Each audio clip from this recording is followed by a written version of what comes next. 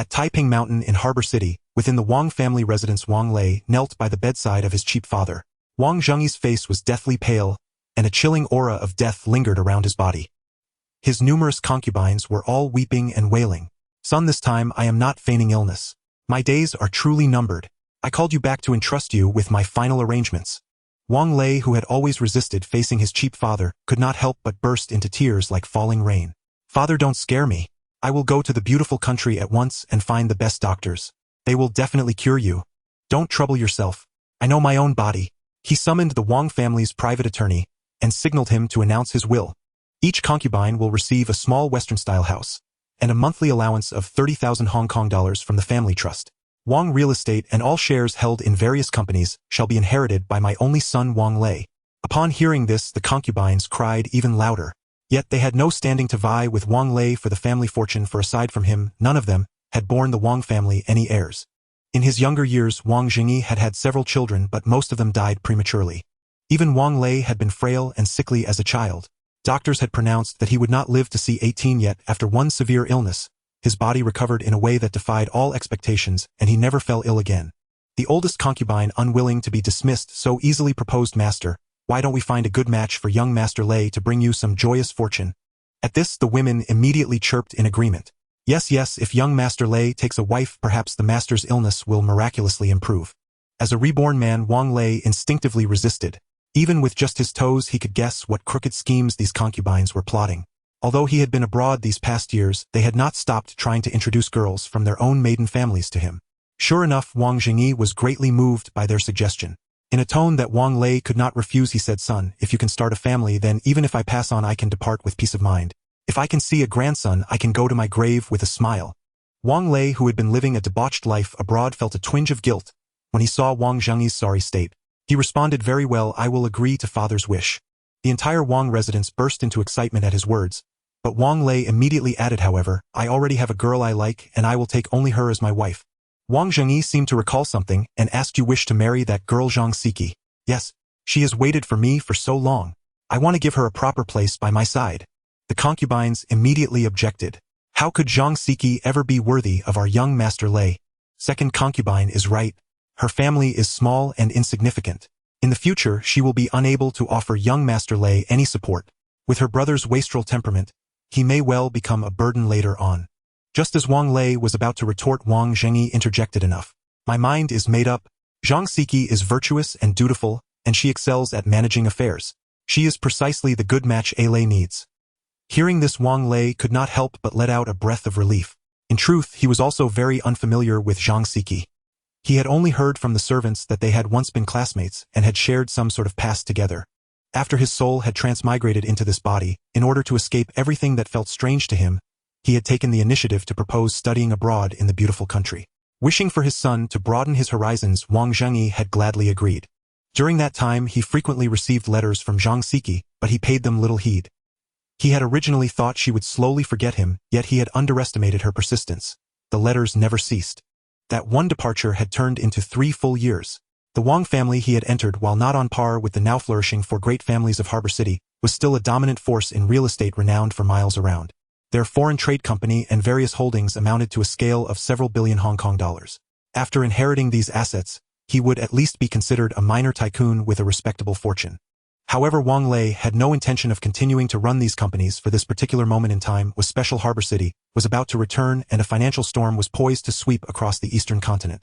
If he did nothing once this financial crisis had passed, his wealth would likely shrink by more than half. Unaware that his son was already contemplating selling off the family assets, Wang Zhengyi continued to issue his final instructions. "Inform the Jeang family at once. It is their blessing that our Lei has taken a liking to their daughter. Tomorrow will be an auspicious day." After he finished giving orders, his entire vitality seemed drained, and he refused to utter another word. The Jeang family, upon receiving the news, showed not a trace of reluctance. For them, forming a marital tie with the Wang family was indeed like climbing a high branch. "Daughter, you should marry him. Haven't you always said you wanted to contribute to the family? If you marry that young Master Wang Lei, won't our factory's orders flow in without end?" Her good-for-nothing younger brother chimed in, as well. "Exactly, sis, you won't have to worry about the factory's operations anymore. You'll be a wealthy lady of a great house, meals and clothes delivered to you with pocket money you could never finish spending." Tears shimmered in Jeang Siki's eyes. "Very well, I will marry him." One day later, the Wang residence was festooned with lanterns and colored decorations, a scene of lively celebration. Wang Zhengyi, his complexion rosy, sat upright and neatly dressed in the main hall. The concubines all cried out that it was a miracle. They truly believed that the joyous wedding had revived the old master's vitality. "Ali, come here quickly. Let me introduce you to a few uncles. They are the comrades with whom I Wang Zhengyi built our empire." At once Wang Lei grew vigilant. They were called comrades who had helped build the empire, but in truth they were veteran ministers with accumulated prestige. These men would likely feel far from convinced by him, the new head of the family. Sure enough, several portly company executives could not help but reveal scrutinizing gazes. Reborn for a second lifetime, Wang Lei clearly saw disdain and contempt in their eyes. He surmised that they probably thought he was a reckless youngster they could easily manipulate. "Uncles, I have not taken care of you all properly today. I have just returned to Hong Kong, and am still unfamiliar with many matters of the group. In the future, I must trouble you to offer me more guidance." The few of them responded heartily. But, of course, old Liang Tian even began to offer earnest advice relying on his seniority. After they were seated, Wang Zhengyi spoke anxiously. "Son, you must be careful with these company elders.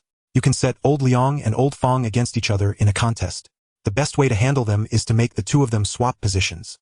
Liang Tian and Fang, when respectively, managed the Wang family's real estate and foreign trade businesses. After Wang Zhengyi fell ill, they had become the most powerful figures in the Wang group. Another method is to promote a group of newcomers and gradually have them take over their portfolios. But this approach will require you to endure humiliation and bear heavy burdens. Listening to Wang Zhengyi's final admonitions, Wang Lei forced himself to hear him out.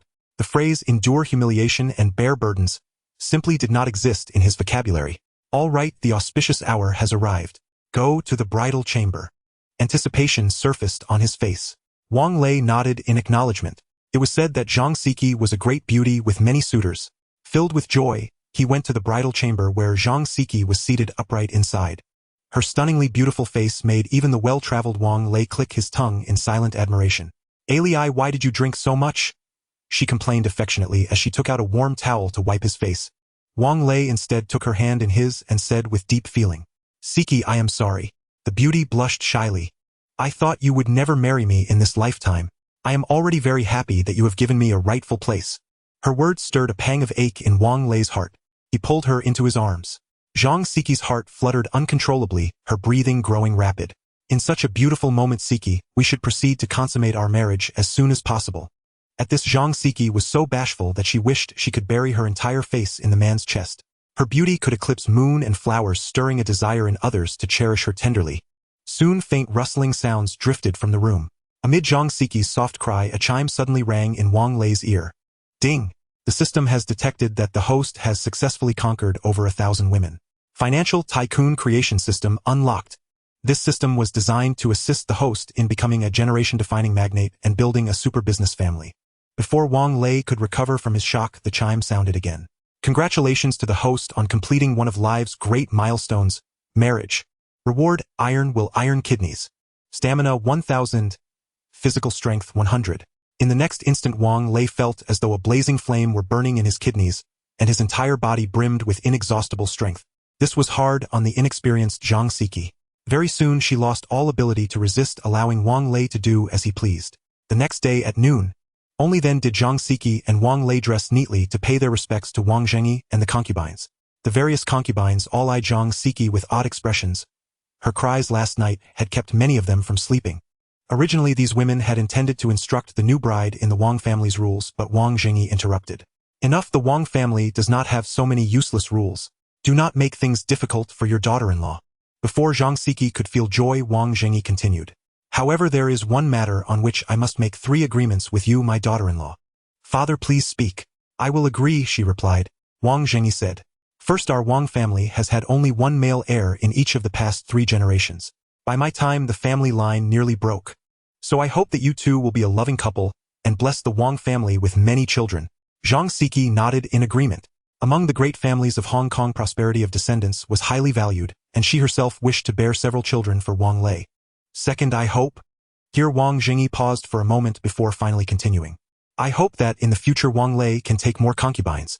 The reason again is that I wish for the Wang family to flourish with descendants. Can you accept this?" On this point Zhang Siki hesitated for a moment.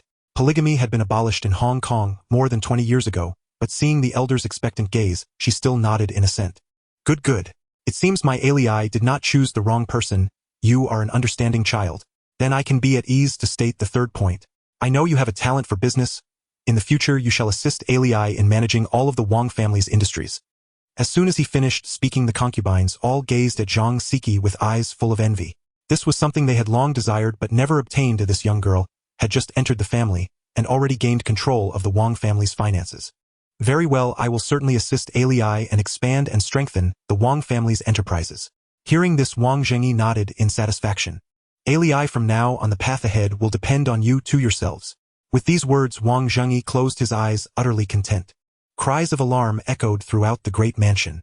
At the moment, Wang Lei, who was guarding his father's spirit, finally had the opportunity to carefully examine Jeang Siki's character card. Level Purple Epic. Talent skilled in management, all trade transactions gain 10. Stock market expert. Activating this talent allows a stock to rise continuously for a week. The devoted admirer talent made Wang Lei feel a stir in his heart. Looking at Jeang Siki kneeling beside him, his gaze softened slightly. Lei, be serious, we are here to honor Dad's spirit. Thinking of her husband's terrifying combat power, Jeang Siki couldn't help but blush. Wife, I have something to discuss with you. You are the head of the family now, so do whatever you want. I want to sell all our family assets. Hearing this, Jeang Siki was greatly shocked and couldn't help but ask. Lei, are you serious? This is the family business your ancestors worked hard to build. To this, Wang Lei nodded and expressed his true thoughts. You must have been paying attention to the stock market in Port City, right? Do you plan to invest all our money into the stock market? These past few years marked a bull market in Port City, with the Hang Seng Index rising from 3,000 points in 1991 to 12,000 points by the end of 1996, a fourfold increase. According to Wang Lei's memory, this year, the Hang Seng Index would continue to soar until it broke through the 16,000-point barrier with a growth rate of 34. I do have such thoughts, but in the long run, the stock market isn't a safe haven for funds. Ultimately, we still have to sell everything after holding for half a year. Jeang Siki's eyes were filled with confusion. Lei, what on earth is going on? You wouldn't think of selling our ancestral property for no reason. After pondering for a while, Wang Lei finally spoke. I majored in economic management in the United States. In my view, Port City is experiencing unprecedented prosperity in real estate and the stock market due to limited land, but this is all an illusion created by foreign capital aimed at creating a bubble and harvesting wealth. Within a year, as the bubble bursts, a stock market crash will inevitably occur, real estate will collapse, and the four-pillar industries of foreign trade and tourism will suffer heavy blows. Though Wang Lei did not explicitly state the consequences, the astute Jeang Siki could imagine it would be a hellish scene. Countless people would go bankrupt overnight and assets in the stock market would shrink exponentially.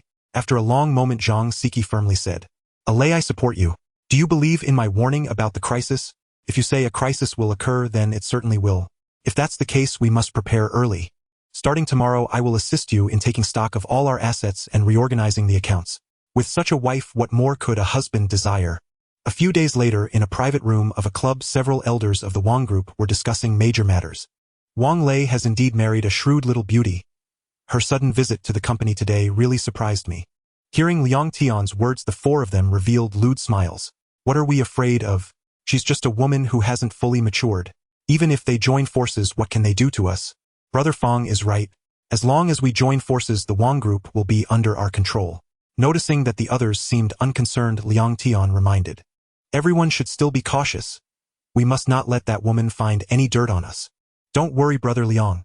We've kept the accounts impeccably, and this year's revenue has increased by several percentage points compared to previous years. They won't find any flaws. What they didn't know was that the little couple they discussed was planning how to sell the Wang group for a good price. Wang Lei was smiling while looking at this year's accounts of Wang real estate. Liang Tian really has some skills. This year's revenue growth in the real estate industry is mostly around 20, but he has directly achieved 30. Yet the profit has reached its lowest point since the establishment of the Wang family, with only a few million in net profit. Jeang Siki, held in his arms, explained. He foolishly acquired several plots of land outside Kowloon City, bidding so high, he must have taken a kickback. What does that have to do with us? Wife, I've decided to sell Wang real estate to our biggest competitor, the Liu family in Kowloon. You want the Liu family to have a headache over this? Yes, and the Liu family has strong financial backing. They would love to take over Wang real estate. This Fong one is not a good person either. His reports are well done. Never mind, we don't have to worry about them. Let's quickly contact the seller. What? The Wang family contacted us to sell all the shares of Wang real estate. Yes, they brought the financial records and proof of asset ownership from Wang Real Estate over the years. They don't seem to be joking, boss. Will you see them or not? Lu Xinxiong has always been referred to as a potential financial magnate, and his Longrun Real Estate's biggest competitor in Kowloon is Wang Real Estate. Recently, Wang Real Estate even recklessly snatched away a few plots of land that he had his eyes on. Today, however, they have come knocking to sell Wang Real Estate, which made him unable to resist the urge to speculate. He is not an indecisive person. His favorite thing in life is to target companies with unstable control in the stock market. Please have them come up. I want to see what they are hiding in their gourd. Upon seeing Zhang Siki, Lu Xinxiong couldn't help but be dazzled by her beauty, and stole a few more glances. Under the nurturing of love, Zhang Siki resembled a flower about to bloom, breathtakingly beautiful. Boss Lu, my wife is asking you something. Wang Lei naturally knew that the other party was a playboy in the entertainment industry. If it weren't for his desire to be a hands-off manager, he wouldn't have let Zhang Siki come along. Oh, I checked, and Wang Real Estate is indeed a quality asset, but isn't your offer of 2 billion Hong Kong dollars a bit too high? Expanding the persona of a prodigal son, Wang Lei sneered, "Hi. Boss Lu, everyone knows that next year Hong Kong will return and the property prices in Hong Kong will inevitably skyrocket. If you think it's expensive, I can directly contact the 4 major families. They definitely won't think 2 billion is too high." Faced with Wang Lei's spoiled demeanor, Lu Xinxiong could only pull the corners of his mouth in silence. However, after thinking about it, he felt that Wang Lei had a point. If he didn't buy it, it would certainly fall into the hands of the 4 major families in Hong Kong. By then, the opponents he would face in Kowloon would no longer be the Wang family, but the even more powerful 4 financial magnates.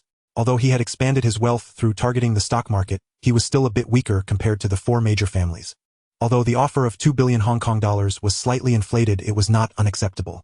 As long as he took down Wang Real Estate, he could completely rely on market monopoly to drive up property prices in Kowloon City. What kept him from making a firm decision was that Wang Lei clearly knew the real estate market would continue to soar, yet still wanted to sell Wang Real Estate. Facing Lu Xinxiong's doubts, Wang Lei calmly said, "If it weren't for my old man asking me to come back to inherit the family fortune, I would still be enjoying life in America. I have no interest in managing it. I might as well sell it and enjoy life in the beautiful country." Upon hearing this, Lu Xinxiong completely labeled Wang Lei as a prodigal son filled with contempt in his heart. If your father knew you were doing this, he would probably jump out of his coffin and beat you for being such a disobedient son. It's a pity for such a beautiful woman. She would be a top existence in the entertainment industry. Alright then, let's sign the equity transfer contract. Wait, I have one more request. The funds must be fully transferred within 7 days. Boss Lu, this shouldn't be a difficulty for you, right? Hearing Wang Lei's provocative words being frequently underestimated by a prodigal son pushed Lu Xinxiong to the brink of explosion, and he said word by word, "Of course, there's no problem at all." After both parties signed and stamped, Lu Xinxiong immediately began to usher them out. "Take care, no need to see off." Watching Zhang Siki's departing figure, Lu Xinxiong couldn't help but laugh at himself. This kid actually did me a favor. I should thank him. After leaving Longrun Real Estate, Wang Lei and Zhang Siki hurried to their next stop, Li Feng Group. Li Feng Group is one of the largest foreign trade companies in Hong Kong. They have always wanted to enter the Western European market and have been acquiring buyers in recent years to fulfill several large contracts they signed. When the heir of the Wang family came knocking, the chairman of Li Feng Jingguo was quite surprised. However, after hearing Wang Lei's intention to sell off the family assets and enjoy life abroad, he immediately dismissed his doubts. Looking at the financial reports, Wang's foreign trade could be said to be thriving, and as long as it is managed well, there will definitely be opportunities for an IPO in the future. It was hard not to feel sorry for old Wang, who was brilliant in his lifetime, yet left behind a prodigal son. Acquiring Wang's foreign trade would not only expand their sales channels, but also increase productivity, leaving Feng Jingguo with no reason to refuse. Don't worry, within 7 days, 1 billion Hong Kong dollars will definitely be transferred to your account. In just 3 days, the couple sold off most of the assets under Wang's name. Only a few properties and popular shops remained unsold, but they had also found a real estate agency to start listing them for sale. Such actions immediately attracted a large number of reporters. The prodigal son is selling off the family heritage, which is rare big news in Hong Kong. When they arrived at the Wang family mansion on Victoria Peak, they indeed saw a sign standing at the entrance that read "For sale." In the courtyard, faint sounds of women crying and cursing could be heard. "Wang Lei, you unfilial son, that is the foundation built by generations of the Wang family. How could you heartlessly sell it off so cheaply? The old master must have been blind to give all the property to you, this prodigal son. It truly heaven has no eyes." Wang Lei was also annoyed by the noise from this group of concubines. A lei will calm the ants. I'm better suited to speak with them as a woman. A group of reporters has gathered outside clamoring to see you. Perhaps it's best you step aside for now. Very well, thank you. It's no small task handling them on your own. As for the reporters waiting outside, I'll dismiss them myself. Tonight we'll enjoy our private world. Just the two of us. The system had been urging him relentlessly to marry more wives, to father more children, tempting him with lavish rewards. He was determined to find out what boon would come from adding heirs to the Wang family. Upon opening the grand gates of the Wang residence, Wang Lei was startled by the scene before him. A swarm of gossip-hungry paparazzi had completely sealed off the entrance. The moment Wang Lei appeared, they raised their cameras like artillery and thrust a forest of microphones toward his face. Mr. Wang, may we ask? Everyone please settle down. I'll call on one person at a time. Only the chosen may ask a single question. At his words, the reporters instantly fell silent like obedient children, their faces alight with eager anticipation. Wang Lei casually pointed to a female reporter, whose appearance was notably polished. She trembled with exhilaration as she stepped forward and asked, Mr. Wang, rumors abound that you've liquidated Wang Real Estate, a Wang Foreign Trade, and over a dozen other enterprises under your name. Is this true? I can confirm it unequivocally. Yes, it is true. A wave of renewed excitement surged through the crowd. The hush dissolved into a clamor once more. Silence! His commanding shout instantly stilled the throng. Then, pointing to another young woman, he gestured for her to proceed with her question. Mr. Wang, what prompted your decision to sell off ancestral assets? Do you truly wish to hear the unvarnished truth? All the reporters nodded in unison. Wang Lei replied with solemn candor. Because I know full well, I lack the aptitude to manage enterprises. Better to sell them at peak value than watch them crumble beneath my mismanagement. Seizing the opening, a reporter rushed in. Where then will you allocate the proceeds? Frankly, I hadn't expected such interest in this detail. I'm intrigued by the internet sector in the United States, and perhaps I'll dabble in stock trading as well. The reporters burst into laughter. Once they departed satisfied and amused, Wang Lei's expression darkened. His intent was clear: let all of Hongcheng know. He was an irredeemable prodigal. Branded thus, every future decision he made would provoke no suspicion, only bemused dismissal, treated as yet another farcical anecdote. Even if he amassed great wealth, striking gold in some venture, others would chalk it up to sheer luck, like a blind cat stumbling upon a dead rat. Before long, the ants also left the Wang residence contented. Though their glances at Wang Lei still smoldered with resentment, at least their tongues were no longer lashing out in curses. Siki, how on earth did you persuade them? They came only for money. Having grown accustomed to lives of luxury and extravagance, 20,000 per month hardly suffices for their lavish spending. Wang Lei nodded in agreement. Come to think of it, father was rather ruthless, offering them so meager a stipend. Almost cruel, wouldn't you say? Ha! I suspect father foresaw precisely this day, and entrusted us with playing the benevolent ones. How much more will you grant them? Desire knows no bounds. Once you open the floodgates, sealing them again becomes near impossible. Jeang Siki smiled confidently and said, Rest assured, I intend to assume control of the family trust and manage it personally, pledging profit-based distributions. They now pin all their hopes on me to generate greater returns, and henceforth they'll trouble you no more. My wife truly is brilliant. With that, he swept her up into his arms. At the thought of the weightless, soaring joy awaiting them, her cheeks flushed crimson, her demeanor a delicate dance between resistance and surrender. Siki, give me a dozen robust sons. She blushed, teasing, do you take me for a so? After Liang Tian returned to the company, he found many employees whispering to each other. He glared at them and scolded. What are you all discussing? Do you want to keep your salaries? Get back to work now. Back in the vice president's office, he leisurely took out his tea set and brewed a pot of by Luo Chun tea, pulling out an imported Habano cigar and sniffing it. Just as he was about to enjoy a cigar and start a wonderful day, Fong, when hurriedly pushed the door open and rushed in. This is bad, old Liang. What happened, Fong? Fong, when gulped down the tea he handed over, panting as he asked, Did you not see today's newspaper?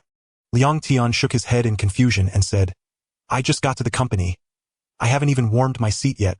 What on earth is going on? Ah, that kid Wang Lei actually sold the entire company. Liang Tian thought he misheard. His eyes widened as he muttered to himself, Impossible. How could he bear to do that? This is the family business that has been built by the Wang family for generations. I only found out about it from the newspaper. The news is spreading like wildfire outside. Fong Wen was astonished at how ruthless Wang Lei could be, or rather how utterly reckless he had become. The family business built over generations by the Wang family was sold without a second thought. Was he not afraid of old Wang rising from his grave to knock on his door? Seeing Fong Wen in a fluster, Liang Tian pretended to remain calm and began to analyze the situation. Old Fong, don't panic. I reckon this is a smokescreen released by that kid Wang Lei. If he really sold the company, the buyer would have already contacted us by now. Why would they wait until now with no action? His words immediately gained Fong Wen's agreement. Exactly. If the company were really sold, how could the buyer remain silent? Wang Lei probably told the reporters this to put some pressure on us. Let's go directly to him and hear what he really thinks. Just then a commotion broke out outside. Through the transparent glass, the two saw a group of suited men, accompanied by police officers approaching them. Leading the group was Yu Haoming, the vice president of the rival company. Liang Tian realized something was wrong. His hair stood on end as he slumped into his office chair. Yu Haoming burst into the office, and the police placed an arrest warrant in front of Liang Tian. Mr. Liang Tian, we suspect you of insider trading and embezzlement. Please come with us. I want to contact my lawyer. On what grounds are you arresting me? Seeing him still desperately struggling, Yu Haoming sneered. Mr. Liang, I advise you to give up resisting. Your personal finances have been fully disclosed. You might have deceived Wang Lei regarding the transfer of company assets, but you can't fool us. Hearing this, Liang Tian trembled uncontrollably, stammering, Mr. You please help me plead with Boss Lu. I am capable of many things. Haha, I'm sorry, but I'm here to take over your position. I can do everything you can, and our boss will not keep a dog that bites the hand that feeds it. As Liang Tian was taken away by the police, Fong Wen felt a chill run down his spine. Only then did he confirm that Wang Lei had indeed sold the company. The reason they were the last to know was that the buyer had noticed discrepancies in the financial reports and was gathering evidence to completely crush them. Once Fong Wen realized this, his only thought was to run. He still had some conscience and immediately notified his mistress to prepare to flee with the child. Okay, darling, I'll buy the plane tickets to Hawaii right away. However, when Fong Wen drove back to the apartment he had bought for his mistress, he found no sign of her or the child. A wave of immense fear enveloped him, and he couldn't believe that his mistress had run off with gold bars. On the table, there was a letter left for him by the mistress. Brother Fong, I'm sorry, the child is not yours. Forget about me. The words on the page were undoubtedly the last straw that broke Fong Wen's back. Looking at the hollow balcony, he climbed up and jumped down. Meanwhile, Wang Lei's sale of his assets instantly became the headline news in the port city. These publications would not show him any mercy. In order to attract attention and boost sales, they spared no effort in portraying Wang Lei as a complete wastrel. The Wang Group had considerable fame in the port city's Kowloon, and the public treated Wang Lei as a source of amusement, believing that Sir Wang had given birth to a prodigal son who was foolish enough to sell ancestral property for a slight profit. In a complexly structured tenement building, a man with a fierce demeanor was smoking a cigarette while reading the newspaper, estimated to sell for 4 billion Hong Kong dollars. Damn, such a fat sheep. After this job, I can retire right away. Honey Shin Tongxian's mistress came to inspect the villa today and has already paid a deposit of 10 million yuan. We may have to move out tomorrow. Wang Lei instantly froze in place. Jeang Siki, knowing her husband was distressed, gently consoled him. Father would have supported our decision had he still been with us. I'm fine. Once property prices fall, I'll buy this villa back. No doubt about it. If old man knew that my shrewd maneuver alone netted us several tens of millions in pure arbitrage profit, he'd be laughing from beyond the grave. With that, he bent his head once more, resuming his work with renewed focus. At dawn the next day, ding. Congratulations, host. You have successfully impregnated your wife. Choose one reward. 10 million yuan in cash. 1 randomly assigned male assistant of violet rank. 1 founder's bodyguard core formation card rank unknown. Wang Lei loathed multiple choice questions above all else. If given the chance, he'd claim all 3 rewards. First to be dismissed was the 10 million yuan cash option money, was precisely what he lacked least at present. As for the randomly assigned violet rank male assistant, his utility remained unclear, and Wang Lei had no intention of founding a company anytime soon, rendering such an assistant somewhat superfluous. Hiring several elegant personal secretaries would serve him better. When there was work, the secretaries handled it.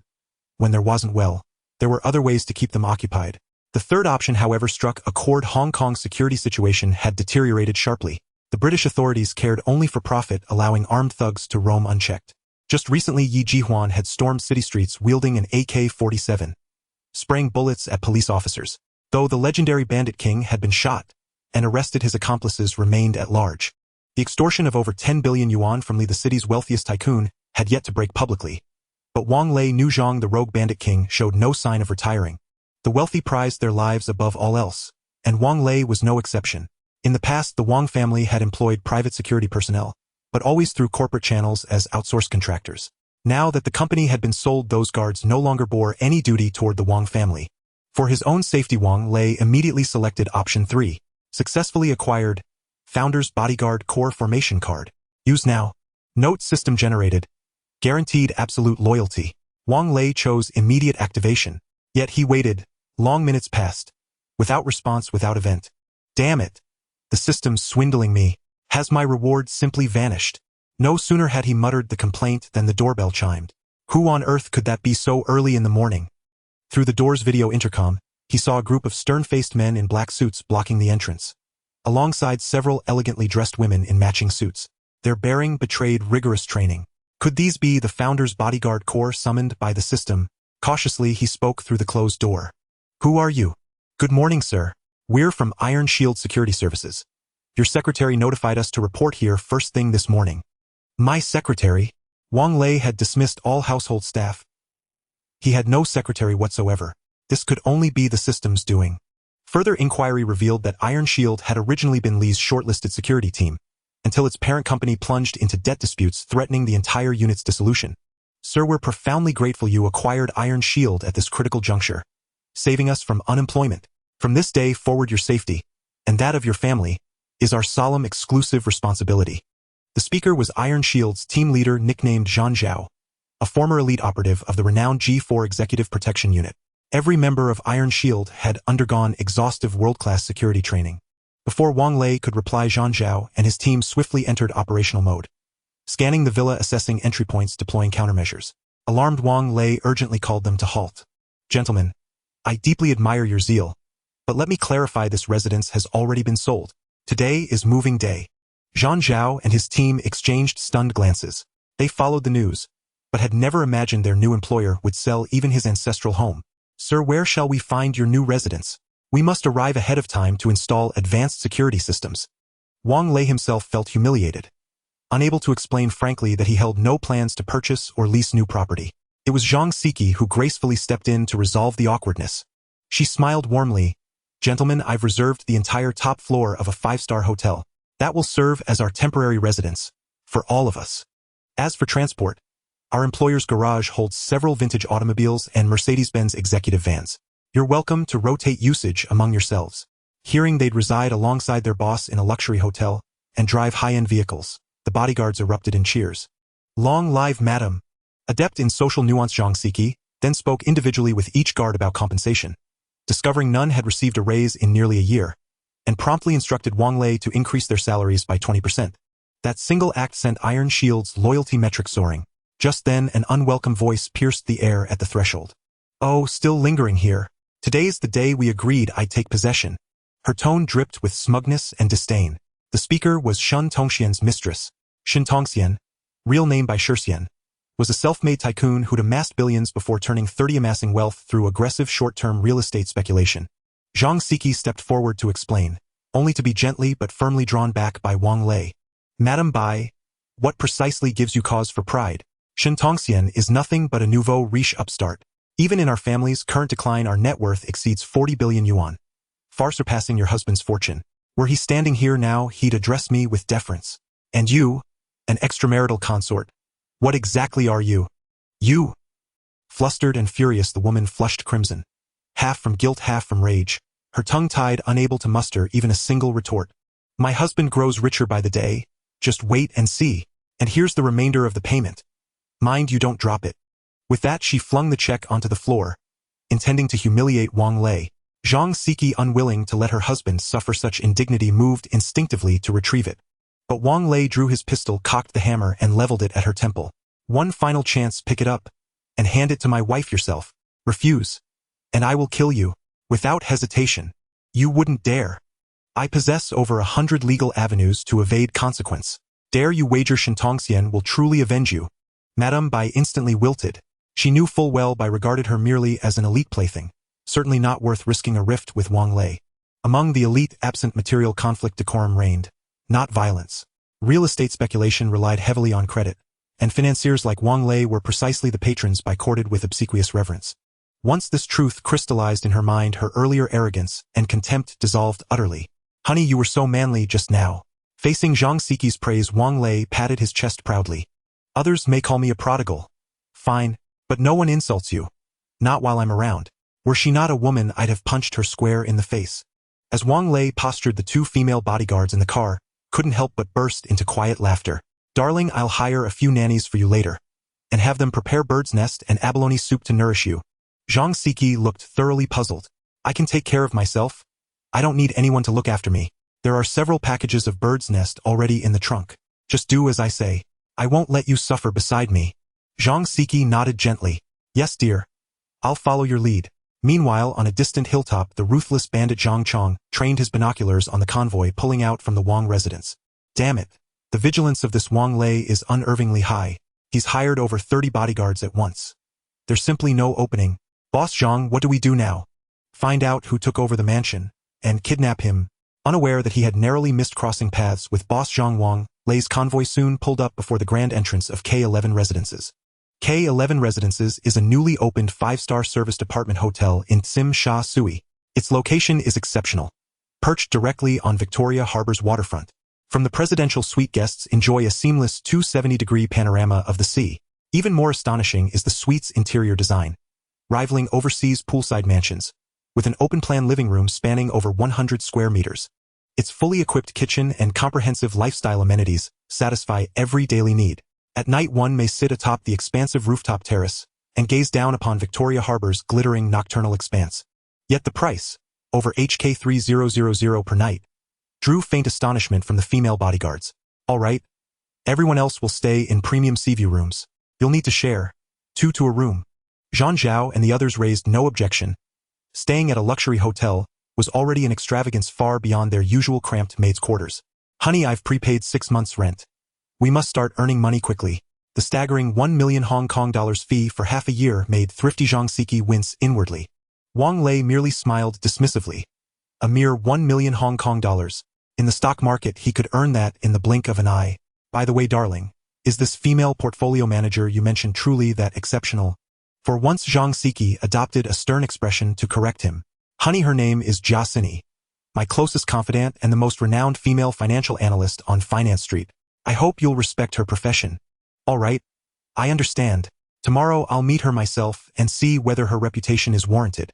Though Sini carries herself with a certain pride, she's quite approachable once you get to know her. Fine. I, Wang Lei, have always held talent in the highest regard. The next morning at dawn, a Rolls-Royce drew up before the Hong Kong Stock Exchange. Its arrival instantly drew a crowd of curious onlookers. Reporters from major financial publications immediately recognized its occupant, the city's current rising storm, the infamous prodigal Wang. They surged forward clamoring for a word with Wang Lei. With a single gesture from Zhang Zhao, the bodyguards interlocked arms, forming an impenetrable human barrier around him. No matter how hard the reporters pressed, none came within half a step of Wang Lei. He strode onward without pause, escorted directly into a VIP lounge. The VIP lounge featured a large glass wall overlooking the main trading floor, along with a selection of fruit gourmet meals and fine beverages. A woman in sharp professional attire appeared to have been awaiting him for some time. Her short, sleek hair and hands tucked confidently into her pockets projected the unmistakable aura of a formidable businesswoman. Wang Lei nodded. This woman radiated commanding presence, clearly no superficial socialite trading on charm alone. Yet when Jia Sini turned to face him, even he was momentarily struck by her striking beauty. She reprimanded him coolly. Mr. Wang, you're 5 minutes late. Sini, must you be so rigid? The market has only just opened. Moreover, I've hired you to manage my account. I am the employer, you the employee. Kindly remember your place. Jia Sini gave a disdainful snort. Her first impression of Wang Lei was decidedly poor. Had she not accepted the commission as a personal favor, she would never have agreed to serve as portfolio manager for such a reckless heir. Her haughty demeanor, however, stirred within Wang Lei a fierce urge to conquer. To make such a woman kneel before him, he would have to defeat her. Not in battle, but on her own fiercely guarded ground. Shatter the very thing she held most dear. Mr. Wang, I recommend purchasing shares in Chinese Estates Holdings and Li Feng Group. Thanks to you, they're expected to formally announce the acquisition of Wang Group within the next 2 days. Buying now should yield modest gains. Knowing full well she was mocking him, Wang Lei merely smiled unruffled. Miss Jia, which stock do you hold in lowest regard? Jia Sini did not understand why Wang Lei asked this. Mr. Wang, you should be more curious about which stocks will surge in the future. Just tell me. I am now only curious about which stock you are most pessimistic about. I am most pessimistic about Jeang Pharmaceutical. They have recently become embroiled in a scandal over exaggerated drug efficacy, and I expect their stock price to continue to decline until the negative effects are eliminated. Very well, how about we make a bet? Jeang Pharmaceutical stock price is currently 55 Hong Kong dollars per share. If I buy 6,000,000 shares, the stock will rise for 7 consecutive days. Do you believe it? Hearing this, Jia disdainfully replied, "Are you trying to heat up this stock with off-market funds? What significance does that have? As long as the negative effects are not eliminated, no matter how much you invest, the stock will only fall. I assure you I won't use off-market funds to interfere with its stock price. Are you willing to take a gamble?" Although Jia did not know what trick Wang Lei was trying to pull, she firmly believed that the stock would not rise. "How do you want to bet?" "I'm up for it. I haven't decided what to bet on yet. I'll tell you once I've thought it through." "All right, Mr. Wang, begin your performance." Buying Jeang pharmaceutical stocks was not just to match wits with Jia. It was a deeply considered decision. Currently, the Hong Kong stock market is booming and all the hot money is flowing into the market. Finding a stock that has plummeted to buy at a low price is indeed a very difficult task. Naturally, Jeang Pharmaceutical, which is facing a public relations crisis, became his top choice for bottom fishing. However, after he really invested 10 million Hong Kong dollars to buy into Jeang Pharmaceutical, he couldn't help but exclaim how bizarre it was. With so much capital poured in, even a junk stock should have risen a little. But Jeang Pharmaceutical not only did not rise, it actually fell a bit. Could it be that some major shareholder sold off their shares while he was buying in? Jia could not help but laugh maliciously at this scene and persuaded Wang Lei, "Young Master Wang, I think you should stop while you're ahead. Let me help you buy a few stocks. You can just lie back and earn profits. According to the contract, I want a 5 profit share. You have no objections to that, right? All right, let's sign a contract. I will invest 2 billion Hong Kong dollars to establish a private equity fund and authorize you to manage it." It's not that Wang Lei is overly confident. The Hong Kong stock market is in a bull market right now. As long as Jia is not too incompetent, she can easily earn a 30 return. He might as well just sit back and let her handle it. Upon hearing this, Jia couldn't help but frown and asked, "Mr. Wang, I heard that you liquidated your assets for a total of 4 billion Hong Kong dollars. Since Ms. Jeang trusts me, I have to ask you, where do you plan to invest the remaining money?" "Of course in U.S. stocks." Jia nodded. "The tech stocks in the U.S. are currently very hot. Microsoft and Cisco are rising steadily. Netscape pioneered the trend of internet companies going public, and Yahoo has created many billionaires." But she still asked with concern, "Which institution are you planning to authorize to manage the money?" "Blackstone Cayman, A.U.S. domestic brokerage firm First Securities." First Securities was established in 1985, founded by a Chinese person, and specializes in serving Chinese clients. It was also one of the first firms on Wall Street to offer online trading services. Even across the ocean, Wang Lei could log in to First Securities software at any time to check his account and the stock market trends. Of course, stock movements are not updated in real time and may have some delays. To reassure Jia, Wang Lei continued, "The daughter of the owner of First Securities is my college classmate, or I trust her to manage it fully." "Daughter?" Jia caught the hint and scoffed. "This man is really sentimental. I wonder if Siki knows about this matter." Wang Lei ignored Jia and instructed the trader to continue buying into the plummeting Jeang Pharmaceutical. Seeing this situation, Jia felt that the young Master Wang was hopeless. Having money doesn't mean it should be spent recklessly. It wasn't until he invested 20 million Hong Kong dollars that Wang Lei finally stopped. Using the Zhang Siki card skill, Stock Trading Pro causes a stock to rise for a week. In the next moment, Jeang Pharmaceutical stock went from 6.12 to 5.89. Although it was still in the red, it had actually increased by 0.23 in the blink of an eye. It was indeed effective. By the time the market closed, Jeang Pharmaceutical had turned into 1.99, and after the afternoon session opened, it kept rising. Jia did not take it seriously. She just thought that some investors with a sense of luck were buying in after Wang Lei. The financial market was in an uproar because people were curious about which fool had bought 1.2 million shares of Jeang Pharmaceutical in one day. This also attracted a group of uninformed gamblers to buy in. The Hong Kong Stock Exchange has no walls that do not leak information. Soon a trading staff revealed that the spendthrift Wang Lei was making a large purchase of Jeang Pharmaceutical today. This instantly became the headline of the financial news the next day. However, Wang Lei once again became the laughingstock of the public. Lu Xinxiong couldn't help but laugh out loud as he looked at the newspaper.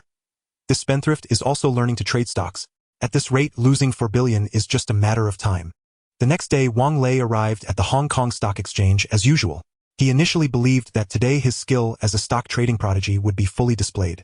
However, throughout the morning session, the stock price of Jeang Pharmaceutical fluctuated, ending the morning down by 2.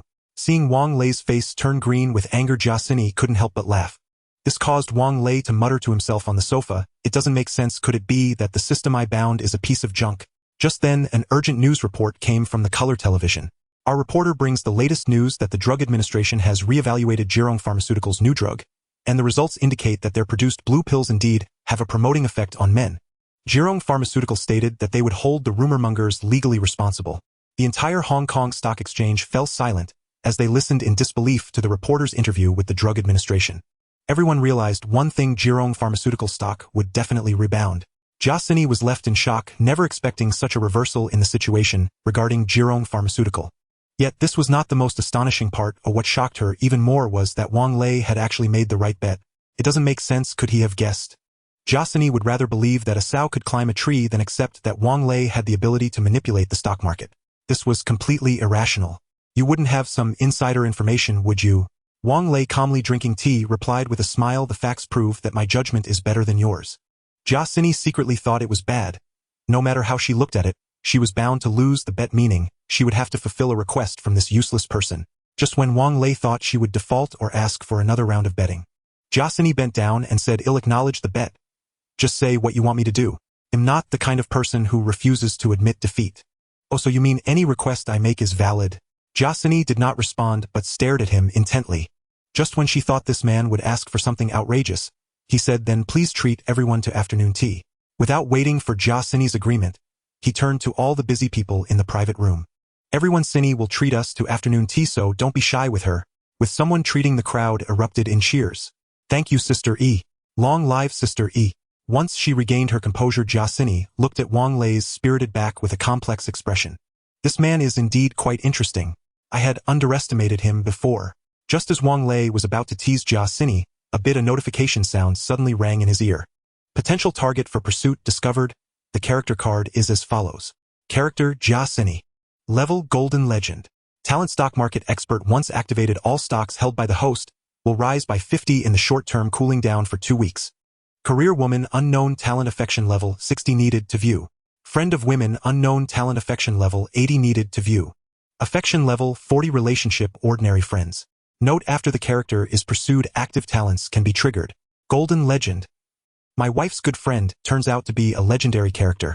Just the active talent of a stock market expert has left Wang Lei drooling. It's simply an overpowered ability. The suddenly appearing affection system made Wang Lei feel an urge to commit a crime. The problem is this woman is hard to deal with, always appearing to keep people at a distance. Meanwhile, the Hong Kong Stock Exchange was in an uproar and many people were frantically buying shares of Jeang Pharmaceutical. The stock price of Jeang Pharmaceutical was being pushed up at a visibly rapid pace. In their crazed buying frenzy, within just a few minutes Jeang Pharmaceutical went from red to green, started to show positive growth. 0.06198. When the market closed, the growth stopped at 8.23. Congratulations, Mr. Wang, your luck is quite good. With that, Jia dropped the words and picked up her bag, leading the way out. Wang Lei stroked his chin, realizing that this woman was just pretending to be calm. As Wang Lei followed her out of the private room, many stock investors looked at him enviously. That Wang is really lucky. He managed to bet correctly on this stock. He must have made at least 2 million. Just pure luck when I first bought stocks. Wang Lei chuckled dismissively. This was exactly the effect he wanted. 6:34. Wang Lei glanced at his watch. It was almost noon, close to the market break. He gave an instruction to the trader. Clear out Jeang Pharmaceutical. Boss, are you sure? Yes, you heard me right, clear it all out. In just 7 days, Jeang Pharmaceutical had surged by 43. Uncertain if the rise would continue, Wang Lei chose to clear out completely. As he sold off, the stock price immediately fell a little. Meanwhile, Wang Lei's securities account instantly increased by 8 million Hong Kong dollars. Miss Jia, may I ask what you currently deem most unfavorable? You're not thinking of betting with me again, are you? Wang Lei squinted and smiled. Since Miss Jia is not convinced, let's have another bet. Having prepared herself psychologically, Jia turned her eyes and immediately had an idea. This time I'll pick a junk stock. I don't believe you can turn it around. She pointed at the rolling big screen and said, what I currently consider most unfavorable is Haode Electric. If you can make it rise for another week, you can demand anything. If you can't, you'll have to agree to one of my conditions. Alright, it's a deal. The trader beside him kindly reminded Wang Lei, boss, do you want to reconsider? This stock is about to be delisted. Upon further inquiry, he learned that Haode Electric used to process Sakura televisions. Previously, Sakura color televisions were quite popular in the mainland. Even selling for 8,000 yuan each on the black market was very competitive in cities like Beijing, Shanghai, and Guangzhou. Haode Electric sold part of its electronics to smugglers, and combined with orders from Sakura its profits were quite considerable, even reaching the point of going public.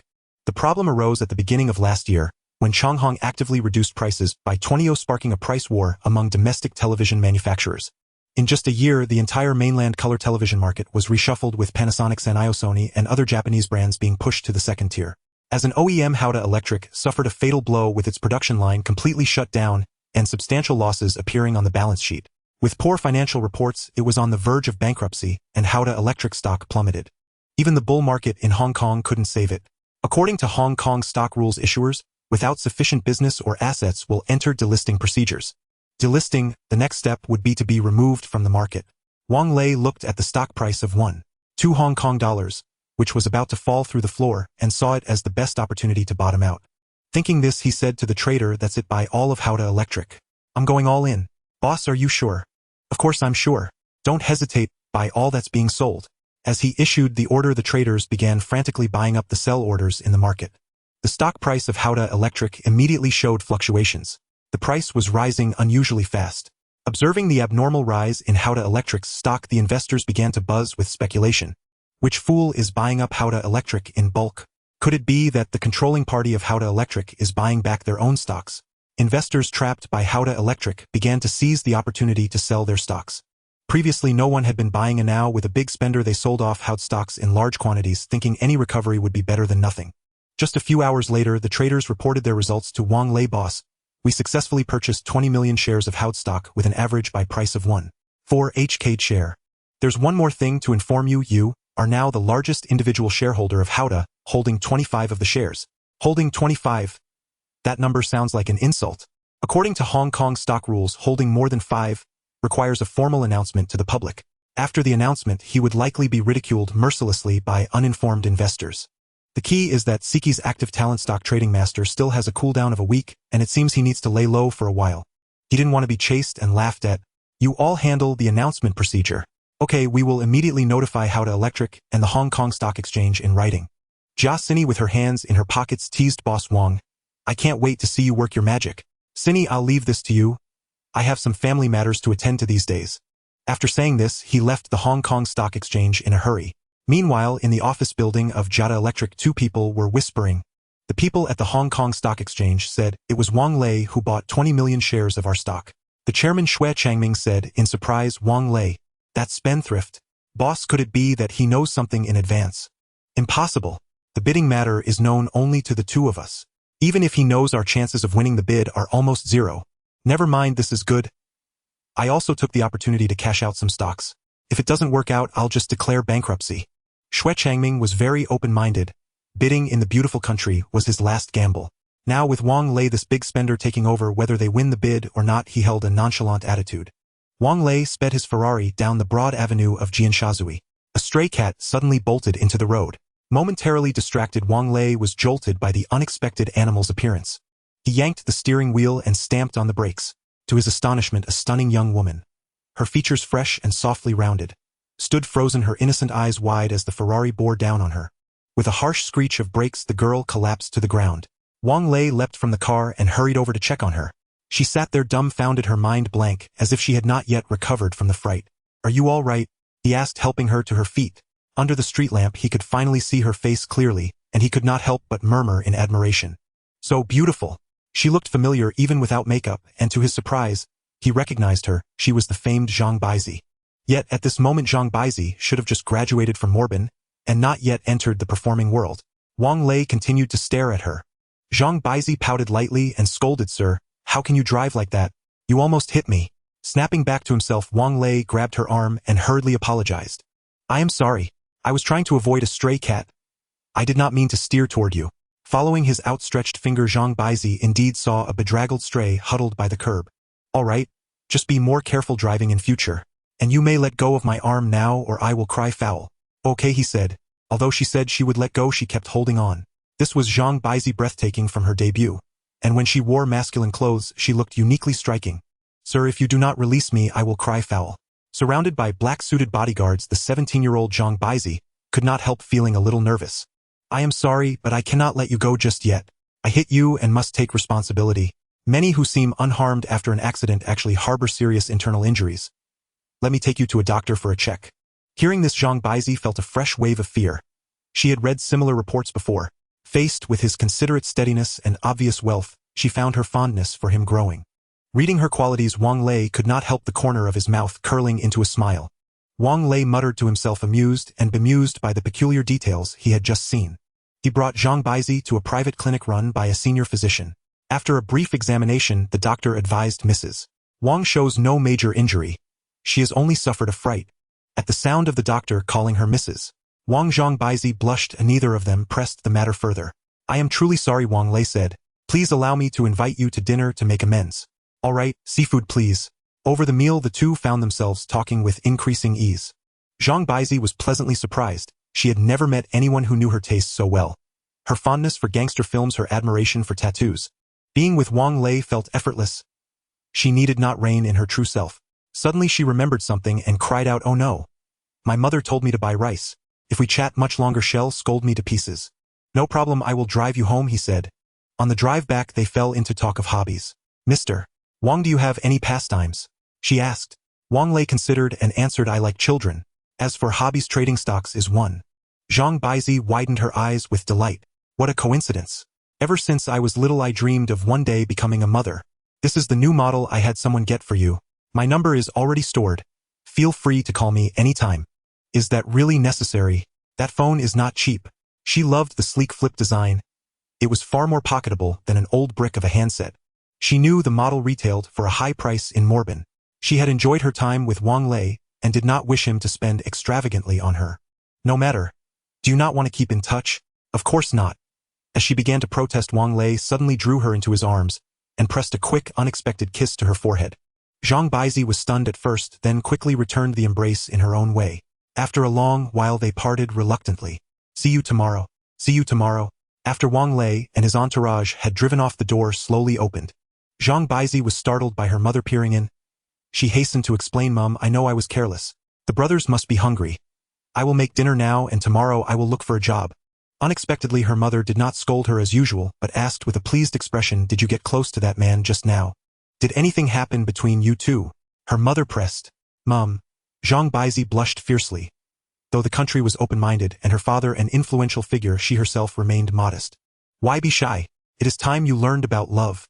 When I was your age, I lived with your father, and by 19 I was pregnant with you and your siblings. Her mother, a woman with a tattoo revealed at her chest, was very pleased by the man her daughter had drawn to herself. Young and commanding, she kept a dozen bodyguards, a formidable presence. Especially with that Ferrari convoy. Such rich young men were not easy for ordinary people to approach. Tell quick, Mum, how you met him. If he has time, invite him back for dinner. And whatever you do, do not let your father find out. He would only try to extort him. Her mother paused a moment, thinking aloud. A man that wealthy probably would not be cowed by your father anyway. Never mind. Such a splendid prospect. Do everything you can to win his heart. Let me tell you, to capture a man's heart, win his stomach. Listening to her mother's chatter, Zhang Baizi felt helpless, yet she understood how hard her mother had worked alone to raise the three of them. Perhaps finding a man to rely on was not such a bad plan. Hello. Who is this? So early in the morning. Wang Lei gently tucked Zhang's Siki under the covers, then walked into the living room to answer the call. Is this Mr. Wang? Who's speaking? The voice on the line trembled with sobs. Mr. Wang, don't you remember me? I'm the one who bought your house. Bai Shixian has been kidnapped. This morning the kidnappers called, demanding a ransom of 100 million yuan. Madam Bai. Hearing that Bai Shixian had been abducted, Wang Lei's heart lurched. Perhaps the kidnappers had originally targeted him, and Bai Shixian, newly moved in, had become an innocent casualty. Yet Wang Lei felt no guilt whatsoever. Instead he replied with biting sarcasm. What does your husband's kidnapping have to do with me? I'm busy, gotta go. This woman had been arrogant before, and Bai Shixian was no saint either. In his previous life, Wang Lei had despised property speculators above all else. Mr. Wang, please. I beg you. Let me finish what I'm saying. She wept softly into the receiver. Only you can save my husband now. The kidnappers demand 100 million yuan. But within such short notice we can only raise 50 million in cash. I'd like to return the mansion to you in exchange for the funds to rescue my husband. At the original price. Her suggestion drew a derisive snort from Wang Lei. Property prices in Taipingshan had remained stable. Yet once the financial crisis struck, a 50% plunge was entirely plausible. Shin Tongxian, the property speculator, would see his fortune evaporate amid the crisis, plunging him deep into debt. By then, even if Bai Shixian begged Wang Lei to repurchase the estate at half price, Wang Lei would still need to deliberate carefully. Madame Bai, I advise you not to be overly naive. If you're truly desperate to sell, I might consider half price, he added with feigned benevolence. I recall Bai Shixian is close friends with the 4 tycoons. You could ask them for help. Madame Bai's heart filled with bitter sorrow. Her husband had repeatedly warned her not to approach the 4 tycoons. They were the true predators, devouring people whole, leaving not even bones behind. Knowing of Bai Shixian's plight, they would only seize the opportunity to exploit his vulnerability. Mr. Wang, what if we strike this deal? Bai Shixian owns 5 luxury residences at the foot of Taipingshan, plus your ancestral manor. Could I redeem them all for 50 million yuan? As soon as you transfer the funds, I'll sign the deed transfer contract with you. Immediately. Agreed. Meet me at the real estate registry. We'll process the title transfer and I'll authorize the wire transfer instantly. Wang Lei regarded Madame Bai as unusually loyal and devoted. Not a mere proxy who'd abscond with the money, but someone tirelessly advocating for Bai Shixian's safety. That was rare indeed. Wang Lei was no villain. He refused to kick a man while he was down. In his estimation, the 5 luxury apartments plus the Wang ancestral residence were fairly valued at 50 million yuan. To avoid becoming Yi Ziqiang's next target, Wang Lei summoned Zhang Zhao and entrusted him with overseeing the property transfer formalities with Madame Bai. Though the ancestral residence had been redeemed, Wang Lei decided, after careful thought, not to move Zhang Siki back in. A soft chime echoed through the hallway. Zhang Bozi cautiously peered through the peephole. There stood Wang Lei holding 2 blossoms. Behind him loomed bodyguards laden with gifts. She opened the door and greeted him with radiant delight. You're here. My mother insists on meeting you. Wang Lei slipped the flowers into Zhang Bozi's arms and smiled warmly. Of course she must meet you. It's only proper. Oh, Mr. Wang, welcome. I've prepared quite a feast. Zhang's mother, in her early 30s, embodied the peak of feminine allure. Strikingly, not a single trace of time marred her features. Standing beside Zhang Bozi, she looked more like her sister than her mother. Auntie, these carnations are for you. It's my first visit. I brought no extravagant gift. Gazing at 5 meticulously arranged designer handbags, LV and Gucci, Zhang's mother burst into a coquettish, delighted laugh. Xiao Wang, why bring gifts at all? Wang Lei waved it off casually. And these electronics are for your younger brothers. Seeing how generously Wang Lei invested in her family, Zhang's mother grew increasingly impressed. Once seated, their conversation naturally turned to marriage. Xiao Wang, our Bozi, has never been in love. She works odd jobs whenever she can, helping support the household. Thinking of all she's endured over the years breaks my heart. When do you plan to marry her? Mom, Mr. Wang and I met only yesterday. What are you talking about? Wang Lei wore a solemn expression. Though he too wished to formalize their relationship swiftly, certain truths needed stating up front. Auntie, I hope you'll forgive my bluntness. Is there something you'd find difficult to accept? Mr. Wang, is there some hidden hardship? No, not at all. I simply wish to ask, would you object to the fact that I am already married? Zhang Bozi's heart sank. She hadn't known Wang Lei was married. So why pursue her? Yet Zhang's mother merely smiled, clearly already aware of his marital status. She began gently counseling Zhang Bozi. Bozi, when I was with your father, he kept more than one woman outside our home. Mr. Wang is far more accomplished than your father, and in elite families multiple wives and concubines are perfectly ordinary. Don't you like Mr. Wang? Didn't you always say, if you found someone you loved you'd embrace that love boldly? Zhang Bozi nodded quietly. A faint pang of sorrow stirred within her. Not resentment but quiet resignation. A man as extraordinary as Wang Lei was never destined to belong to her alone. Seeing this situation, Wang Lei couldn't help but silently applaud Zhang's mother. She truly was his best ally. If every mother-in-law could be so understanding, how could his family's great endeavors fail? With such an open-minded mother, he naturally wouldn't be stingy and reciprocated, saying, Auntie, this is the key to a high-end apartment at the foot of Taiping Mountain, a 2,000 square foot spacious flat. It's still a bit messy here. You can move in with your brothers at any time.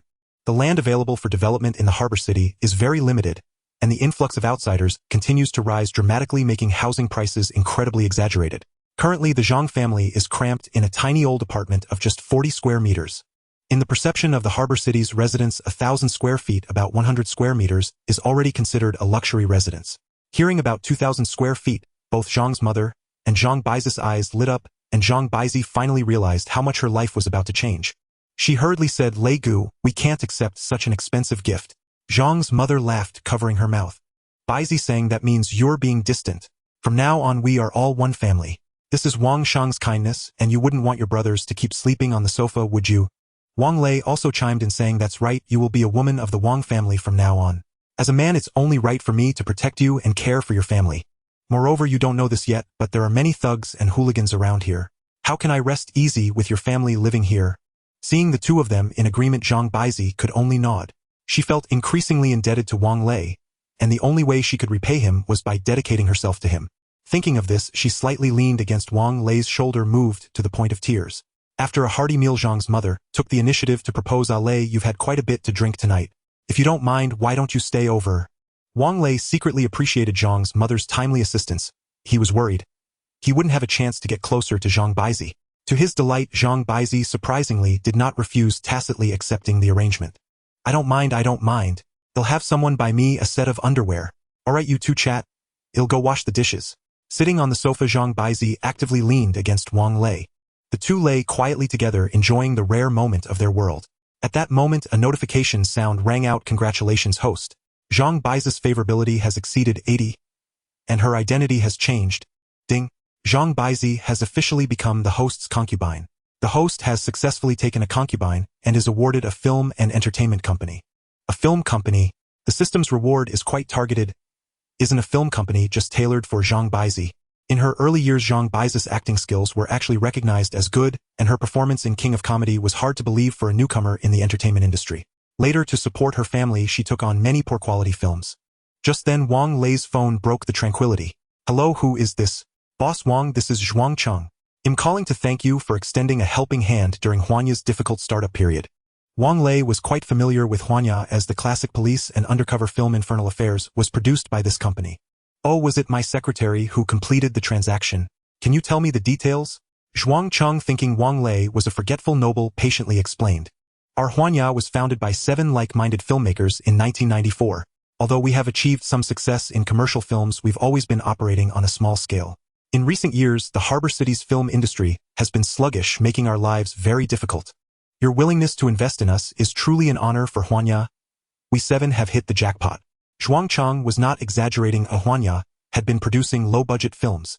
Although they had won several awards, it did not change the fact that the company was bound to perish sooner or later. Nui Cheng, Longuistar, and Emperor Pictures all have big capital backers. Even the newly established Galaxy Impression and Best Partner companies have capital support behind them. Only they wanted to showcase their talents but lacked strong financial backing. Of course, they also wanted to play with capital, but those investors didn't even look at them. The key reason is that they lacked top-tier stars. Galaxy Impression has Du Chifeng and Best Partner has Wang Jing. Now that Wang Lei was willing to invest heavily in them, they were naturally overjoyed. You invested 20 million Hong Kong dollars, purchasing 20 of our 7 members' shares at a premium. Then you injected another 20 million into Huanya. You now own 37 of Huanya's shares, making you the largest shareholder. Wang Lei responded lightly, I see. Sorry to disturb you at this late hour, but I still want to ask if you are interested in participating in Huanya's management. My former president can step down at any time.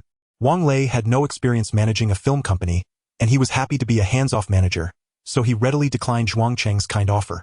I believe professional matters should be handled by professionals. You continue to manage the company. They'll send someone from finance to take over the financial authority. You have no objections, right? Of course. Hearing that Wang Lei had no intention of taking charge of Huanya, Zhuang Cheng and the other 6 breathed a sigh of relief.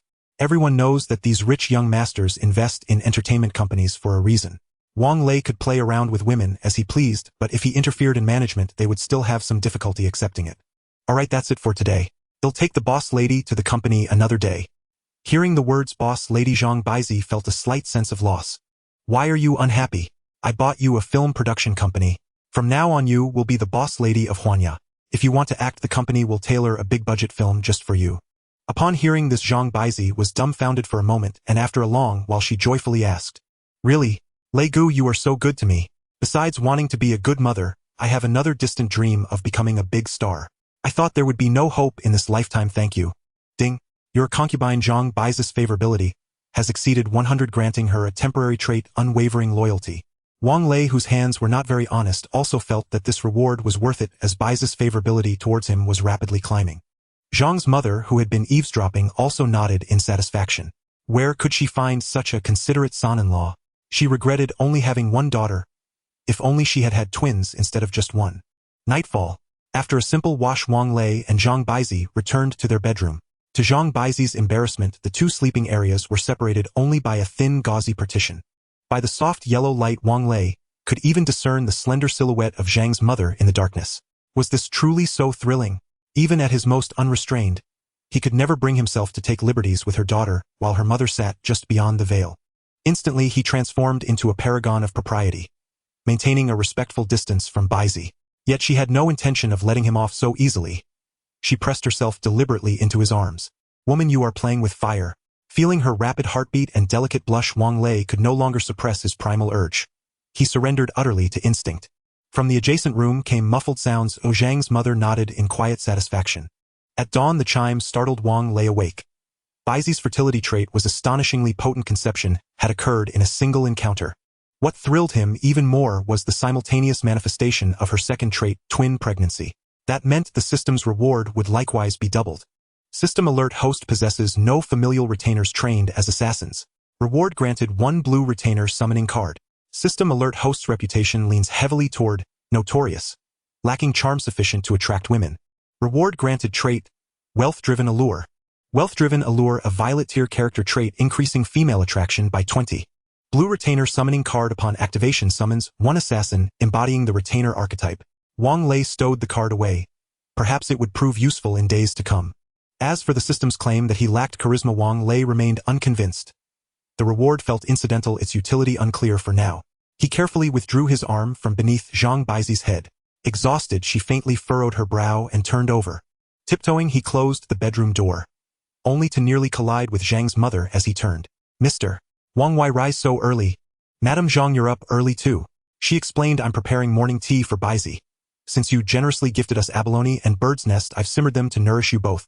Wang Lei flushed slightly. "Thank you, Madame Jeang. I plan to contact a moving company today. We'll relocate you to the luxury penthouse in Taiping Shan." At the mention of Taiping Shan, her face lit up. Taiping Shan was Hong Kong's most elite residential enclave, once home exclusively to Western expatriates and titans of industry. Anticipating this new life, Zhang's mother felt both elation and tears welling. Raising 3 children alone had been a trial known only to her. Now that Baizi had found someone steadfast to rely upon, she could finally breathe easier. Most reassuring of all was Wang Lei himself, a kind-hearted young man generous beyond measure to her entire family. This surely was what people called a golden son-in-law. The fragrant aroma of simmering bird's nest soon filled the apartment. Ravenous after last night's exertion, Baizi rose and made her way to the dining table. She cast Wang Lei a reproachful glance. What manner of man was he to hold her captive all night? By the end, she'd forgotten even to cover her mouth. The memory of 2 beds divided by nothing but cloth sent heat flooding into her cheeks. Sensing his own culpability, Wang Lei hastily changed the subject. "The moving company is en route. They'll handle everything.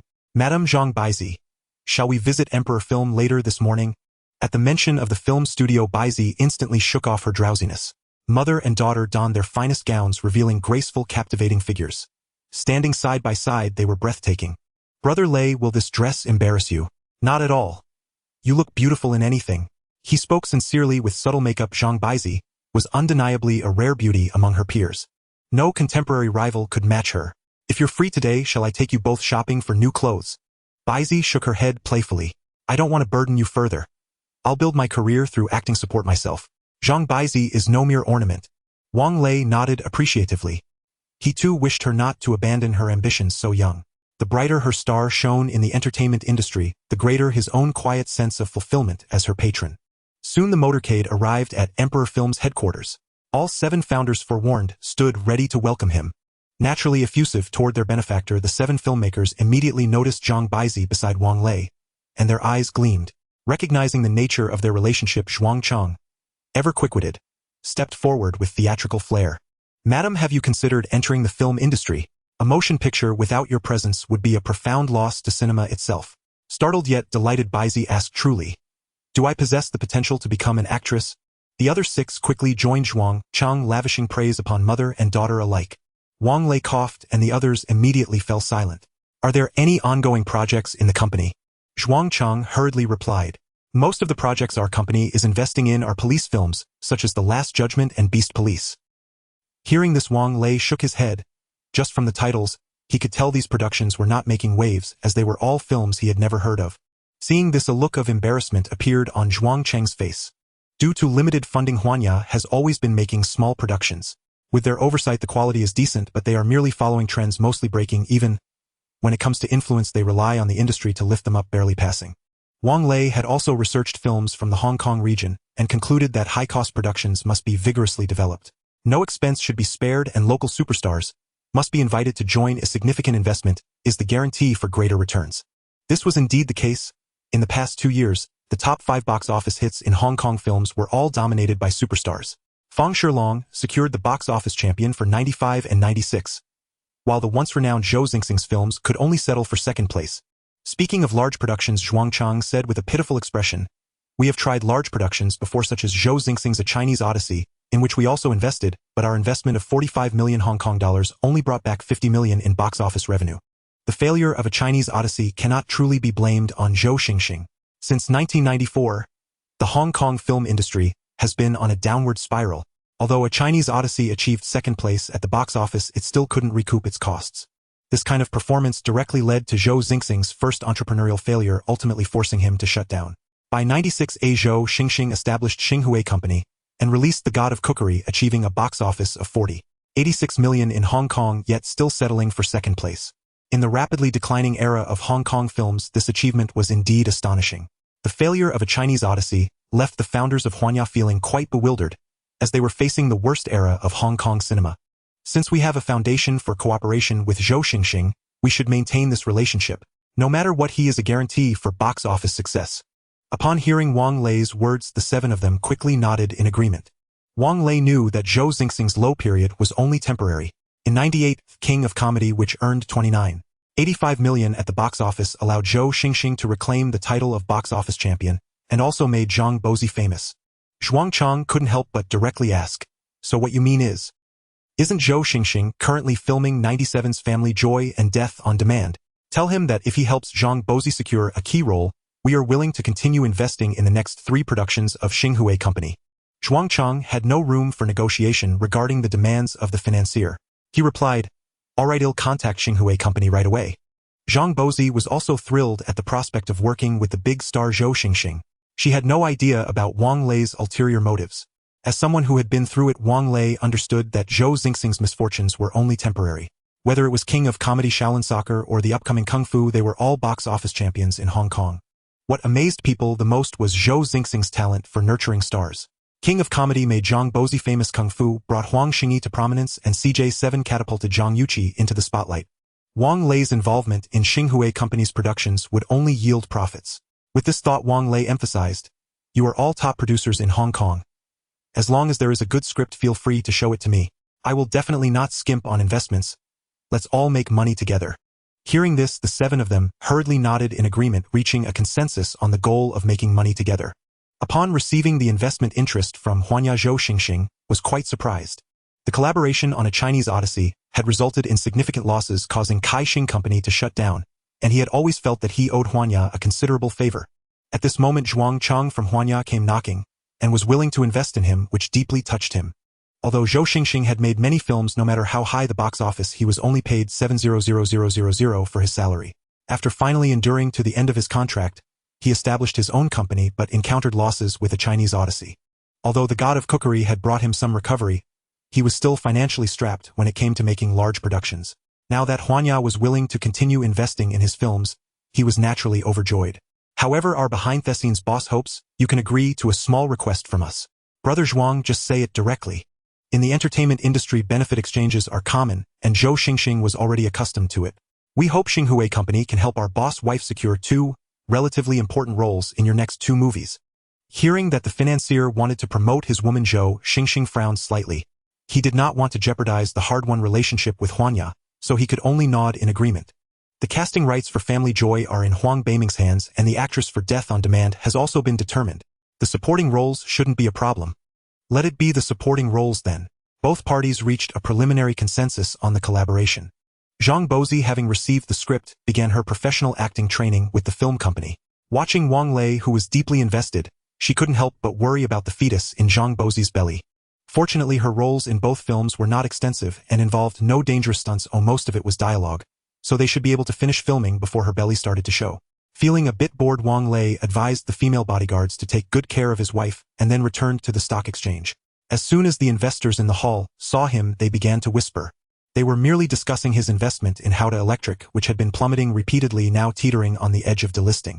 Wang Lei glanced at Jeang Siki's cooldown time for the stock trading expert, noting that there were still 4 hours before it could be used again. At that time, he would certainly make those who mocked him open their eyes. With her hands in her pockets, Jiaxini saw Wang Lei and teased him. "Oh, Boss Wang, you finally showed up. I thought you were too afraid to see me because you were worried about losing."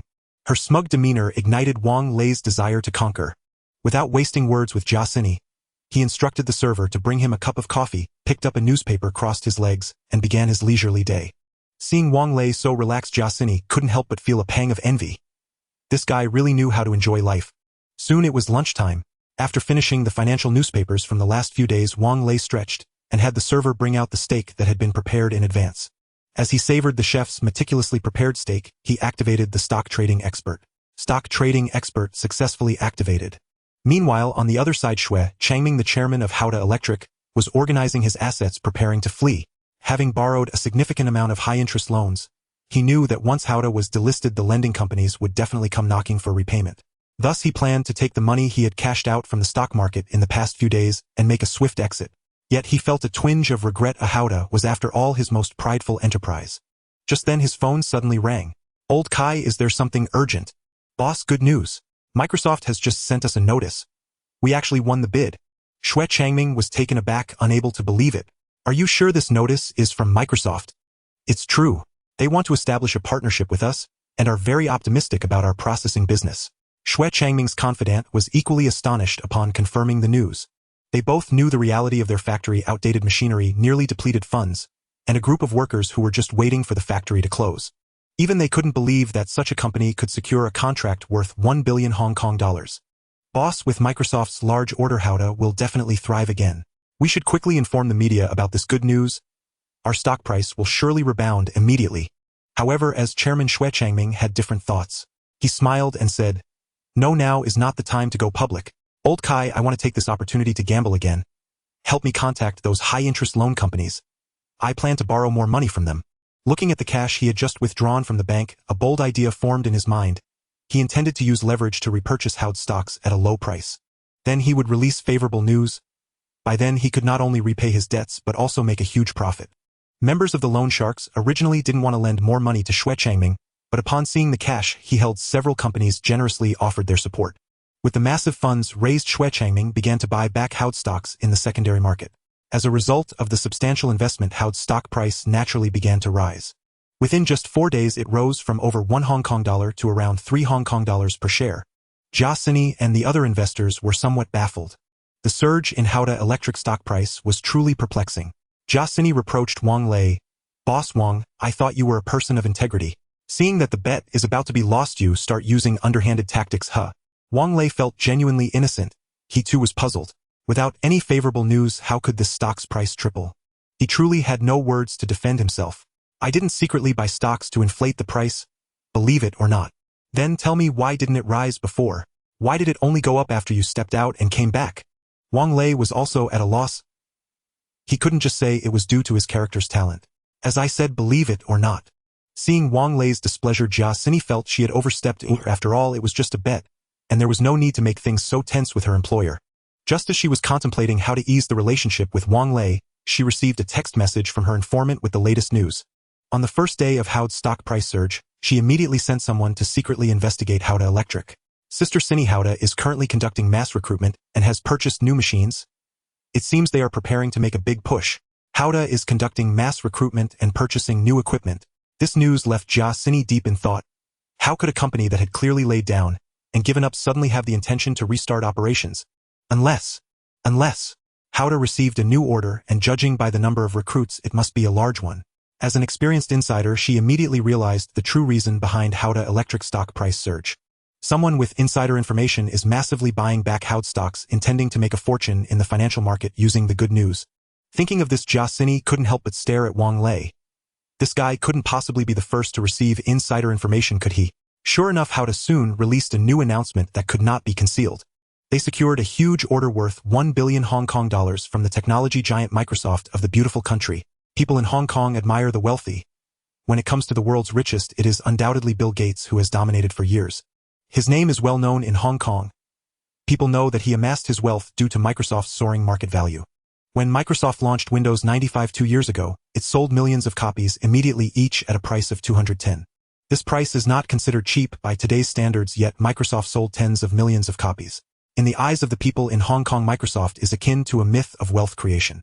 Originally, the fact that Haode could secure a large order was already a significant piece of good news.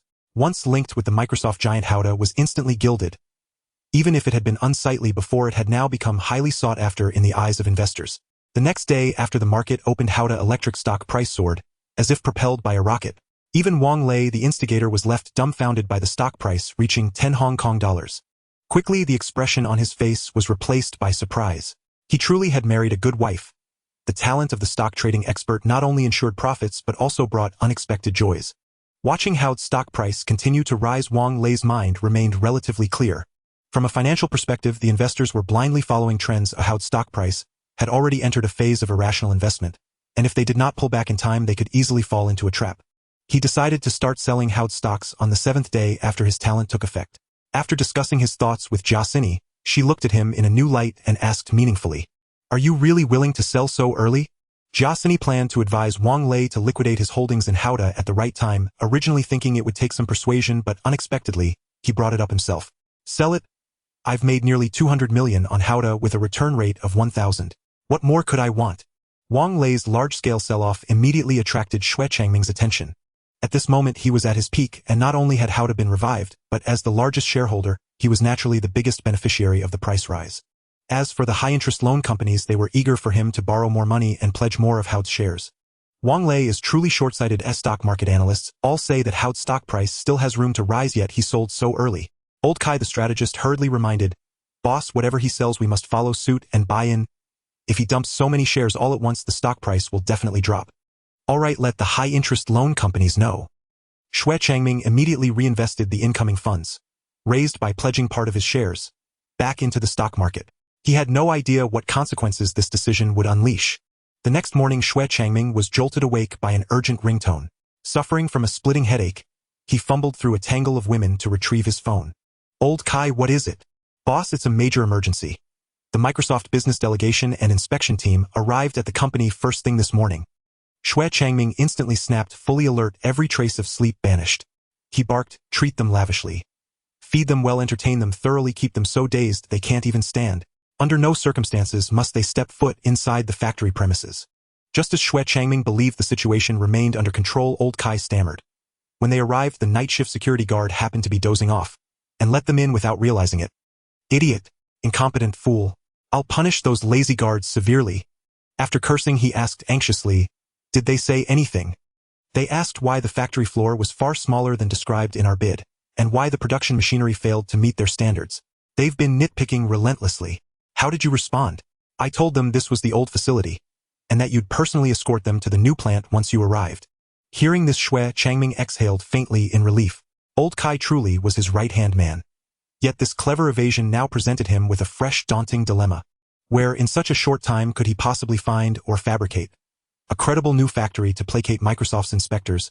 This predicament stemmed entirely from his earlier bid. He had bribed Microsoft's local staff to exaggerate Haode Electric's operational capacity.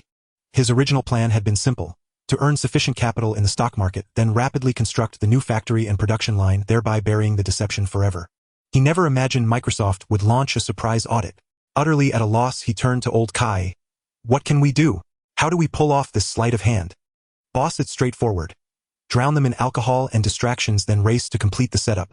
I estimate we can stall them for a full week." Xue Changming nodded vigorously. Old Kai's logic was sound.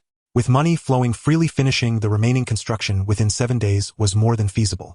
Imported instruments from Japan would arrive simultaneously, ensuring that by then the intoxicated foreigners would see nothing amiss. Unbeknownst to them, their interpreter, stepping away to relieve himself, overheard every word. He promptly relayed the entire conversation verbatim to his supervisor. "Damn it! These Hong Kongers dare deceive us. The inspector who conducted the initial site visit must have been bribed. Boss, what should we do now?" The foreign executive was a member of the Gates family, and this deal fell entirely under his purview. Any misstep would jeopardize his standing within the corporation. Immediately report this to headquarters. I demand a full reevaluation of the subcontractor and termination of Haode Electric's contract effective immediately.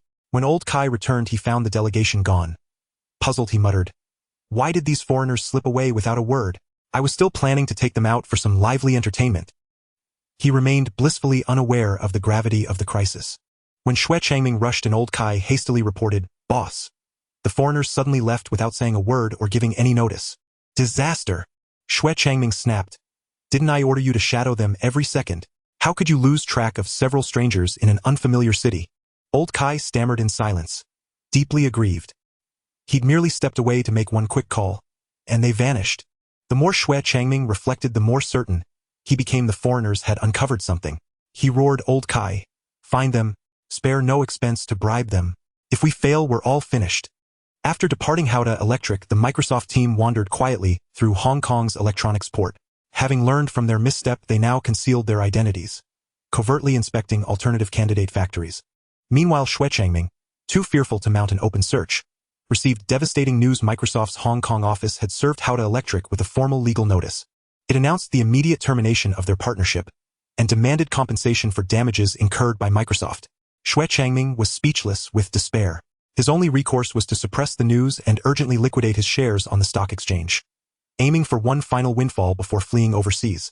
Consequently, on the 10th day after Wang Lei activated his stock trading prodigy talent, Haode Electric's share price plummeted, driven by Xue Changming's frantic sell-off. The entire exchange erupted in chaos. Jiaxini was stunned. The collapse of Haode Electric unfolded far faster than she'd anticipated.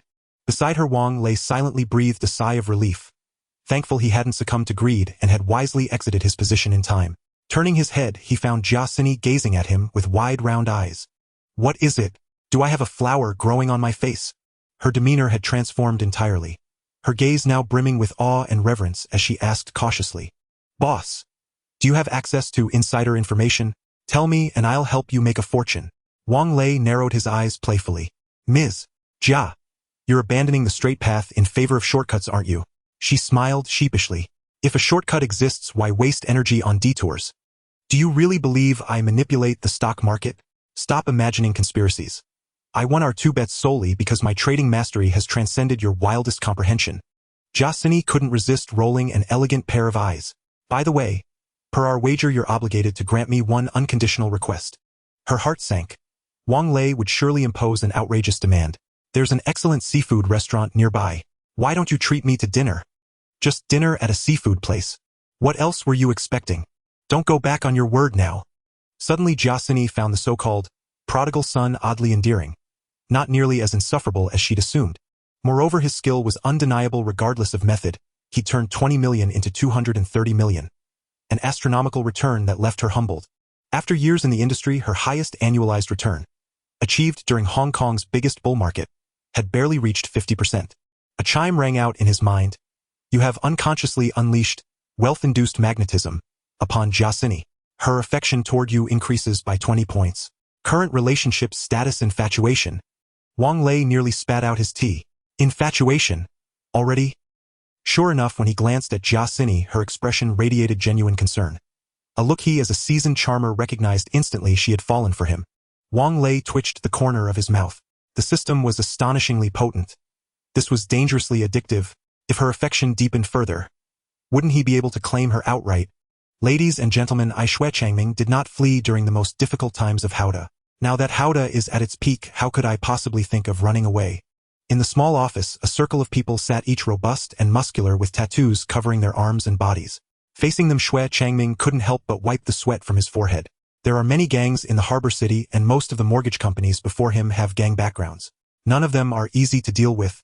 In the past 2 years, various gangs in the harbor city have been actively laundering their image, with lending being one of their main businesses. Xue Changming bold, as he has borrowed hundreds of millions of Hong Kong dollars from these companies, leading to someone following him wherever he went. "Then tell me, why did you suddenly sell off stocks, causing Haode's stock price to plummet?" The question was posed by Zhang Renyong, an agent of an old gang, who managed gambling operations for big shots, laundering money through high-interest loans. He was also well acquainted with Xue Changming. "Brother Yong, you know as well as I do how outdated my equipment is. Selling stocks was a last resort. Everyone can rest assured after I upgrade the equipment and venue, Haode will start making profits steadily, and when profits come in, the stock price will naturally rise again." Don't blame me for not reminding everyone now is a great opportunity to buy Haode stocks. Hearing this, the crowd was slightly tempted. They felt that Xue Changming had no reason to flee. As long as Haode secured this big order, business would only get better. Even if Xue Changming really did run away, they felt it wouldn't be a big deal. With the mortgaged shares in hand, the gang could easily replace him with someone else, and Haode, having secured a contract with Microsoft, held immense potential for better laundering. Thinking of this, the gang leaders nodded, seemingly accepting Xue Changming's words, and they all left with their subordinates. Zhang Renyong, however, did not let his guard down and instructed a few lackeys. Keep an eye on Haode for 24 hours. Make sure Xue Changming does not leave your sight.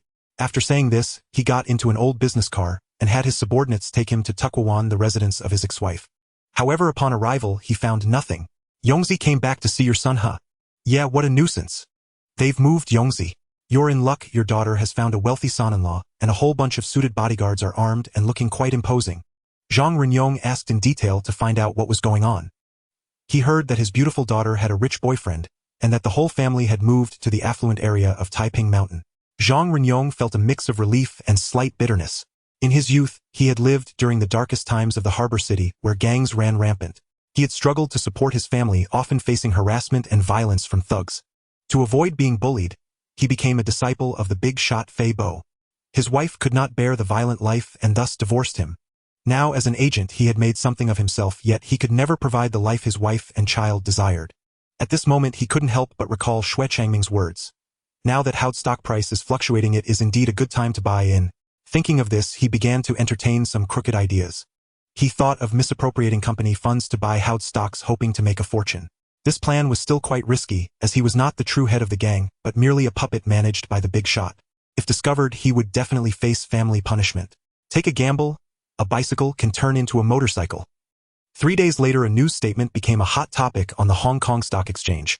In a corner of the Ta Kung Pao, a statement from Microsoft was published because, due to fraudulent activities in the bidding process by Haode Electric Co., Ltd., our company has decided to formally terminate all cooperation agreements with Haode. The whole Hong Kong Stock Exchange suddenly became lively. Investors finally realized that this was a complete scam. Looking at the cliff-like drop in stock prices, Jia Sini shook her head, realizing that Haode was truly a deep pit. Wang Lei felt that this matter had nothing to do with him anymore. He had only been a major shareholder of Haode for a little over 10 days. But some people did not think so. Lu Xinxiong, known as a stock market sniper, had bought a considerable amount of Haode stocks before the insider information was leaked. He initially intended to make a small profit and exit, but after Haode's stock price fell twice, he was unable to sell, and by then it was too late. Damn, it must be that Wang Lei's doing. I'm going to report him to the relevant authorities for manipulating the stock market. 2 hours later, a group of people stormed into Wang Lei's VIP room. Zhang Zhao didn't care who they were, seeing their intentions were ill. He directly blocked their way. The people from the Financial Management Bureau couldn't help but swallow hard, as they saw more than a dozen hands placed on waists. The leader quickly smiled awkwardly. We mean no harm. We've just received a report and hope Mr. Wang can cooperate with our investigation. If you need my cooperation, do you have a legal warrant? Also, I have the right to have my private lawyer present. Why not talk to him first? Of course, they couldn't let Wang Lei brush them off like that. He insisted. Mr. Wang, I hope you can actively cooperate with our investigation. Otherwise, if we really find something, it will be hard for us to plead for leniency with the judge. Are you threatening me?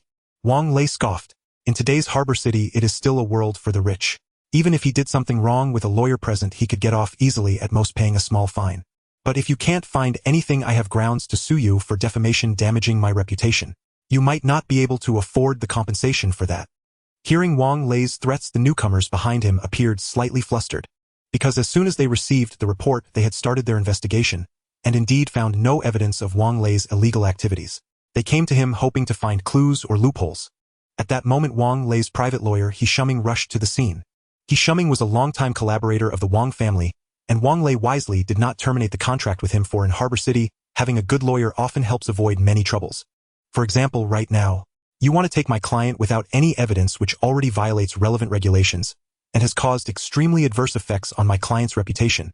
Now I formally warn you, Financial Bureau, if you continue to harass my client, we will take further legal action.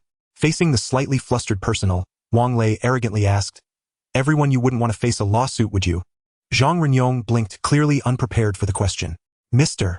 Wang, don't toy with me. Even if Reningjiu is dead, I still can't claim the seat manager position. Wang Lei stroked his chin thoughtfully. Jeang Baizi's father lacked ambition. With a faint sneer he asked, "If you stepped forward to run for seat manager, wouldn't your elder brother Fei Bo support you?" "He'd certainly back me, but the other elders might not." "What if I backed you financially from behind the scenes?" At this Zhang Renyong paused startled. Why did people join gangs? For money, not for glory. Only a reckless few would charge into battle wielding watermelons knives without thinking. With Mr. Wang's backing he could recruit loyalists and rapidly expand his power. Strength, after all, was one essential pillar of claiming the seat manager title. Zhang Renyong had spent years in the underworld. His prestige and seniority were unquestionable, which was precisely why he'd been appointed acting seat manager. Seeing that Baizi's father had finally begun coveting the position, Wang Lei continued persuading him with quiet, steady conviction. "Ah Wu is both scholarly and martial, pragmatic, loyal only to money. I'll assign him to assist you directly. Whoever stands in your way, he'll eliminate them without hesitation. I have just one condition: you must seize absolute control of the Inglian society within 1 year." Hearing this, Zhang Renyong clenched his teeth and nodded. Through this encounter he realized one truth: to protect his wife and daughters he himself had to rise as the society's top leader. Wang Lei had offered him that chance, and he would never let it slip away. "You have my word, Mr. Wang. If I become seat manager, every cent we earn will be distributed entirely at your discretion." Wang Lei nodded satisfied. "Uncle Zhang, you're too formal. We're family now. After all, you're Baizi's father." "Right, you're absolutely right. It's I who was being overly cautious." Meanwhile, at the Yinghuang Grand Bathhouse, Abu silently eliminated several underlings guarding the bathhouse entrance. Clutching his blade, he stepped inside. A dozen tattooed men soaking in the hot tubs demanded his identity while hastily arming themselves. Abu's silence enraged them. More than 10 burly men wrapped only in towels lunged at him. In close combat, they stood no chance against Abu. Blade flashed and blood flooded the bathhouse floor. Reningjiu, famed as the fiercest warrior among the 9 dragons, watched in terror as Abu hacked down men like melons. He suddenly recalled the pistol hidden inside the cold water tank in the sauna. Wrapped tightly in plastic, his hands trembled slightly as he chambered around. Crouching in the corner of the sauna, he aimed the pistol steadily at the door. The moment the intruder burst in, he would pull the trigger. Bang! Bang! Heavy footsteps drew closer. Just as the wooden sauna door creaked open, Reningjiu opened fire wildly. Only when the door splintered and the figure collapsed in a pool of blood, his magazine emptied, did he exhale in relief. Wiping cold sweat from his brow, he broke into an arrogant grin. "No matter how skilled you are, can your sword truly outpace a bullet?" Just then Abu charged through the shattered doorway. As the blade slit across his throat, Reningjiu realized too late that he had just gunned down his own men. Abu deftly severed the head, slipped it into a plastic bag, and gripped it firmly. He rinsed his hands clean, wiped the blade spotless, and walked calmly out of the bathhouse. Just as Awu, the society's elite blade master, rushed in breathless. Awu had nearly shouted at him for blocking the path, until their eyes met. Instantly he fell silent. In that split second he felt death's icy breath brush past his neck. Watching Abu depart without a word, Awu muttered under his breath, "Damn it! I nearly lost my life. Pay raise. Absolutely non-negotiable." But upon entering the bathhouse and seeing the grotesque pile of severed heads and headless corpses sprawled across the floor, he nearly vomited. Pay raise. Absolutely non-negotiable. After confirming no survivors remained, he fled the bathhouse in disarray. Back in his cramped rental apartment, he agonized over his decision, and finally resolved to return the advance payment to his employer. He dialed Zhan Zhao's number. "Brother, I'll refund your money shortly. I'm declining this job." Zhan Zhao, already briefed by Wang Lei, retorted sharply. "The deposit's already in your account. You can't simply back out. What will people say? How will you conduct business afterward?" The so-called pay raise brother snarled, fury blazing. "You dare threaten me? Think I won't come cut you down right now?" At that moment, Awu's voice crackled coldly and emotionlessly over the line. "Young master, I've delivered Reningjiu's head properly packaged." Faintly, another robust male voice echoed. "Excellent. Hand the head to old Jeang, then wash up and join us for pig trotter rice." Startled back to reality, pay raise brother nearly died of fright, and hastily replied with exaggerated deference. "Fine, no refund. I'll make an exception and take this job on pro bono terms." Hearing the speakerphone's broadcast, Wang Lei frowned slightly. Abu paused mid-bite, blinking innocently. "Young master, shall I eliminate him as well?" At those words, Awu seriously contemplated fleeing the city that very night. A man who stacked heads into a jingguan, a grim monument of terror, was beyond his reckoning. He blurted urgently, "3 jobs, free of charge. Is that acceptable?" Wang Lei smiled.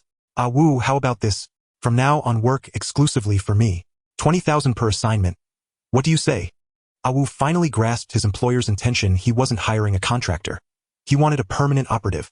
While 20,000 was less than his usual fee per job, what truly appealed was the promise of steady long-term income. A single feast, or feasts day after day. He knew precisely which choice held greater weight. Agreed. I Wu pledge my service to you henceforth, but not a single yuan. He couldn't finish the threat, fearing he might provoke the slaughterer on the other end. Wang Lei teased lightly. Were you about to say, not a single yuan less, or I'll cut you down? No, never. Absolutely not. Wang Lei glanced sideways at Zhang Renyong, who stared dumbfounded at Ranningjio's frozen expression of shock. Uncle Zhang, the head is yours. You know exactly how to use it. Still dazed, Zhang Renyong numbly nodded. Tomorrow I'll carry this head to the society's headquarters and declare my bid for the seat manager position. Brilliant. Fear is the most potent instrument of control. The more ruthless you appear, the deeper your subordinates dread. And tonight you have become the strongest contender for the seat manager title of the Anglian society. Wang Lei found Zhang Zhao's reasoning sound. What was his own status and what was Ren's? Tainting his hands for a lawless madman was simply not worth it. He recalled he still had an unused blue retainer summoning card. Activate the blue retainer summoning card. A faint blue light, visible only to him, flashed across the air. At that moment Zhang Zhao volunteered. Boss, I know how to reach a top-tier assassin. Wang Lei replied absently. Tell me about him. His name is Wu, a gold-tier killer of the digital gang. He serves money, not men. Name your price and he'll do anything you ask. Good. Contact him. Will 500,000 be enough as a deposit? Should suffice. I'll reach out immediately. The car slowed to a halt before an apartment building at the foot of Taiping Mountain. Zhang Zhao, leading the group, suddenly sensed something amiss and swiftly drew his pistol, shouting into the darkness. Who's there? If you don't answer, I'll shoot. Just as everyone assumed Zhang Zhao was merely spooked, a gaunt man indeed emerged from the shadows. Wang Lei froze, his expression shifting. This man bore an uncanny resemblance to Jeang, the legendary action star. Noticing the subtle shift in his boss's gaze, Zhang Zhao whispered, Boss, do you know him? Yes. Zhang Zhao, you and the others step back. I'll speak with him alone. Boss, he's dangerous. Only with my gun trained on him can I guarantee your safety. Seeing Zhang Zhao's unwavering resolve, Wang Lei nodded. Fine. You keep your guns aimed at him. I'll go speak with him myself. In truth, Wang Lei had already surmised Jing Ji's identity. He must be the retainer summoned by that very card. 7 paces from the man, Wang Lei halted. The figure spoke first. Young master. Is the patriarch dead? Hearing himself addressed as young master, Wang Lei instantly confirmed this was indeed the retainer he had summoned. Yes, he is gone. I now assume leadership of the Wang family. At those words, Wu moved so abruptly that Zhang Zhao and his men instantly chambered rounds ready to fire at the slightest sign of threat.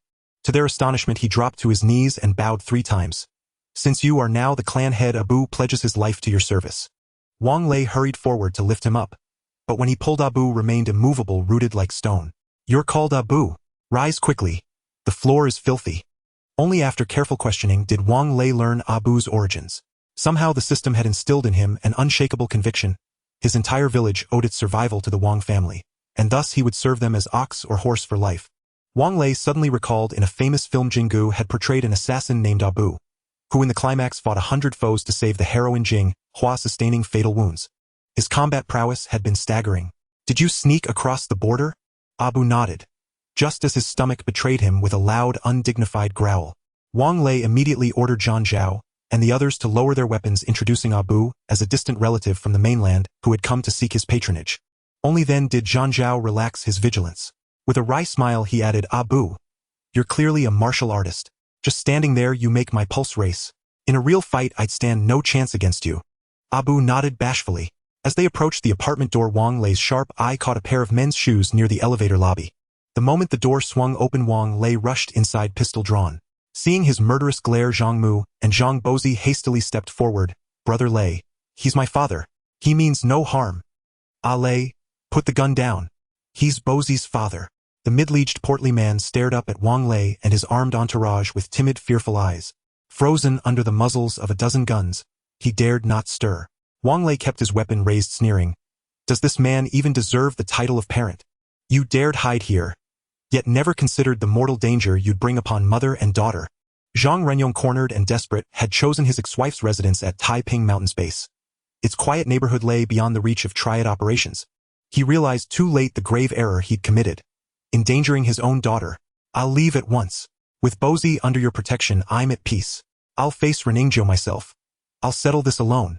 Zhang Bozi felt a pang of sorrow and pleaded, Brother Lei, let my father stay here just for now. After all, he is my birth father. Zhang Mu said nothing. Her hatred for Zhang Renyong burned white-hot. She blamed him entirely for her daughter's peril. Wang Lei gently reassured Bozi, then gestured for Zhang Renyong to sit. There's no need for you to confront Reningjo. He is already doomed, by my word. Hearing this, Zhang Renyong grew even more unsettled and urged. Mr. Wang, I know you're wealthy, but this is treacherous ground. Best not to step in. All I ask is that you treat Bozi and her mother well. Humph. You speak of this now. Don't you think it's far too late? Bozi's affairs are mine. Reningjo will die, without question. Abu, squatting nearby with a plate in hand and eating rice with his fingers, narrowed his eyes. Wang Lei dismissed the others and beckoned him over. This is Ren Ingzio's photograph. Uncle Zhang. Where would he be at this hour? Having spent over a decade in the underworld, Zhang Renyong instantly recognized Abu's extraordinary presence and replied. Ren Ingzio loves saunas.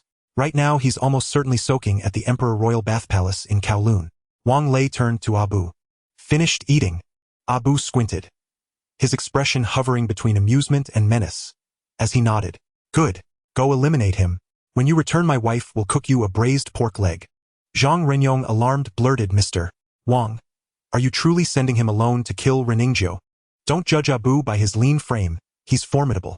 Just then Zhan Zhao knocked and entered. Boss. Awu replied. He says killing Reningjo is no problem, but he demands more money. Agreed.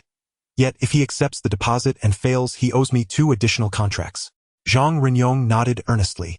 Awu commands great respect in the underworld. You've chosen wisely. With him as insurance, success may yet be possible. Wang Lei shot him a sharp, unamused glance. Let's talk terms. Once I've eliminated Reningjo, how will you repay me? Zhang Renyong stood stunned, utterly unprepared for Wang Lei's demand for recompense. After a long pause, he answered humbly, From now on, whatever you command. I obey. My life belongs to you. Wang Lei found the reply acceptable. Your former boss is dead. Don't you wish to ascend in his place? Zhang Renyong blinked, clearly unprepared for the question. Mr. Wang, don't toy with me. Even if Reningjo is dead, I still can't claim the seat manager position. Wang Lei stroked his chin thoughtfully. Zhang Baizi's father lacked ambition. With a faint sneer, he asked, If you stepped forward to run for seat manager, wouldn't your elder brother Fei Bo support you? He'd certainly back me, but the other elders might not. What if I backed you financially from behind the scenes? At this, Zhang Renyong paused, startled. Why did people join gangs? For money, not for glory. Only a reckless few would charge into battle wielding watermelons knives without thinking. With Mr. Wang's backing, he could recruit loyalists and rapidly expand his power. Strength, after all, was one essential pillar of claiming the seat manager title. Zhang Renyong had spent years in the underworld. His prestige and seniority were unquestionable, which was precisely why he'd been appointed acting seat manager. Seeing that Baizi's father had finally begun coveting the position, Wang Lei continued persuading him with quiet, steady conviction. Awu is both scholarly and martial, pragmatic, loyal only to money. I'll assign him to assist you directly. Whoever stands in your way, he'll eliminate them without hesitation. I have just one condition: you must seize absolute control of the Inglian society within 1 year. Hearing this, Zhang Renyong clenched his teeth and nodded. Through this encounter, he realized one truth: to protect his wife and daughters, he himself had to rise as the society's top leader. Wang Lei had offered him that chance, and he would never let it slip away. You have my word, Mr. Wang. If I become seat manager, every cent we earn will be distributed entirely at your discretion. Wang Lei nodded, satisfied.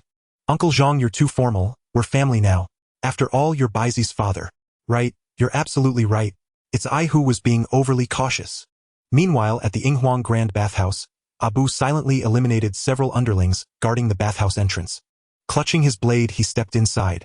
A dozen tattooed men soaking in the hot tubs demanded his identity while hastily arming themselves. Abu's silence enraged them. More than 10 burly men wrapped only in towels lunged at him. In close combat, they stood no chance against Abu. Blade flashed and blood flooded the bathhouse floor. Reningjo, famed as the fiercest warrior among the 9 dragons, watched in terror as Abu hacked down men like melons. He suddenly recalled the pistol hidden inside the cold water tank in the sauna, wrapped tightly in plastic. His hands trembled slightly as he chambered around. Crouching in the corner of the sauna, he aimed the pistol steadily at the door. The moment the intruder burst in, he would pull the trigger. Bang! Bang! Heavy footsteps drew closer. Just as the wooden sauna door creaked open, Reningjiu opened fire wildly. Only when the door splintered and the figure collapsed in a pool of blood, his magazine emptied, did he exhale in relief. Wiping cold sweat from his brow, he broke into an arrogant grin. No matter how skilled you are, can your sword truly outpace a bullet? Just then Abu charged through the shattered doorway. As the blade slit across his throat, Reningjiu realized too late that he had just gunned down his own men. Abu deftly severed the head, slipped it into a plastic bag, and gripped it firmly. He rinsed his hands clean, wiped the blade spotless, and walked calmly out of the bathhouse. Just as Awu, the society's elite blade master, rushed in breathless. Awu had nearly shouted at him for blocking the path, until their eyes met. Instantly he fell silent. In that split second he felt death's icy breath brush past his neck. Watching Abu depart without a word, Awu muttered under his breath. Damn it! I nearly lost my life. Pay raise. Absolutely non-negotiable. But upon entering the bathhouse and seeing the grotesque pile of severed heads and headless corpses sprawled across the floor, he nearly vomited. Pay raise. Absolutely non-negotiable. After confirming no survivors remained, he fled the bathhouse in disarray. Back in his cramped rental apartment, he agonized over his decision, and finally resolved to return the advance payment to his employer. He dialed Zhang Zhao's number. Brother, I'll refund your money shortly. I'm declining this job. Zhang Zhao, already briefed by Wang Lei, retorted sharply. The deposit's already in your account. You can't simply back out. What will people say? How will you conduct business afterward? The so-called pay raise brother snarled, fury blazing. You dare threaten me? Think I won't come cut you down right now? At that moment, Awu's voice crackled coldly and emotionlessly over the line. Young master, I've delivered Reningjiu's head properly packaged. Faintly another robust male voice echoed. Excellent. Hand the head to old Jeang, then wash up and join us for pig trotter rice. Startled back to reality, pay raise brother nearly died of fright, and hastily replied with exaggerated deference. Fine, no refund. I'll make an exception and take this job on pro bono terms. Hearing the speakerphone's broadcast, Wang Lei frowned slightly. Abu paused mid-bite, blinking innocently. Young master, shall I eliminate him as well? At those words, Awu seriously contemplated fleeing the city that very night. A man who stacked heads into a jingguan, a grim monument of terror, was beyond his reckoning. He blurted urgently. 3 jobs, free of charge. Is that acceptable? Wang Lei smiled. Awu, how about this? From now on, work exclusively for me. 20,000 per assignment. What do you say? Awu finally grasped his employer's intention. He wasn't hiring a contractor. He wanted a permanent operative. While 20,000 was less than his usual fee per job, what truly appealed was the promise of steady long-term income. A single feast, or feasts day after day. He knew precisely which choice held greater weight. Agreed. I, Awu, pledge my service to you henceforth. But not a single yuan. He couldn't finish the threat, fearing he might provoke the slaughterer on the other end. Wang Lei teased lightly. Were you about to say, not a single yuan less, or I'll cut you down? No, never. Absolutely not. Wang Lei glanced sideways at Zhang Renyong, who stared dumbfounded at Reningjiu's frozen expression of shock. Uncle Zhang, the head is yours. You know exactly how to use it. Still dazed, Zhang Renyong numbly nodded. Tomorrow I'll carry this head to the society's headquarters, and declare my bid for the seat manager position. Brilliant. Fear is the most potent instrument of control. The more ruthless you appear, the deeper your subordinates dread. And tonight you have become the strongest contender for the seat manager title of the Anglian Society. Members of the Anglian Society quickly discovered that their leader had been slain. Everyone who entered the scene vomited profusely. What terrified them most, however, was the grisly mound of severed heads, arranged as a jingguan. Who could possibly commit such a monstrous atrocity? All the victims were corps lieutenants loyal to Reningjiu. Deprived of their central authority, the remaining underlings frantically summoned the elder patriarchs of the Triad that very night. Even these patriarchs, men accustomed to scenes of extraordinary violence, entered and promptly vomited. This is vengeance. Pure and unambiguous vengeance. Of course, it was only a vendetta would warrant such a macabre display, and serve simultaneously as a dire warning. Just who had Reningjiu offended to suffer such a fate? A parking attendant claimed he saw the legendary blademaster Awu. Awu. Impossible. It couldn't have been him. At most he severs tendons.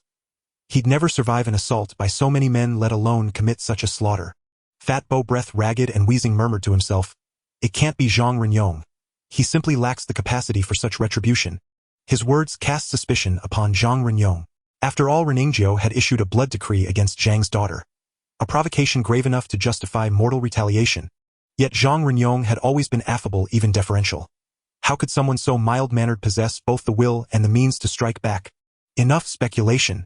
With such carnage, word will spread city-wide by dawn, and disposing of so many bodies poses a formidable challenge. Then let's call the police. Rarely united in purpose, the patriarchs immediately summoned both the major crime unit and the anti-organized crime division. The inspectors from both departments remained oblivious to the gravity of the situation, and instead mocked the aging gangsters. First time a triad has ever filed a police report, and you've dragged both units here. Where's Ren Ingzhou? A sudden realization struck them. Surely, Ren Ingzhou is dead. The patriarchs exchanged solemn silent nods. Fat Bo gestured toward the bathroom. Inspectors, step inside. You'll see for yourselves. Both inspectors emerged retching. Damn it. You're trying to bury us. How are we supposed to solve a case this horrific? Unsurprisingly, the killer had left no trace. Otherwise, these seasoned criminals wouldn't have offloaded the burden onto the authorities. Seeing the gangsters remain tight-lipped, the OCU inspector declared, I don't care. Produce the murderer within 48 hours, or the Inglian Society won't operate another day. Understood. We'll deliver him soon enough. After sealing the crime scene, the patriarchs regrouped in their car to deliberate further. Now that the bodies are handled, where do we find a patsy? Simple, pick someone with documented psychiatric history to take the fall. Hong Kong has no death penalty. Mental illness would merely land the accused in an asylum. All agreed the plan was viable. That issue is provisionally resolved. But with Ren Ingzhou gone, the Triad cannot function a single day without a new dragon head. We must appoint a new Sikwan immediately. At this, the patriarchs frowned again. Every qualified experienced contender had already been eliminated by Ren Ingzhou himself. What remained were either apathetic sycophants or ineffectual gluttons, though the organization did boast numerous capable young enforcers. Yet the tides were turning. Brute strength alone was no longer sufficient. What was needed now was strategic acumen, the ability to legitimize the syndicate and generate clean profits. Fat Bo sighed wistfully. How fortunate it would be if Ren Yong hadn't fled. He'd be the ideal candidate for Sikwan. Some scoffed, though others nodded in quiet agreement. To their astonishment, Jeang Ren Yong returned the very next day, and dispatched former subordinates to summon them all to headquarters. Fat Bo was overjoyed. He had personally mentored Jeang Ren Yong, and should the latter ascend to leadership, his own rewards would be assured. Others, however, refused to yield.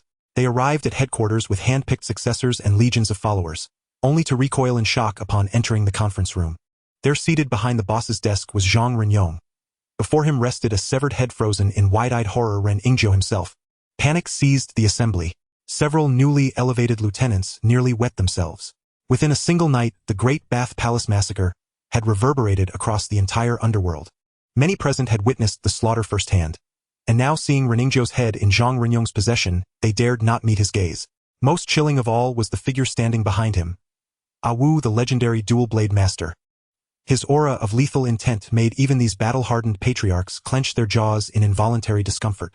Jeang Ren Yong cleared his throat, and silence fell instantly. Every eye fixed upon him. This head. I found it last night. Found it. Even if executed on the spot, none would believe such a claim. Yet their bodies betrayed them. Of course you found it. We'll testify to that. Fat Bo added, the killer is mentally ill. We've already identified him. Jeang Ren Yong, feigning modesty, was visibly pleased by their obsequiousness, and nodded approvingly. Gentlemen, the position of Sikwan belongs to me, Jeang Ren Yong. Should anyone object, step forward now. You know my nature. I am always fair. No objections, none whatsoever. Jeang Ren Yong's seniority already surpassed that of all rivals, and having just decimated Ren Ingzhou's inner circle, any challenger would need to weigh the cost carefully. Add to that Wu's twin blades poised and watchful, and junior members instinctively lowered their eyes, unable to withstand his piercing stare. The patriarchs exchanged glances. Fat Bo raised his hand first. I endorse Ren Yong as Sikwan. So do I. Rarely unified, the elders now spoke with one voice. Seeing no dissent, Jeang Ren Yong grew bolder, and ordered stacks of cash placed atop the conference table. This is money Ren Ingzhou hoarded secretly. Unlike him, who hoarded wealth like a miser, I believe prosperity should be shared, so I distribute it equally among you all. Impressed by his political deftness, the patriarchs smiled, lowering their guard, even relaxing into genuine warmth. After the distribution, Jeang Ren Yong announced sweeping personnel appointments, elevating his longtime loyalists to key positions, and assigning them control over Ren Ingzhou's former territories and troops. One final matter: times have changed. I hereby restructure the society as a joint stock corporation, with full intentions to legitimize operations and eventually list publicly. A joint stock corporation. The elders were baffled. Fat Bo asked cautiously, Ren Yong, our current system works well. Must we reform? Reform is imperative. The era of brute force is over. To survive, we must formalize everything. And rest assured, any member of the Anglian society may invest. The more capital contributed, the greater the equity stake. All funds raised will serve as working capital for corporate expansion. They grasped his intent instantly. These veteran gangsters each held modest savings, and this new model favored them handsomely. What they didn't know was that Jeang Renyong had a son-in-law worth several billion. Ugh! Ugh! Zhang Siki rushed into the bathroom, unable to suppress her dry heaving. Honey, I wanted to cook some braised pork for you, but when I smelled the aroma, I couldn't help but feel nauseous. You must be pregnant. They'll have someone bring the doctor over to take a look. Zhang Siki nodded, half-convinced, wondering why she had been feeling queasy lately. What are you two lovebirds doing in the bathroom? I rarely get to come, yet you're not out here to greet guests. Cinny, I might be pregnant. Ale is helping me find a doctor.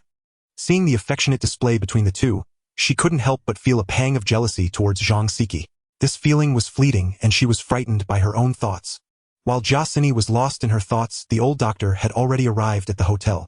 After just a brief pulse check, he congratulated Wang Lei and Zhang Siki. Congratulations to you both. Indeed, your wife is pregnant, and her pulse is very stable. Zhang Siki exclaimed. Ale, we're having a baby. Wang Lei merely nodded. He had already learned the results from the system, and was only slightly happy at this moment. You two chat. I'm going to light some incense for my father. In a corner of the room, there were spirit tablets of several generations of the Wang family. Wang Lei lit 3 sticks of incense, bowed 3 times, and then prayed silently before placing the incense in the burner. He felt he had completed the old man's wish for the family to thrive. Honey, come here. Cinny wants to talk to you. Jia Cinny's visit was motivated by the desire to share some insider news with Wang Lei. Miss Jia, what is it? I heard that the procurement head from Microsoft hasn't left the harbor city. It's highly likely they're secretly investigating suitable factories for cooperation. Wang Lei wasn't very concerned.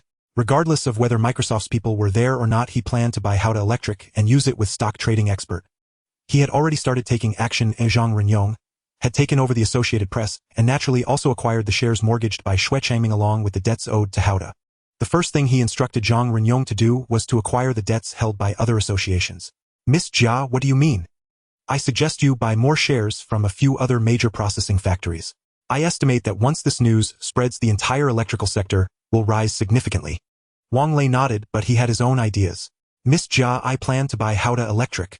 Jia Cinny and Zhang Siki both felt a jolt in their hearts, but soon realized Wang Lei's intentions. Are you interested in Haode Electric because it is a listed company? Are you planning to sell the shell to a company looking to go public on the mainland? Although it had not returned yet, many large mainland groups were going public in Hong Kong, and some private enterprises were being kept out, giving rise to a business opportunity.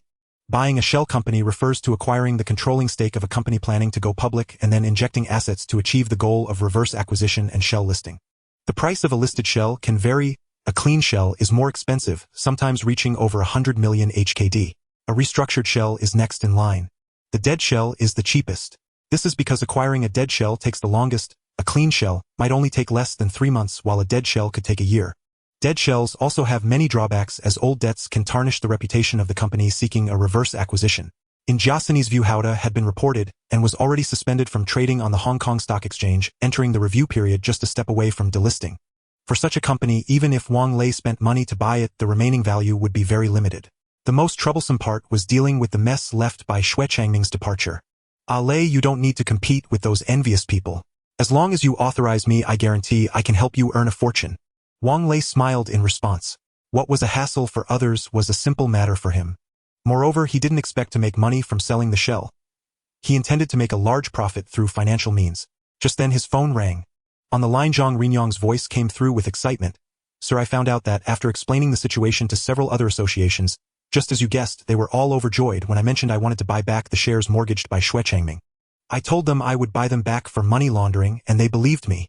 I only spent 10 million to buy back 50 of Haode from them, and now I have about 60 including what I hold. Very good. Don't worry, I won't take your things for free. I will spend 12 million to buy back all the shares from you later. Okay, that way I will have an explanation within the association too. Jia Cinny was taken aback. Buying back 60 of Haode for 12 million Hong Kong dollars to gain control of a listed company was undoubtedly a great deal. Zhang Renyong wanted to discuss the progress of the association's share restructuring, but was declined by Wang Lei. I'll find a chance to talk to you about this. All right, I won't disturb your rest. Cinny, I am now the largest creditor of Haode. If I apply for restructuring, will the relevant departments agree? Jiaxini replied confidently. The officials would love for you to take over. I can help you negotiate with the Hong Kong Stock Exchange. Resuming trading is only a matter of time. Then it'll trouble you to make a trip. According to Harbor City law, if the debtor fails to repay the debt, by the deadline the court will directly order the debtor to transfer the equity to the creditor, who will then become the company's shareholder. Receiving the notification, General Manager Old Kai was also bewildered. In such a situation, was there really someone willing to take over Haode? Due to unpaid wages, the machines in the factory had already been taken away by workers, and the association, aside from 2 plots of land, Haode had almost no net assets left. Anyone with a slight understanding of the situation would not think of buying Haode. Is this boss Wang crazy? However, he thought again, if the other party bought Haode, it must be to recoup losses, which was undoubtedly good news for him. This way he wouldn't have to rush to find a job. Thus, when Wang Lei came to take over Haode's assets, Old Kai was exceptionally enthusiastic. Boss, this is all the assets of Haode. Looking at the factory that didn't even have a chair, Wang Lei felt speechless. Currently the most valuable assets of Haode are the 2 plots of land under its name. One is the old factory beneath his feet, and the other is more remote, belonging to the kind that would make someone smile if sold. Wang Lei asked him, Manager Kai, do you have anything else to say? Old Kai's heart skipped a beat as he sensed Wang Lei's discontent.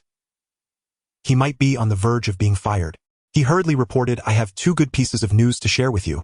The main structure of the new factory has been completed by 80 due to previous rush work, and now it just needs a little money to finish within a few days.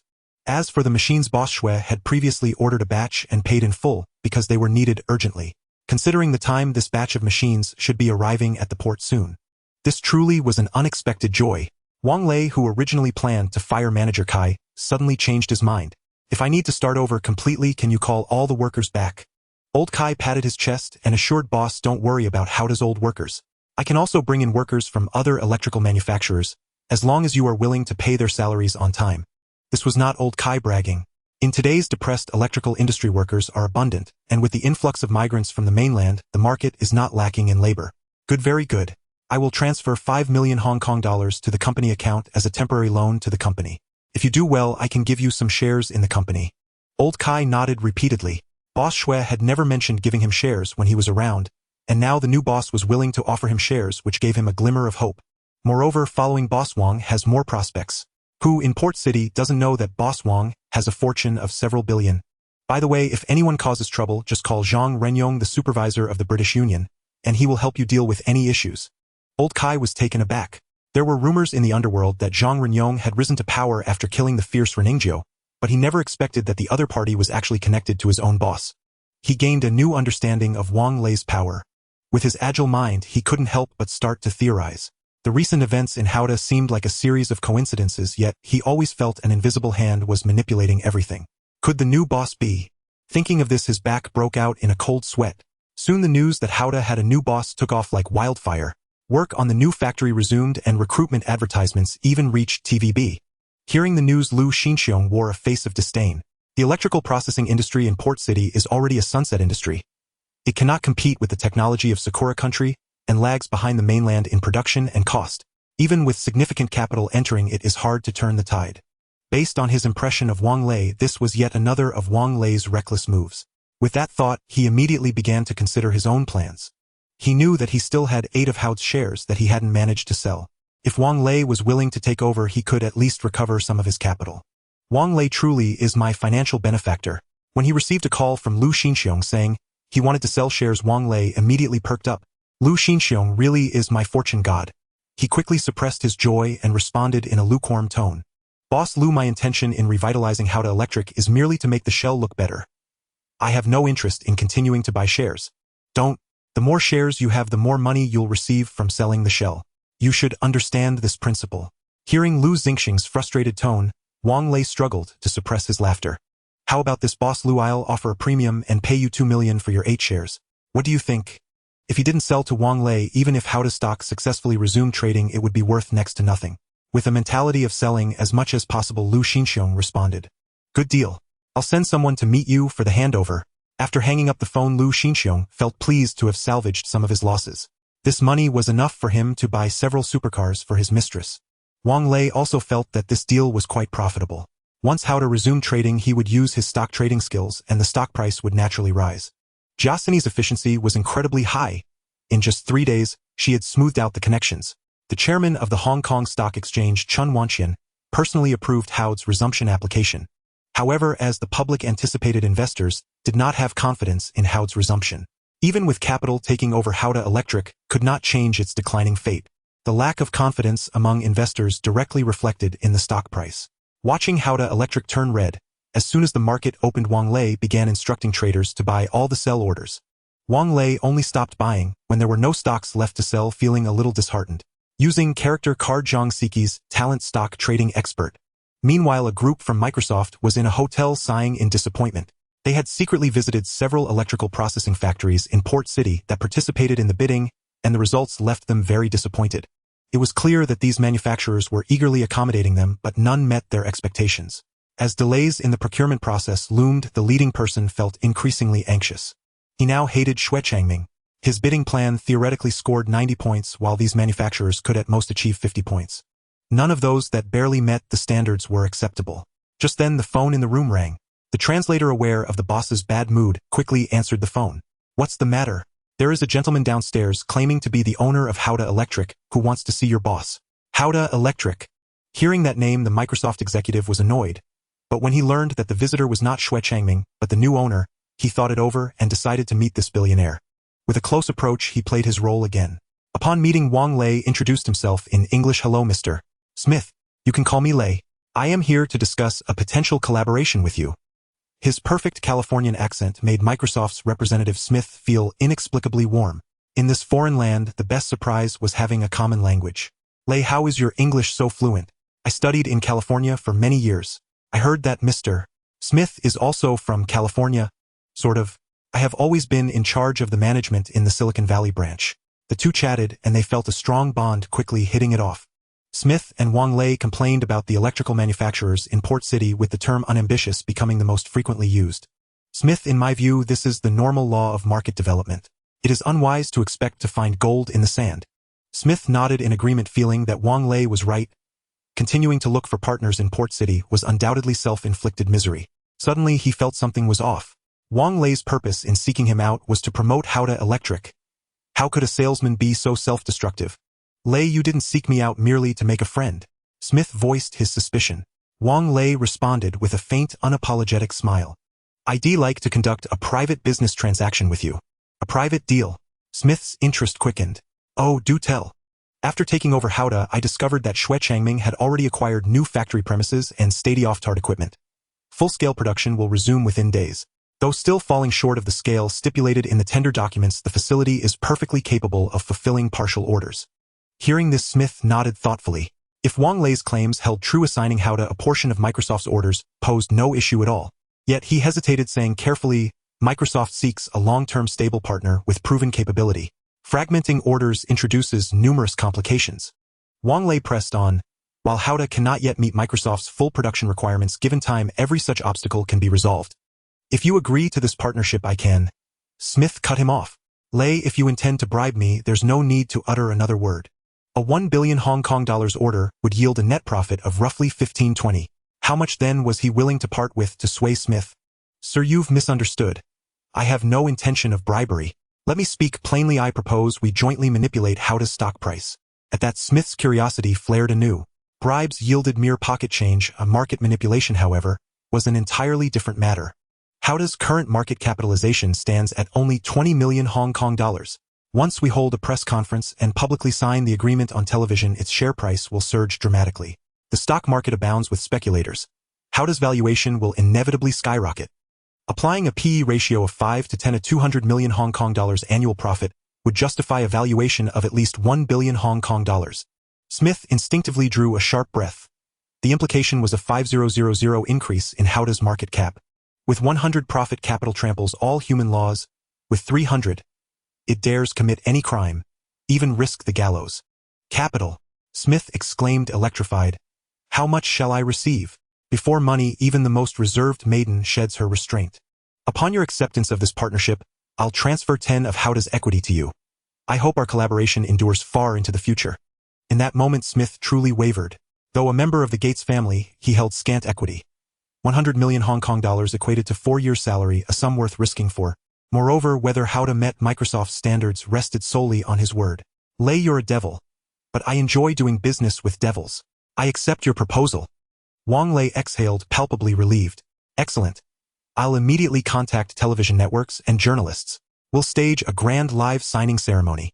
Only after Wang Lei departed did Smith grasp what he'd just agreed to. A man of habitual caution, how had he so readily consented to insider collusion with a stranger? He shook his head. Perhaps it was Wang Lei's sheer charisma. Smith had to admit this Hong Kong tycoon resonated deeply with him. The next morning, he led the entire delegation to Haode's new factory. Surveying hundreds of workers standing in disciplined formation, Smith nodded approvingly. Under Manager Kai's guidance, they toured the 2 leading workshops. Brand new secure brand machinery, cutting-edge production equipment. The foreign delegates exchanged astonished glances. The inspection had profoundly reshaped their impression of Haode. Hearing their praise, Manager Kai smirked inwardly. One inspection had been unannounced, or this one meticulously staged. How could they possibly compare? Smith knew Haode's greatest constraint lay in insufficient machinery. These units had been hastily procured solely to pass inspection. So he deliberately asked, I hear you possess 10 identical production lines. Manager Kai replied without blinking, yes sir. Though they've just been renovated, air quality has yet to meet safety standards. Yet inwardly he panicked, they owned only 3 lines. Should the foreigners insist on inspecting each one, the ruse would collapse instantly. Very well. Accelerate formaldehyde removal. Do not let it delay upcoming production. With that, he departed the new factory amid a flurry of attendants. He murmured to himself, the boss is truly extraordinary. Securing Smith's cooperation in this elaborate charade means Haode is poised for explosive growth. And what of me? Will I too rise with Haode? To secure Manager Kai's loyalty, Wang Lei had granted him 1 equity.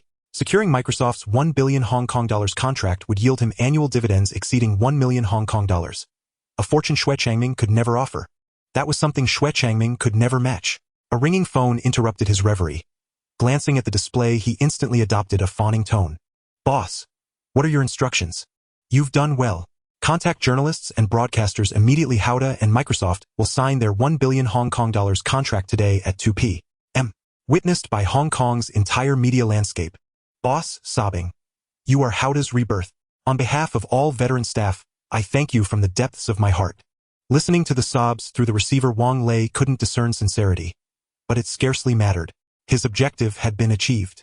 Whether workers or Manager Kai truly felt gratitude was irrelevant.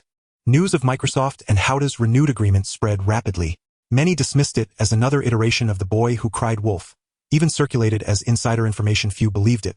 Lu Xinxiong, sweating atop his mistress, roared with laughter upon hearing his subordinate's report. So this is Wang Lei's grand strategy to revive Haode. Does he not fear arrest by the Securities and Futures Commission? Boss, this news is almost certainly genuine. Haode's general manager has formally invited Hong Kong's 2 major terrestrial broadcasters and contacted every prominent media outlet across the city. The signing ceremony commences at noon today. Even so, Lu Xinxiong remained only half convinced. He doubted Wang Lei possessed the influence to sway Microsoft's inspection team. Local electronics manufacturers had tried before, offering up to 50 million Hong Kong dollars. Yet the Microsoft executive had flatly refused all bribes. Many assumed Haode had planted false news, eager to witness Wang Lei and Haode's inevitable public unraveling. The stock investors were also skeptical and even feared that Haode might pull some tricks, causing those who initially planned to observe for the long term to start a new round of selling. Wang Lei did not expect such good fortune, prompting the traders to buy in again. Xue Changming, who had gone to Malaysia, inadvertently saw the news broadcasted in the port city, and a mocking smile appeared on his face. These were all remnants of his past maneuvers. Was Wang Lei really not afraid of facing legal consequences? He decided to watch the TVB live broadcast at that time. Soon it was 1:40 p.m. The reporters were eagerly waiting at the hotel entrance. Meanwhile, Lau Kai and Haode's legal team, dressed in suits and ties, were also waiting for the arrival of the Microsoft representatives. The first to arrive was Wang Lei's bodyguard convoy. He was already an old friend to these reporters. Today, he was in a good mood and gladly accepted their roadside interviews. Mr. Wang, can you confirm whether Microsoft will really sign a contract with Haode, or is this just a false rumor you have released? Of course it's true. With my investment, Haode's new factory and all new equipment are already in place, and the employees are all experienced, skilled workers. Smith recognized our strength at Haode and changed his mind to sign with us again. The reporters chuckled, still skeptical. All right, everyone, all your questions will be answered once Smith and the Microsoft team arrive. Now please clear a path. After the signing ceremony, there will be a dedicated QA session for reporters. Lu Xinxiong and Xue Changming, who were watching the live broadcast, exchanged disdainful smiles. Lu Xinxiong mocked, I want to see how long Wang Lei can keep up the act. As time ticked away, the Microsoft representatives had yet to appear. Seeing the signing time approaching, Lao Kai couldn't help but feel anxious. Could it be that they were stood up by Microsoft? Just as the reporters began to grow impatient, a convoy of Mercedes appeared in their sight. Are they really here? Lu Xinxiong and Xue Changming's expressions turned serious. Indeed, a group of foreigners stepped out of the cars. The person walking in the middle who had the best demeanor was someone Xue Changming recognized. It was Smith, the head of Microsoft's procurement department, whom he had met a few times. Some reporters also recognized Smith and exchanged whispers in the crowd. I saw his photo on Microsoft's official website. It really is Mr. Smith. This statement energized the reporters who rushed forward. Fortunately, Wang Lei's bodyguards quickly formed a human wall, separating the reporters from Microsoft's inspection team. In the midst of chaos, both parties arrived at the signing venue. The flashes of cameras were relentless. Smith, sitting at the main seat, began his speech praising Haode Electric in English. Wang Lei followed suit, expressing his great honor in achieving cooperation with Microsoft. The two engaged in a lengthy exchange of business flattery. When both parties presented the billion-dollar order contract, the atmosphere in the venue reached a climax. Under the witness of the media cameras, Wang Lei and Smith signed their names on the contract and affixed their official seals. General Manager Lao Kai had tears welling up in his eyes as he spoke to the camera, disregarding his image, Microsoft, and how to have officially reached a cooperation agreement. The reporters in the venue were also moved by his emotions and began to applaud excitedly. Upon realizing the situation, Xue Changming felt the millions in cash in his bag suddenly lost their appeal, and he cursed loudly. You pathetic sycophant, when I signed with Microsoft you weren't this enthusiastic. Lu Xinxiong was completely dumbfounded, his face filled with disbelief. Wang Lei indeed secured the contract with Microsoft, and at this moment he regretted selling that 10. Had he not done so, he wouldn't have lost money and could have made a fortune. Various complex emotions surfaced, and his expression became exceptionally vivid. Just when the trembling female secretary thought her boss was about to explode in anger, Lu Xinxiong actually smiled. Interesting kid. Usually I take advantage of others, but this is the first time I've been taken advantage of. I can only blame myself, can't blame anyone else. Lu Xinxiong realized he had underestimated Wang Lei and concluded, in less than 3 years this kid will either end up in prison or become the most dazzling new rich in the port city. Interesting. The last person who made me feel this way was the prodigy Xian. Hearing this, the secretary couldn't help but breathe a sigh of relief. Outside, the one most surprised must be Jia Sini at the Hong Kong Stock Exchange. She had calculated all the possibilities but never expected Wang Lei to successfully persuade Smith to sign again.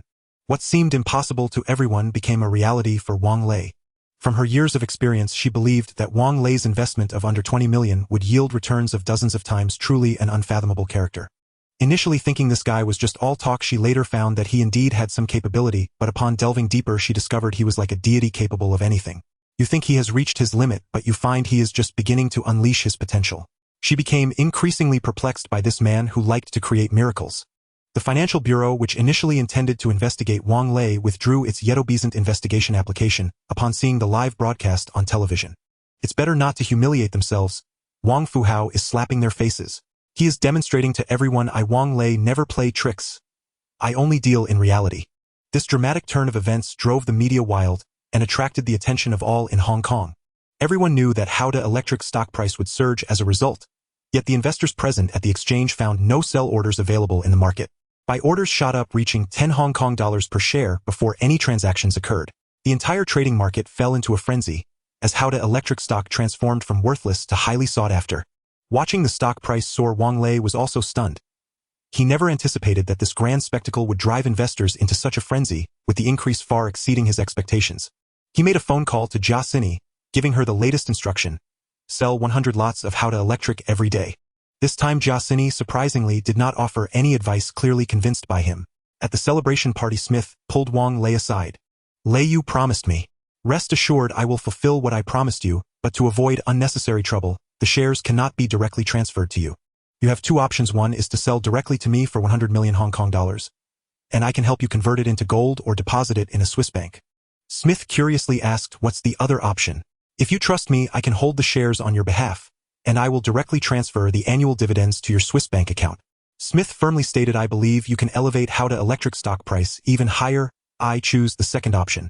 Everyone performed well, and everyone can receive a bonus of 800 Hong Kong dollars this month. The workers were truly grateful to Wang Lei, who among them wasn't the backbone of their family. During the days without work, they could only labor on construction sites, toiling hard for meager daily wages. They also had to suffer the exploitation of the foreman. Naturally, they were deeply thankful to boss Wang Lei, who rescued them from their plight. What moved them the most was that Haode did not cut their salaries under the pretext of industry downturns, but instead was willing to employ them at their previous wages. Now they merely acted in a performance and received the bonus of 800 Hong Kong dollars. How could they not be touched? The feeling of being welcomed was delightful. In his past life, Wang Lei also worked in a factory, and naturally held no fondness for entrepreneurs who exploited ordinary workers. He understood well that the workers' demands were not high. Compared to the greedy middle and upper management, these workers were the foundation for the resurgence of the Wang family, the cornerstone for their future. Manager Kai. Hearing his name, old Kai quickly responded, "I'm here. I don't care how you did things before, but Haode is now part of the Wang family business, and from now on everything must be done according to the rules. No unjust deductions from the workers' hard-earned money. If anyone wants to be a leech, I do not recommend sending them to prison." Manager Kai and the management team quickly nodded in agreement. The workers were excited, feeling very supportive of their new boss. Regardless of how Wang Lei was perceived outside, in their hearts, boss Wang was an exceptional employer. Once the workers got into their working state, Wang Lei asked old Kai, "How is the task I assigned you going?" Old Kai hurriedly reported, "Our recruitment efforts have not gone very smoothly. Since Asmai successfully went public last year, they raised engineer salaries, and major companies like Philips have done the same." Seeing Wang Lei's expression darken, old Kai quickly wiped the sweat off his forehead and said, "However, our poaching efforts at Sakura have gone quite well. Sakura's electronics industry has suffered devastating blows in recent years due to U.S. sanctions on Japan's semiconductor industry, so several engineers and high-tech talents are willing to accept our lucrative offers. I will ensure they are well accommodated, and that our RD team achieves results as soon as possible." "Very well, I look forward to seeing your results." Click. With the director's cue, the scene featuring Zhang Bozi in a happy event at home came to a close. "Congratulations, Miss Zhang, you have wrapped up your shooting." The actors all came up to congratulate her, their faces filled with flattering expressions. There was no other reason, simply because they all knew that Zhang Bozi was the boss wife, who would play a supporting role while bringing several bodyguards and 2 assistants. A little inquiry would reveal that this newcomer actress had an impressive background. Zhang Bozi's originally small role with just 2 lines was significantly expanded by Huang Beiming, turning her into an important supporting character. The screenwriter Huang Beiming clapped his hands in satisfaction, unable to resist praising her. "Miss Zhang, your impromptu reaction was truly brilliant. I hope you can participate in my next film." Faced with Huang Beiming's flattery, Zhang Bozi smiled politely and nodded. She was well aware that the film industry in Hong Kong was in a downturn, and this was merely an attempt to build a good relationship for future investments. However, she indeed owed a significant favor. The male and female actors in a happy event at home were all major stars like Zhou Xingqi and Li Ji. Even Zhang Guorong could only play a supporting role, so what qualifications did a newcomer have to receive so much screen time? Huang Beiming immediately noticed the slight discomfort on Zhang Bozi's face and chuckled, "Don't misunderstand. As a newcomer with no experience, your outstanding performance is indeed rare in the entire entertainment circle. With your looks and charisma, you will become a big star one day. I'm inviting you solely because I want to be this talent scout." Zhou Xingqi laughed and chimed in, "Boss Huang, that's not right. Bozi has a prior agreement with me. She is the only candidate for the female lead in my next drama. Don't try to snatch her from me." At first, Zhou Xingqi instinctively thought Zhang Bozi was the boss mistress, someone difficult to get along with. However, upon seeing her in person, he was immediately captivated by her pure and beautiful appearance, just like everyone else. Especially her aura. She was born to be an actress, the kind that would shine no matter where she was placed. The moment Zhou Xingqi laid eyes on Zhang Bozi, he felt she was indeed worth considering for the female lead in his new film. After spending some time together, he noticed that beneath Zhang Bozi's pure exterior lay a hint of streetwise charm. He was overjoyed, thinking this was the best candidate for the female lead in The King of Comedy. Thus, during filming, he intentionally or unintentionally began to teach Zhang Bozi how to act. This was an opportunity that many sought, but could not attain. Zhou Xingqi was known for his ability to shape characters. At that moment, an uproar arose outside the film set. "Which big shot has come to visit?" They soon discovered it was a group of bodyguards escorting Wang Lei into the studio. "Brother Lei." Zhang Bozi greeted Wang Lei with pleasant surprise. "Congratulations. I heard you wrapped up your shooting, so I came to see you." Receiving a huge bouquet, Zhang Bozi happily said, "You're so busy, there was no need to come see me specially. I heard Huang Beiming has been adding scenes for you. You've lost quite a bit of weight.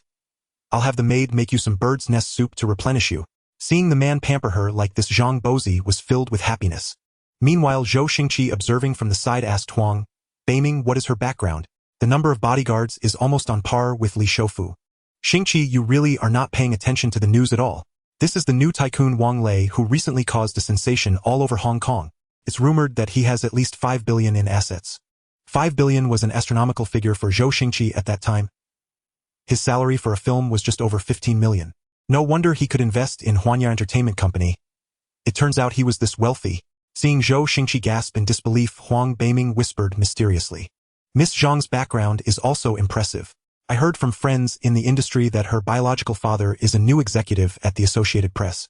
The Associated Press is a well-known old gang in Hong Kong. Zhou Xingqi's eyes lit up, feeling increasingly fortunate. With Zhang Bozi's participation, he no longer had to worry about threats from certain individuals. Although he had started his own business in the entertainment world, one could not escape easily. Even Liu Dehua could be forced to shoot films at gunpoint. Though he had left his previous company and no longer had to settle for 700,000 per film, he still could not shake off the other party's control. From time to time, he had to help promote a newcomer in their name using his starring role to generate publicity. With that thought, he walked towards the two of them. Boss Wang, you came to visit the set. Upon seeing Zhou Xingqi, Wang Lei couldn't help but want to take a photo with him. Director Zhou, I heard from Bai Zi about your care for her, and I am very grateful. Bai Zi, if you don't mind my requests being numerous, I will naturally teach her more. Seeing the other party's hesitant expression, Wang Lei took the initiative to propose. Director Zhou, if there's something you need to discuss, shall we change locations? Seeing the rare opportunity, Zhou Xingqi greeted Huang Beiming, and then got into Bai's chauffeur-driven car. The two arrived at a quiet tea house. After setting up a table of kung fu tea, Zhou Xingqi revealed his intention. Boss Wang, I have a project I've been preparing for a long time, but there have been some funding issues. Although Huanya has promised me an investment of 10 million Hong Kong dollars, it is far from my expectations. Is it the King of Comedy? The King of Comedy doesn't have many grand scenes, so it shouldn't require such a large investment. Zhou Xingqi shook his head and said, this production has many grand shots, and in my vision kung fu and football will be integrated. Wang Lei immediately realized that this was the concept for kung fu football.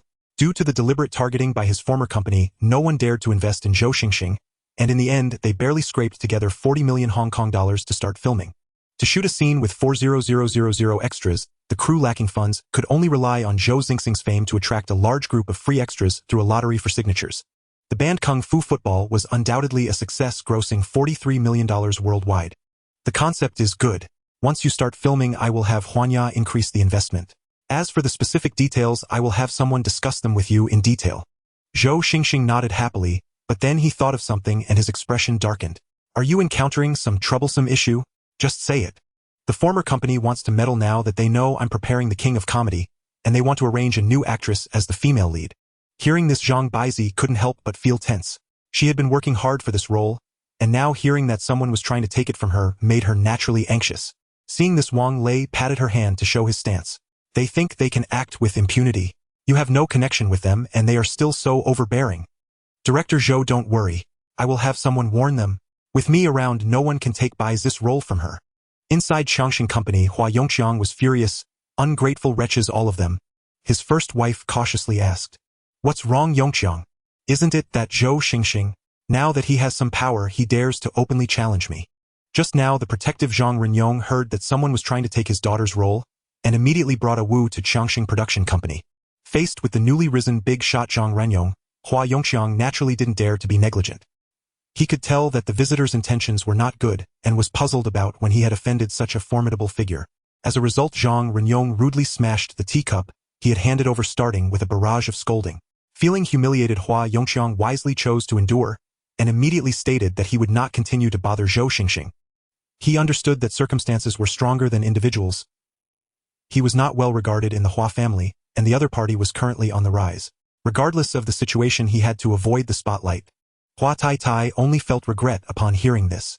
She advised, Brother Chang, you don't need to fuss over an ungrateful wretch. Hong Kong City is not only propped up by Zhou Xingqi. We can find others to collaborate with. I don't believe that with our resources we can't support a second Zhou Xingqi. Hua Yongqiang is just throwing a tantrum. He has been excluded from the Hua family since he was young, and he knows how hard-earned his current wealth is, so naturally, he doesn't want to tear his face with the British alliance. Even a formidable figure like Reningjiu ended up dying in the Great Bath Palace incident. Knowing some insider information, he naturally didn't dare to confront Zhang Renyong's anger directly. That's true, but if I don't show any response, how will the people below view us? Zhang Renyong asked me not to bother him, but I can quietly blacklist him, right? Of course you can. I'll have someone write a report claiming that we have apparently fallen out with Zhou Xingxing. Let's see who will dare to collaborate with him in the future. Currently, the film industry in Hong Kong City is not in great shape. Zhou Xingxing, who has been blacklisted by them, will naturally find himself with no way out, and will eventually come back to apologize. Thinking of this, the couple exchanged a smile. 2 months later, crimson lanterns hung high over the Wang residence. As Zhang Siqi's belly swelled day by day, remaining in a hotel was no longer appropriate. Wang Lei promptly ordered the long-vacant ancestral Wang Manor to be thoroughly cleaned, and moved back in with his entire family. Servants bustled about preparing the New Year's Eve banquet. Seeing the concubines gathered together, Wang Lei could not help but reflect with deep emotion. Shen Tongxian and his mistress had not yet officially taken up residence when they were kidnapped. Rumors spread that Bai Shixian had been brutally tormented by frustrated, ruthless bandits, and upon his return he fell gravely ill. Fortunately, his life was spared. Yet the fierce ambition he once possessed had vanished. He sold off numerous assets and even abandoned real estate speculation altogether. Wang Lei could not help but marvel at the man's extraordinary fortune. Had Bai Shixian pressed forward with relentless drive, he would inevitably have plunged into a debt crisis. Bankruptcy would have been the best possible outcome. Timely withdrawal, after all, was not without its merits. Meanwhile, the concubines lavished praise upon Jeang Siqi for her virtue, believing she had persuaded Wang Lei to repurchase the ancestral estate. This misconception arose entirely because the family fund had just distributed dividends, far exceeding their expectations. Naturally, they spoke of Zhang Siqi only in glowing terms. The couple saw no need to clarify. Zhang Siqi, her abdomen gently rounded, merely smiled in silence. After dinner, the concubines departed, chatting and laughing merrily. Won't you stay overnight and leave tomorrow? No, we must also visit our respective natal homes. It's been many years since we last returned. This year we've decided to go back and see them. Zhang Siqi's expression dimmed noticeably as a thought crossed her mind. What's wrong, my love? Are you homesick? Zhang Siqi nodded, then shook her head. Her mother had died young. Her younger brother was born to her father's second wife. Her father treated her with harsh severity, and often joined his new wife in mistreating Zhang Siqi. The bitterness of her earlier life was thus unimaginable. Don't worry. I'll accompany you to the Jeang residence on the second day of the Lunar New Year. With me beside you, no one will dare lay a hand on you. Hearing Wang Lei's words, Zhang Siqi instantly felt emboldened. Indeed, she was now a woman of the Wang family, backed by unwavering support, no longer obliged to bow before others' whims. Husband, marrying you truly is the greatest blessing. Tears glistened in Zhang Siqi's eyes. Wang Lei hurriedly wiped them away. My love, don't cry. Be joyful instead. A long, radiant future lies ahead. At those words, Zhang Siqi immediately stilled her tears. After all, a pregnant woman's sorrow could affect the child within.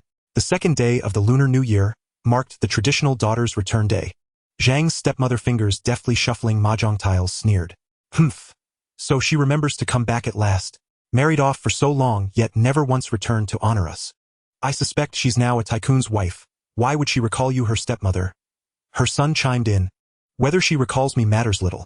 But surely she cannot ignore her own father who gave her life. Zhang's father, who had intended to speak a few kind words on his daughter's behalf, now wore a grim expression.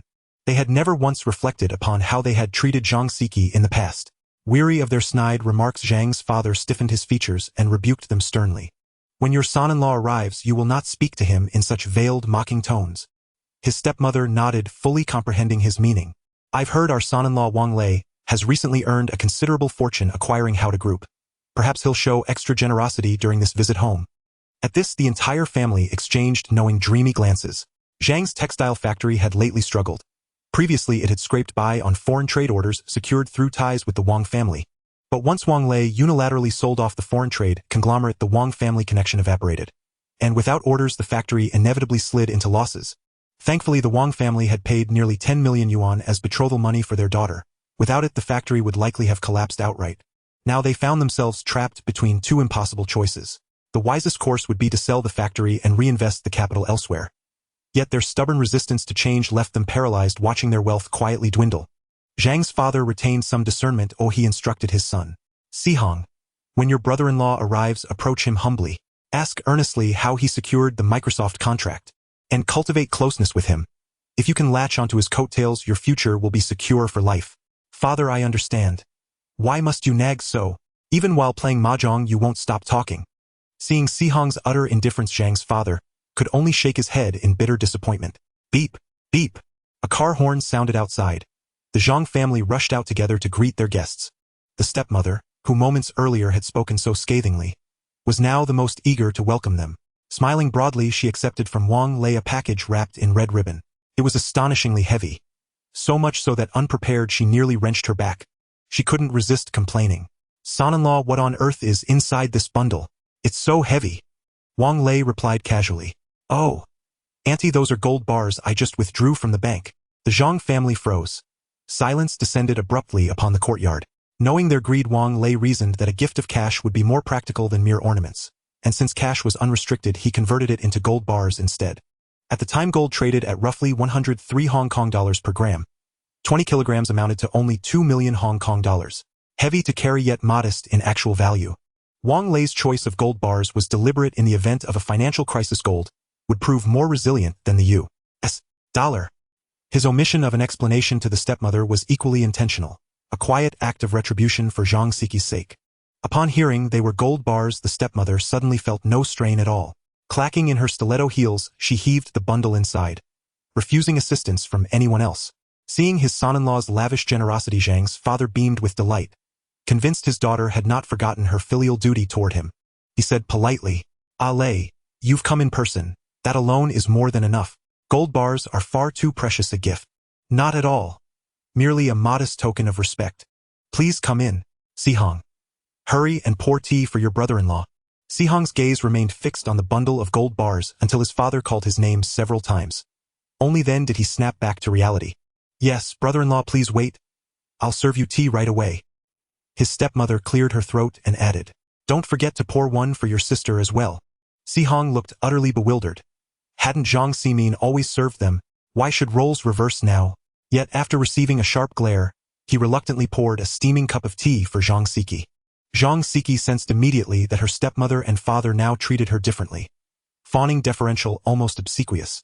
Only now did she finally grasp why Wang Lei had chosen such an extravagant gesture. She knew Wang Lei was a man who refused to suffer slights, and her heart swelled with profound gratitude. At this moment, Wang Lei still harbored no ill intentions. Indeed, he still acknowledged the Jeang family as Jeang Siki's kin, and dutiful filial respect remained natural and unavoidable. Yet as wine cups were raised and exchanged, these insatiable souls revealed their true colors. "Brother-in-law, could you possibly buy back the foreign trade group? Lately our factories have nearly run out of orders. So many people depend on us for survival. These are desperate times." "Sihong, are you truly putting your brother-in-law on the spot? Once sold, an item cannot simply be reclaimed." Her stepmother cut Jeang Siki off sharply, raising her voice in reprimand. "Siki, how exactly did I raise you? When men speak, women must not interrupt. Were it not for your husband's standing by traditional standards, you wouldn't even be permitted to sit at this table." Jeang Siki, long accustomed to passive endurance, instantly fell silent, her eyes brimming with wounded pride. Noticing Wang Lei's darkening expression, her father hastily interjected to smooth things over. "Son-in-law, let's continue drinking. The matter is settled. Your aunt has merely had too much to drink, pay her no mind." Wang Lei gave a stiff nod, yet inwardly seethed with resentment, scarcely able to fathom how many years of quiet suffering Jeang Siki had endured. To stand idly by while his own wife was humiliated would render him less than a man. He clasped Jeang Siki's hand firmly, deliberately wearing an expression of reluctant hesitation. "In truth, we sold the foreign trade group under unavoidable circumstances, and repurchasing it now would certainly mean a loss." Jeang Sihong perked up immediately. "A loss? Why would it be a loss?" In their minds, foreign trade was immensely profitable, daily earnings rivaling torrents of gold. Wang Lei drew out his words slowly. "When profits dwindle, even lucrative ventures become losses." All present paused, startled. His remark sounded ostentatious, yet it ignited the Jeang family's curiosity. "Brother-in-law, what business are you really in? Something even more profitable than foreign trade." Jeang Siki had no idea what Wang Lei was planning. She only felt his grip tighten ever so slightly upon her hand. "Stock trading, of course. Making money with money is the swiftest path to wealth. Let me confide in you, in just over 3 months my investments in the stock market yielded profits equal to 3/4 net earnings of the foreign trade company. 3-fold returns." The Zhangs well knew how feverish the stock market had become. Part of their own savings already sat within it. Yet without professional brokers to manage their assets, they could only trail behind the broader market, sipping scraps from its feast. Hearing of such staggering gains and rapid wealth accumulation, Jeang Sihong instantly believed he had uncovered the key to fortune. His stepmother couldn't resist leaping in first. "Lei, which stocks are you buying? We'll follow your lead." Seeing his bait take hold, Wang Lei replied with deliberate calm. "Auntie, it isn't about which stocks one buys. It's fundamentally about. Jeang Siki, sensing her husband's ulterior motive, gave him a subtle kick beneath the table. Her small gesture did not escape the watchful eye of her stepmother, who chided her. Siki, I admit I was wrong just now, but you know how I am, all talk and no filter. I beg your pardon. Won't that suffice? Please let Lei continue. Misunderstood and stung, Jeang Siki began to protest. Her younger brother chimed in, reproaching her gently. Sister, I confess. I've neglected you in the past. From now on I'll yield to you without question. Just let brother-in-law finish speaking. Her father too rebuked her with quiet disapproval. Siki, do you truly wish our family's circumstances to remain unchanged? Accused by all, yet ignorant of the truth. Jeang Siki felt utterly crushed. Siki, your parents are right. We've discovered the secret to prosperity, and to hoard it would be selfish. As Wang Lei cast her a pointed glance, Jeang Siki fell silent. Truth be told, it's no great secret. I simply employed leverage. Leverage. All nodded in sudden enlightenment. Wang Lei continued. Tenfold leverage, a mere 1% rise yields a 10% return. With the market surging so fiercely, selling our assets to enter the bull market was the only rational choice. The Zhang's eyes widened in dawning comprehension. No wonder Wang Lei, born to wealth, had liquidated his inheritance. He was riding the bull market with borrowed capital, chasing extraordinary gains. Zhang's father finally resolved to sell his small factory and invest the proceeds in leveraged stock trading. Mother and son exchanged knowing glances, both visibly eager to plunge in. Like most residents of Gongqing, they never imagined the market might collapse. This bull run had lasted 6 or 7 years, with most stocks ascending steadily. The thought of escaping their unprofitable factory, of no longer fretting over sales channels or workers' wages, filled the Jeang family with unrestrained joy. Their warmth toward Wang Lei grew markedly. They never suspected his hidden agenda. Only after the banquet ended, and Wang Lei settled into Jeang Siki's childhood bedroom, did she finally voice her complaint. You rogue, why did you mislead my family into stock trading? Given their inherent greed, once they taste extraordinary profit, restraint will vanish. Jeang Siki dared not imagine the catastrophic losses that might entangle the Jeang family in the stock market's quagmire. After all, Jia Sini, who managed Wang Lei's billions, had never employed leverage. Rationality is the bedrock of trading. Once desire takes the helm, ruin is inevitable. Wang Lei comforted her. With us beside them, ensuring their lifelong security is well within our power. Siki, your endless kindness only teaches them entitlement. Only a shattering blow will make them truly appreciate your worth. Once they're bankrupt, even modest aid becomes salvation, and you may even shape their destinies. Do you wish me to dispense millions every time we visit your family's home? Mention of millions stirred her compassion for Wang Lei. He had borne enough of the Jeang family's indignities. She reasoned at worst they'd face bankruptcy, and with them standing guard, starvation would never threaten them. Very well, husband. Let it be as you say. She had no inkling how terrifyingly irreversible the opening of Pandora's box of desire would prove. Late at night, when silence reigned, Jeang Sihong crept stealthily into his parents' bedroom. In utter darkness, his fingers found the safe tucked discreetly in the corner. Gazing at its numeric keypad, he smiled faintly, then entered his birthday. With a soft click, the safe swung open before him. His target was unmistakable, a heavy, gleaming bundle of gold. Swiftly, he replaced it with a pre-prepared brick wrapped in identical cloth, then slipped away, gold in hand, leaving no trace behind. 2 days later, in the office of Zhang Renyong at the Associated Press, when Zhang Renyong took out the bag of gold that had been lost and found, Wang Lei was momentarily stunned. Wasn't this the gold he gave to the Zhang family? How did it end up in Zhang Renyong's hands? Zhang Renyong was also a bit confused and asked in return, Sir, isn't this the gold bar I prepared for you? How did it end up in the hands of some rich second generation? These gold bars were originally stolen goods recovered from the underground market, remelted into gold bars, and then bought back by Wang Lei at a low price from the Associated Press. Because they all had unique marks from the Associated Press, Zhang Renyong immediately recognized that this was a gold bar that had flowed from his hands, and the quantity matched. So he immediately notified Wang Lei. Upon hearing this, Wang Lei connected the dots and asked, Is the kid handling the gold named Zhang Sihong? I think that's what he's called. When he needs money, he comes to pawn some luxury items. Without needing to confront him, Wang Lei could guess that it was definitely Zhang Sihong who had stolen the gold to sell. How much did you give him? Do you know what he plans to do? He took the 1.5 million Hong Kong dollars he exchanged and said he wanted to invest in stocks, also asking my subordinates if they had any money-lending business. Wang Lei chuckled. It seemed Zhang Sihong was also dreaming of getting rich. How did your people respond to him? Our main business is high-interest loans, and we welcome any business that comes to us. However, since this involves the gold, we are stalling him, merely responding that he is applying for funds and will be notified once ready. Now that Zhang Renyong was sure that Zhang Sihong had a connection with Wang Lei, He quietly probed, should I send someone to refuse him? Why refuse? We are open for business, especially for a big deal worth tens of millions. Even if the Associated Press refused Zhang Xihong, others would still do business with him. Upholding the principle of keeping profits within their own circle, Wang Lei began to think of ways to maximize benefits. Thinking of this, he instructed Zhang Renyong, why not change your lending company into a financial institution? Now that the stock market is so booming, there are many people who want to play with leverage, and since they lack channels, we will create a channel for them. Zhang Renyong detected the scent of money in Wang Lei's words. He had witnessed Wang Lei's trading acumen turning Haode from worthless into a market value of over $1 billion Hong Kong dollars with just a flip. Zhang Renyong rubbed his hands, intending to humbly seek advice. Theoretically, a normal large financial institution can provide clients with 5 to 10 times leverage provided they are relatively quality clients and the funding limits are usually restricted. What we need to do is create a virtual platform using clients' money to borrow funds from large banks to play with leverage in the stock market while providing clients with a virtual platform where they cannot truly control their accounts. Zhang Renyong, who enjoyed gambling, roughly understood Wang Lei's intentions. It was to use the client's money to play with leverage, sharing the profits with the clients, while if there were losses the clients would naturally bear the cost, even ending up owing them money. And Zhang Xihong is our most quality client. He has no collateral, the only thing he has is that 1.5 million in cash, and it is no problem for us to leverage him up to 15 million. The 13.5 million is what we lend him, and it will require a formal loan contract. If he profits, we will take 20 off the profits. If he loses money, naturally we will collect debts based on the loan agreement. With a 10x leverage, gains would be 10 times, losses would also be 10 times, and a 10 drop would trigger a liquidation. In normal institutions, as long as the collateral, 1.5 million, is not completely lost, the liquidation mechanism would be triggered and the maximum loss would only be the 1.5 million collateral.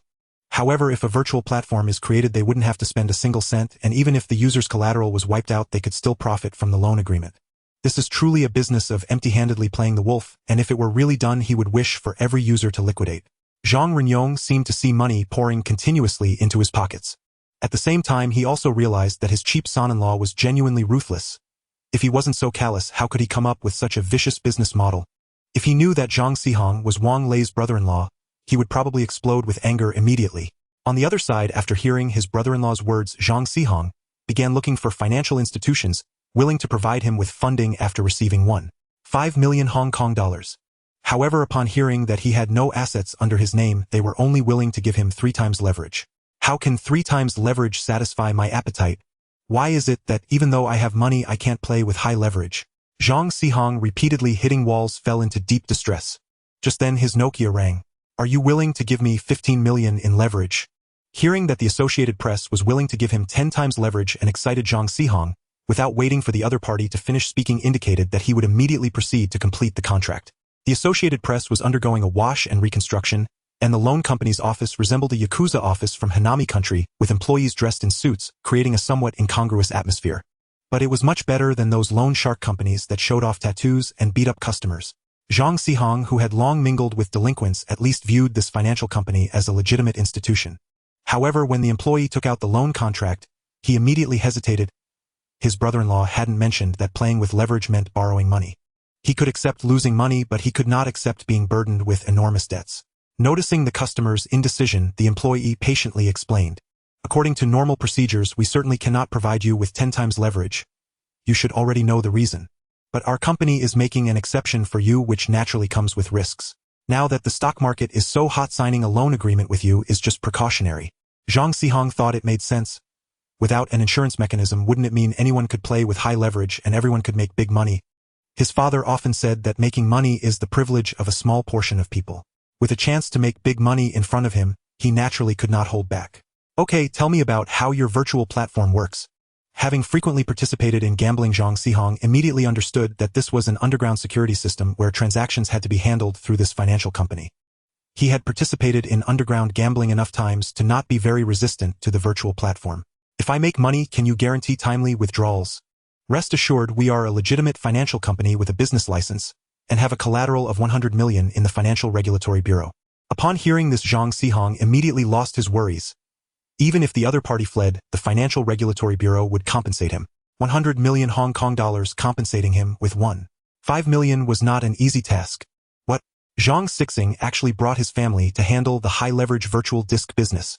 He brought his father over first for a 5 rebate, investing 10 million from the sale of the factory. Then he brought his mother, pouring in 8 million from their liquid funds. With just the 3 members of the Jeang family, Jeang Renyong managed to raise nearly 20 million in funds.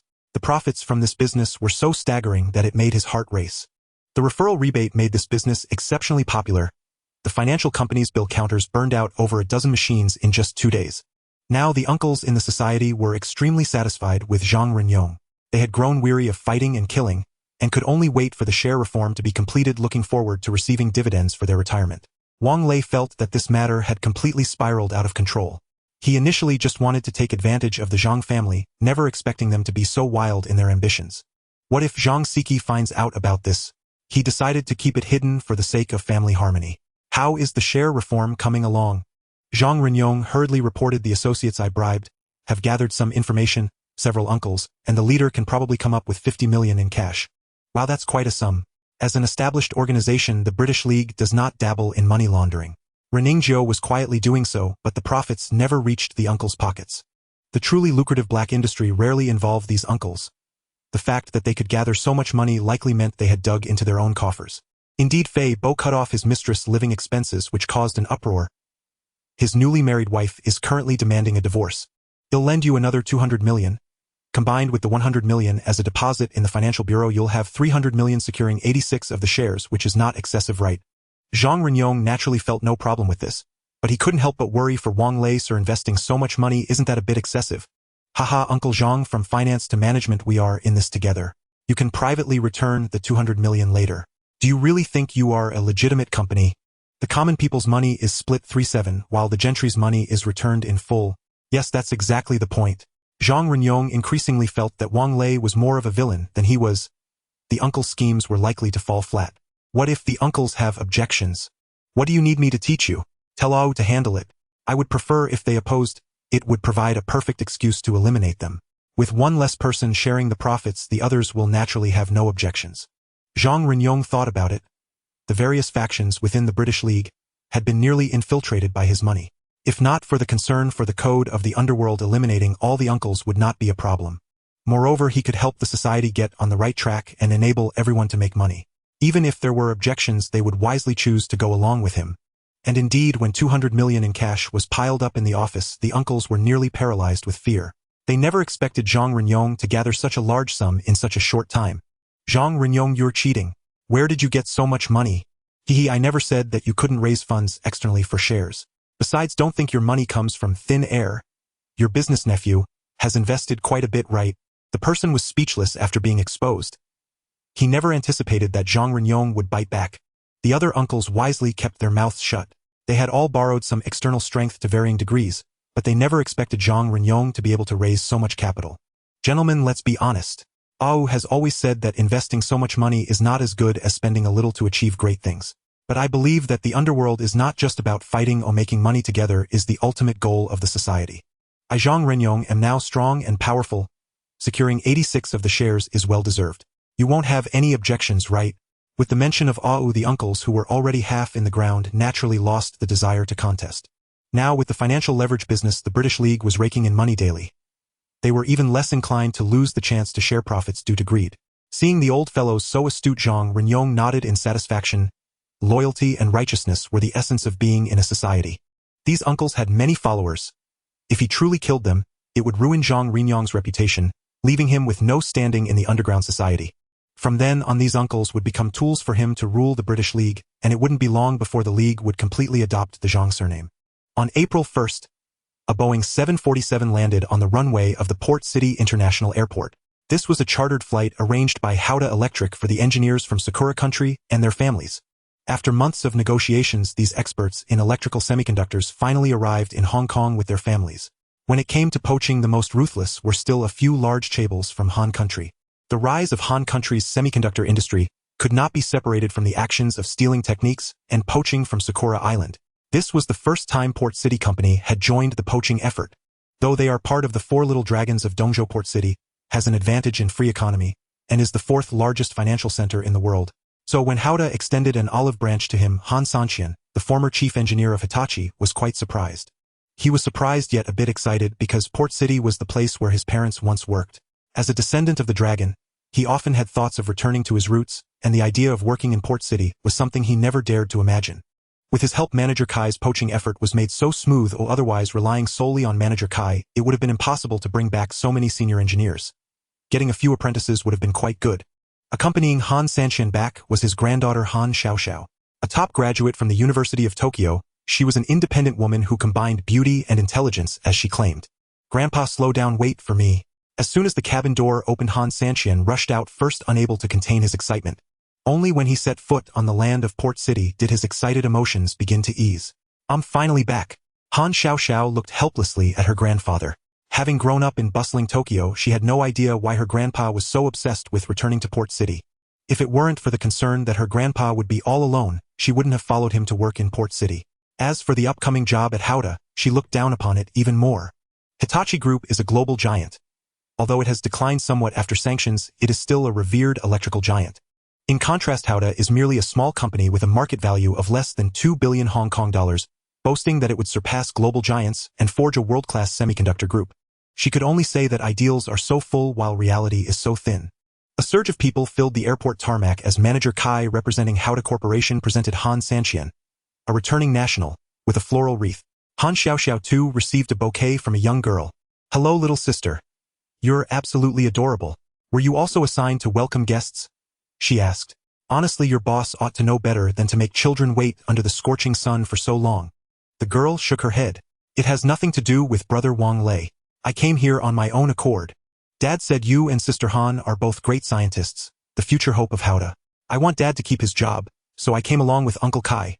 Han Xiaoxiao gazed at the girl's innocent, guileless face, so mature beyond her years, and felt a pang of tenderness. "Where is Haode's CEO? I was told he places great importance on us." The girl hurriedly explained, "Brother Wang Lei is family. He had an urgent personal matter to attend to, but he'll be back very soon." Repeatedly defending Haode's young CEO, the girl piqued Han Xiaoxiao's curiosity about Wang Lei himself. As Han Xiaoxiao chatted idly with the girl, a bus pulled up before the crowd, followed closely by a sleek, eye-catching Ferrari. Behind it stretched a procession of Mercedes-Benz sedans. To welcome the high-tech talent recruited from Sakura Island at premium salaries, Wang Lei had specially outfitted himself in a new ensemble. As the saying goes, clothes make the man as saddles make the horse. His entrance instantly drew every gaze. Wherever he passed, Haode employees bowed their heads respectfully and greeted him in unison, "Boss." This was no stage spectacle. The engineers could tell immediately that Haode's staff held their youthful CEO in genuine heartfelt esteem. Han Xiaoxiao, who had worked at major domestic tech firms, had never witnessed such a scene, and murmured in quiet astonishment. A female colleague beside her, starstruck, whispered in Japanese, "What a young president! And what a handsome younger brother!" In Sakura Nation, still reeling from its real estate bubble, collapsed, the economy remained stagnant. Many women, even highly educated ones, had been forced into teaching careers.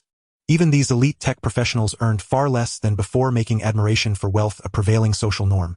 Her comment drew murmurs of agreement. The young CEO was astonishingly young. And just then the accompanying interpreter eagerly recounted Wang Lei's remarkable achievements. Only then did everyone learn that Haode had recently hovered on the brink of bankruptcy, until Wang Lei single-handedly rescued the company and ushered it into an entirely new era. "Yoshi, a grand welcome. Welcome to Hong Kong."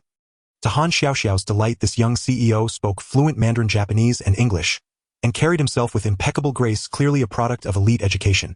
"Distinguished guests, welcome to Hong Kong. From now on, this city is your home. I will personally escort you to your hotel, and our double-decker bus will treat you to a breathtaking night tour of Victoria Harbor." Upon arrival at the hotel, the engineers felt Haode's sincerity firsthand. The company had reserved 3 entire floors of the K11 residences as their permanent residence. Aboard the double-decker bus, the Sakura Island engineers marveled at Victoria Harbor's dazzling splendor. Gazing upon the soaring skyscrapers and glittering urban tapestry, Han Xiaoxiao gained a fresh perspective on Hong Kong. She finally understood why her grandfather had declared Sakura Nation is declining while Hong Kong surges forward. Some districts' property prices rivaled Tokyo's zenith. After a brief Oneidae tour of Hong Kong, the newly recruited engineers brimmed with anticipation for their new professional lives.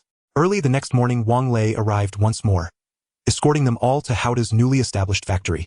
Within just a few days, a new 3-story building had risen on the factory grounds. Wang Lei gestured toward it and said, "Gentlemen and ladies, this is your workplace.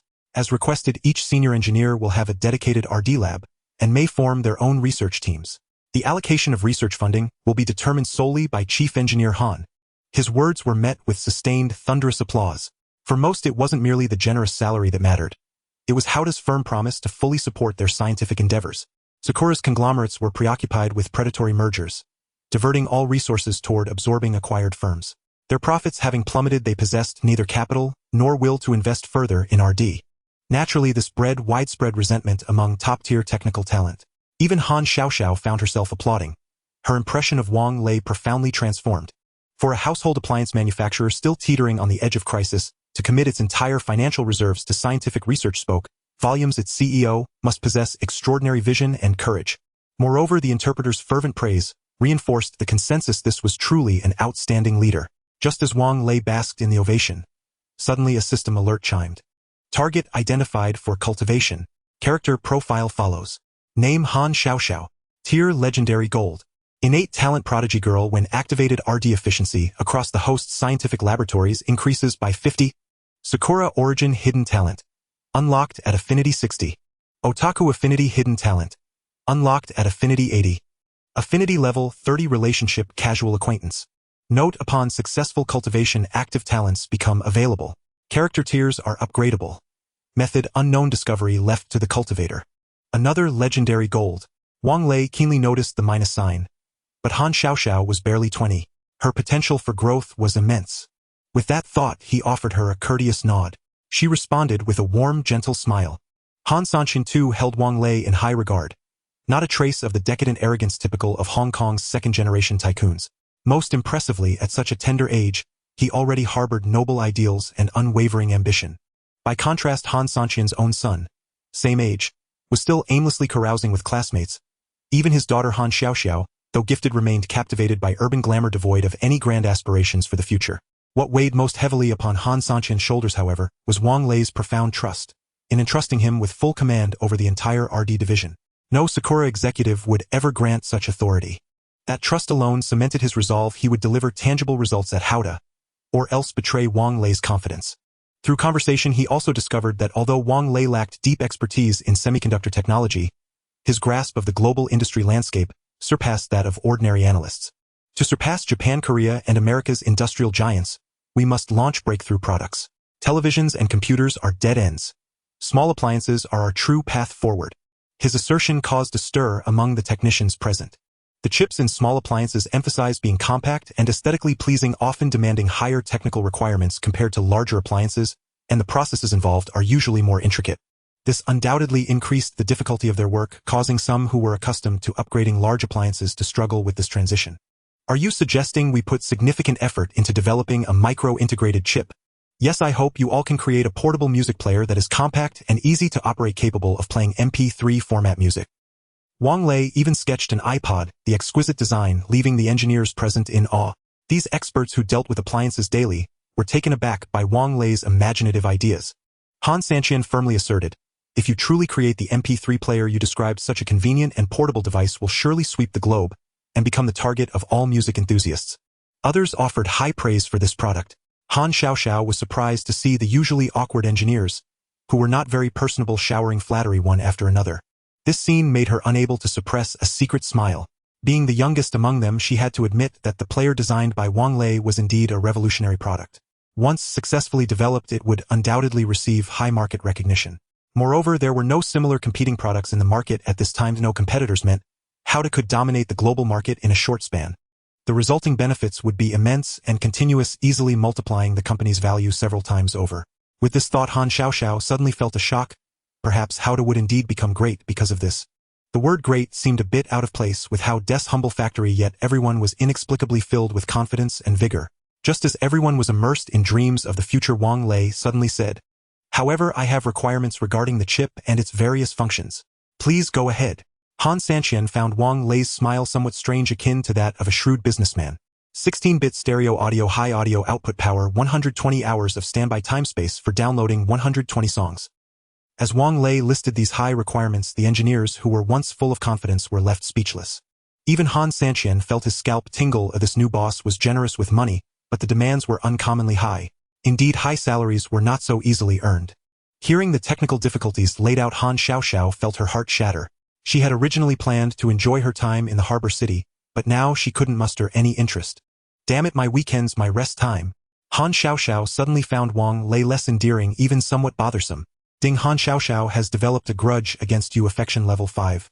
Upon hearing this prompt, Wang Lei was momentarily caught between laughter and tears, as it was his first time encountering a situation where affection decreased instead of increased. However, he wouldn't let Han Xiaoxiao and the other technicians off the hook, just because of a moment of softness.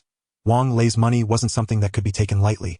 If the work wasn't done well, or if expectations weren't met, or if anyone hindered progress, even if it was Han Sanxian, he would have to pack up and leave.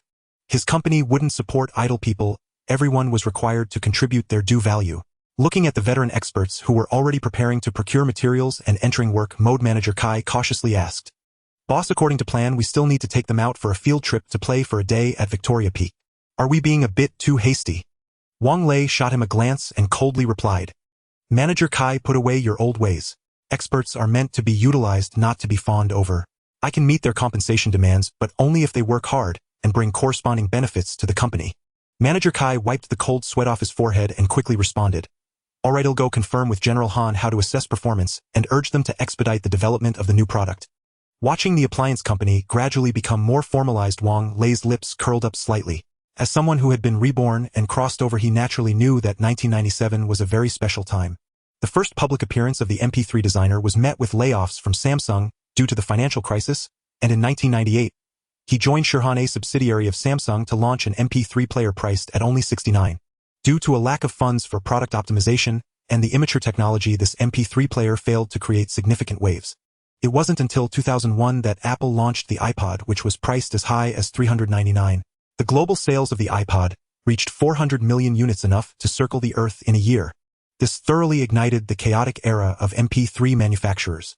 It wasn't until the prevalence of music phones that MP3 products gradually fell out of favor. In Wang Lei's memory, during the chaotic era of MP3 manufacturers, MP3 players supported a large number of domestic player manufacturers, allowing many tech companies to break through and survive. What he aimed to do was to follow in the footsteps of CEO Jobs, leaving Apple with no path to walk. Using the iPod's appearance and domestic prices, he intended to let Haode's products sweep the globe and become the foundation for his career. Meanwhile, at Samsung Electronics in Han Country, the Li family was listening to the work report from their subordinates. Han Sanxian has once again declined our invitation and has left the semiconductor research department of Hitachi. Along with him, many experts and scholars from the semiconductor and electronics fields have also left. Hearing this name, Li Jianxi frowned slightly and sternly asked, "What are you doing? Didn't I tell you to keep a close eye on that kid Han Sanxian? How are you handling things?" Faced with the tycoon's fury, the subordinate's voice trembled as he responded, "We had originally reached an agreement with him on certain matters, but a new force suddenly emerged." "Who is it? Modern Group, Daewoo Electronics, or someone else?" In terms of poaching, experts from Sakura Country, Samsung spared no effort. Unlike other tycoons, the Li family regarded chips as the foundation for future ventures, so most experts chose Samsung Electronics. Not at all. It is said to be a newly emerging electronics company in the harbor city, which recently secured an outsourcing order from Microsoft. Li Jianxi and Li Ziqing couldn't help but show expressions of ridicule and disdain. An outsourcing factory wanting to engage in chip development. However, knowing Han Sanxian's capabilities, Li Jianxi had no intention of letting this old engineer off the hook. "Keep persuading Han Sanxian. If he remains obstinate, then ruin him. If I can't have it, no one else can." The cold voice sent shivers down the spines of his subordinates. Since June this year, the Hang Seng Index has officially surged past 15000 points, repeatedly hitting new highs. Red chip stock Tsingtao Brewery continues to perform robustly. Buy it, buy it. Listening to the stream of bullish news from the cafe's radio broadcast, Jeang Sixing shoveled 2 hurried mouthfuls of rice into his mouth. He drained his bubble milk tea in one gulp and slapped a 100 Hong Kong dollars note onto the table. "Keep the change." With that, he rushed out and climbed into his newly purchased Ford Mustang. In just 4 months, the stocks he'd bought had rocketed upward by 20. As if propelled by an invisible motor. Calculated at 10-fold leverage, this meant he had nearly doubled his capital. Though Inglian Securities operated only a virtual trading platform, trades could be executed instantly, buying and selling with full liquidity. To verify whether such transactions carried real risk, he deliberately sold roughly HK 300,000 worth of shares. And sure enough, HK 240000 appeared in his account the very next day. Long dreaming of owning a luxury car, he promptly acquired a brand new entry-level Ford Mustang sports car. Lately, several stylish young women had even approached him flirtatiously. Just thinking about his current net worth of nearly 5 million Hong Kong dollars sent a rush of heat through his chest. Upon arriving at Inglian Securities trading hall, Jeang Sixing was met with a roaring cacophony of voices and a wave of stifling heat. Traders stared raptly at the big board, shouting with feverish excitement. Jeang Sixing cast a disdainful glance at the crowd before turning and joining their raucous cheers himself. Even through several layers of walls, Wang Lei, seated in his office, could still hear the thunderous shouts echoing from the virtual trading floor. Meanwhile, Zhang Renyong stood before him, notebook in hand, reporting on June's performance. Sir, our managed accounts have now crossed the 2 billion Hong Kong dollars mark, and over the past month alone we've onboarded more than a dozen high-net-worth clients. Have any clients recently liquidated their virtual portfolios? Zhang Renyong looked startled. With the market soaring so fiercely, no one would dare sell. Everyone's only buying. Hearing this, Wang Lei nodded thoughtfully and issued a new directive: begin winding down. Sell off every single stock we hold. Zhang Renyong hesitated, then couldn't help but ask, Sir, our funds are generating daily profits in the market. This is precisely the golden window for gains. Selling now seems unwise. Wang Lei fixed him with a sharp, probing gaze. Are you using leverage yourself? Zhang Renyong, ever fond of gambling, offered a sycophantic smile. The market's simply too irresistible. I dabbled in modest leverage and committed 2 million Hong Kong dollars alongside our positions. His smug demeanor betrayed how much he believed he'd already profited in the market. Not bad. But heed my advice, start selling immediately. Seeing Wang Lei's grave expression, Zhang Renyong felt a sudden chill. He leaned in, lowering his voice. Sir, have you received insider intelligence? Wang Lei replied bluntly, yes. I have confirmed intelligence. 2 major hedge funds plan to jointly attack the Thai baht again by month end. Not only Thailand but also the other 4 little tigers of East Asia. Their currency systems will collapse, triggering a colossal financial tsunami. Zhang Renyong sensed the gravity yet remained puzzled. How could short-selling the 4 tigers' currencies possibly affect Hong Kong's stock market? Fully aware of his subordinate's temperament, Wang Lei explained calmly, if those 2 hedge funds succeed in shorting the 4 tigers, whom do you suppose they'll target next? Zhang Renyong asked incredulously, would they dare provoke Hong Kong? Never underestimate the ambition of Wall Street capitalists. Both funds built their empires by shorting U.S. assets, even their own nation's markets. If they dare bet against America, what frontier would they hesitate to breach? Zhang Renyong nodded slowly, enlightenment dawning. Like a junior climbing the ladder, step-by-step, ambition swells with each rung. Now I understand exactly what you mean, sir. But even if they attempt to short Hong Kong's currency, how does that connect to the stock market? Wang Lei rubbed his forehead, preparing for another round of explanation. The most effective way to short a currency is to dump massive volumes of it across international financial markets. To achieve that, one must first amass enormous reserves of the target currency. The swiftest method is borrowing HK dollars from banks, then relentlessly flooding the market with sales, inciting panic and collapsing the exchange rate. Once the currency crashes, they repurchase the borrowed HK dollars at rock-bottom prices, locking in immense arbitrage profits. Zhang Renyong understood this logic well. Borrow 2 sheep from your neighbor and sell them in the marketplace. Then spread rumors of diseased livestock. Word spreads like wildfire, prices plummet, and he buys back the sheep cheaply to return them. The profit earned easily covers the cost of an additional sheep. Wang Lei continued, the most direct countermeasure against such currency shorting is to sharply raise interbank interest rates, multiplying the hedge fund's borrowing costs, while simultaneously buying back HK dollars at premium prices to stabilize the exchange rate. Once interest rates surge exponentially, conservative investors will flock to deposit funds in banks, earning steady, secure returns that rival or even surpass those from equities trading. Zhang Renyong grasped the chain reaction instantly and added, so everyone will sell their stocks and shift capital into bank deposits, opting for safer, more stable investments offering comparably attractive yields. Yet even after comprehending the stakes, he still winced inwardly at the thought of abandoning such frenzied gains. Wang Lei observed his conflicted expression with quiet understanding. Wang Lei himself couldn't guarantee history wouldn't veer from its known course due to his intervention. So he said plainly, here's a clear benchmark. If on July 2nd Thailand's official announcement declares abandonment of its fixed exchange rate regime in favor of a free-floating system, that signals Thailand's surrender. At that moment, don't hesitate, liquidate every share you hold. Grasping the severity, Zhang Renyong nodded emphatically. Should any clients request redemptions in the interim, honor them fully. As for the rest, let them fend for themselves. Having concluded their discussion, Wang Lei exited through the rear door, only to encounter Zhang Sixing stepping out for a quick bathroom break. Flush with recent profits, Zhang Sixing practically floated on air. Unclean Law, you're here too. You won't believe how wildly my stocks have surged lately. The young man launched into an animated, boastful monologue right before Wang Lei. Wang Lei sighed helplessly. Sixing, remember, stock trading carries inherent risks. Invest with prudence. Don't worry, uncle. I've got it under control. Later I'll treat you to dinner and karaoke. Zhang Sixing clearly hadn't absorbed a word. Watching him stride away, Wang Lei shook his head slowly. July 1st. The Port City Conference and Exhibition Center was ablaze with lights as the handover ceremony between the two nations took place. The flag of the Eagle Nation slowly descended, while the flag of the Dragon Nation swiftly rose, heralding the arrival of a new era.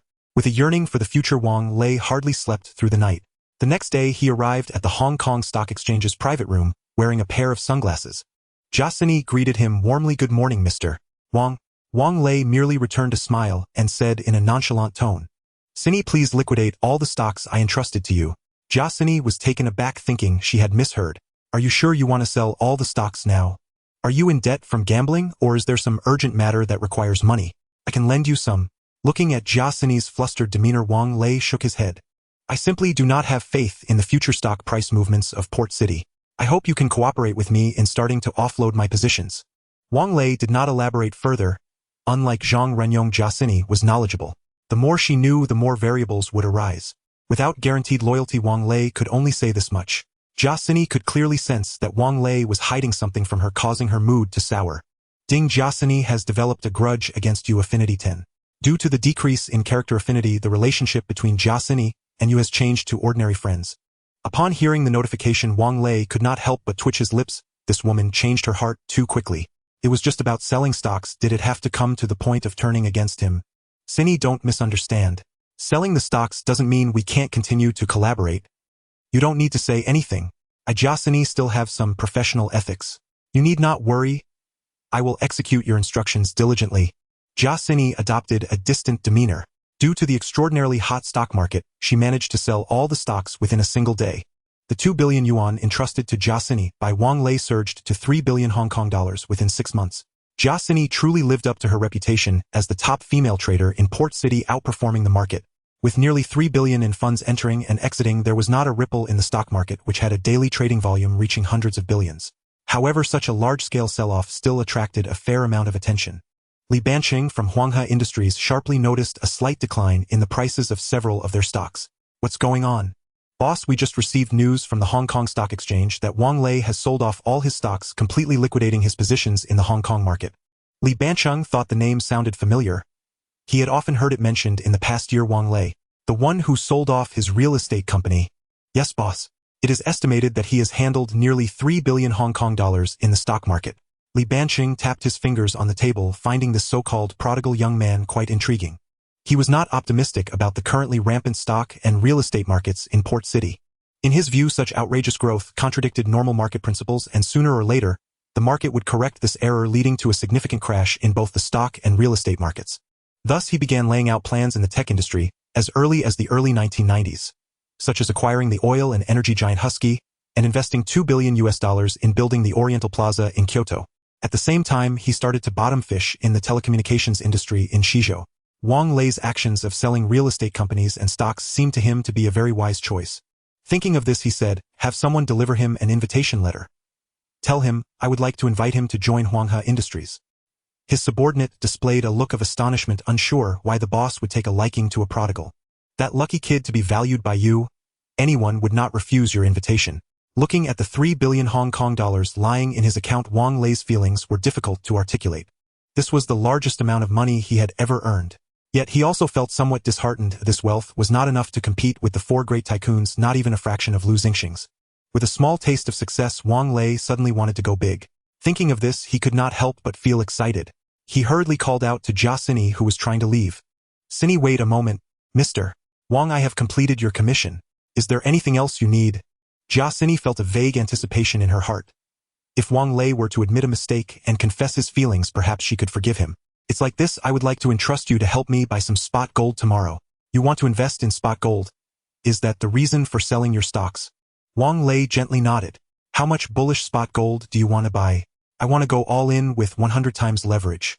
Spot gold leverage trading can simply be understood as margin trading. For instance, if the current gold price is 280 Hong Kong dollars per gram, buying 1 gram requires 280 Hong Kong dollars. If using margin trading, only a margin of $280 is needed to buy a spot gold contract worth $28000 100 grams. If the price of gold rises within the contract period, the profit will naturally be magnified by 100 times. However, if the price of gold falls by more than 1, Wang Lei would lose 3 billion in margin, and unable to supplement his positions would have to declare a margin call, potentially losing a large sum to the bank. Jiaxini thought Wang Lei was insane. Using 3 billion Hong Kong dollars and playing with 100 times leverage banks would not take such a bet. She rolled her eyes beautifully and said helplessly, "Are you so confident that the gold price will rise?" "Yes, and it will start to rise tomorrow." Siam would announce the implementation of a floating exchange rate system tomorrow, and the officials' neglect would further exacerbate the collapse of the Thai baht. Other allied nations would also fall into a state of panic. There is an old saying, in chaotic times gold flourishes, in peaceful times jade does. Investors caught in panic would flood into the gold market to preserve value, naturally driving the price of gold up. This is why Wang Lei thought of using such high leverage. Even if the gold price unexpectedly fluctuated and he faced a margin call, he still had the 2 billion Hong Kong dollars from the British news agency as a backup. With the 2 billion principal placed in the American stock market, he also had a chance for a comeback. Seeing Wang Lei being so adamant, Jiaxini became increasingly curious about his true intentions. She did not believe that Wang Lei, who had driven Haode Electric to sky-high prices, would make such a decision impulsively. With 100 times leverage, even if I agree, the bank will find it difficult to comply. A small bank cannot afford 300 billion Hong Kong dollars, and a big bank cannot handle it. I can only pull some strings to help you get 15 times leverage. Wang Lei thought for a moment 15 times leverage would be about enough to meet his expectations. Alright, let's do it that way, and the compensation will be as per our usual arrangement. Mr. Li Banking has invited me to dinner. Yes, Mr. Wang. This is a rare opportunity. Seeing the butler's smug expression, as if he just struck gold, Wang Lei instantly lost all interest. To others, forging a connection with Li Banking meant boundless advantages and a smoother path ahead. To him, it was merely enduring the tycoon's self-aggrandizing performance. Li Banking was nothing more than a real estate magnate who'd amassed his fortune riding the tides of the era, profiting from blood-soaked bread. What authority did he possess to lecture on statecraft or debate heroes over wine before a transmigrator like himself? Please convey my sincere apologies to Mr. Li. I'm far too occupied to dine with him. The butler, who'd expected an immediate acceptance, visibly deflated. Jiaxini hastily nudged Wang Lei, urging him not to be reckless. This was a golden chance to secure patronage. With the Li family's backing, he could bypass years of arduous struggle. Yet Wang Lei had no intention of relenting. He was no sycophant. Li Bansang's attempt to recruit him as a subordinate was profoundly misplaced.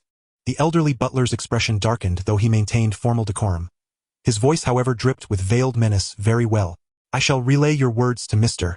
Li, exactly as spoken. After they departed, Jiaxini reproached him. How could you act so foolishly? That's Li Banking, the apex tycoon of Hong Kong, second only to Li Zhaoji and the gambling king in wealth. Wang Lei smiled faintly, eyes glinting with disdain. This financial crisis marked a pivotal turning point. Li Zhaoji, the current Hong Kong billionaire kingpin, was suffering catastrophic losses as both stock and property markets collapsed. Only by swiftly relocating assets to hedge risk had Li Banking secured his ascent toward becoming the wealthiest man in Dongzhou. But now, with Wang Lei in play, that path would grow steep and treacherous. His aim was clear: to challenge Li Bansang's supremacy, using this very crisis as his battleground. At the thought, a fierce, anticipatory light ignited in his gaze. In that gaze, Jiaxini saw raw ambition and an unyielding, indomitable will. His commanding aura sent her pulse racing. A notification chimed silently in her mind. Jiaxini's admiration for you has surged. Affinity 10. Due to rising affinity, your relationship with Jiaxini has shifted to admiration. Cini.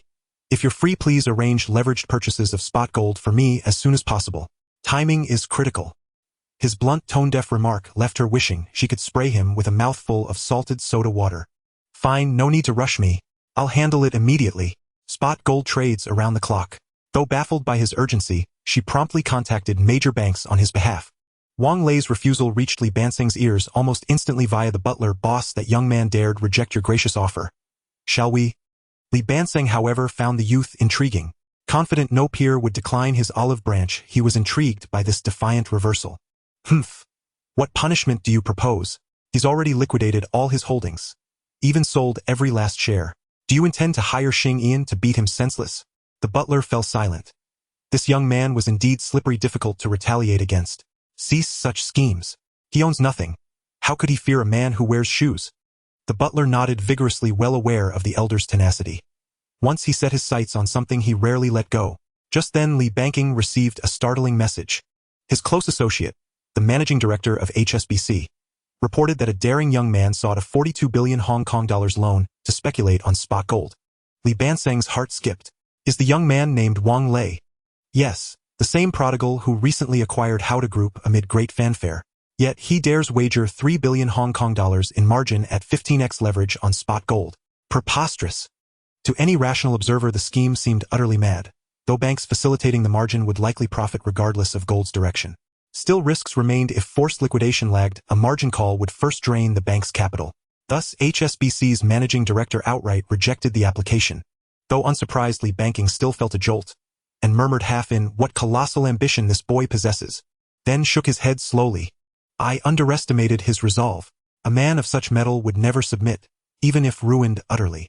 Managing director, on my word, approve his financing. Sir Li, you truly endorse this gamble. Indeed, he must possess insider insight. Should he win, he'll soar beyond reckoning. And remember our timely aid. Should he lose, you may intervene to liquidate early. Then we become his lifeline, helping him rise anew, and he'll owe us eternal gratitude.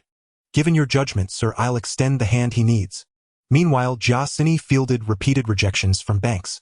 Seeing her undaunted spirit, Wang Lei relented. Sini, if it proves impossible, tenfold leverage would suffice. That only steeled her resolve. With fierce pride, she declared, my lexicon holds no phrase impossible. I'd avoided invoking connections, but now it's unavoidable. Watch closely. She then dialed a contact. Lan. I have a favor to ask. It may place you in a delicate position.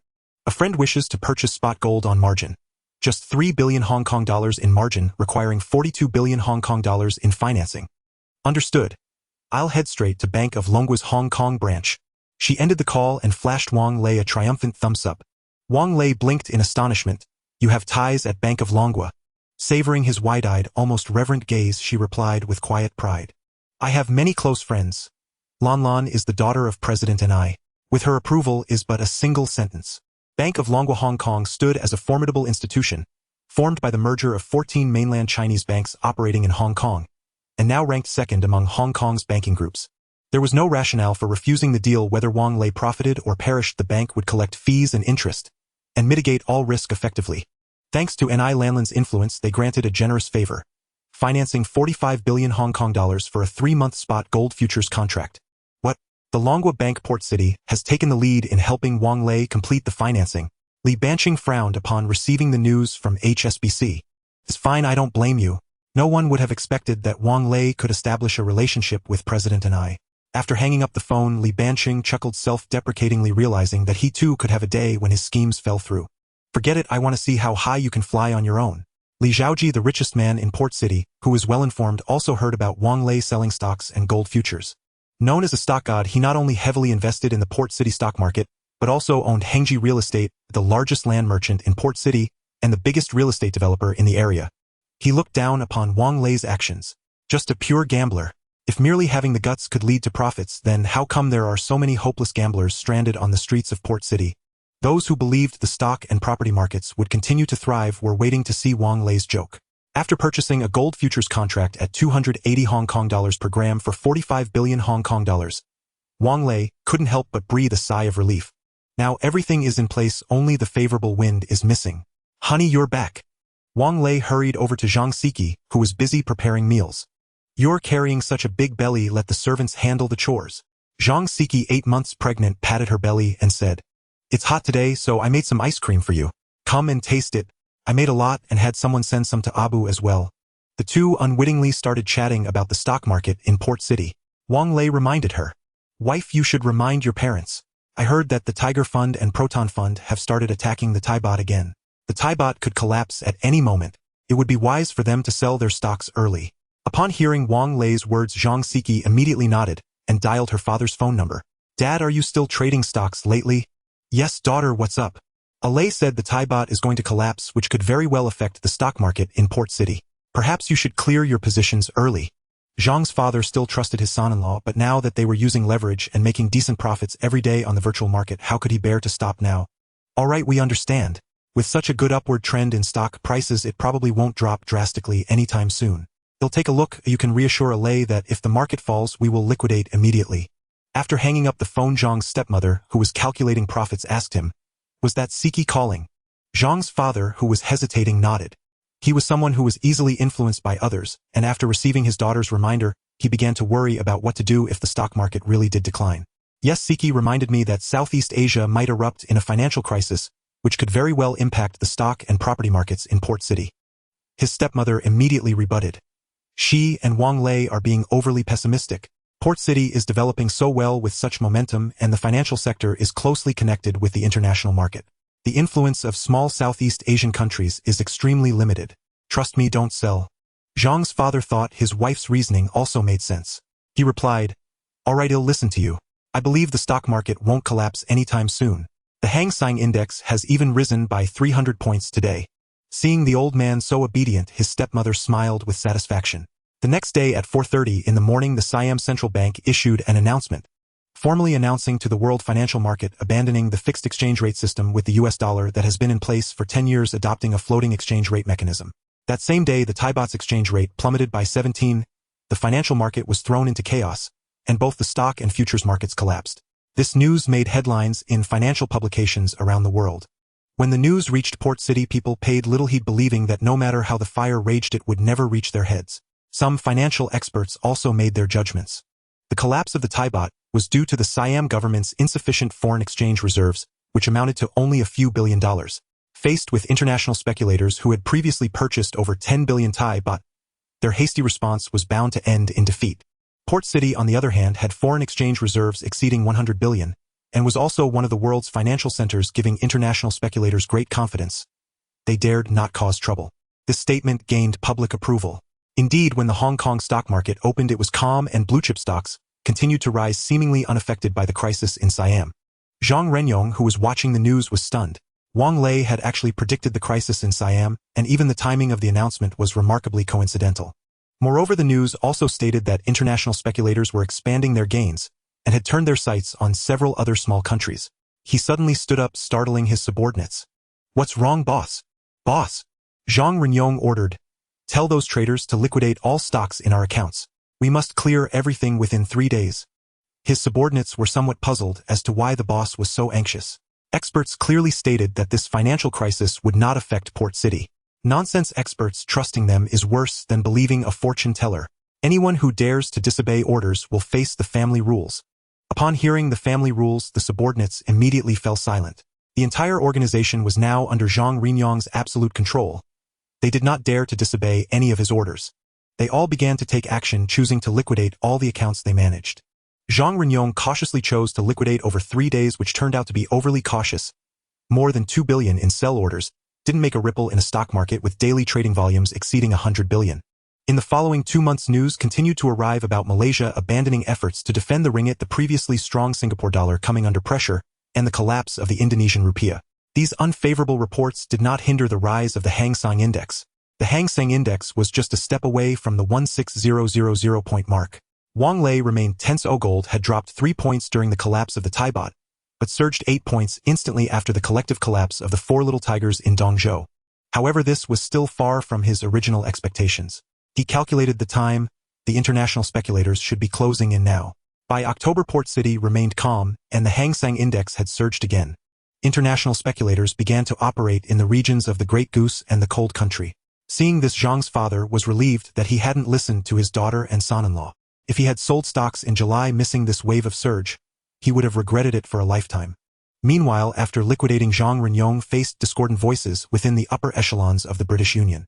Many criticized Zhang Renyong, who was in charge, for disregarding the interests of the organization, acting unilaterally, and being dictatorial, warning that he would eventually lead the British Union downhill. Under these circumstances, Zhang Renyong sought out Wang Lei. "Mr. Wang, those elders have been voicing strong objections lately, claiming I'm obstructing their profits." Watching him nervously rub his hands together, Wang Lei instantly knew he was having second thoughts. Coldly, he replied, "Let Wu eliminate anyone who objects. It'll only mean one fewer person to split the profits with." But at that moment, a breaking international financial report flashed across the television screen. Today, Proton Fund offloaded nearly 10 billion Hong Kong dollars in Hong Kong dollars at the Eagle Nation Currency Exchange. Other global hedge funds swiftly followed suit, triggering a near 10 plunge in the Hong Kong dollar. The Hong Kong Monetary Authority was forced to expend massive reserves to repurchase its currency. To avert a repeat of the Siam crisis, the Monetary Authority announced a 200 basis point hike in interbank lending rates. The broadcast also featured interviews with passers-by, all expressing unwavering confidence in the authorities' ability to defend the exchange rate. Wang Lei sprang to his feet, eyes blazing. It's begun. Jeang Renyong, puzzled by his sudden fervor, asked. The exchange rate has already been stabilized by the monetary authority, and Hong Kong holds nearly US 100 billion in foreign reserves. Surely these international speculators will back down once they realize the odds. Wang Lei shook his head. He knew Proton Fund's true target wasn't the exchange rate, but the stock market. Currency attacks are merely a smokescreen deployed by global capital. Their real aim is to force the monetary authority to raise interest rates.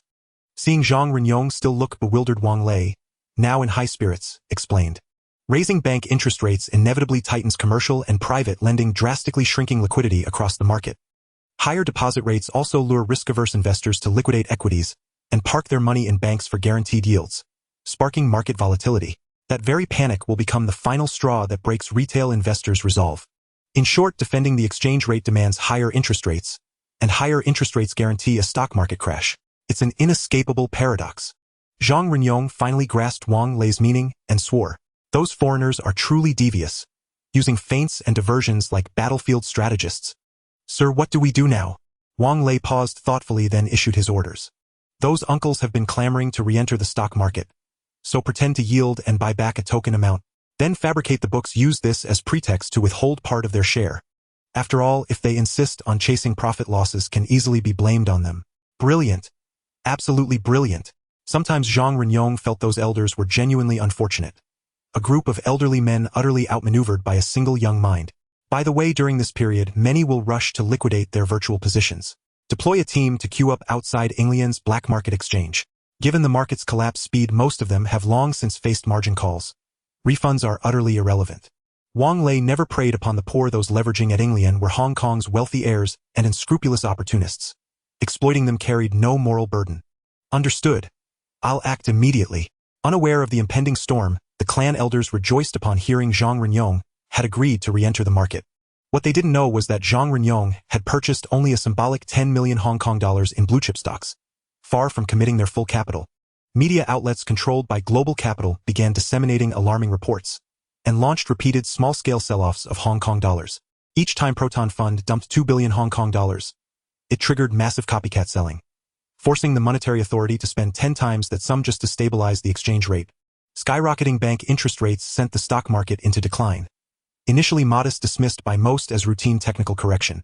Then came the steeper drops, hundreds of points at a time in the Hang Seng Index. Alarmed, the Jeang family rushed toward England's trading hall. Jeang Sr. kept berating his second wife. Siki and her husband warned us the market would crash. We should have listened, yet you insisted on buying.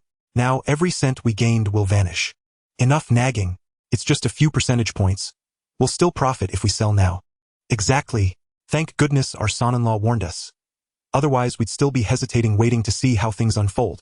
If we don't sell now, in a few days it'll be too late to escape. Mom, Dad, stop arguing. My brain's about to explode, shouted Jeang Sixing, exasperated behind the wheel. His outburst startled both parents. His demeanor seemed strangely agitated. Sixing, did you borrow money from England too? Just a few $100,000, just for fun. I'll still make a little profit when I sell later. A father knows his son best. Spotting the flicker of evasion in Jeang Sixing's eyes, Jeang Sr. knew he was lying. But this wasn't the time for interrogation. He buried his doubts deep. To their dismay, a massive traffic jam blocked their route halfway. The entire family grew frantic, like ants on a scorching pan. Jeang Sixing leapt from the car and hurried to ask a traffic officer what had happened. An overloaded sand truck skidded on the curve and collided with a pig transport vehicle. Live hogs scattering across the road and mounds of sand completely sealing the intersection. The officer muttered, bemused. Strange. This road sees almost no traffic normally. Today, though, it's as if everyone coordinated their arrival. A perfect traffic storm. Realizing the gridlock wouldn't clear anytime soon, Jeang Sixing urgently urged his parents. We're abandoning the car. Let's run. Sell the stocks first. That flash of ingenuity was born purely of desperation. Jeang Sr. portly and breathless, his stepmother clutching high heels in both hands, Jeang Sixing himself sweating profusely after just a few steps. They became an unforgettable sight along the road. Seeing them abandon their vehicle, others suddenly snapped to attention and surged forward, racing toward England en masse. The three were instantly swallowed by the tide. When they finally reached England, a serpentine queue already coiled twice around the building. Gasping for air, the family stared at the crowd and sank into silent despair. Zhang Sixing's face had gone deathly pale, his expression hollow with utter desolation. It's over. Utterly, irrevocably over. October 20th, 1997. Su Dingming, an ordinary taxi driver in Hong City, would never forget this day. After a 6-day trip to the mainland, he returned home only to discover that his stocks, valued at over HK 300000, had plummeted to less than HK 40000. This excerpt is drawn from a report by People's Daily. A slight dip in the stock market triggered widespread panic among investors who rushed to dump their shares. Imagine the scenes during the pandemic when supermarkets were stripped bare overnight. In the grip of fear, people had already lost the capacity for rational thought. When Zhang Sixing's family finally reached the counterstaff, they received devastating news: the market had crashed too swiftly, and the overwhelming tide of margin calls left no time to liquidate their positions. Not only had their margin been entirely wiped out, but they now owed a substantial sum to Inglian Securities. Everyone present wore expressions of utter devastation. Zhang Sixing staggered weakly toward his parents. His stepmother, unable to bear the blow, had already collapsed onto the floor. His father stood dazed and hollow-eyed. "Sixing, what did your insider friend say?" "He said the debt from our margin call can be waived, but the promissory note is irretrievable." His father exclaimed, agitated. "This is a stock market catastrophe. The promissory note should be void. How could it possibly remain enforceable?" Zhang Sixing wore a look of profound helplessness, as though adrift in a waking dream. Inglian Securities itself suffered massive losses. "Our promissory note has become a non-performing asset and must be pledged to the bank." His father, familiar with the term non-performing asset, understood instantly Inglian Securities owed money to the bank and would have to sell their promissory note, deemed unrecoverable, to another institution. At this realization, he swayed unsteadily on his feet. A non-performing asset did not mean the debt was forgiven. Rather, the acquiring institution could demand repayment at any moment. His stepmother stood, frozen, tears streaming down her face. "What do we do? I mortgaged our home. Does that mean strangers could seize our house at any time?" Her wails echoed inside his skull. Seeing his son's shattered expression, he knew, with chilling certainty, that his son too had lost heavily. The family's deepest regret was having ignored their daughters' and son-in-law's warnings. Had they exited earlier, they would never have fallen into this abyss of crushing debt. Zhang Sixing suddenly remembered something. "Let's go to our brother-in-law. He'll surely know how to help us." His stepmother nodded fervently. "Yes, we'll lie low for a while and perhaps the storm will pass." Yet his father, a man who prided himself on dignity and self-reliance, found it impossible to humble himself. Worse still, after learning he had failed to close his virtual trading positions, Zhang Sixing had erupted into a furious argument with him, making it all the more unbearable to seek her husband's aid now. Then another thought struck him. We still have that bag of gold. Our son-in-law's gift, meant precisely for emergencies like this. Let's pawn the gold amid the chaos and flee to Ao City. Gold prices have surged significantly. This stash alone could fetch over 2 million Hong Kong dollars. There we can start anew. In a few years we'll borrow from our son-in-law again, and rise once more. His stepmother immediately threw her full support behind the plan. 2 million Hong Kong dollars was an enormous sum in those days, and since gambling was legal in Ao City, she believed fortune might yet smile upon them. As the saying goes, when under someone else's roof one must bow. She knew well how harshly she had treated Zhang Sixing in the past. Her words had been cutting, even cruel, and she dreaded facing retribution. Seeing his parents' eyes gleam with hope, as if clutching at a lifeline, Zhang Sixing's expression darkened further. He had no idea how to confess the truth to them. Like a marionette pulled by invisible strings, he allowed his father to lead him home. When they opened the safe, Zhang Sixing turned his head away, bracing himself for the coming storm.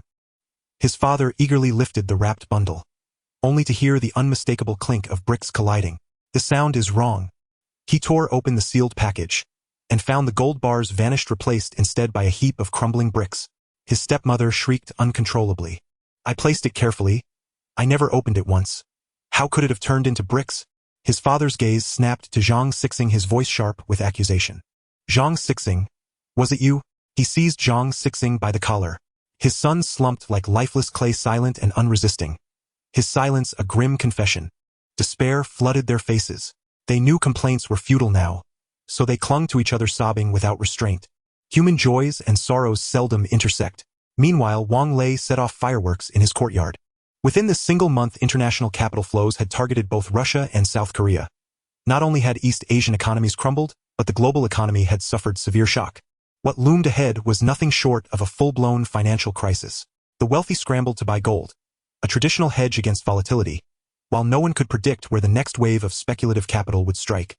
Gold prices soared globally, surging 20 above the price at which Wang Lei had purchased physical gold. This meant he could cash out immediately, and had already accrued 9 billion Hong Kong dollars in profit. And this was merely the beginning. As Hong Kong stocks plunged further, gold prices were poised to climb even higher. Zhang Siki quietly rejoiced for her husband. Everyone had dismissed Wang Lei's bold Allen bet on physical gold. Yet reality had proven his gamble brilliantly correct. Just then searing pain gripped her abdomen. Beads of sweat broke out across her forehead. An experienced midwife declared, "Madam is going into labor. Boil water immediately and summon the doctor." Hearing this, Wang Lei was overcome with exhilaration. After so long, he was finally about to become a father. Truly double joy had arrived at once. Upon receiving the call, the doctor rushed to the Wang residence with several nurses, and Wang Lei was promptly ushered outside. After a tense, breathless wait, a clear, melodious cry pierced the air. "Congratulations, sir. It's a boy." Instantly a system prompt chimed. "Congratulations, host. The character Zhang Siki has given birth. A birth reward has been granted. A character rank upgrade card has been awarded.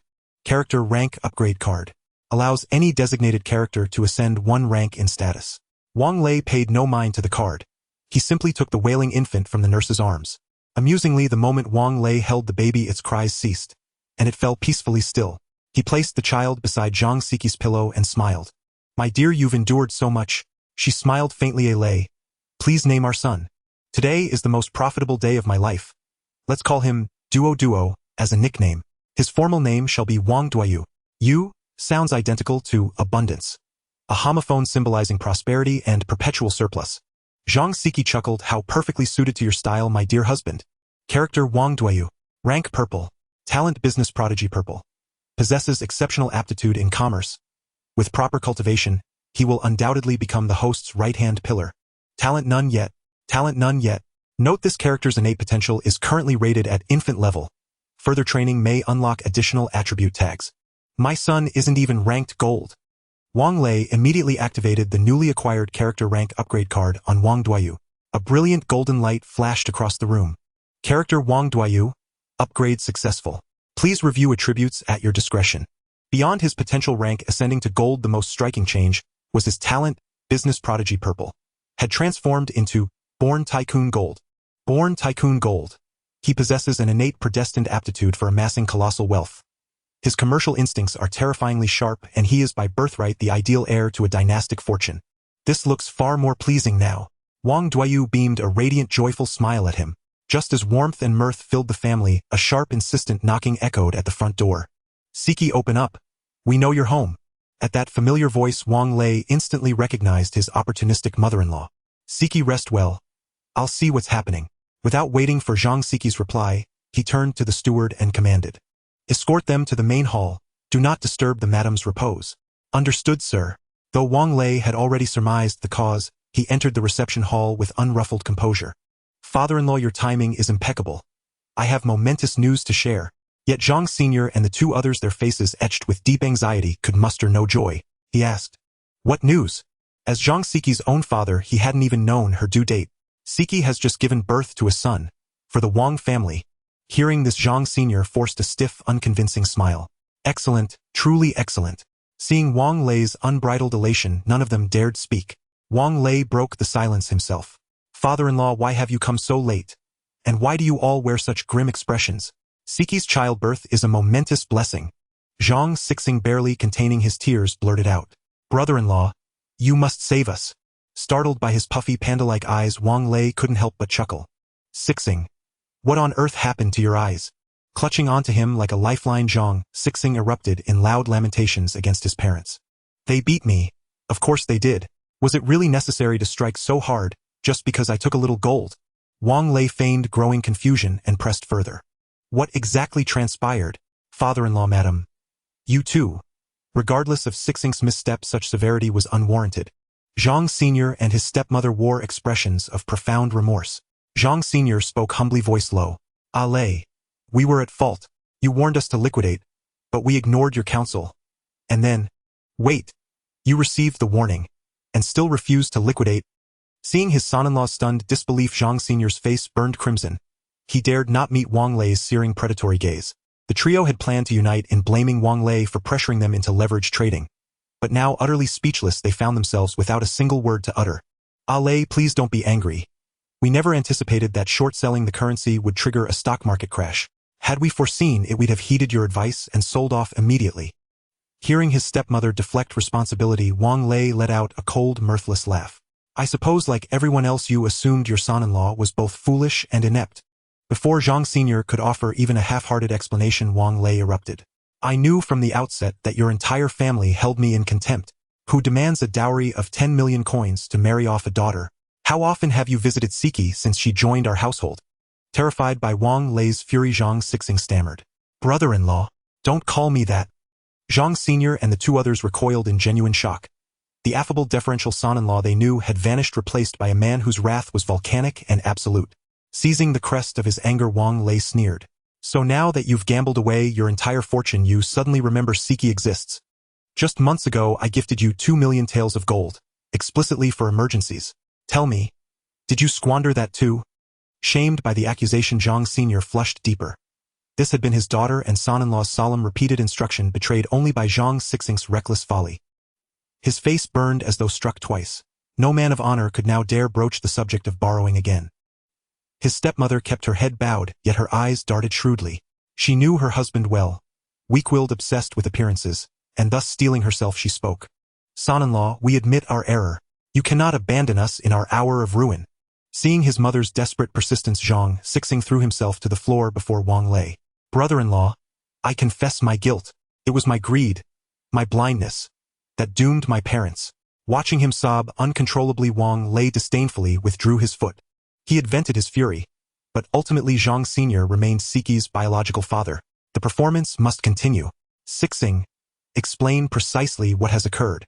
Relieved that his brother-in-law might intervene, Jeang Sixing hurriedly recounted the full chain of events.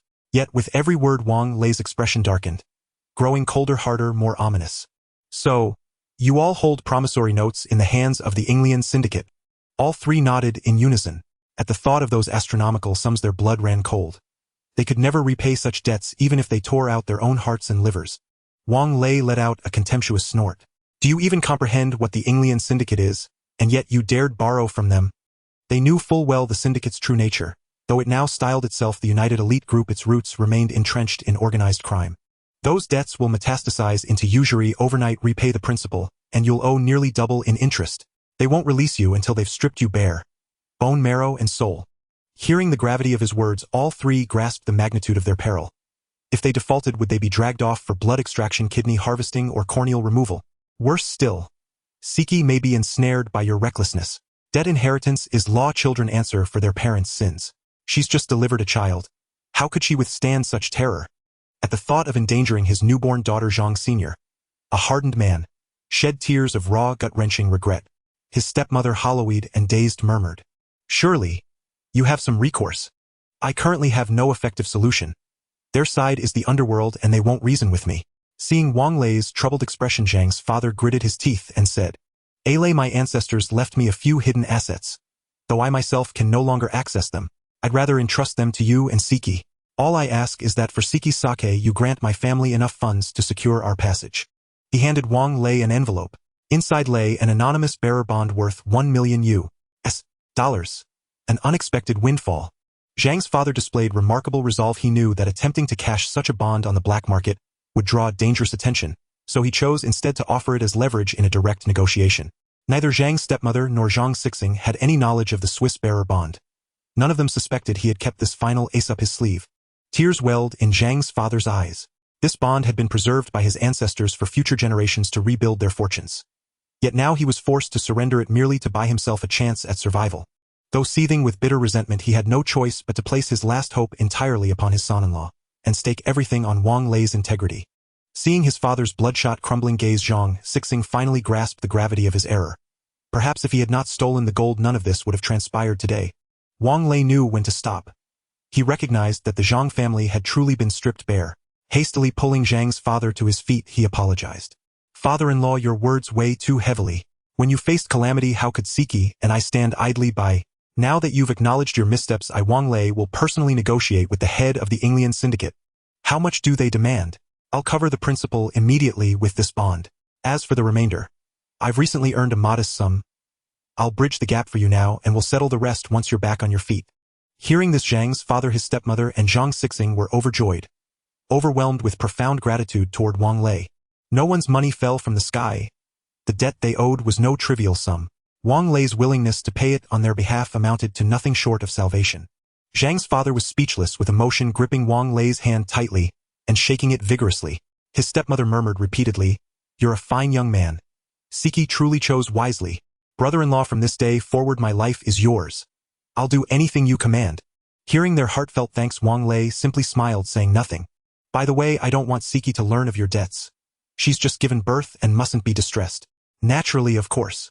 First thing tomorrow I'll meet with the syndicate's senior representative."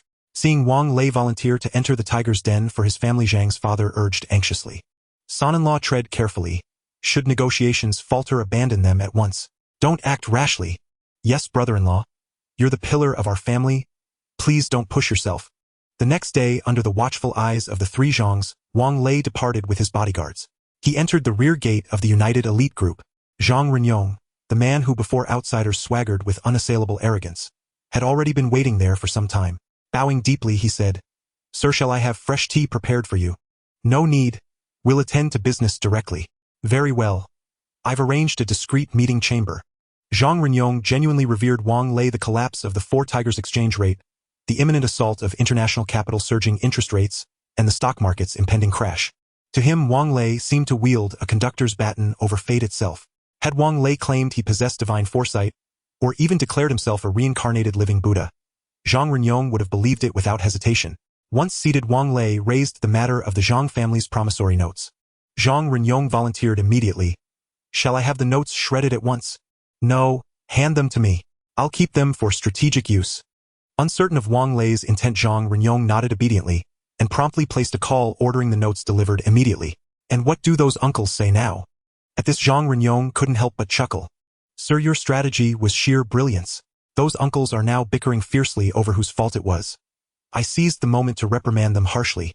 Knowing full well they stood on shaky moral ground, none dared raise the issue of profit sharing." "Good. Ensure the accounting is impeccably precise. 9/10 to me, 1/10 to you. Transferred to an offshore account." Zhang Renyong froze. 20 billion Hong Kong dollars meant 2 billion for him alone. He had never imagined such a staggering sum would fall into his hands. "Sir, is my share perhaps excessive?"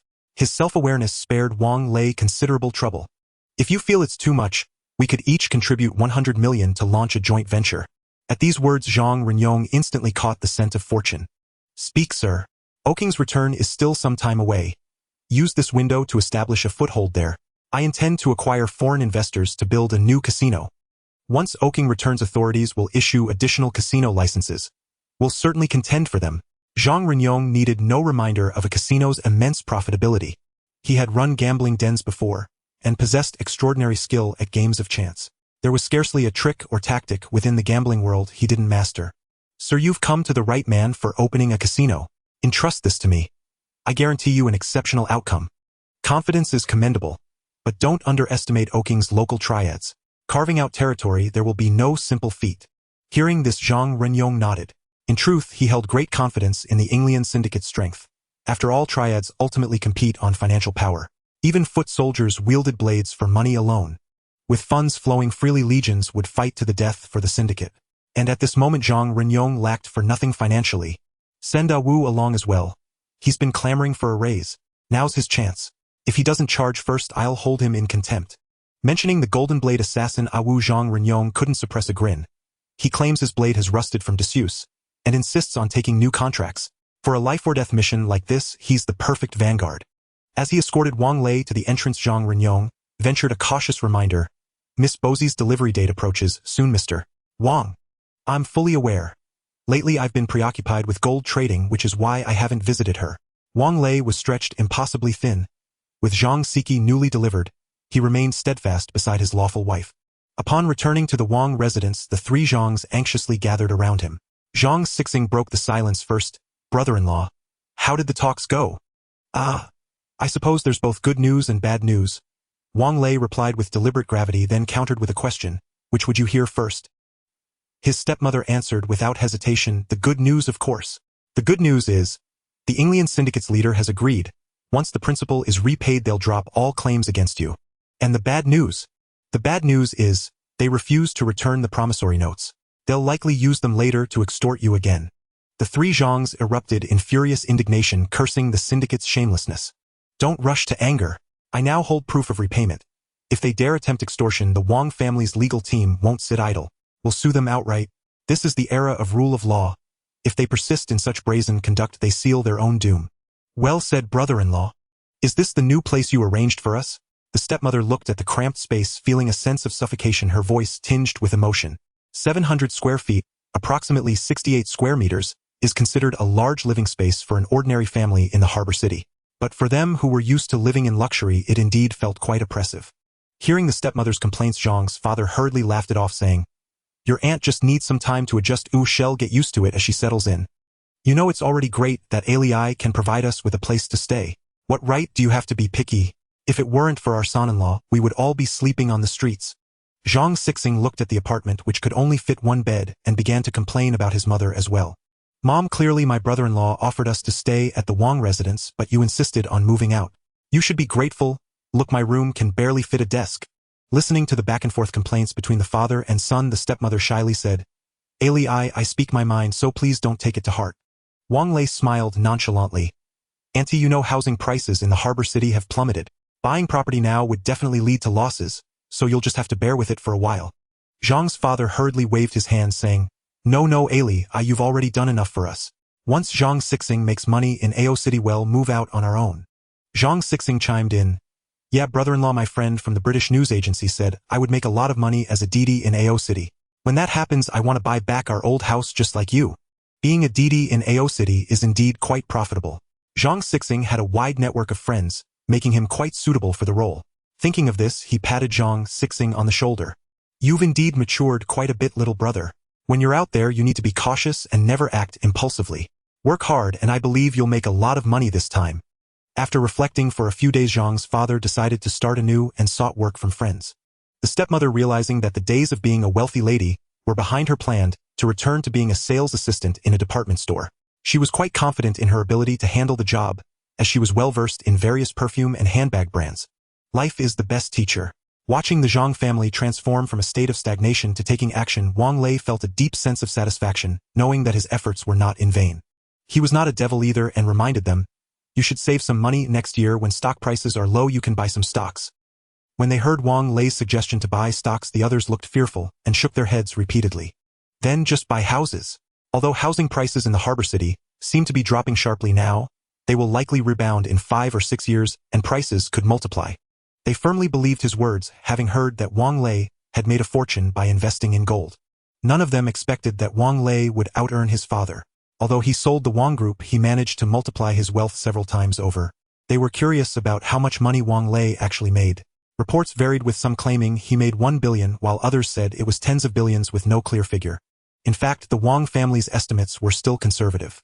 At this point, as gold prices surged due to the economic turbulence in the harbor city Han country and Canada, they had risen by 30. With a 15-fold leverage, Wang Lei's returns reached a staggering 450. His principal had ballooned to 16.5 billion Hong Kong dollars. The news left Li Banqing, Li Zhaoji, and Lu Xinxiong gasping in shock. As real estate tycoons and major investors in the stock market, they suffered heavy losses from the short selling by international capital. Take the housing market as an example. Due to rising bank interest rates, those who previously speculated on houses with negative interest, where the interest rate was lower than inflation, heavily borrowed to buy.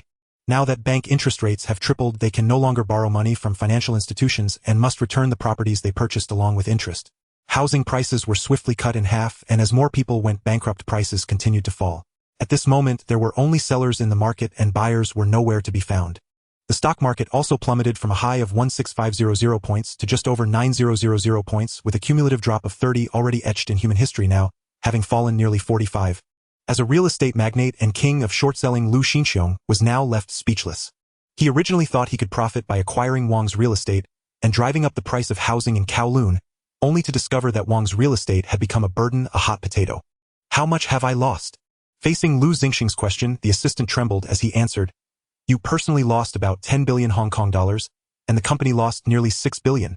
The loss of 20 billion was a figure Lu later admitted himself. Upon hearing this number, his face turned green. While Wang Lei made a profit of 16.5 billion, he lost nearly 16 billion.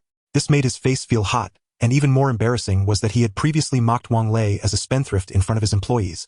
Looking back now, who was truly short-sighted and who was the investment genius? Fortunately, Lu Xinxiong was accustomed to the ups and downs of the market and did not wallow in despair over a small loss. I see it clearly now, the capital from Wall Street is simply a facade. They're not shorting the Hong Kong dollar but the stock market in the harbor city. Damn it, I'm not playing their game anymore. Send out my orders, sell off all shares that can be sold, except for key holding companies to secure cash flow. In the face of a major financial crisis, sufficient cash flow is the true king's way. Lu Xinxiong thought of something and picked up his phone to call Wang Lei.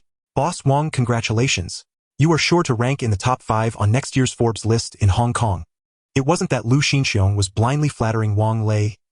Many wealthy individuals in the harbor city had suffered drastic losses during this stock disaster. Even the richest man, Li Zhaoji, lost $3 billion. While gambling tycoon Ho and various old money families faced huge losses. With this shift in fortune, Wang Lei, with nearly 20 billion Hong Kong dollars in assets, could naturally rank among the top 5 in the harbor city. However, Wang Lei smiled nonchalantly, as his ambitions were not limited to just the top 5. Moreover, business does not judge heroes based on momentary victories or defeats. Lu, a wealthy entrepreneur, made a fortune of 50 billion Hong Kong dollars by betting on bank bonds in 2008. Never underestimate a fallen wolf. No one can predict when he might rise again during your most unfortunate times. Keep good relations, make more friends, and you'll have more paths in the future. Thus Wang Lei entered a mode of grandiose commercial boasting. Mr. Lu, you must have seen through the foreigner's scheme as well. My correct prediction on gold was nothing more than a gamble fueled by sheer luck. Your discerning eye is unmatched. This minor loss will surely be recouped many times over in due course. Lu Xinxiong chuckled and replied, indeed. 16 billion Hong Kong dollars won't even ruffle my composure. But tell me, would you consider repurchasing Wang Group real estate now that its price has plummeted? At this, the tycoon winced inwardly. He had paid 20 billion yuan in hard cash for Wang Group real estate, yet within less than a year its value had halved. A 10 billion yuan erosion he could hardly bear to contemplate. Yet he had no choice but to sell. Holding on to it would only accelerate daily depreciation, and no one could predict when Hong Kong's property market might rebound. If he refused to sell, his cash flow would prove insufficient to weather the looming crisis, potentially jeopardizing his entire real estate empire. After all, numerous mainland projects remained mid-development. A broken capital chain would strike him at his very core. That was why he swallowed his pride and called Wang Lei, urging him to repurchase the family enterprise at a discount. Silence fell on the other end of the line. Though Lu Xinxiong had anticipated Wang Lei's hesitation, he couldn't resist making the attempt. What if against all odds the man truly wished to buy back? Yet it was clear Wang Lei harbored no sentimental attachment to his ancestral business. A consummate merchant indeed. So single-minded in pursuit of profit that he'd discard legacy itself for mere coin. Sure enough, after only a moment's reflection, Wang Lei declined politely. I sincerely apologize, Mr. Lu. I hold little interest in operating industrial enterprises. Please keep it safely in your care. Lu Xinxiong offered a wry smile. Very well, consider it held in trust. Should you ever change your mind, I'll be waiting any time. As the dial tone buzzed in his ear, Lu Xinxiong furrowed his brow. Wang Lei had been the sole credible buyer for Wang Group real estate, and with his refusal no one else would dare seize the sinking ship. His chances of offloading the asset were vanishingly slim. Meanwhile, Wang Lei had just welcomed Jia. Siki, your daughter Duayu is absolutely adorable. Not a trace of baby acne like other children's. Jia genuinely envied her closest friend. Though long past the conventional marrying age, the men around her were all finance professionals. Charming, yes, but masterful deceivers. Those superior to her were seasoned foxes. Those beneath her failed to meet her standards. Now Siki already had a child. While she remained utterly alone, a pang of bitter loneliness tightening in her chest. Sini, you really ought to find a husband soon, Siki urged. Ignoring the gentle nudge, Sini swiftly turned to Wang Lei and asked, Boss, what did you need me for? She was now thoroughly awestruck by him. No one, not even the most seasoned analysts, had foreseen gold's surge. Yet Wang Lei had evidently predicted it. He must have foreseen the coordinated assault by international capital. Gold's inevitable rally. What irked her most was his silence, not a whisper, not a hint. It was plain distrust. Her tone brimmed with grievance. As though he'd wronged her personally. Wang Lei offered no explanation. After all, women only slowed his sword-drawing speed. Sini, I'll need you to handle one more task. I intend to liquidate all our long-position physical gold contracts. Hearing this, Sini's heart skipped. She longed to ask why he'd sell while gold still climbed. But the question died unspoken on her lips. Yet Wang Lei volunteered an explanation. Never chase the final cent. Selling now ensures ready buyers. Even if gold climbs further, gains will be marginal. Far wiser to withdraw capital and deploy it where returns are assured. Your money, your call. You owe me no explanations. Her words betrayed lingering resentment over his earlier secrecy. Nonetheless, as a professional trader, she executed his order with flawless precision. The scale of his gold contract liquidation even drew the personal attention of the chief executive of Longhua Bank Hong Kong. On the day Wang Lei arrived to collect the proceeds, executive director, and I himself greeted him, accompanied by a poised, elegant woman in a trench coat. And Ilan, my youngest daughter, Mr. Wang, a genuine pleasure to meet you. And Ilan extended her hand with effortless grace. Unlike Jiasini, her demeanor radiated polished professionalism, her smile warm, yet impeccably measured.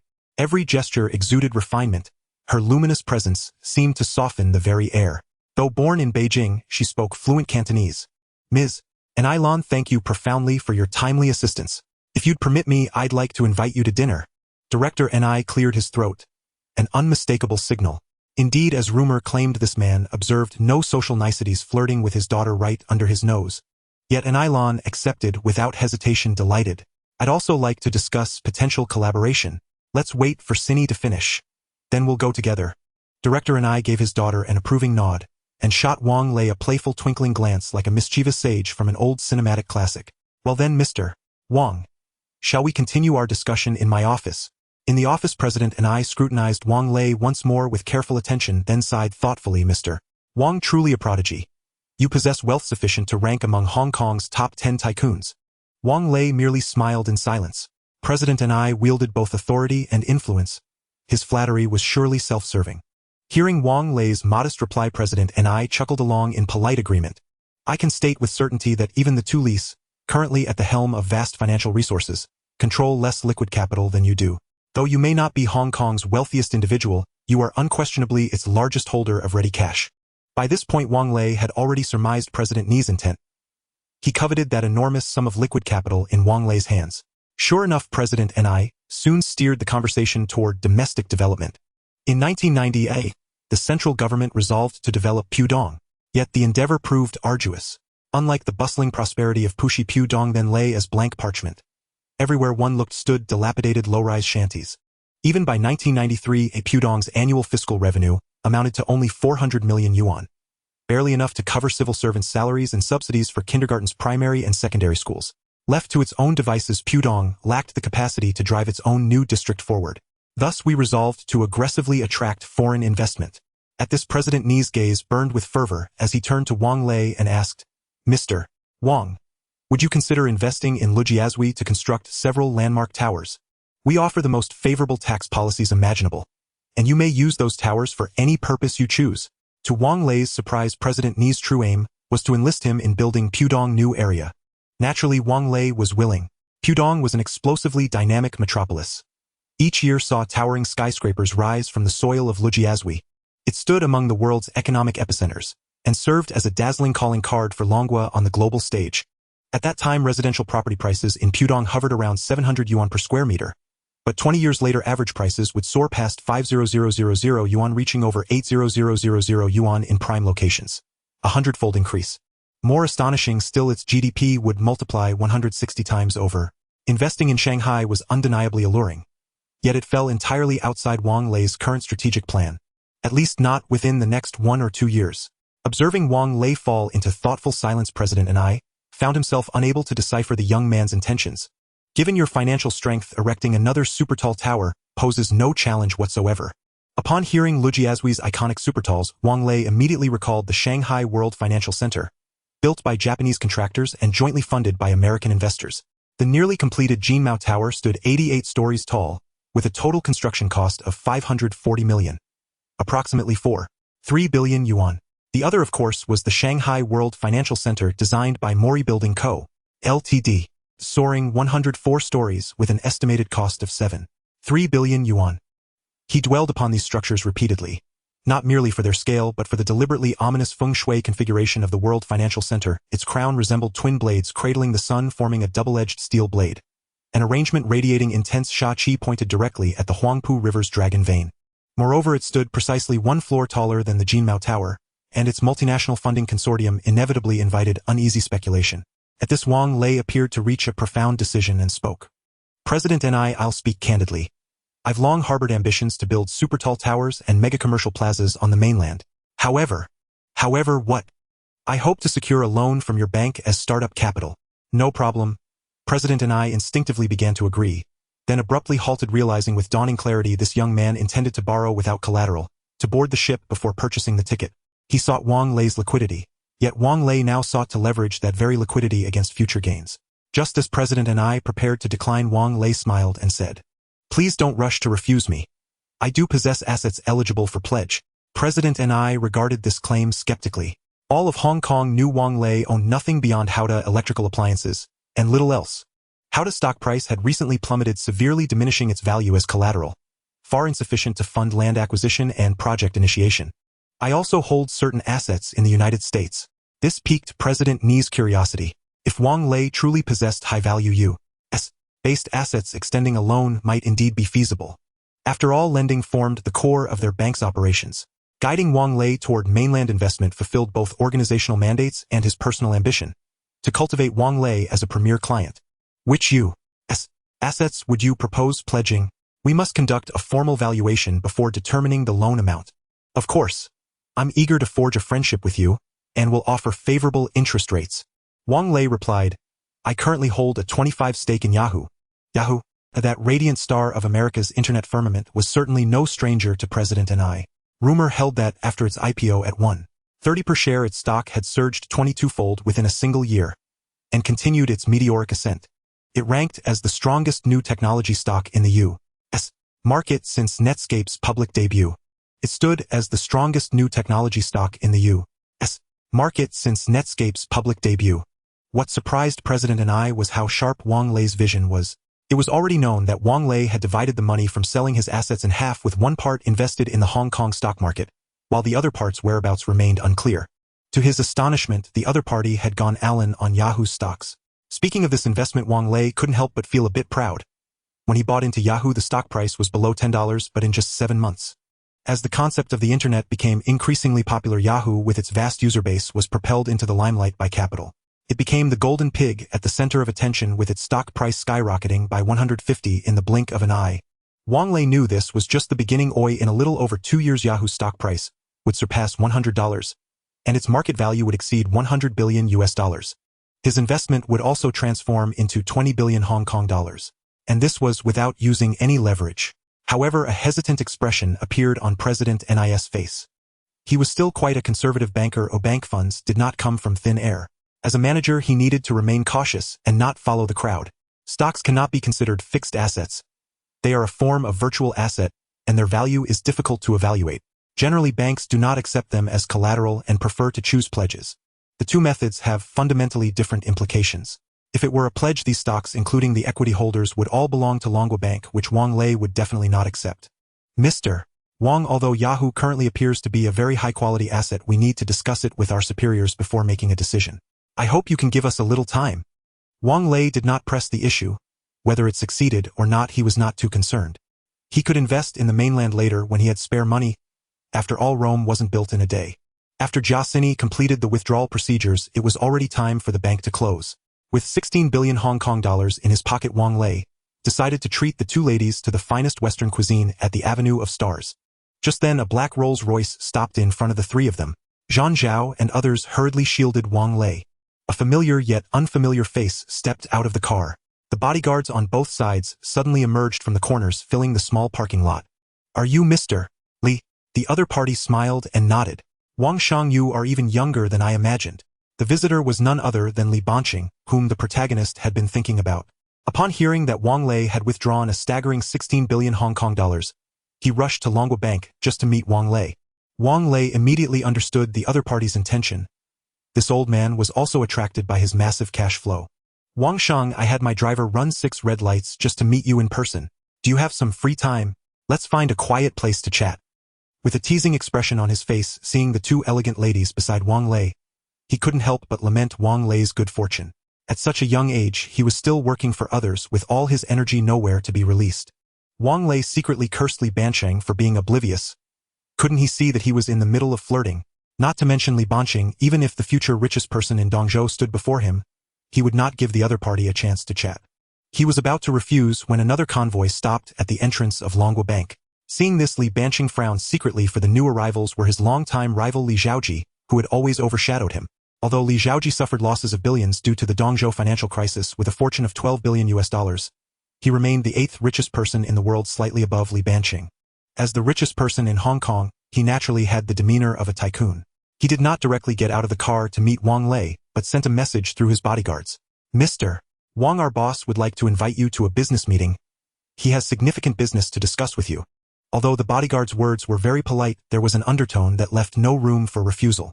Wang Lei did not expect to become so sought after. The news among these older wealthy individuals was remarkably well informed, making it clear that he needed to cultivate a few more white gloves in the future. Seeing Wang Lei's troubled expression, Li Banqing stepped in to help. You go back and tell Li Xiaoji that when it comes to alliances, it's first come first served. I arrived before him, so let him wait in line. Don't you agree, Wang Sheng? As he spoke, he shot Wang Lei a knowing glance. The bodyguard once again looked at Wang Lei, seeking his stance. Jiaxini and Anilan couldn't help but worry, for Wang Lei. One was the richest person in Hong Kong, and the other the second richest. Offending either would not be wise. What should he do? This is the difficulty of not having a prosperous family. If Wang Lei's parents were alive with many brothers and sisters deeply rooted in Hong Kong, the two big shots would be more courteous and tactful in trying to woo him. Looking at the situation, Wang Lei felt extremely displeased. Damn it, having been reborn, could he still be bullied by two old men? I choose no one and I rely on no one. With this thought, Wang Lei directly pushed aside Li Xiaoji's bodyguard and sat in his own luxury chauffeur-driven car under the gaze of the crowd. Everyone was somewhat bewildered by his actions, and the air felt as though it had solidified at that moment. Wang Lei impatiently waved to the two ladies, saying, "Didn't we agree to go eat? Are we leaving or not?" Jiaxini and Anilan were momentarily stunned, but soon realized that Wang Lei had chosen not to favor either of them.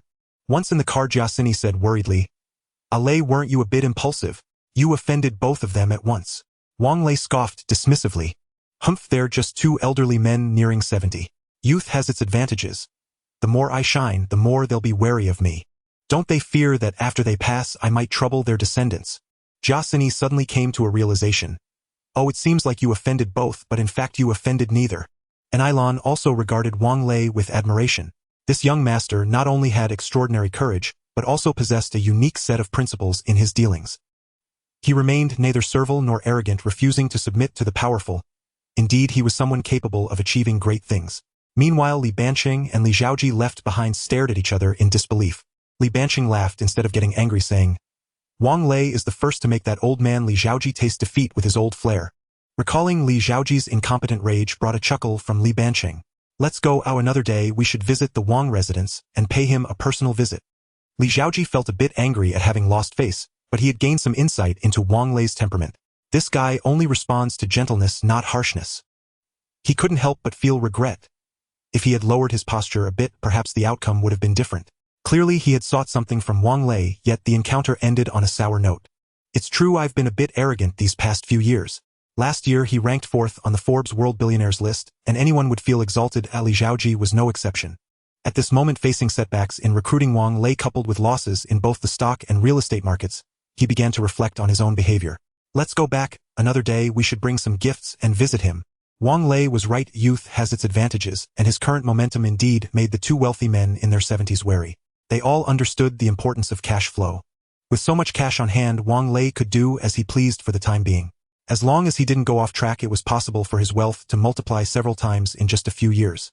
The key was his good relationship with Director and I of Longwa Bank, which made it feasible for him to leverage a buyout of the listed group in their hands. What made them most apprehensive was that Wang Lei was merely in his early 20s, excessively young. Both elderly tycoons realized they must now befriend this promising young man. Wang Lei made a substantial profit of over 10 billion in the spot gold market, and word spread rapidly through elite circles.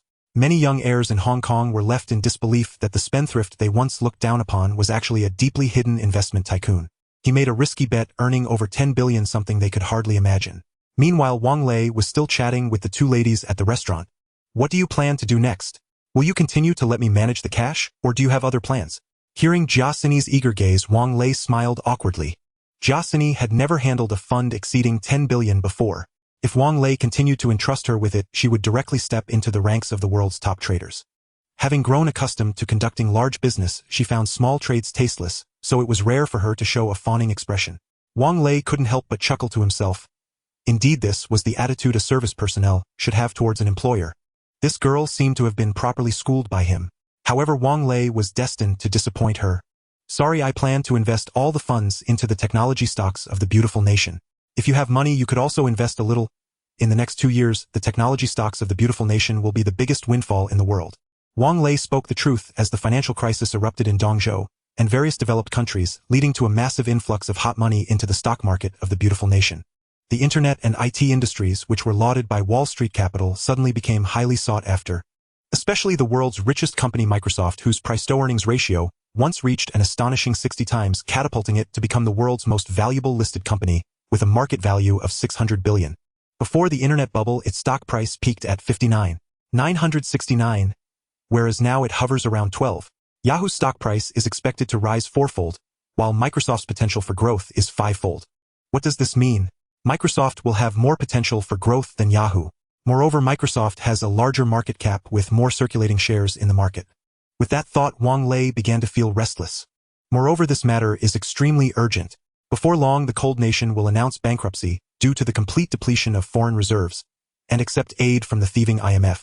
With the bankruptcy of the cold nation, a large amount of capital fled to the stock market of the beautiful country. In response, the short sellers of the geese were frightened, and the oligarchs began to flee in groups, investing their funds into the stock market. People realized that keeping funds in the eastern continent was no longer safe, and all the hot money surged towards the stock market of the beautiful country. Microsoft and a number of newly listed internet stocks skyrocketed as if propelled by rockets. Every day they were creating new miracles. Therefore, Wang Lei had to complete all transactions before mid-November. After dinner, he sent the two ladies back to their residences one by one. An revealed a faint smile as she bid farewell. Mr. Wang, it was a pleasure meeting you. Thank you for your hospitality. If you wish to invest in industries in the mainland, be sure to contact me at the first opportunity. Wang Lei nodded, knowing that An was an ambitious woman, her thoughts even more inscrutable than Jiaxin's. Upon returning home, he found a long queue forming at his front door. Upon inquiry, he learned that these were all nobles wanting to befriend him, sending gifts through their subordinates. Had it been a female host, the gifts might have been accepted long ago. The lady said that no merit should receive a reward, so she wanted to dismiss them, but these people insisted on lingering at the door, claiming it was inappropriate to return without a report. Wang Lei nodded, acknowledging that Siki's approach was undoubtedly wise. Now half of the port city knew he had made over $100 billion. While these people claimed to want to befriend him, most had ulterior motives. With the stock market and real estate both plummeting, many wealthy individuals were on the brink of bankruptcy, and he had no desire to be any sort of savior. Therefore, he simply parked his car outside and entered the Wang residence through the back door. Zhang Siki was nursing the baby when she saw Wang Lei return, and immediately handed Wang Duayu to the nanny, rushing over. "Ah, Lei, did you really earn over $100 billion? As she said this, Zhang Siki felt a bit embarrassed. They had previously agreed to work together in their careers, yet it was entirely Wang Lei who had been concerned about the business. Yes, my husband made a bold gamble and earned $130 billion. With the principal, the cash flow I control has reached $160 billion. Zhang Siki's face was filled with surprise and pride. At first, when she heard Zhang's father mention this, she was somewhat skeptical, thinking outsiders were just praising Wang Lei to death. Now that Wang Lei himself admitted it, she naturally felt happy for him. But upon recalling that her husband had said she would manage the accounts in the future, she couldn't help but start to feel a headache. In the past, she only managed a few million in funds at home, but now she had to face billions. She felt incapable of properly managing such a large sum. Wang Lei noticed her worries and couldn't help but chuckle. If Siki knew that this amount of capital would soon multiply several times, he wondered what she would think. "Wife, I plan to invest this money in the American stock market. Once Duayu is a bit older, you can help me manage Haode. I believe you can certainly make Haode flourish. You should know that Zhang Siki has the talent of business acumen, with all commercial transaction profits increased by 10. He eagerly anticipated how the Microsoft side would respond once he sent Zhang Siki over. Thinking of this, he checked the time. It should just be past 9 in the morning in the beautiful country. He dialed his old classmate Lu Jiayu's number. Lu Jiayu was the youngest daughter of the founder of First Securities. They had interacted a lot in college because they were both descendants of dragons. "Lee, I thought you were missing. You haven't called in so long. Are you not afraid he'll run away with the funds?" "Ah, you please don't joke around. I check my account balance every day, and your First Securities is the most reputable brokerage firm. While the claim of being the best might be somewhat exaggerated, First Securities is indeed under federal financial regulation, ensuring a degree of safety. All right, tell me, what are the new instructions? Are we adding to positions or looking at any promising new stocks? Help me liquidate my position in Yahoo. Tomorrow I'll have the bank transfer 2 billion into my account at First Securities. Wang Lei's casual words stirred up a storm in Lu Jiayu's heart. She first asked, "You want to liquidate Yahoo? Its momentum is quite fierce, and after the market opens today, it's likely to surge again. Do you want to reconsider? Also, where did you get 2 billion? We haven't met in over a year, and you're suddenly this wealthy." From what Lu Jiayu knew, Wang Lei's family was quite wealthy with assets around a few $100 million. Given the recent financial storm in the eastern continent, his wealth should have shrunk considerably. What does 2 billion mean? The well-known Understand King is roughly worth this much at this time. He could even easily purchase the ownership of the Rockefeller Center's 14 buildings in the beautiful country. That's why Lu Jiayu appeared so astonished. After a year, her old classmate had achieved great success. Sell it, you must sell. To be honest, I have my eyes on Microsoft and plan to invest all my money into buying Microsoft stocks. Discuss with my father if you can give me some leverage. Originally, Wang Lei's words were merely a joke, yet Lu Jiayu took them seriously. Based on a guarantee of $2.7 billion, it is absolutely no problem for us at First Securities to provide you with 3 times the leverage, but the interest rate will be slightly higher than that of banks, so you need to be mentally prepared. 3 times leverage means you can leverage up to $1 billion. Lu Jiayu's enthusiasm was somewhat alarming, or after all, $5 billion is not a small sum, clearly exceeding the capability of First Securities. Sensing Wang Lei's astonishment, Lu Jiayu explained, "You might not know, but it's because of the financial crisis that erupted in Dongzhou. The Federal Reserve, fearing an economic recession, unexpectedly cut interest rates last month. Now the bank's interest rates minus inflation have resulted in a real negative interest rate. In addition, with the newly introduced capital transaction tax reduction policy, the 1997 Taxpayer Relief Act, people are now frantically borrowing money from banks to invest in stocks. The 1997 Taxpayer Relief Act is one of the largest tax reduction bills in American history. The most significant change is the reduction of long-term capital gains tax from 28 to 18. Wang Lei felt this was a conspiracy by the Federal Reserve covertly supporting the Proton Fund and various speculative funds to short Dongzhou. With the sudden interest rate cuts, they could borrow a large amount of US dollars from banks to short the market, and the 10 tax reduction further encouraged the bears. Thinking of this, Wang Lei revealed a cold smile. "All right, Jiayu, I'll leave everything to you. As my broker, I will give you an extra commission reward." Lu Jiayu, who received the bribe, smiled. "Why are you being so polite with me? We are old classmates. If I don't help you, who will? Don't worry, I'll take care of your father. Please send my regards to Uncle Lu." Listening to the busy tone on the phone, Lu Jiayu still wore a brilliant smile on her face. "Jiayu, which handsome guy called you, making you smile so brightly?" Seeing her father teasing her, Lu Jiayu generously replied, "It's Wang Lei. He recently made a fortune in Hong Kong and entrusted me to buy shares in Microsoft." Upon hearing Wang Lei's name, Lu Jinghang frowned involuntarily.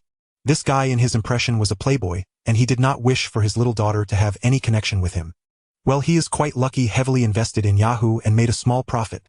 How much is he planning to invest this time? They were in business, and with a big client like Wang Lei, he had no reason to refuse. Lu Jiayu smiled. He plans to invest over $2 billion. How much? 2 billion. Lu Jinghang was taken aback. After 20 years of struggle in America, he had achieved a modest success, yet producing $2 billion was still a very difficult task. He had a newfound understanding of Wang Lei's wealth and quickly said, "Daughter, this is the largest client since First Securities was established. You must cultivate a good relationship with him. What requirements does he have? We can do our utmost to meet them." Lu Jiayu knew her father would have that expression. Wang Lei said he hopes we can offer him 3 times the leverage. We estimate we need to borrow $5 billion from the bank. $5 billion is not a small figure, and in such significant deals, Lu Jinghang needed to be particularly cautious. He couldn't help but ask, "Is Wang Lei looking to leverage further to heavily invest in Yahoo?" "Not really, he has his eyes on Microsoft. Microsoft is the leader in technology stocks and the IT industry. With the official policies being implemented, it is bound to soar significantly." With nearly 20 years of industry experience, Lu Jinghang had a keen eye. With $5 billion, First Securities could make a substantial profit just from interest. Such a large deal was very rare for the newly established online trading First Securities. He replied, "All right, I will take care of this matter. I will talk to some old bankers." With Lu Jinghang personally taking charge, the financing matter would naturally proceed smoothly. Just as Lu Jiayu was about to continue her busy work, Lu Jinghang suddenly smiled at her. "Zhanbua has been gone for 2 years. Aren't you thinking about finding a boyfriend again? I see that although Wang Lei is a bit of a playboy, he is quite promising. How about—" Lu Jiayu interrupted him. "Dad, how could you have such a strange idea? Wang Lei is Zanbo's best brother. Besides, even if you think highly of him, he may not look at your daughter. Alright, I'm just worried about you. Stop talking. I'm busy. I'm still young and I know what I'm doing regarding marriage. Okay, I won't say anything more lest you think I'm being nosy. Back at her position, Lu Jiayu was not at peace. She recalled the time she had a ruckus at Harvard with Fang Zhanhua and Wang Lei. Fang Zhanhua, as the leader of the student club, was spirited, while Wang Lei was reserved but full of clever ideas. Together they led a group of dragon descendants to beat up the white representatives and rednecks in the academy. This incident caused a huge uproar. If Wang Lei hadn't contacted the Dragon Kingdom embassy in advance, many people would have faced deportation. Fang Zhanhua thus suffered some retaliation afterward. Although a long time had passed, Lu Jiayu still couldn't move on from that incident.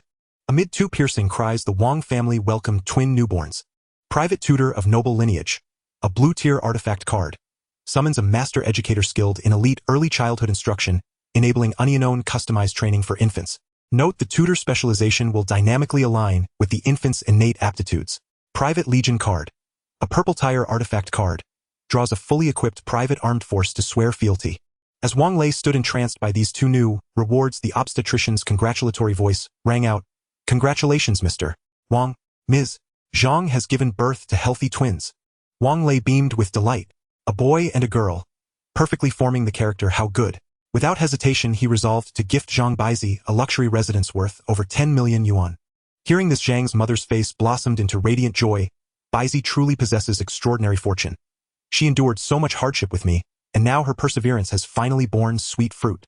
Zhang Baizi smiled serenely, her long-held dream of motherhood at last fulfilled.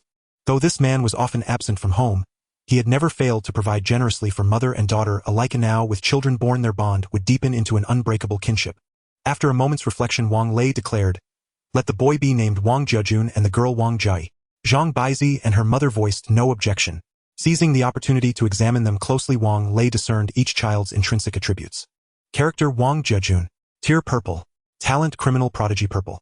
An exceptional aptitude for unconventional, even illicit domains. With proper cultivation, he shall surely become an indispensable pillar of his master's enterprise. Talent: none yet manifested. Note: tier reflects latent potential ceiling in infancy. Further cultivation may unlock additional attribute tags.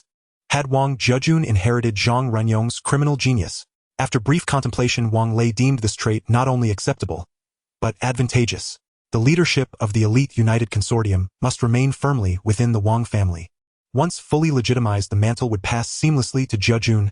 The brothers would rule the Wang commercial empire. One in the light, the other in the shadows. With that thought, he turned his gaze toward his daughter. Character: Wang Jai. Tier: blue. Talent: innate radiance blue. Born with exceptional beauty, destined to blossom into a woman of breathtaking elegance. Talent: none yet manifested. Jai inherited Zhang Baizi's beauty, though her tier reflected only moderate potential. Yet Wang Lei felt deeply content. Interests and virtues could always be nurtured through deliberate upbringing. Though bound to a system, Wang Lei placed greater faith in human agency, the power to shape destiny. Through affluent nurturing, Jai would undoubtedly grow into an outstanding young woman. He harbored no grandiose expectations for her ultimate ceiling, only that as her elder brother he would safeguard her well-being and ensure she lived joyfully as a cherished heiress. At that moment, Zhang Renyong arrived, late but unmistakably present. Upon seeing the two infants, even his broad, weathered face softened with unexpected tenderness. After viewing the babies, the two men retired to the study for a private conversation. Wang Lei could not suppress his curiosity. What's happened? You seem unusually hurried. Sir, we've encountered complications in Ao City, but I assure you resolution is imminent. Yet his eyes flickered evasively, betraying a lack of full confidence in swiftly securing dominance there. So you truly are in trouble. Tell me, what exactly transpired? Faced with such direct inquiry, Zhang Renyong had no choice but to confess. Upon entering Ao City, our initial expansion proceeded smoothly. We seized several territories without resistance. But when we attempted to open a casino at the Junyi Hotel, we met fierce unified opposition from Toothless K and the 4 major native triads of Ao City. With the legendary Blademaster Ah Wu at our side, and the English League's formidable strength, the casino venture had seemed assured. We never anticipated such violent sustained backlash from local factions. The ensuing conflict escalated into brutal tit-for-tat warfare, claiming countless lives. Newspapers alone reported over a dozen confirmed fatalities. Ah Wu's twin blades proved devastating. He felled several enemy leaders, tipping the balance in our favor. Yet what? In the underworld, few matters truly daunt Zhang Renyong, unless external forces intervene. The gambling king himself sent emissaries to mediate. In Ao City, the gambling king's word carries more weight than the governor's. No one dares disregard his authority. Moreover, he holds the sole legal concession granted by foreign powers to operate casinos in Ao City. No rival establishment may open without his explicit consent. What did the gambling king demand? He stated plainly, unless we withdraw from Ao City, all disputes must be settled within 10 days, or he will order a full clearance. Clearance! Such a decree means total reorganization, erasing all existing power structures to restore absolute order. Wang Lei harbored no illusions about the gambling king's capability. This tycoon had ruled Ao City's shadow realm for decades, his influence vast beyond measure. Within 10 days, the English League possessed virtually no chance of subduing all 4 native syndicates, leaving Jeang effectively at an impasse. The gambling king clearly knew that the British syndicate would fail to subdue the 4 major local triads of Ao City within 10 days. He deliberately told Jeang as much, hoping the syndicate would withdraw in the face of overwhelming difficulty. Yet Wang Lei had long envisioned opening a casino in Ao City and securing its operating license in the future. He would not be deterred by mere words. Under conventional logic, dispatching the assassin Abu to carry out a decapitation strike was the optimal and most feasible plan. In the film Wolf, Fang Abu assassinated Boss Ma under torrential rain, single-handedly cutting down 200 men before collapsing from exhaustion. This time, however, the challenge lay in Ao City's leadership structure. Its heads were not singular but multiple. Without eradicating them entirely, root and branch, the survivors would inevitably retreat into hiding like turtles withdrawing into their shells. In that case, the ultimate objective could still not be achieved within 10 days. Within moments, Wang Lei conceived a solution. His previously acquired Private Legion card was perfectly suited for this task. With a contingent of disciplined professional soldiers at his side, every obstacle would dissolve effortlessly. This was a violet tier card. Surely it would not disappoint. With that thought, he turned to Jeang and declared, "I will assemble elite operatives, including Abu, and clear Ao City within 10 days. Jeang, well aware of Abu's terrifying prowess, the kind of fighter who slaughtered mercilessly, leaving carnage in his wake, replied, "Very well. I'll order an immediate ceasefire, for now." Wang Lei shook his head. "Instead, have your forces begin a full withdrawal. Make it conspicuous, even theatrical." Jeang instantly grasped his meaning. "Brilliant. Lull them into complacency. Then strike like divine warriors descending from heaven, catching them utterly off guard." Realizing the brilliance of the plan, Jeang strode away elated. Confirming activation of the Private Legion card, a violet light flashed before his eyes. Wang Lei stroked his chin. By past experience, emissaries would soon arrive at his door. This was his first use of a violet tier artifact card. He eagerly wondered what kind of legion the system would assign him. As he waited, the phone rang precisely on cue.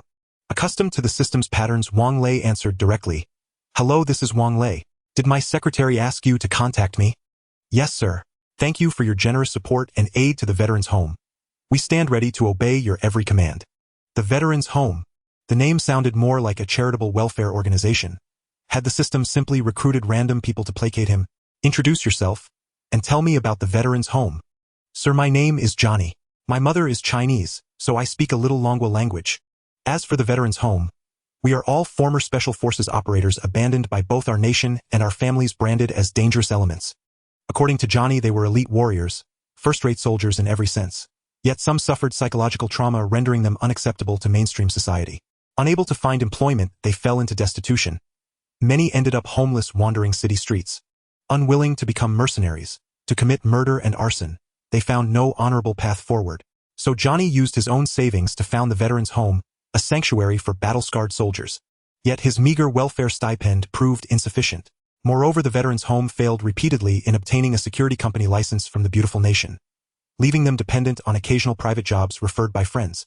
Such assignments brimmed with uncertainty and latent peril, plunging the veterans deeper into another cycle of instability. At that very moment, salvation arrived in the form of Wang Lei, the Chinese entrepreneur. "Your secretary not only secured our security company license but also established a comprehensive logistics and medical support system, and provided free psychological counseling. You have saved the Veterans Home. Your orders shall henceforth be our sacred mission." A unified, resonant voice thundered through the line, so powerfully it left Wang Lei's ears ringing. "May I ask, how many members do you currently have?" The Veterans Home numbers over 70 souls, but only half remain combat-ready. Rest assured, each served in elite units and possesses extensive battlefield experience. So only 30-odd fighters were immediately deployable. The rest might serve as instructors. "Do you intend to expand the Veterans Home?" "Precisely. My ventures will span the globe. I'll need countless loyal hands to safeguard them. Understood. No issue whatsoever. Wang Lei paused, then asked, now I must verify your capabilities, to gain a thorough understanding of your strength. The veteran's home stands at your service. We shall never disappoint you. Excellent. I require an urban assault unit highly skilled in amphibious operations. To avoid escalation, your only permitted armaments are silenced pistols and combat knives. I need you to eliminate a large number of criminals, silently, surgically, and withdraw without trace. Johnny's hesitation was unmistakable on the other end of the line. Is there truly any operation even SEAL Team 6 cannot accomplish? Johnny hastened to clarify. No, sir. Not at all.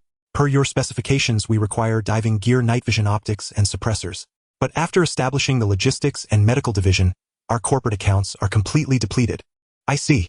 I'll have $3 million transferred to the veteran's home account.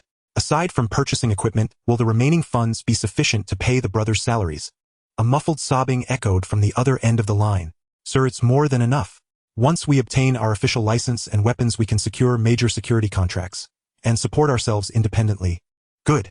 I'll have a comprehensive intelligence dossier sent to you. Please provide your company email. Wang Lei instructed Jeang Ranyong, who promptly compiled an exceptionally detailed report and forwarded it to Johnny. Wang Lei then summoned Abu. Young master, do you have a mission for me? Since pledging allegiance to Wang Lei, Abu's demeanor had undergone a profound transformation. The ruthless aura that once clung to him had softened, replaced by something unmistakably human. These were Zhang Zhao's exact words, and it was he who had formally inducted Abu into the Iron Shield security team, assigning him to protect Wang Lei covertly. Often Abu shared meals with Wang Lei at the same table as Zhang Siki, and Bai Zi both treated him as Wang Lei's younger brother. Gradually, as if warmed by the embrace of kinship, Abu's lethal edge began to recede. Zhang Zhao regarded this as auspicious. After all, against elite adversaries, Abu could now conceal himself far more effectively. With that thought, Wang Lei turned to Abu and said, indeed, there is a task for you. But this time the enemy numbers are overwhelming. You won't lead the assault. Instead, you'll operate from the shadows to secure the final outcome. Abu nodded with a gentle smile, so warm and composed that one might easily mistake him for a man of quiet charm. 2 days later, in Aoqing City at the headquarters of the Xiongyi Tong, Bao Yaju listened intently as his senior lieutenant delivered the report. So the English League has abandoned the 3 territories they previously seized, and is withdrawing in an orderly fashion. Yes, our scouts confirmed it. The buildings stand utterly empty. Everything of value, down to the last movable item, has been removed. Even the hostesses have vanished with them. Bao Yaju rubbed his stubble jaw and laughed arrogantly. Looks like they truly slunk away in disgrace. His underlings hurried to flatter him in chorus. Humph! Outsiders from Hong Kong, daring to compete with our local triads for territory. Utterly delusional. At your mere call, the 4 major societies would rally beneath your banner, driving them to flee in terror, pissing themselves in panic. Yet Bao Yaju knew better. Had the gambling king not unleashed genuine fury, vowing to purge the entire scene, the English League would never have dared withdraw so hastily, fearing reprisal. His own Xiongyi Tong had long stood in bitter opposition to the 4 major local societies. Their current alliance existed solely out of mutual self-preservation. To continue fighting would only invite gradual fragmentation and eventual annihilation. First thing tomorrow morning, reclaim the streets the English League abandoned, and see what advantages the 4 societies might unwittingly leave exposed. Even as he schemed to expand his influence further, a squad of combat divers, fully equipped, emerged onto shore at a secluded location in Aoqing City. After stowing their diving gear inside prearranged shipping containers, the veterans split into 5 covert teams and dissolved into the night. Johnny, serving as field commander, assessed the terrain and operational realities before ordering all 5 squads to infiltrate the headquarters of separate societies simultaneously, to execute decapitation strikes. Each operative was a specialist in urban infiltration warfare. Advancing in alternating cover, they swiftly slipped into their designated targets under the cloak of darkness. Upon learning of the English League's retreat, the leaders of the local societies erupted in jubilation, hosting lavish celebrations filled with wine, song, and revelry. Utterly oblivious to the Reaper already standing at their threshold, the veterans swiftly neutralized several guards who stumbled upon them en route, then stormed the surveillance room, disabling cameras and severing all external communication lines. A series of muffled detonations followed, and soon society leaders and corps lieutenants lay bleeding in pools of crimson. Those who attempted escape were hunted down and eliminated without mercy. Only after confirming no survivors remained did the operatives withdraw with disciplined precision, leaving behind silence so absolute it seemed nothing had ever occurred. Johnny's team infiltrated the Xiongyi Tong headquarters with equal ease at first, but Bao Yaju, ever suspicious, grew wary when one of his men failed to return from a restroom break. Doesn't the courtyard feel unnervingly silent? His words jolted the others awake. You're right. And Zai's booming voice was just echoing moments ago. Why has it gone completely still? Bao Yaju's blood ran cold. He bellowed, damn it. Arm yourselves. It's the English League. They've struck. Realizing their cover was blown, Johnny's squad abandoned stealth, opting for violent breach. Johnny charged forward, shield raised, while the rest surged in behind him in tight formation. Gunfire erupted in furious bursts, then ceased abruptly, swallowed by deathly stillness. Squad leader. No sign of the primary target. Johnny frowned. Bao Yaju, their principal quarry, had somehow escaped. He must be hiding somewhere. Split up and sweep again. Meanwhile, sensing imminent doom, Bao Yaju plunged headlong down a garbage chute, crashing straight into a dumpster below. Cursing violently, he flung aside a condom soaked in unidentifiable fluids. As gunfire within the building fell silent, he understood his entire crew had been wiped out. Knowing full well he faced a force of rigorously trained professionals, not mere thugs, he concluded there was only one rational choice left: flight. What use was standing his ground against soldiers? Was he to remain and await execution? Yet after dashing just 2 steps, he collided head-on with a stranger who seemed to materialize from thin air. You idiot! Don't you watch where you're going? In response to his furious outburst, the stranger offered only a simple, guileless smile. Then, a flash of silver. Bao Yaju's head tumbled to the ground, his face locked in an expression of shock and raw terror. How long passed afterward, no one knew. Eventually, a group of low-level thugs discovered the body. What's there to fear? It's just a corpse. Their leader, stealing his courage, stepped forward, only to recoil, nearly vomiting at the sight of the gushing blood. Then his gaze caught the gleam of a Rolex gold watch on the corpse's wrist. Greed instantly overrode dread, and with trembling fingers he began fumbling to unbuckle the strap. Back at the safe point, Johnny was reporting the results of the operation to Wang Lei. Boss, I'm sorry we let the main target slip away. We were worried about alarming the city patrol. It's fine, he's already gone. You all did well. I am very satisfied, and I will contact you when I need something in the future. Hearing that the escape target had been eliminated by the boss backup, Johnny was slightly astonished, gaining a deeper understanding of his boss power. He actively reported, this time we seized some gold and sealed cash in US dollars with a total value of around $1.2 million. For every mission you can receive a bonus of $3,000.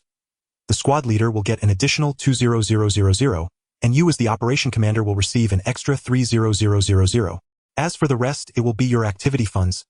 Buy whatever equipment you need. Hearing Wang Lei say this, Johnny was at a loss for words. With the boss treating them so well, how could they not give their all? Don't underestimate the $3,000 bonus, as mercenaries often exaggerate their daily wages to several $1,000s. When they served as special forces, their annual salary was only around $5,500.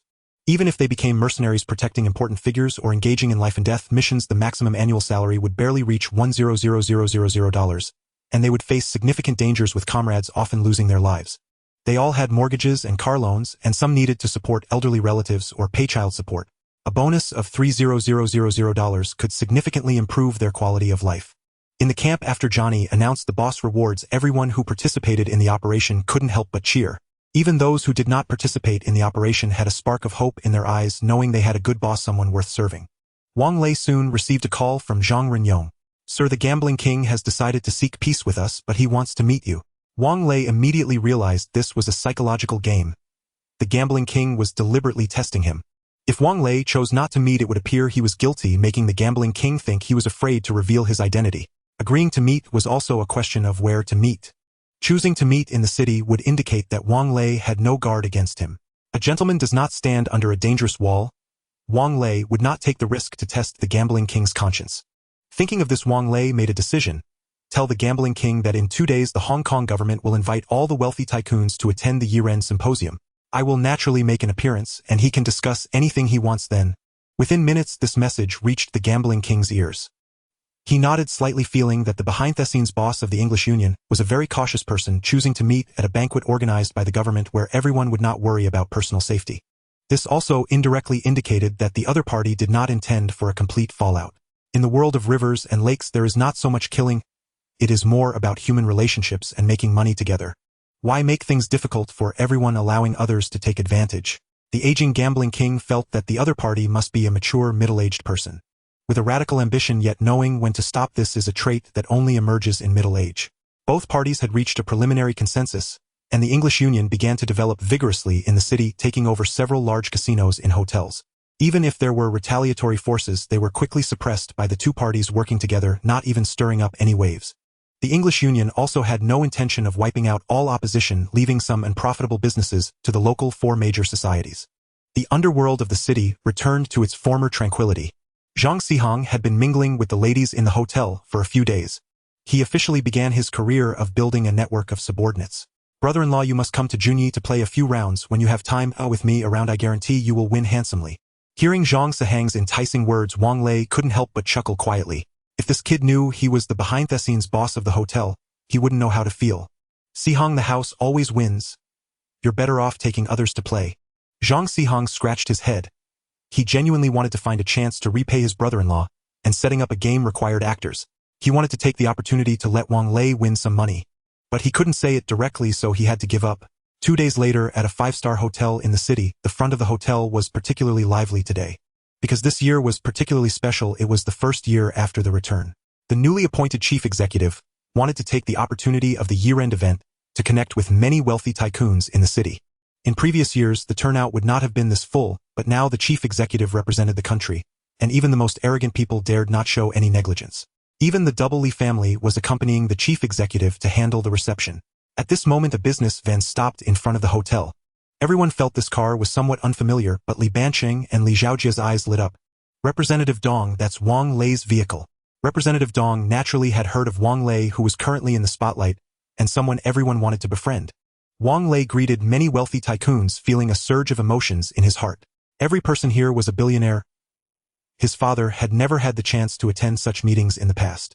If it weren't for him making a fortune by leveraging investments in physical gold, he would naturally not have had the opportunity to step into the upper echelons of the city. But now he had not only crashed in but also gained a significant status. After finally shaking off a few wealthy tycoons, whose fortunes had dwindled, Wang Lei arrived in front of the two richest tycoons in the city. Representative Dong exchanged pleasantries with Wang Lei and casually asked, "Boss Wang, with the stock market and real estate market being down, are you not considering investing again?" The two Li family members also perked up their ears, wanting to hear Wang Lei's thoughts. Wang Lei knew that moving his funds out of the city would not escape their notice. It's normal for the stock market and real estate market to be a bit sluggish. Representative Dong, rest assured, if it truly comes to a critical moment, I will take action. Lu Xinxiong felt that Wang Lei was a bit arrogant. If that day really came, it would definitely require everyone to work together. It wouldn't be Wang Lei, the new rich, who would have a say. Representative Dong, however, thought that Wang Lei's youth and accomplishments gave him the capital to be proud. His ability to express this attitude showed that he still cared about the national cause. This alone made him much stronger than the old foxes around him. Just then, the gambling king who had come from the city arrived late. I apologize for being a bit late. Thank you for your patience. The gambling king was born in the city and half of his business was there, so he was naturally on the guest list. Everyone politely replied, "Not at all. Since everyone is here, let's start the banquet." Wang Lei intentionally slowed down a bit and approached the gambling king, saying, "Mr. He, you wanted to see me." Seeing Wang Lei's extremely youthful face, the gambling king couldn't help but be taken aback. After a long time, he finally regained his composure and said apologetically, "Mr. Wang, you are too young, far beyond my expectations. But thinking about it, it's not unjust that I old he lost to you. If I had known United Elite was your company, I would have let Baoyaju give up some territory willingly." This was not flattery or insincere praise from the gambling king, but his genuine thoughts. If Wang Lei had been a middle-aged man, the gambling king would have had no need to lower his stance so much, and might even have considered taking advantage of his seniority. But he never expected the operator to be so young with such skill and caution. Even in his younger days, he would not have been Wang Lei's match. Moreover, he was already old. Aside from the eldest daughter of his second wife, there was no one capable of standing alone. For the sake of the younger generation, he would also make way for Wang Lei. Hearing what the gambling king said, Wang Lei merely smiled and replied, "My purpose is very simple. The country will definitely regularize the casinos in the future, and I plan to secure a license then." The gambling king gazed deeply at Wang Lei, having just discussed the matter of licenses with him. This kid is quite impressive. His information is surprisingly well informed. There are only a few licenses available. Mr. Wang, you are powerful, so I naturally have no objections. On the contrary, I very much welcome you to join in. Some foreign operators have had their eyes on Ouching for quite some time. Just as the two were chatting idly, Representative Dong, who was taking photos with the two Lis, waved to Wang Lei. "Mr. Wang, old he come over for a photo." The wealthy attendees were taken aback. It was no issue for old gambling king, as a veteran of the business world, to take a photo with the three. However, calling Wang Lei over was clearly inappropriate as a backup. It's important to note that in such occasions people like them usually only participate in group photos. Seeing Wang Lei hesitately banching and Li Zhaoji waved to him signaling a lay old, he hurry over. Are we supposed to pull you along? The gambling king naturally took the lead, pulling Wang Lei toward the photo area. Those who had objections wisely kept their mouths shut. The four most powerful people at the conference had no objections, and those who were just backups had to hold back. While positioning themselves, Representative Dong deliberately pulled Wang Lei to his side. The already envious wealthy attendees couldn't help but stare in amazement. Representative Dong was clearly intentional. He wanted to send a signal to the wealthy attendees: whoever stands out in a crisis in Port City, he will support. Being singled out by Representative Dong didn't bother Wang Lei. He knew that in the upcoming second round of clashes with the shorts, the mainland would intervene to stabilize the market, launching an epic defense of the Hang Seng Index. The Hang Seng Index would rebound from a low of 6,000 points to a high of 8,000 points in just a few days. Even more astonishingly, within just over a year, it would rebound to 17,406 points. This meant that as long as Wang Lei dared to buy at around 6,000 points, he would achieve nearly 3 times the return within a year. Some blue-chip stocks even more than quintupled. With such a lucrative opportunity, how could Wang Lei pass it up? Of course, those present had no ability to foresee the future and thought Wang Lei was merely young and reckless. Most of them believed that the international speculators were coming in fiercely, thinking of remaining uninvolved. It's no wonder they held such thoughts. The Proton Fund and Tiger Fund had been shorting without failure. Even the other four dragons like Han Country had been defeated. The situations in Big Goose and Bay Island were also dire, with bad news likely to arrive at any moment. No nation in the East Continent could remain uninvolved. They didn't believe that anything miraculous could happen in Port City under such dire circumstances. From another perspective, they were struggling to survive, and the first priority was to preserve their living forces, overcoming the immediate crisis before anything else. Moreover, in the coalition of short sellers, almost all 5 major investment banks on Wall Street were involved. With Wang Lei's assets attempting to resist the international speculators was akin to a mantis trying to stop a car. Most, including the two least, held such thoughts. Wang Lei observed their expressions. What others saw as a crisis he viewed as an opportunity for quick profits. While others were panicking, he was going crazy with excitement. Knowing history, he would surely be the one laughing in the end. However, the only funds he could mobilize were the 2 billion dirty money he cashed out from the Associated Press, which was far from enough to bottom fish in the Port City stock market. He couldn't help but turn his gaze to Han Country, which had already surrendered to international speculators. On the 17th of last month, Han Country officially announced the abandonment of maintaining a fixed exchange rate of 986 Han Yuan to $1. This signified that the Han Country government had surrendered to the shorts from international speculators. Capital began to flee wildly with only 7.9 billion in usable foreign reserves. Moody's and other rating agencies significantly downgraded Han Country's sovereign debt credit ratings. The countdown to the bankruptcy of Han Country had begun. By December 12th, the exchange rate had plummeted to 18911. In less than a month, the Han Yuan depreciated by 66. Seeing this exchange rate, Wang Lei couldn't help but stroke his chin.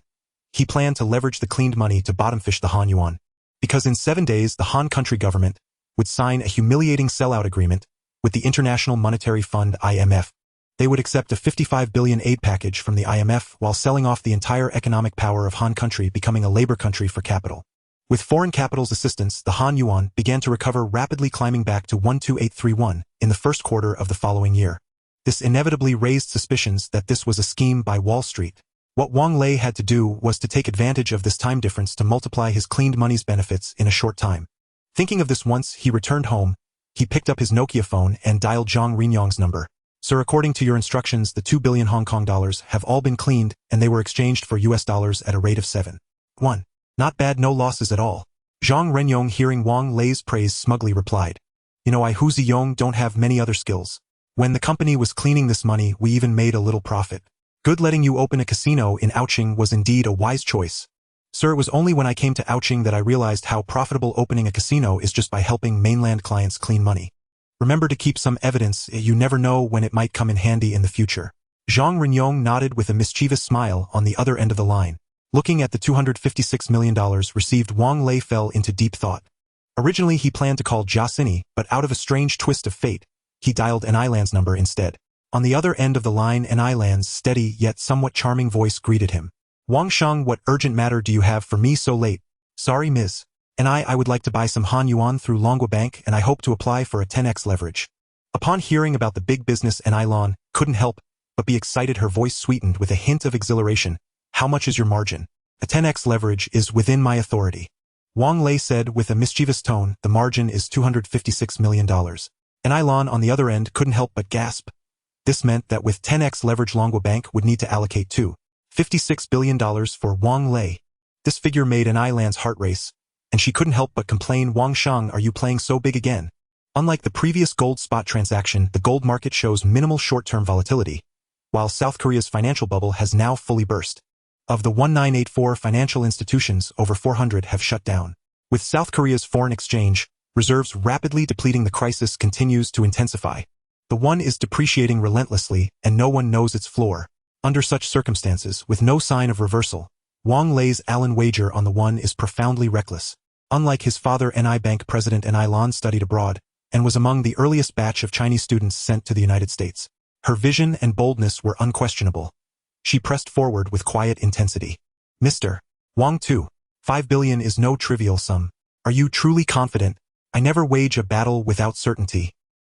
His commanding voice radiated unshakable self-assurance, so compelling that even the normally composed Eilon found herself inwardly awed. Very well. I'll give you my answer tomorrow. She kept her word. The next morning, she delivered welcome news directly to Wang Lei. Mr. Wang, your application has been approved, though senior leadership at the Bank of China and certain mainland officials remain deeply skeptical of this high-stakes gamble. Wang Lei countered calmly. Ms. And I, do you personally believe in me? And Eilon paused only briefly before replying. I do believe in you. Otherwise, I would not have approved your application. Then watch closely. Inside the Blue House presidential office, an emergency meeting was underway. The governor of the Foreign Exchange Bank delivered startling news to acting Representative Kim. Mr. President, a businessman from Hong Kong, has purchased approximately 486 billion won. At this, the finance minister, deputy minister, governor of the Bank of Korea, and members of the Currency Crisis Task Force all gasped aloud. At that moment, the South Korean government held less than 7 billion in U.S. dollar reserves. An inflow of $56 billion in foreign exchange was nothing short of a lifeline. Deputy finance minister, whose loyalties were already divided, muttered furiously under his breath. Damn it. Who the hell is this guy daring to sabotage our plan?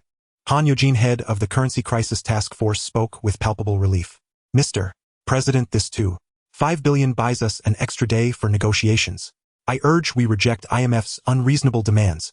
The deputy finance minister immediately objected. Han Yojin, are you blind to reality? This is no time for bargaining. $5 billion solves nothing. We need 25 billion, not 5. His words doused the room in icy silence.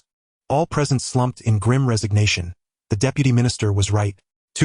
5 billion could not resolve the crisis. At best, it granted the nation one more day of precarious survival. Besieged by creditors worldwide, the South Korean government had no alternative but to capitulate to the IMF. Facing this impasse, acting Representative Kim found himself utterly at a loss. As a seasoned politician, he knew full well the IMF's terms amounted to a national surrender, and furious citizens would surely drag him from office, branding him forever in history's hall of shame. He might even face prosecution by his successor. Yet Han Yojin's next words rekindled a fragile spark of hope. The slender woman spoke with unwavering conviction. Whoever purchases the won at this moment stands firmly on the bullish side and shares our stake in halting its further collapse. Mr. President, we must locate him immediately and persuade him to inject more U.S. dollars into the won market. If we weather this immediate storm, our nation still holds a chance to emerge from crisis. Every gaze in the room turned to acting Representative Kim. The choice between IMF capitulation and one final desperate gamble rested solely upon his decision. Very well, Han Yojin, you are entrusted with negotiating with him. Persuade him, by any means, to acquire significantly more won. The deputy finance minister grew visibly uneasy. Mr. President, what of the IMF?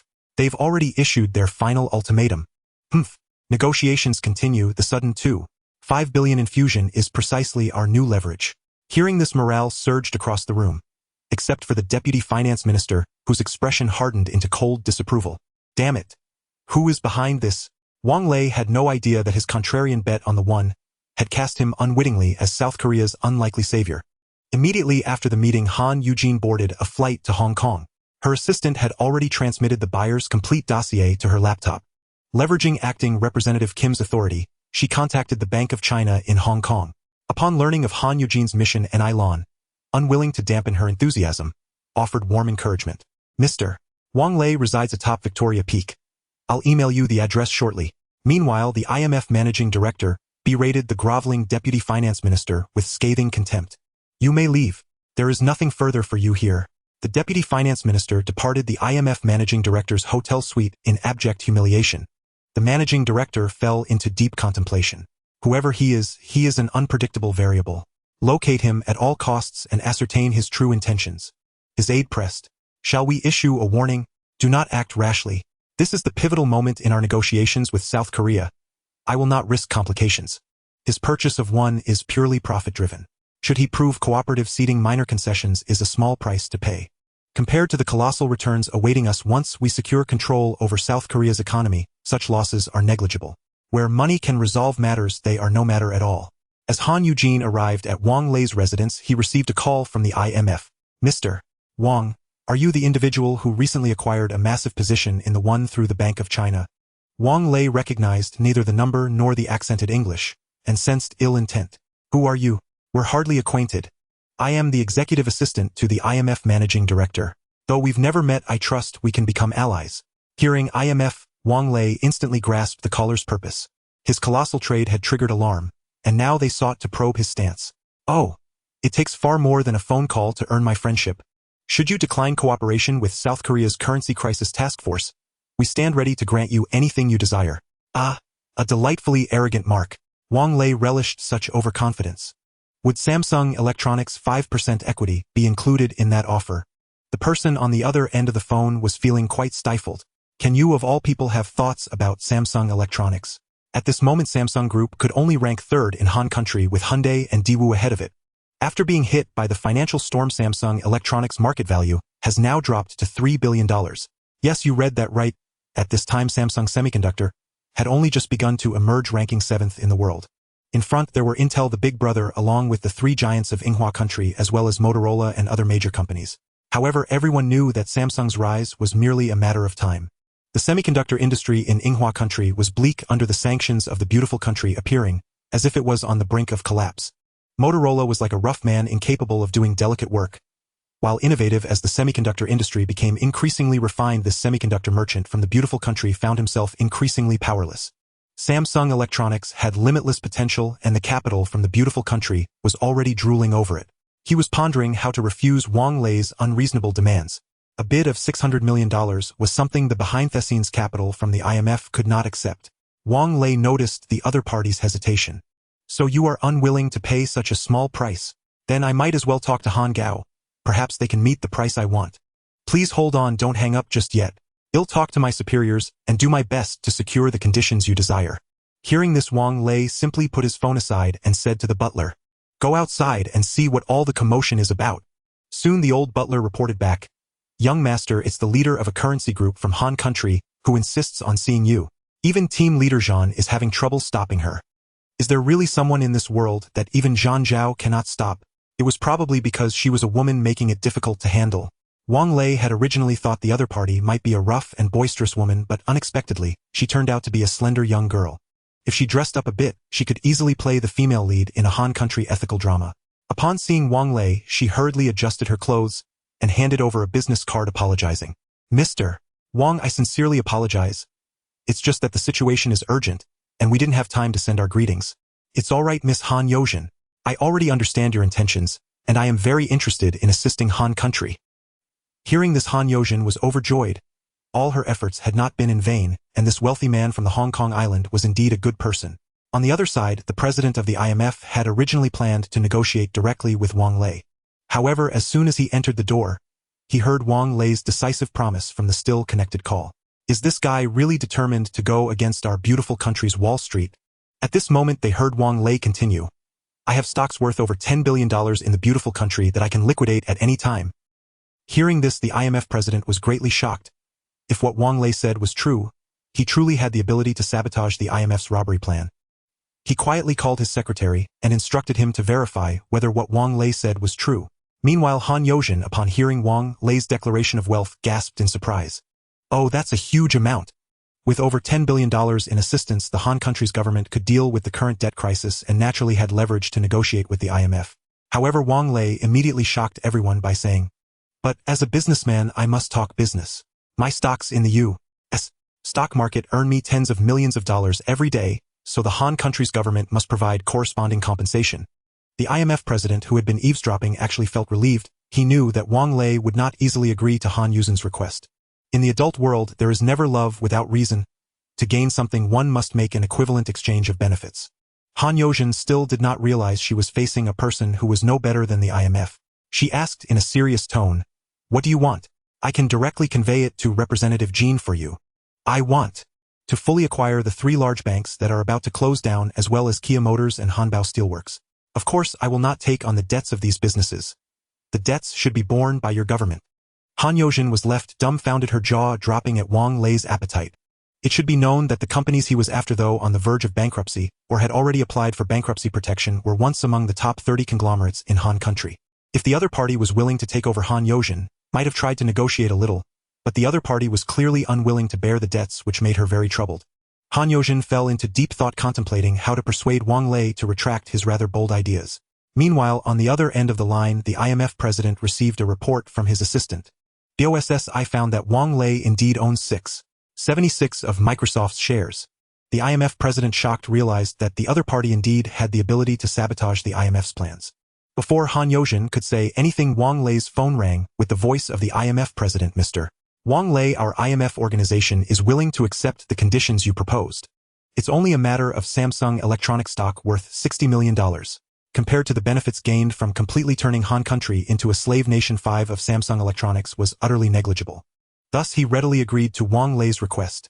Hearing the voice on the phone, Han Yuzin was startled, quickly realizing that the speaker was indeed the president of the IMF. The two were openly conducting such dealings right in front of her. Did the IMF not even want to pretend anymore?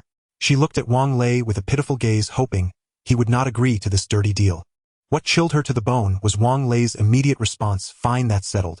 As long as your side completes the change of shareholders for Samsung, I can allow Miss Han Yuzin to leave at any time." His quick change of face made Han Yuzin unable to help but curse under her breath. "F you." After saying that, she walked out of Wang's residence without looking back. However, as soon as she stepped out the door, she began to regret it. With Han country's national credibility damaged, all foreign institutions were waiting to see Han country go bankrupt. At this moment, no one besides Wang Lei was willing to lend them another penny. Her impulsiveness was not the behavior expected of a mature diplomat. Moreover, Wang Lei had mentioned that until the change of shareholders was completed, he would not actively drive her away. As long as she stayed at Wang's residence, there was a chance for continued negotiation.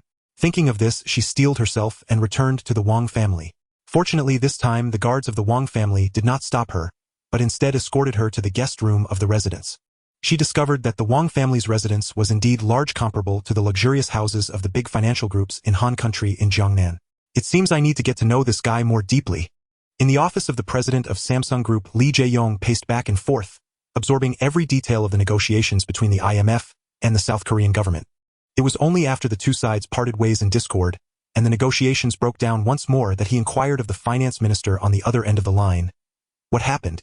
Wasn't there a compromise almost reached last time? Why are you being so aggressive this time?" The finance minister explained. "It's all because of that girl Han Yo-jin, who sees a suddenly emerged wealthy individual from Port City as a savior, believing that they have regained confidence. As the minister, I naturally cannot let go of the morale we have just built up." Lee Jae-yong felt conflicted about this negotiation. Like many other conglomerates in South Korea, Samsung had accelerated its expansion after the 90s, and its debt-to-asset ratio had reached 371. Such a terrifying debt ratio would have led to bankruptcy many times over in other countries, but in South Korea at that time it was quite common. The famous Hyundai Group had a debt ratio of 579, Hanjin's debt ratio reached 908, and Hanawa's was an astonishing 1215. Looking at it this way, Samsung's debt ratio wasn't that alarming, but the fact that it was in debt by several $billion was undeniable. He obviously did not want to become a slave to the U.S., going from a boss to a worker for the American empire. Yet, if the South Korean government could not provide financial assistance to these conglomerates, they would face disintegration, being carved up by creditors. Thus he felt that accepting IMF aid was the only hope for the survival of Samsung Group. At that moment, the sudden emergence of the wealthy individual from Port City piqued his interest. He immediately pressed for more information. "Who is this individual that possesses such power?" "I heard the person's name is Wang Lei, a newly risen tycoon from Port City." Lee Jae-yong found the name Wang Lei to be familiar, as if the owner of Haode Electric also bore the same name. He could not dismiss this as mere coincidence, especially considering how Han Sanxian had been poached by him, a matter that lingered in his mind. There is no good outcome from angering a conglomerate. Unfortunately, Haode treated their technical staff as treasures, and he had never had the opportunity for revenge. Just as he was about to instruct the finance minister to follow up on Han Yojin's progress, his eldest son Li Jaeyong burst into the room looking flustered. Dad, I've received a notice from JP Morgan Chase. They transferred 5 of their shares in Samsung Electronics to an individual named Wang Lei, making him our 6th largest shareholder. It's worth noting that Samsung Electronics is Samsung Group's largest subsidiary, accounting for 90% of the entire group's market value. In other words, Wang Lei had transformed into one of Samsung's owners. Li Jaeyong felt a burning pain on his face. Previously, he had mocked Haode Electric for being overambitious. Little did he expect that they would swiftly acquire 5 of Samsung Electronics' shares. Having seen the ups and downs of life, Li Jaeyong quickly composed himself. As an old fox, he instantly realized that there must be some clandestine agreement between Wall Street Capital and Wang Lei. This meant that the IMF's takeover of the South Korean economy had become a foregone conclusion. He instructed his son, Jaeyong, South Korea will soon become a hunting ground for Wall Street Capital. You must get used to this change. His tone was calm yet filled with resignation. A few days later, Representative Kim announced in front of the cameras that they would officially accept aid from the IMF. In this agreement, it was stipulated that foreign capital could acquire over 50 of shares in South Korean companies and freely purchase South Korean enterprises, including banking institutions, thereby taking control of the economic power of South Korea. As the news spread, public protests erupted. The South Korean currency plummeted once again, depreciating to a rate of 20001.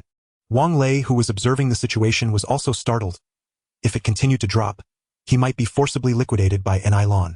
Fortunately, this decline was merely a normal market adjustment. After South Korea received the relief funds to repay short-term debts, the exchange rate of the South Korean won soon began to recover. Meanwhile, Han Yojin stared at him with resentment, making him feel a bit uneasy. Miss Han, as you can see, I had already planned to help your country, but unexpectedly your officials were too eager to surrender. You cannot blame me for this. Han Yojin did not respond. She had held onto a glimmer of hope, making a final effort. But upon seeing the news, she knew that the worst had indeed come to pass. Tears brimmed in her eyes, and Wang Lei thoughtfully offered her his handkerchief, only to be rejected by Han Yojin, who said with reddened eyes, Mr. Wang, I don't blame you. This is a necessary hardship for our country. Wang Lei, lacking in sensitivity, said, I don't mean to comfort you. What I want to say is that the situation in South Korea is now settled, and you should think about how to proceed next. Upon hearing this, Han Yojin was truly a bit angry. How did this man manage to get married when every word he spoke made her want to hit him? However, she admitted that Wang Lei was right. Our South Korea needed her greatly right now.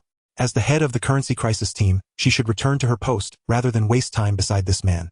Wang Lei's urging for her to leave was also considering her identity as a South Korean woman. It was evident that she was a responsible expert who loved her country, and her return would undoubtedly effectively promote the recovery of the South Korean won. He certainly did not want an incompetent person to replace Han Yojin, leading to a further decline of the South Korean won and causing his investments to go to waste. At that moment, both of them stood on the same front. Reflecting on the upcoming history of South Korea, Wang Lei reminded her, Miss Han, if I were you, I would closely follow the steps of Kim Dae-jung. He is likely to win in the upcoming election, and he is a very capable opposition leader. Dragging her luggage, Han Yojin looked at Wang Lei with surprise. You actually know Mr. Kim? I didn't expect a wealthy person from Port City to have such insight. I almost forgot to tell you, I am also a member of the Democratic Party. No wonder. Wang Lei nodded. South Korean Democrats are famously anti-American. Wang Lei couldn't help but feel respect. Well-known figures like Roh Moo-hyun and Moon Jae-in are all Democrats. Every individual who fights for the public opposing conglomerates and capital is worthy of respect. Yojin, wish you good luck. Listening to Wang Lei's blessing, Han Yojin felt increasingly bewildered by this wealthy individual from Port City, who despite having such a terrible character also possessed a surprisingly sentimental side. She vigorously shook her head, trying to clear the lingering curiosity about Wang Lei. It was proven that Wang Lei's prediction was not wrong. In February 1998, Kim Dae-jung won the election. Meanwhile, American capital began to transform the South Korean economy with a massive influx of foreign exchange into South Korea. They exchanged U.S. dollars for South Korean won, preparing to initiate acquisitions of South Korean enterprises. The exchange rate of the South Korean won rapidly rebounded. 16001, 15001. In just a little over a month, the exchange rate of Hanyuan reached 13001. When Wang Lei arrived at the headquarters of Longhua Bank in Gangcheng, all the staff were paying their respects, as Wang Lei's recent photo with the big shots had made the headlines of the official Gangcheng newspaper. Everyone was marveling at Wang Lei's youthful talent. When Wang Lei first emerged, some compared him to the prodigy Xian, but that notion faded away within a few days. Being a guest of honor at the port's premier event recognized by the three major old financial tycoons, Wang Lei's future was undoubtedly limitless. The clever receptionist immediately approached him and asked, "Mr. Wang, are you here to see Sister Enailan?" "Yes, please show me the way." Although Enailan was the daughter of the president, she did not have an independent office and shared an office with her team members. Upon seeing Wang Lei's arrival, the originally composed and reserved Enailan couldn't help but show a face full of excitement. "Wang Shang, you must know Hanyuan has appreciated to 1300, and it seems it might rise further." Wang Lei simply smiled without saying a word. The room for further appreciation of Hanyuan was already very limited. Most of the time it hovered around 1200 points. It might even dip again after a while. Many people seeing this rushed to buy Hanyuan. Some experts began to make bold claims analyzing that Hanyuan would eventually return to around 900 points. Wang Lei found these statements absurd. A country under oppression could not expect its economy to thrive, and to hope for a return to 900 points was akin to dreaming. "Ms. and I am here today to discuss this matter with you. I hope you can help me liquidate all my Hanyuan within 3 days." In the small independent office there was a sudden silence, clearly taken aback. Enailan bit her alluring lower lip and said, "Perhaps you are right. If you really want to sell, it won't take 3 days. There are no shortages of buyers in the Hanyuan market. We can help you sell out today at around 1350 points. All right, let's get started." Enailan clapped her hands, prompting everyone in the office to begin their tasks. 48.6 trillion Hanyuan is no small sum. When this massive amount of currency hit the market, it immediately attracted a frenzy of institutions needing large quantities of Hanyuan to acquire the core enterprises of the Han country. As Enailan's team continued to sell more and more, the exchange rate of Hanyuan showed a significant decline. The previously green exchange rate of the Han country turned red in an instant. This abnormality immediately caught the attention of the currency crisis team. Han Yozhen, recently promoted to deputy president of the Bank of Japan, noticed the selling volume of Hanyuan and immediately realized that Wang Lei was offloading. "Damn speculator, his show of emotion is all a trick. I actually thought he was a decent person despite his greed." Han Yuzhen's painstakingly maintained situation became unstable again due to Wang Lei's sell-off. She was very worried that Wang Lei's actions would incite panic in the entire Hanyuan market, leading to a series of chain reactions. "Everyone stay alert. If no one is willing to take over, you must buy immediately. We cannot let Hanyuan continue to fall." To stabilize the situation, Han Yozhen planned to use the few foreign exchange reserves of the Han side at a critical moment. Fortunately, many institutions and blindly following crowds were eager to take over. After Enailan's team sold all the Hanyuan, it was once again pushed up. The people in the office couldn't help but stretch and move their stiff bodies. Wang Lei couldn't help but be attracted by Enailan's impressive figure, until she turned around and said to him, "After deducting transaction fees, the total is 36.3 million US dollars, or of course, after deducting our financing and interest, you will receive a total of 1,226 billion US dollars. Enailan's voice also carried a hint of excitement. Just from this single transaction, the Gangxing branch of Longhua Bank received over 100 million US dollars in commissions, and her personal commission reached as high as 7 million US dollars. It could be said that with just this deal, she had achieved the performance of several years. Of course, if it were someone else, they could not apply for such substantial financing. After all, she had a good family background. Family background is often the most crucial component of strength. Upon hearing about the 1.2 billion US dollars, the other members of the team couldn't help but gasp in surprise. They also received considerable bonus rewards, but compared to the nearly 1 billion US dollars in net profit, the hundreds of thousands of USD in their hands suddenly felt insignificant. Wang Lei, however, remained calm, feeling that this was merely a normal operation, as he had foreseen the trend of Hanyuan in advance. Enailan observed his expression closely. Perhaps due to triggering the talent of being relatable, a notification sound rang in Wang Lei's ear. Ding! Target for conquest discovered. Character card as follows. Character Enailan, rank purple, epic, can evolve. Talent: Young Lady of Wealth, Noble Lady, Chinese education. Young Lady of Wealth. Activating this character's talent will greatly enhance the success rate of fundraising. Noble Lady, unknown talent favorability 60 can be checked. Chinese education, unknown talent favorability 80 can be checked. Favorability 23, relationship, ordinary friend. Remarks: character rank has upgradable traits. Exploration methods are self-directed. Wang Lei extremely disliked the system's half-revealed settings, deliberately providing partial information to entice him. Enailan's background was extraordinary, and she had experienced much. Conquering her would not be an ordinary challenge.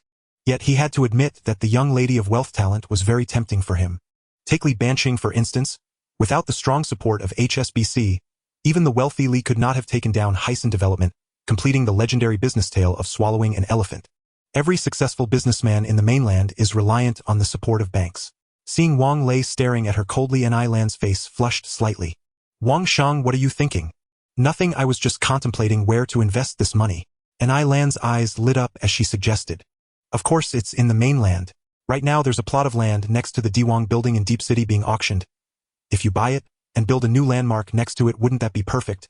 And in Modu, everywhere in Lujiazui is filled with cranes under construction. The land prices in these areas would surely continue to rise and construction costs would also escalate, which indeed piqued Wang Lei's interest.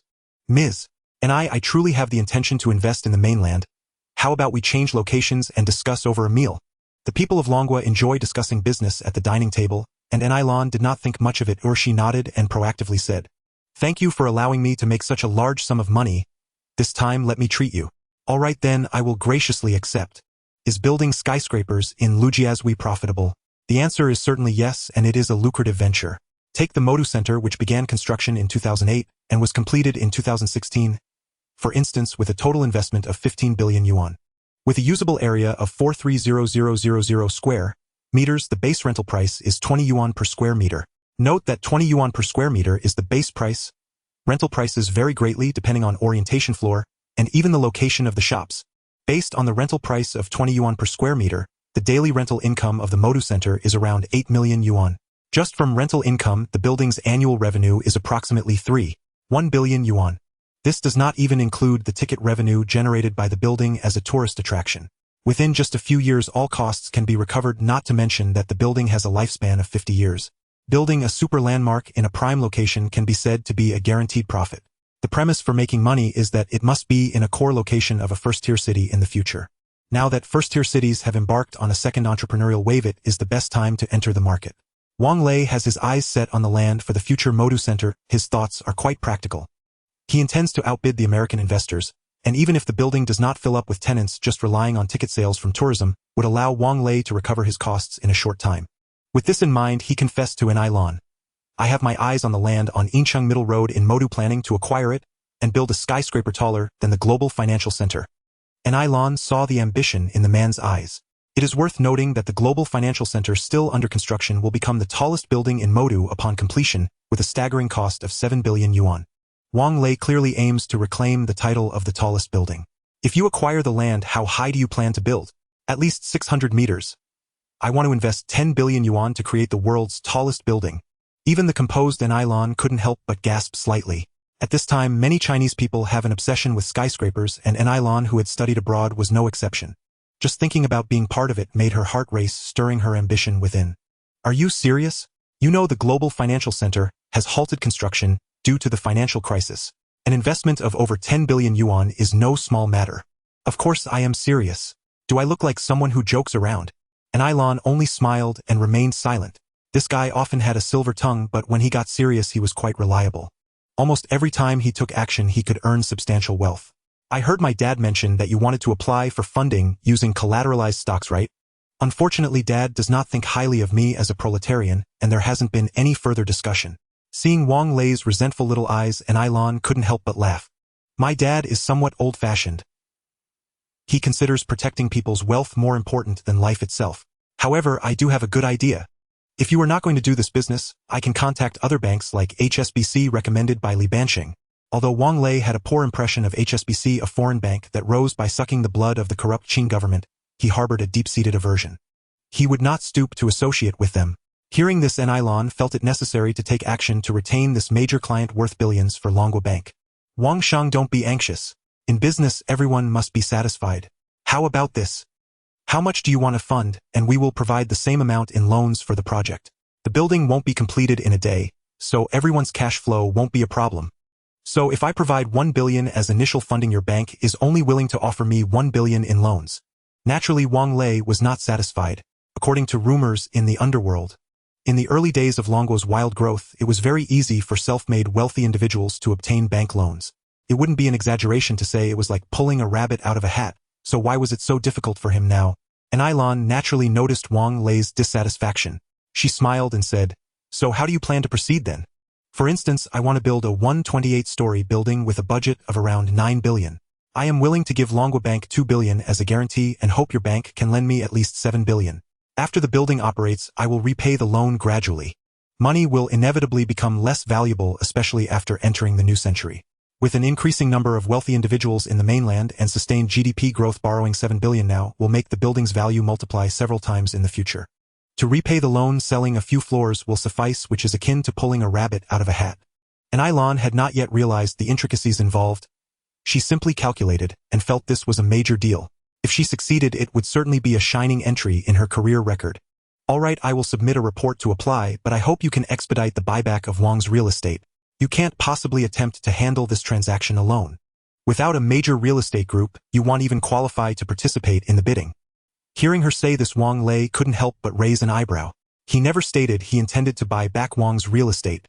Seeing his surprised expression, Ailan explained, "It's common knowledge that you want to buy back your family business.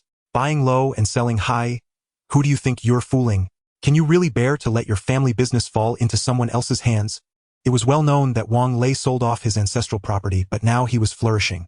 Some experts began to forecast that Wang Lei would inevitably buy back Wang's real estate and Wang's foreign trade company when prices were low. So that's how it is. However, if his thoughts were that easy to guess, he wouldn't be Wang Lei. Wang Sheng, if you want to buy back Wang's real estate, you must plan ahead. I've heard that Lu Fuhao is under significant debt pressure and intends to auction Wang's real estate. Although the economy in the harbor city is currently sluggish and many wealthy individuals are deep in debt crises, there are still plenty of rich people. If someone else also has their eyes on Wang's real estate, what will happen becomes an unknown. Thank you for the reminder. I will talk to Lu Xinxiong later. Lu Xinxiong expanded rapidly during the real estate boom and was working on several large projects. Now facing funding issues was inevitable. He could afford to wait, but the Lu family could not. Wang Lei believed that if he pressured the price, Lu Fuhao would gladly agree to the transaction. Just then Wang Lei's phone rang and the caller ID displayed that it was the girl Han Xiaoxiao. "Miss Ni, I need to step out to take a call." In a quiet corner of the restaurant, Wang Lei answered the phone. The moment he connected, Han Xiaoxiao's excited voice came through. "Bad boss, come back quickly. We have a major problem in RD." The line was filled with noise, and before he could ask, Han Xiaoxiao hung up. A wave of unease surged within him. Wang Lei hurriedly greeted an Ailan and rushed towards Haode Group. The RD department was his heart and soul. The project underway there was worth billions, the foundation of the Wang family's enterprise, and any issue arising was unacceptable to Wang Lei. So when his chauffeur-driven car sped down the road, other vehicles hurriedly made way. "Hurry up and reincarnate you. You think being rich is impressive? Why not buy the road?" Hearing the curses from behind, Wang Lei couldn't help but smile bitterly.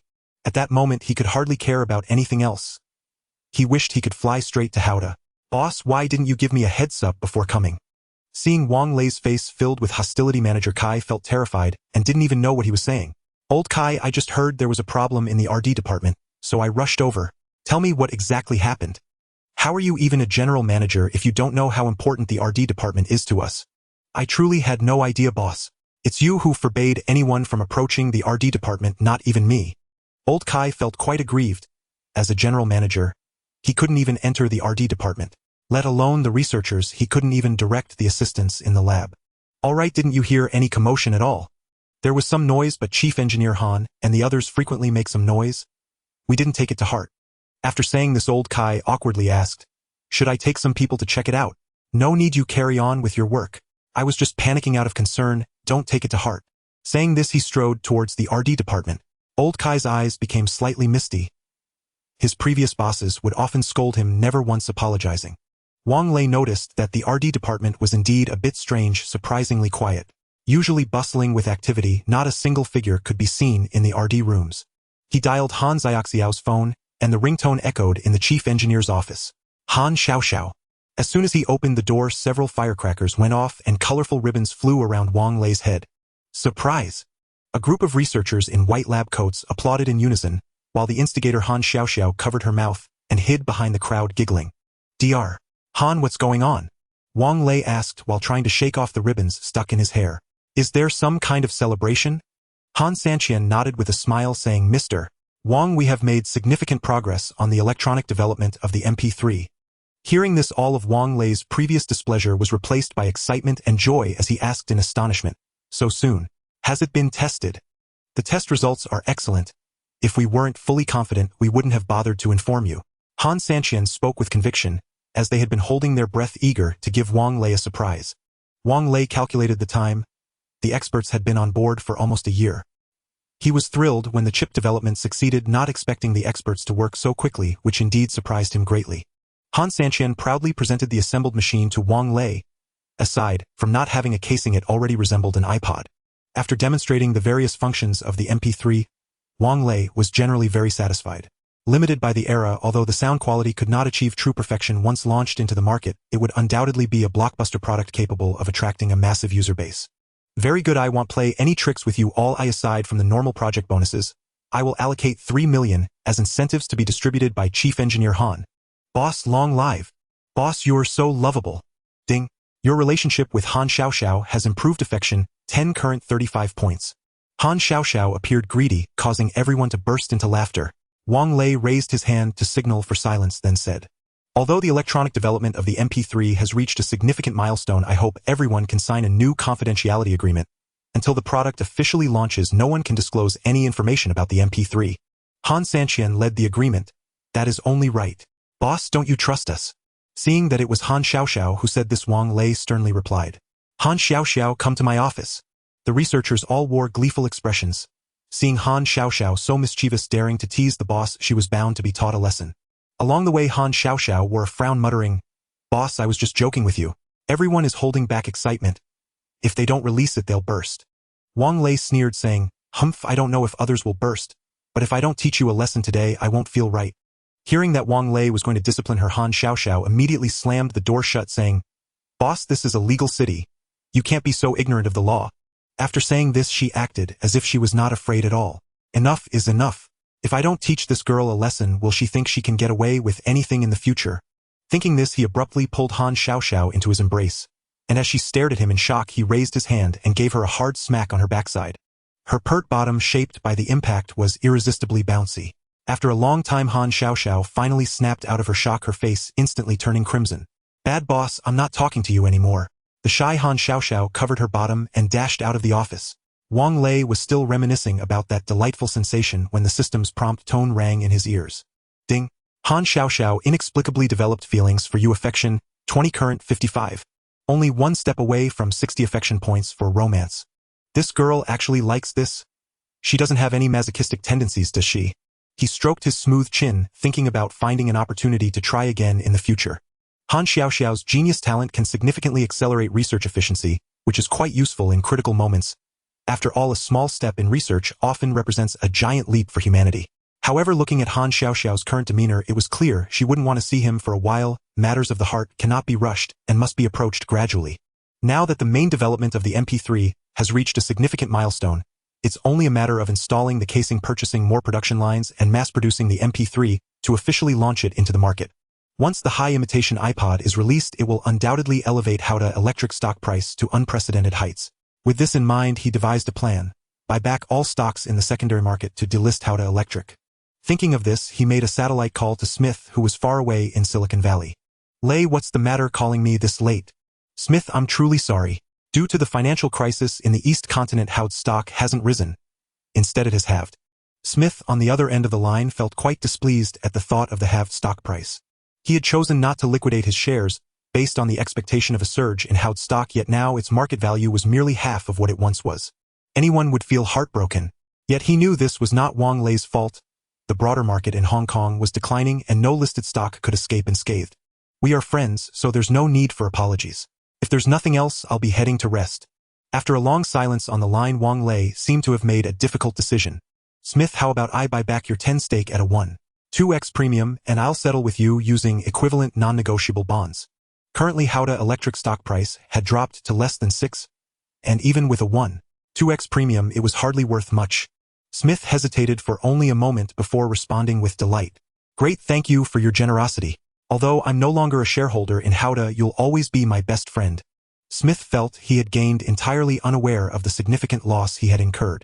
When Haode Electric returned to the stock market, it would surely reach unprecedented heights. Just as Smith was about to hang up, Wang Lei spoke again. Smith, I have another request. I hope you can tell me the truth. As long as it doesn't violate. Never mind, go ahead and ask. I'll tell you everything I know. Wang Lei smiled. I'd like to ask if Microsoft is currently being investigated by the antitrust team. How do you know about such confidential matters? We at Microsoft are being very careful regarding this issue. Why do you care about this? You're not thinking of shorting Microsoft, are you? Don't say I didn't warn you. The antitrust team cannot do anything to Microsoft. Proton Fund and Tiger Fund have tried and failed here. Haha, don't be so nervous. I forgot to mention that I'm also one of Microsoft's shareholders. I hope you can keep me updated on the progress of the antitrust investigation just in case. Smith suddenly understood. I see. How much did you buy? Not much, just about 6 of the shares. Smith was startled by this revelation, but upon realizing Wang Lei's wealthy background, he quickly understood. Then you need to be careful. Don't worry, I'll inform you of any new developments as soon as possible. It's just the antitrust team. I believe we at Microsoft can handle it. Hearing the arrogant tone of Smith, Wang Lei merely smiled in silence. While Microsoft indeed had the confidence to be self-assured, the powerful families behind the Federal Reserve wouldn't let the richest man be entirely satisfied. Thinking of this, Wang Lei called over the busy Lao Kai. Boss, you called me for something? Lao Kai, I need you to submit a delisting application to the Hong Kong Stock Exchange in the company's name and issue a public announcement as Haode stock price is currently greatly undervalued. Our Haode Electric Group is willing to buy back all the stocks held by shareholders at a 1x premium based on tomorrow's closing price. After completing the buyback, Haode would once again become Wang Lei's private company. Lao Kai got goosebumps all over and sincerely flattered. Boss, this is brilliant. Selling high and buying low. Once the stock crisis passes, we can relist. Wow, this back and forth, haha. Stop flattering me. Hurry up and get it done, the sooner the better. Lao Kai nodded in agreement and sped off in his dilapidated Mazda towards the Hong Kong Stock Exchange. If he knew that the RD department had developed a groundbreaking tech product, he would probably be left utterly astonished.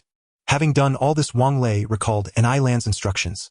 He muttered to himself, it's time to buy back Wang's real estate.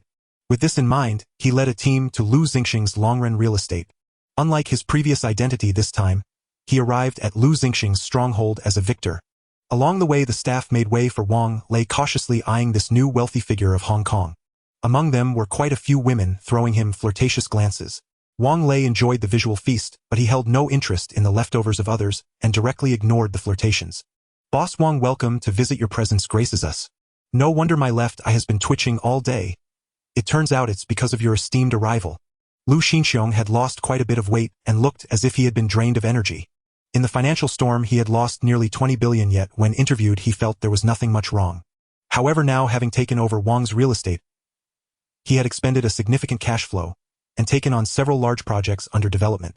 He was suddenly pushed to the edge of a cliff. Regarding Wang Lei, he felt both love and hate. He hated being a pawn watching Wang Lei multiply his wealth with his money. Yet he loved the fact that he had to rely on Wang Lei to buy back Wang's real estate and use the money to maintain his ongoing projects. Boss Lu, you need to exercise moderation. Hearing Wang Lei tease him, he laughed along. I'm just anxious, lost my appetite for food. Now that Boss Wang is here, we must drink a few good cups. Those who become great figures must learn to assess the situation, and Lu Xinxiong was no exception. Now the situation was stronger than he, and he had no choice but to bow to Wang Lei. We can eat any time. Let's talk first.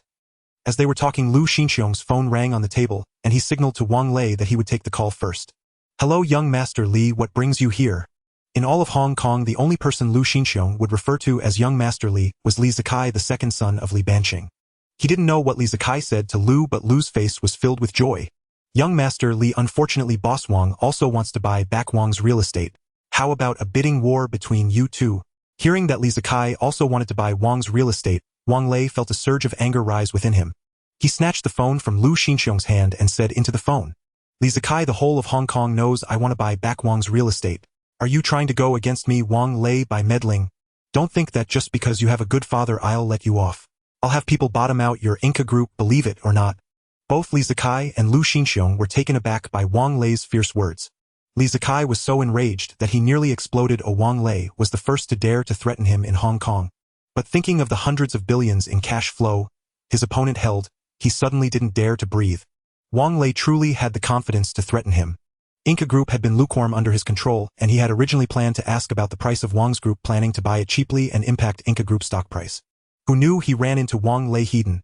Once Wang Lei really bought up Inca Group in the secondary market, he would likely lose control over Inca. Wang Lei, with his massive cash flow, could truly act as he wished. After a long silence, Li Zikai's voice finally came from the phone. Sorry, Boss Wang, I was just inquiring about the price, and had no real intentions of acquiring Wang's real estate. I will withdraw now and come to apologize to you when I have the chance. It was undoubtedly wise for Li Ershao to apologize. No one could guarantee whether Wang Lei would retaliate against Inca out of sheer pride. Lu Xinxiong felt a lump in his throat upon witnessing Wang Lei's intimidating demeanor and swallowed nervously. He had once naively believed that the other party was just a spendthrift. What kind of spendthrift would dare to threaten the second young master of the Li family? Anyone who dared to call Wang Lei a spendthrift in front of him would have to face his wrath. Seeing Wang Lei waiting for him to speak, Lu Xinxiong awkwardly said, "It's a misunderstanding, a misunderstanding. Lu boss, let me make it clear today, aside from me, Wang Lei, no one can take Wang's real estate from you." Lu Xinxiong nodded awkwardly and helplessly. After such an incident, who would still dare to buy Wang's real estate? They would rather offend Li Bancheng than provoke Wang Lei. There was no other reason. It was the family property of others. Buying it would mean offending Wang Lei gravely, yet only Li Ershao was reckless enough to make an offer. "So what price do you intend to sell it for?" Stumbling over his words, Lu Xinxiong replied, 8 billion should be acceptable, right? Thinking of this, he felt a sharp pain in his heart. He had paid 2 billion Hong Kong dollars when he acquired it, and now just over a year later it had depreciated by 60. He had never made such a loss-making deal. But there was no way out. The real estate market in Hong Kong had been hit hard and continued to decline. The economies of several eastern countries had regressed for over a decade, and there would be no improvement in the short term. If he didn't sell, the development projects on the mainland would come to a halt, which would truly add insult to injury for him. That's very reasonable deal. Upon hearing this, Lu Xinxiong couldn't help but breathe a sigh of relief. Wang Lei smiled. He didn't want to drive anyone to desperation. The most important thing in life was not to be overly greedy. After signing a contract, Wang Lei promptly transferred the funds to the other party's account. "Wang Sheng, thank you for your generosity. I should be the one thanking you, Lu boss. I wish you could soon shake off the shadow of the financial crisis and return to the Forbes list. No, that list is like a death warrant. I would rather not be on it. It's not easy to be a wealthy person in Hong Kong. They fear losing money and being targeted by ruthless bandits like Zhang Ziqiang." Zhang Ziqiang was captured in January this year and executed. Upon hearing this news, many wealthy individuals in Hong Kong slept soundly. After successfully transferring Wang's real estate, Lu Xinxiong was in a noticeably good mood and personally saw Wang Lei to the door. "Boss, where are we going now?" "Let's go back and pick up my wife.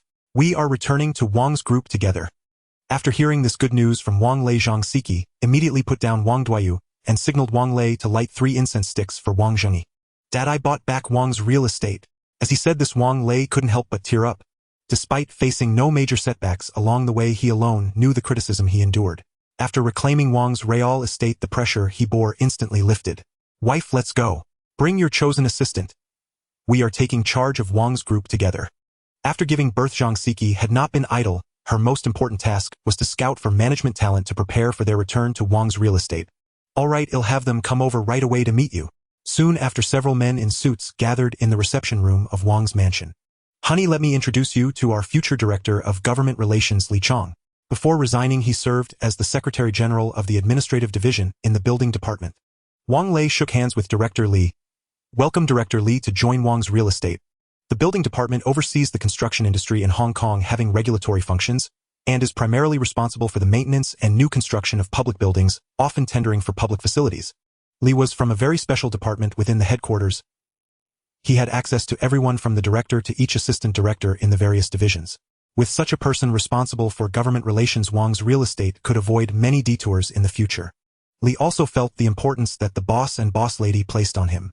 The key reason he accepted Zhang Siki's invitation was that she promised him support for his entrepreneurial endeavors within the group when the time was right.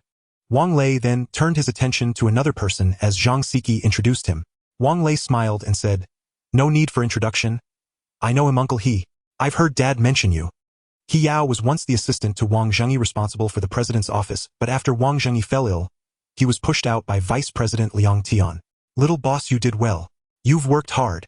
I heard you sold Wang's real estate and I was saddened for a long time. When the lady issued an invitation, I accepted it. How could I miss the chance to rebuild Wang's real estate?" Elder He Yao returning to Wang's was also a delight for Zhang Siki. "From now on, Elder, he will be our vice president." Wang Zhengyi had said that He Yao was down-to-earth and most importantly of high moral character, making him the best choice for a deputy. He naturally had no objections to Zhang Siki's arrangement. "This is Uncle Bei Ishu, the chief designer I invited back from America. He was a student of Pei Zhuoming. Pei Zhuoming is a modern art master of American nationality.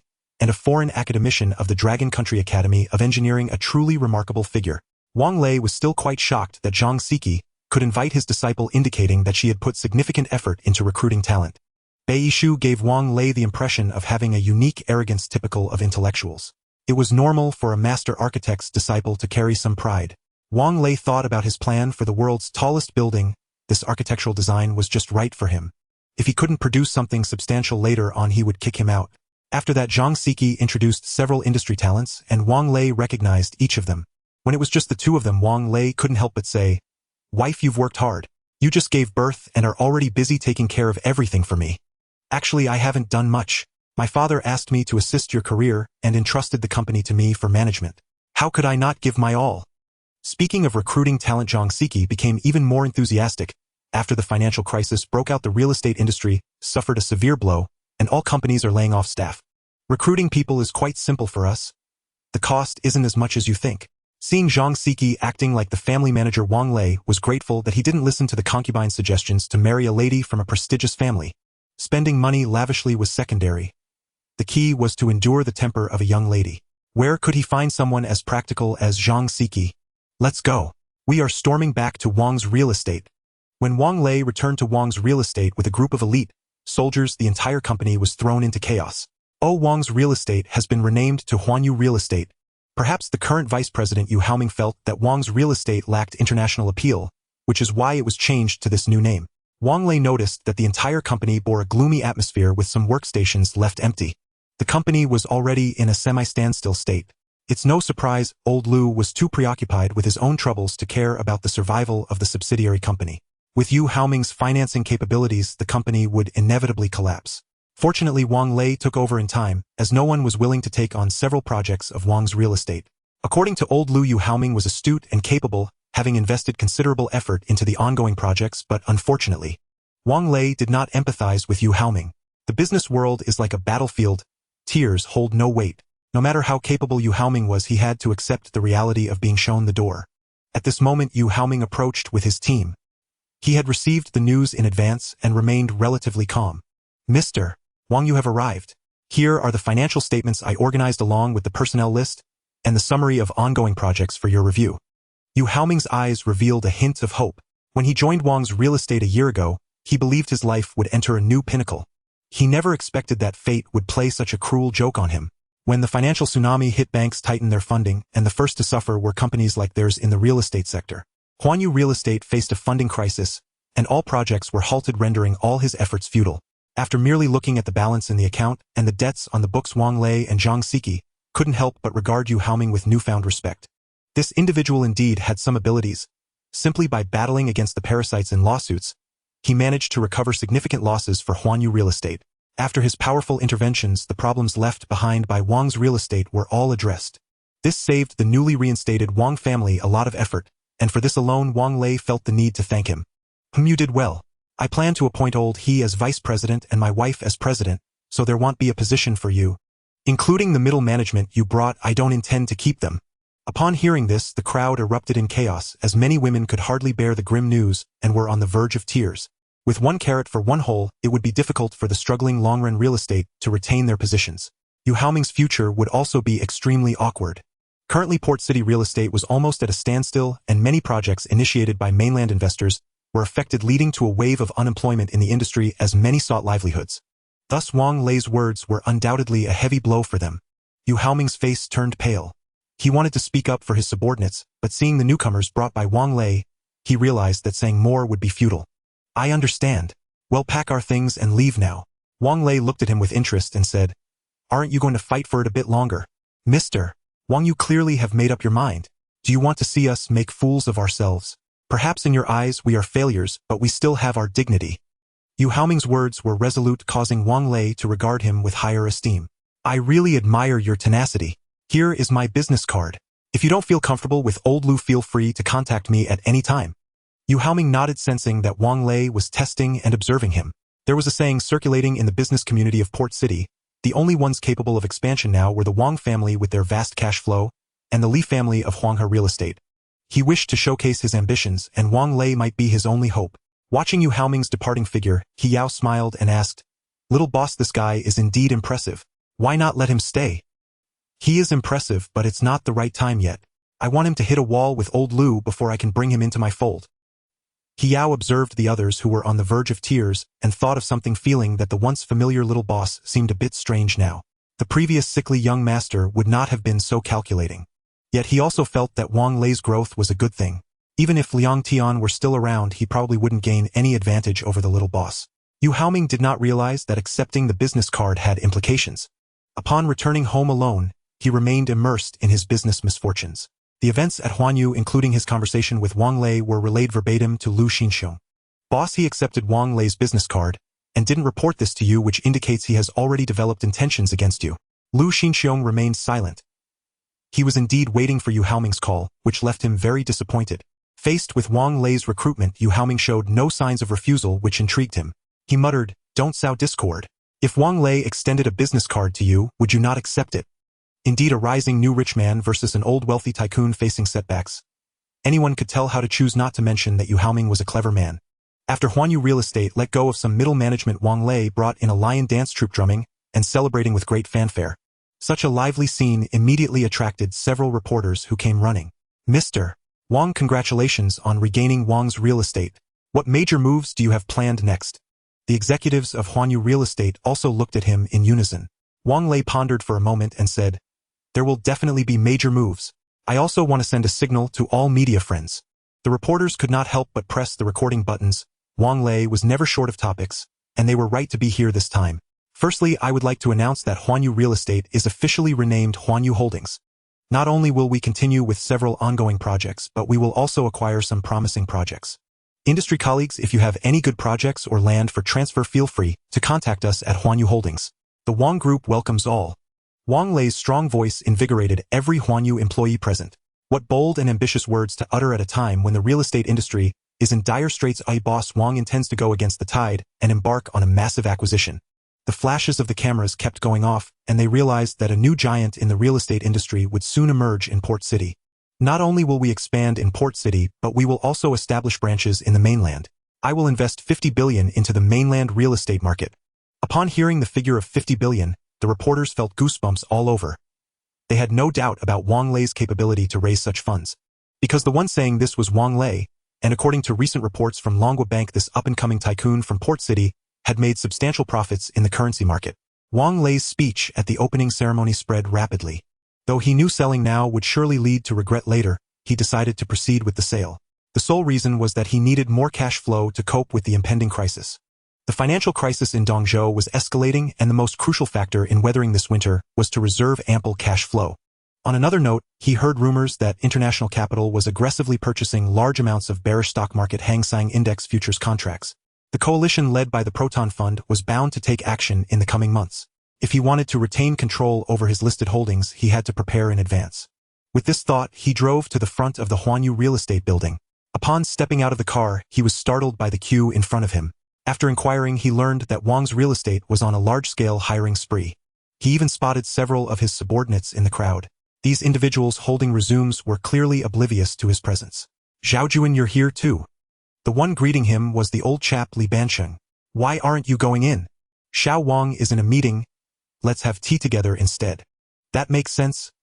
He's quite the busy man now and likely doesn't have time to greet us." Li Zhaojun simply sat down opposite Li Bansheng and poured himself a cup of tea, sipping it leisurely. "Bansheng, I've heard that your second son has had some conflicts with Wang Lei recently." Listening to his old rivals teasing, Li Bansheng felt embarrassed and replied, "It must have been spread by that Lu Xinxiong fellow. I wouldn't be foolish enough to fall out with Wang Lei over such trivial matters. What about your son losing face so badly? Aren't you going to help him regain it?" "Humph, I should thank Wang Lei for educating him. He's been loafing around without any ambition. It's a good thing someone gave him a wake-up call." His grievances were his own to settle, and he and Wang Lei were still friends despite their age difference. Meanwhile, Wang Lei was watching the two old men chat through the window. Hiao exclaimed excitedly, "Boss, your grand gesture has shaken the entire real estate industry, and Huanyu Real Estate has become a hot topic throughout Hong Kong City. The media outside is almost exclusively discussing this matter." The others, as members of Huanyu, felt honored. Wang Siki chuckled, "I'll lay your words saved us over $1 million in advertising expenses. Those reporters are fighting to feature us in the news, giving us free publicity. With fame comes its advantages. Previously they had to spend money to recruit talent, but now talent was actively aligning themselves with Huan Yu as evidenced by the long line forming below. Banks worried about their performance also came knocking eager to offer loans to Boss Wang. They didn't even require collateral for loans exceeding 100 million Hong Kong dollars. The reputation of Boss Wang and Huan Yu alone guaranteed their credibility. We mortgaged part of our real estate and managed to secure 3 billion in long-term low-interest loans in just one day. Regarding this, Hiao hesitated for a moment and asked cautiously, "Boss, are we really going to use all the loans for acquiring real estate projects?" Of course, now is the worst time for the real estate industry, yet it presents the best opportunity for us to expand. I not only want to use all the loans for land purchases, but I also want to mortgage all the properties we acquire with the banks. Whatever our competitors throw out, we will take in. Upon hearing this, several senior executives at Huan Yu couldn't help but gasp, knowing that while banks were willing to lend to Huan Yu due to its reputation, the leverage seemed a bit excessive. If this cycle repeats, the interest from the banks would be astronomical.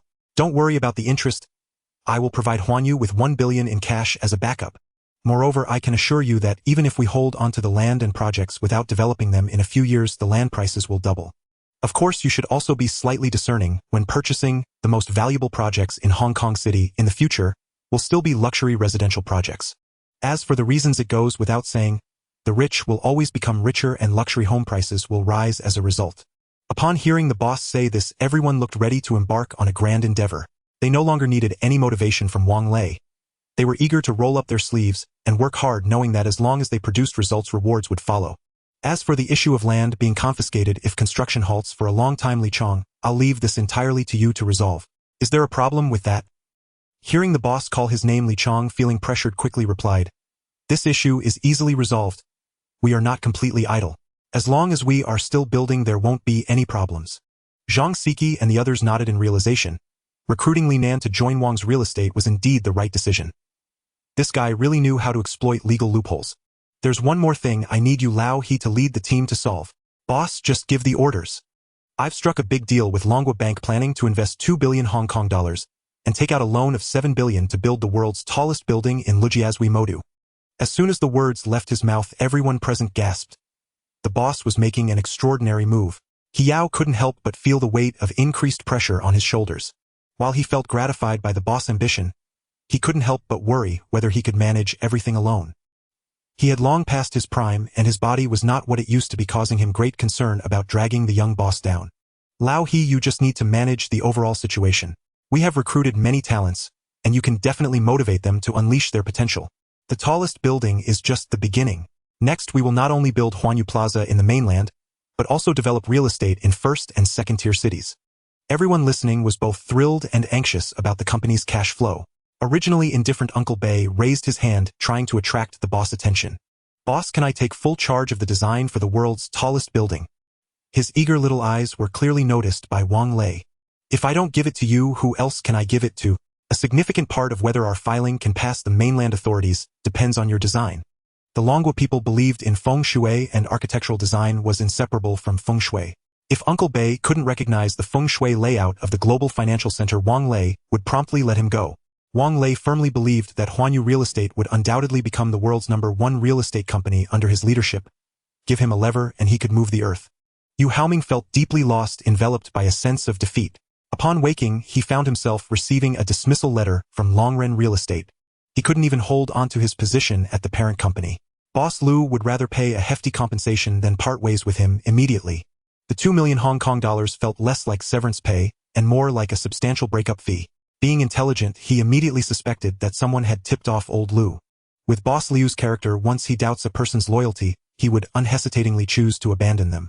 Offering a significant compensation was already a gesture of mercy. Even if he went back to explain, it would not mend the rift in old Liu's heart. Moreover, there was no longer a place for him at Longren Real Estate. Just a year ago, he was the highly esteemed vice president of the branch company, second only to one, a pinnacle of his life. But now he had become a lonely outcast, a discarded pawn. This change of identity was something he could not accept. He constantly reminded himself that he was still young, and the future would surely allow him to return to the peak filled with infinite possibilities. With this thought, he took out his phone to call several industry moguls. To his disappointment, those bosses who had once wanted to lure him with high salaries were now vague in their responses. They either claimed the industry was in a downturn with no suitable positions, or that their projects were stalled and the company had come to a standstill. As he made more and more calls, his mood grew increasingly agitated. At that moment, he remembered the business card in his suit. This card was evidently crafted with care, predominantly black with a gilded dragon etched on the back, its scales clearly visible. The front was simple and elegant, featuring only a name and a phone number. After much internal deliberation, Yu Haoming dialed Wang Lei's number. "Who is this?" "Mr. Wang, it's me, Yu Haoming." Wang Lei feigned ignorance, asking, "What do you want?" "I hope President Wang can give me a chance. I will prove my worth." "I see, but the vice president position is already filled. I am willing to start from the project manager." Wang Lei sensed Yu Haoming's determination, which aligned perfectly with his own thoughts. "All right, I will give you a chance. While I can't offer you the vice president position, I can provide you with the position of president of the Shanghai branch. Are you willing to help me carve out a new real estate territory?" The thought of leaving Hong Kong City for another city stirred a sense of loss within Yu Haoming, but he understood this was his only opportunity to return to the peak. After hesitating for just a few seconds, he replied, "Of course, I, Yu Haoming, am willing to serve you with all my strength." His words carried a profound sense of tragic determination. Wang Lei chuckled, "Don't make it sound so tragic. The project you will be handling is a major one. If it were anyone else, I wouldn't trust them as much, and it wouldn't even be your turn." Hearing his new boss say this piqued Yu Haoming's curiosity. He suddenly remembered the headlines from the past few days, where the boss had vowed to invest 50 billion in the mainland. Since this was a major project, he definitely couldn't handle it alone. With this thought, he asked, "Boss, can I bring a few of my former subordinates with me?" "Of course you can decide the personnel, but you need to be cautious in screening them. Don't let yourself get sold out again without realizing it." Mentioning this made Yu Haoming's face flush with embarrassment. He actually knew who Lu Xian and Xiong had planted beside him, but at that time his mind was completely elsewhere, and he had momentarily overlooked the presence of that person. "I assure you such a thing will not happen again." With the staffing issue resolved, Wang Lei couldn't help but breathe a sigh of relief. He had been riding a wave of excitement lately, but now he suddenly felt a bit tired. Especially the negotiations with the two old foxes had drained a lot of his energy. But the effort was worth it. He spent 2 billion to buy a luxury project initially valued at 4 billion Hong Kong dollars from the two. With these quality projects, Huanyu Real Estate could use them as collateral to secure substantial funding for new acquisitions. While others pondered how to weather the industry's winter, Wang Lei thrived in the water, initiating a spree of acquisitions. With this thought, he called Jeang Buozhi. "Darling, I'll come over tonight. Have you been working on any new dishes lately?" Perhaps sensing the man's exhaustion, Jeang Buozhi sweetly replied, "Honey, how about I make you some bull's penis soup? Are you trying to make me commit a crime?" He was already strong. Did he really need to supplement it? Arriving at the hillside villa purchased for the three of them, Wang Lei saw Buozhi guiding the two little ones as they crawled across the floor. "Darling, it seems they can crawl now too." The two children were just 6 months old, and their limbs lacked the strength to support them in crawling freely. They could only manage to turn in place or move backward. But to Wang Lei's surprise, Wang Jejun was slowly pushing up his forelimbs, crawling towards him with outstretched arms. He tumbled into his father's embrace, emitting satisfied giggles. Even more to Wang Lei's astonishment, Wang Jai, who was spinning in place, saw her brother in their father's arms and began to awkwardly crawl over. The little child's eyes were filled with determination. Wang Lei couldn't help but hold Jai in his arms as well, saying, "You are both good children of daddy." Ding! Jai has unlocked a new talent. Resilience. Resilience blue talent. When doing anything, there is a chance to increase success rate through continuous attempts. Wang Lei was taken aback, feeling that this was an excellent positive talent, meaning, as long as Wang Jai did not give up, she would continue to improve. This was a highly promising growth talent. That night, the couple shared affection and discussed the filming of Stephen Chow's The King of Comedy. "Darling, the recording of The King of Comedy is almost done. It is set to be released in the second half of this year. In the next 2 months, the children might need your extra attention, as I will be leading the team to start the promotional campaign." Jeang Buozhi had invested a lot of effort into filming this movie. Last year's 2 supporting roles had given her some audience appeal, and she had a strong premonition that this movie would make her famous. As the wife of the Huanyu Group owner, she felt obliged to take a more proactive role in the promotion. "Okay, when the time comes, I will book a theater and take the staff to support you." It was then that Wang Lei realized that it was already June 1998. And according to his memories, the second battle between international capital and Hong Kong City was about to erupt. This time, the Proton Fund and numerous Wall Street hedge funds would be wielding massive funds to short sell the Hong Kong stock market. Wang Lei's heart began to stir. This was an excellent opportunity for both fame and profit. With this token of allegiance, his investments in the mainland would surely sail smoothly. After months of probing, the president of the Proton Fund, Suoluasi, profited multiple times by shorting the stock market through currency manipulation.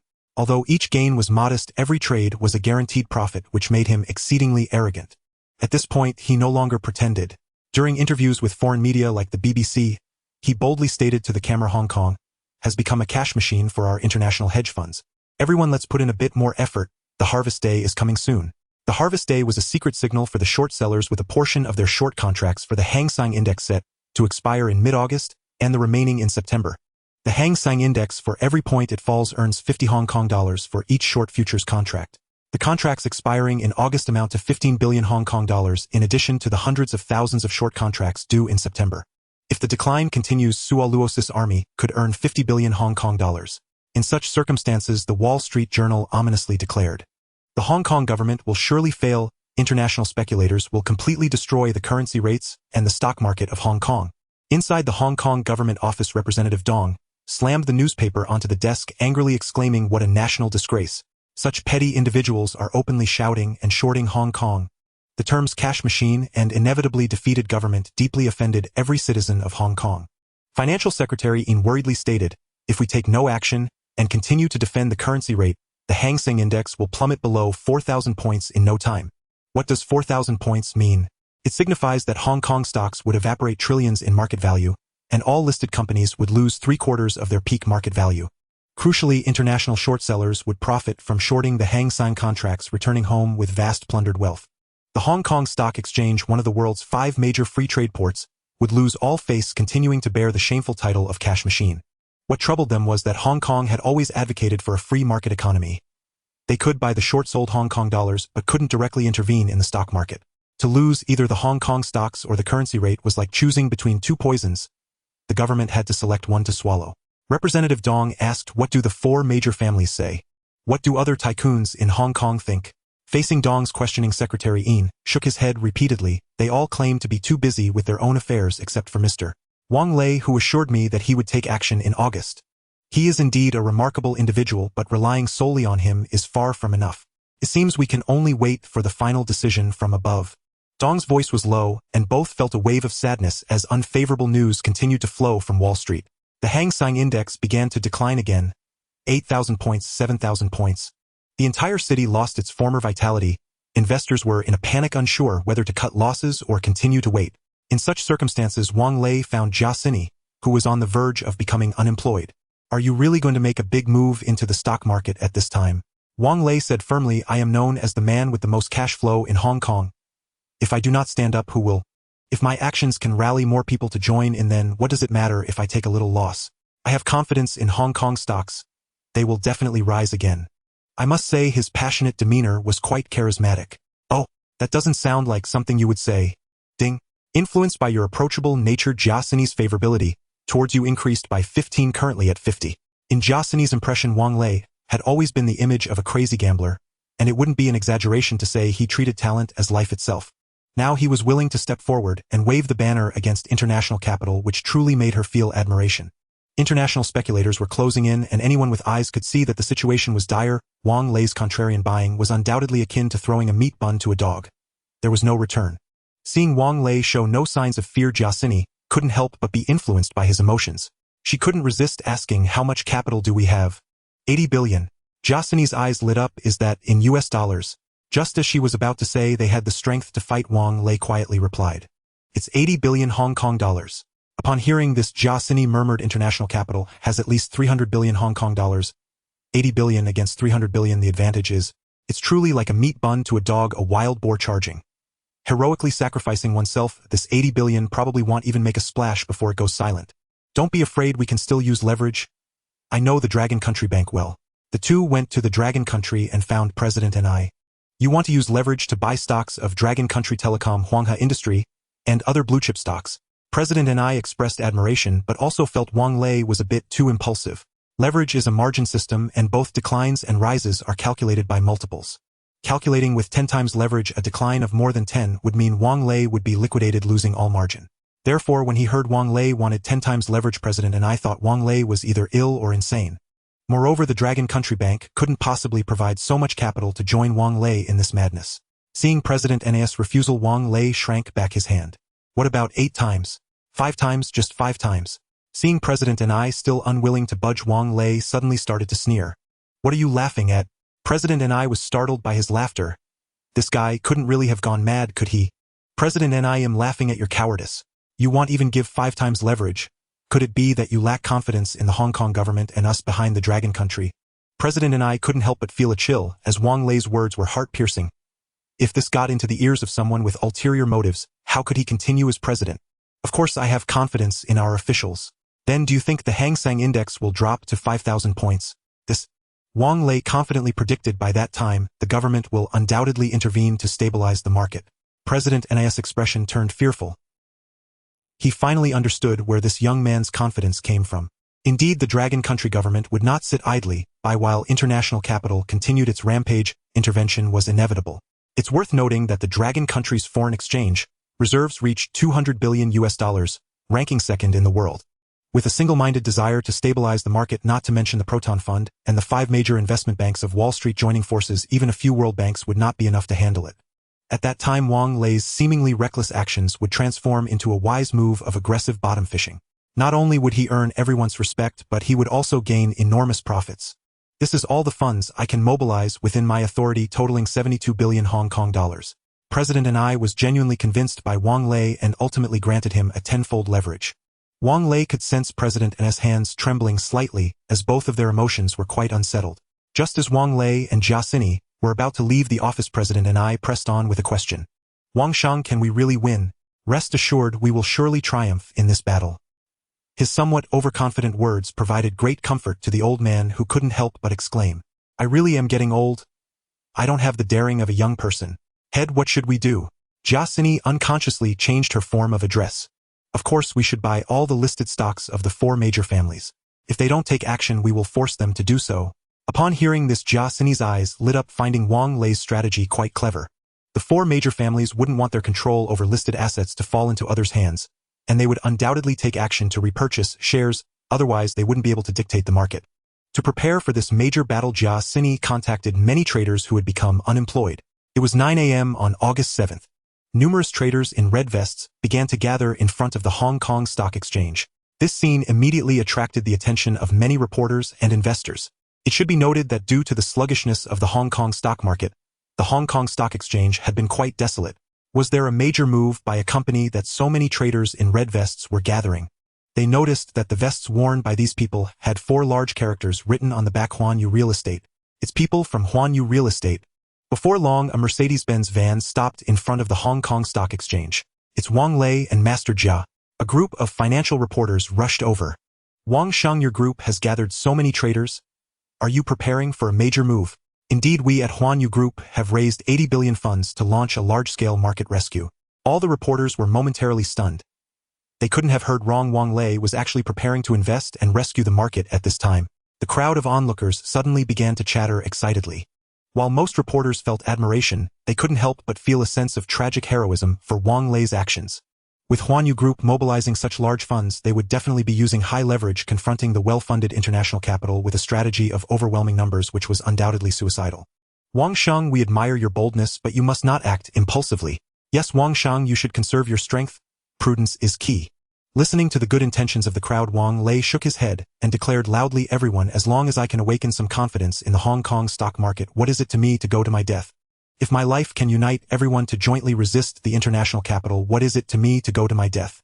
Hearing Wang Lei's generous words, the onlooking investors were stirred, as if a surge of passion ignited in their hearts, making them eager to join in. But with wives and children, they could only turn their excitement into a cheer. Sir, your righteousness. Of course, the world is never short of cynics who whispered sarcastic remarks in the crowd. 80 billion. We can chant slogans too. This Wang Lei must have ulterior motives. He might even be in cahoots with the Proton Fund, luring us into a trap. These words made some who had intended to buy in begin to hesitate. Seeing this, Wang Lei scoffed and said, today, I Huan Yu Real Estate A shall steadfastly defend the 7,000 point mark and give no ground. The traders, already inspired by his emotions, shouted in unison, steadfastly defend the 7,000 point mark, give no ground. Steadfastly defend the 7,000 point mark, give no ground. The voices carried far. The reporters excitedly captured this moment, intending it for today's news material. As a member of Hong Kong City, they felt it was their duty to spread Wang Lei's actions. TVB, East Asia Television, and even Phoenix Television broadcasted this news. Countless people were eagerly watching, countless people were standing by. At exactly 10 o'clock, the Hong Kong stock market opened. With a command from Jia Xini, all the traders began to buy blue-chip stocks in an orderly fashion. Buy in again. The investors staring at the big screen couldn't help but cry out in surprise.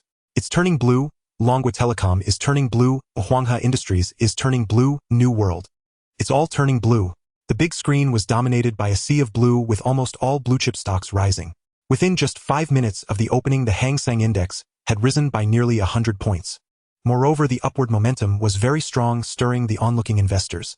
Wang Sheng really is buying in heavily. He is not just making empty statements. Until the market closed for the morning, the market continued to rise with the Hang Seng Index soaring from 6,600 points to 7,000 points. The staff at the Hong Kong Stock Exchange excitedly reported to the financial secretary. The trading volume for the morning has broken the Hong Kong Stock Exchange's transaction record, reaching 20 billion Hong Kong dollars. Upon hearing this figure, the secretary couldn't help but gasp. Wang Sheng, well done, he certainly is not just talking. He has truly taken action. But soon his expression turned solemn again. This surprise attack caught the international capital off guard, and next would be a hard battle. If it weren't for our mission to maintain the linked exchange rate, I would really want to confront them heathen. Thinking of this, the secretary couldn't help but look towards the box where Wang Lei was. Wang Lei seemingly unfazed lay on the sofa snoring away. Meanwhile, the international capital overseas looked at the declining market with profanity. Where did this Huanyu real estate come from? Why hadn't we heard of them before? Faced with the furious Soros, his subordinates trembled as they reported. BOSS, according to investigations, Huanyu Real Estate is currently the most aggressive real estate company in Hong Kong City. Their new boss possesses a massive cash flow and is a prominent guest in the city. A massive cash flow. Soros, as if hearing a great joke, wore a look of disdain. No matter how much can it compare to our coalition. He narrowed his eyes and ordered, send the order down. In the Eagle Nation's currency trading market, I want to throw 40 billion Hong Kong dollars to let this kid and everyone feel the terror we bring. And tell all allies what has triggered the sell-off. By tomorrow at the latest, I want to see this kid go bankrupt. Mobilize all funds to start dumping stocks. The international capital began to take Wang Lei, the sudden opponent, seriously and started to fully dump stocks in the currency and stock markets. In a few days, it would be the settlement date for the Hang Seng Index contracts, and they would return with immense wealth. And Wang Lei was merely a trivial stumbling block on their path to harvest. They felt that, with just a little more effort, this kid would be crushed to pieces with no place to be buried. It was still not time for the market to open in the afternoon. The trading hall was surrounded by a crowd. Everyone was excited, and many had come to the scene to support Huanyu Real Estate after watching related media reports in the morning. Huanyu. Victory. Huanyu. Victory. Wang Lei was awakened by the cheering voices of the crowd outside. As soon as he opened his eyes, he saw Jia Sini bending over staring at him with hints of her alluring figure barely concealed. She quickly turned her head away, changing the subject. What's happening outside? Everyone is cheering for you. You don't know that the whole port city has been stirred up by you. Multiple media outlets gave very positive evaluations of Huanyu Real Estate's actions. They unanimously praised Wang Lei as a responsible entrepreneur. In this era, the title of entrepreneur was not a derogatory term. At least the spokespersons of the four great families had never received such a title. Wang Lei stood up and looked out through the large floor-to-ceiling windows. The sea of heads outside startled him. Over 10,000 people had completely surrounded the Hong Kong Stock Exchange. Who says the people of Longhua are not united? It's just that no one has stepped up as a responsible leader. Director Yi knocked and entered, his eyes bloodshot and face weary, yet his spirit seemed quite good. He smiled and said, Wang Sheng, why don't you say a few words to the people outside, asking them not to gather here to avoid a stampede? Okay, I'll go out and say a few words right now. As Zhang Zhao saw the crowd outside, he immediately thought to persuade them. But seeing Wang Lei resolutely walking outside, they could only follow suit. They were worried that some troublemakers might hide among the crowd and cause chaos. To their surprise, when the people saw Wang Lei appear, they were merely excited and took no other actions. Wang Sheng, we support you. Wang Sheng, just say the word. If you need to raise funds, I can give you all my wealth. What this uncle said is true. Wang Sheng, just say the word, and we will follow you without hesitation. Seeing everyone's passionate exchanges, Wang Lei was moved and raised his hand to speak. Everyone listen to me. The second battle with international speculators has just begun. The situation is still uncertain, so do not act rashly. The real battle will begin in the afternoon. Rest assured, Huanyu Real Estate will hold the line at 7,000 points and will not allow international speculators to advance further. His words calmed the passionate crowd. Indeed, international speculators had not yet fully engaged, and the afternoon would be the moment of real confrontation. They all had their families to worry about and could only sigh silently. Seeing the atmosphere turn slightly dull, Wang Lei shouted, We will surely win this battle. We will surely win this battle. The cheers of the crowd echoed far and wide. Although Wang Lei urged everyone to leave in an orderly fashion, Many still wanted to witness this monumental financial defense. After the market opened in the afternoon, international speculators began a fierce counterattack. First, in the currency markets of Eagle Nation and Beautiful Nation, they sold off large amounts of Hong Kong dollars. Nearly 40 billion Hong Kong dollars were poured into the foreign currency market, causing a fluctuation in the Hong Kong dollar exchange rate, which began to drop sharply. This was like a signal for an attack. The short sellers began to sell off borrowed stocks in large quantities, and the market index, which had been floating in the blue earlier, suddenly turned red. Jeang was taken aback. She did not anticipate that the counterattack from the international coalition would be so fierce. In the blink of an eye, the Hang Seng index had fallen below 7,000 points. Buy in, buy everything. Whatever they sell, we will buy. Upon receiving the order, traders began to frantically pound their keyboards, resembling a contest of hand speed. The market index alternated between blue and red, with blue and red flashing on the large screen. The stock traders in the trading hall were fervently excited, some with flushed faces. When the bulls held the upper hand, people shouted, jubilantly hugging each other to vent their emotions. But such joy was destined not to last long, as many became anxious and started to pace. Sualuasi listened to the reports, his expression fluctuating between dark and light. He never expected Huanyu real estate to be so serious. In just 1 hour, the trading volume between both sides reached 30 billion Hong Kong dollars. The battle had never been so intense, with the Hang Seng index fluctuating around 7,000 points. In the last half hour, everyone give me your full effort to sell. Continue to deplete Huanyu real estate's vital strength. Sualuasi knew that if this continued, the resisting Wang Lei's funds would soon be exhausted. If nothing unexpected occurred, Wang Lei would face a margin call tomorrow. In the last half hour, both sides became bloodthirsty, and the short sellers initiated unlimited selling. When Wang Lei saw their selling prices, he couldn't help but feel elated. Thank you, Sualuasi, for sending over 200,000 shares of Huanghe Industrial, and thank you to Tiger Fund for sending over 150,000 shares of New World. This is what it means to buy the bottom. This is the true meaning of bottom buying.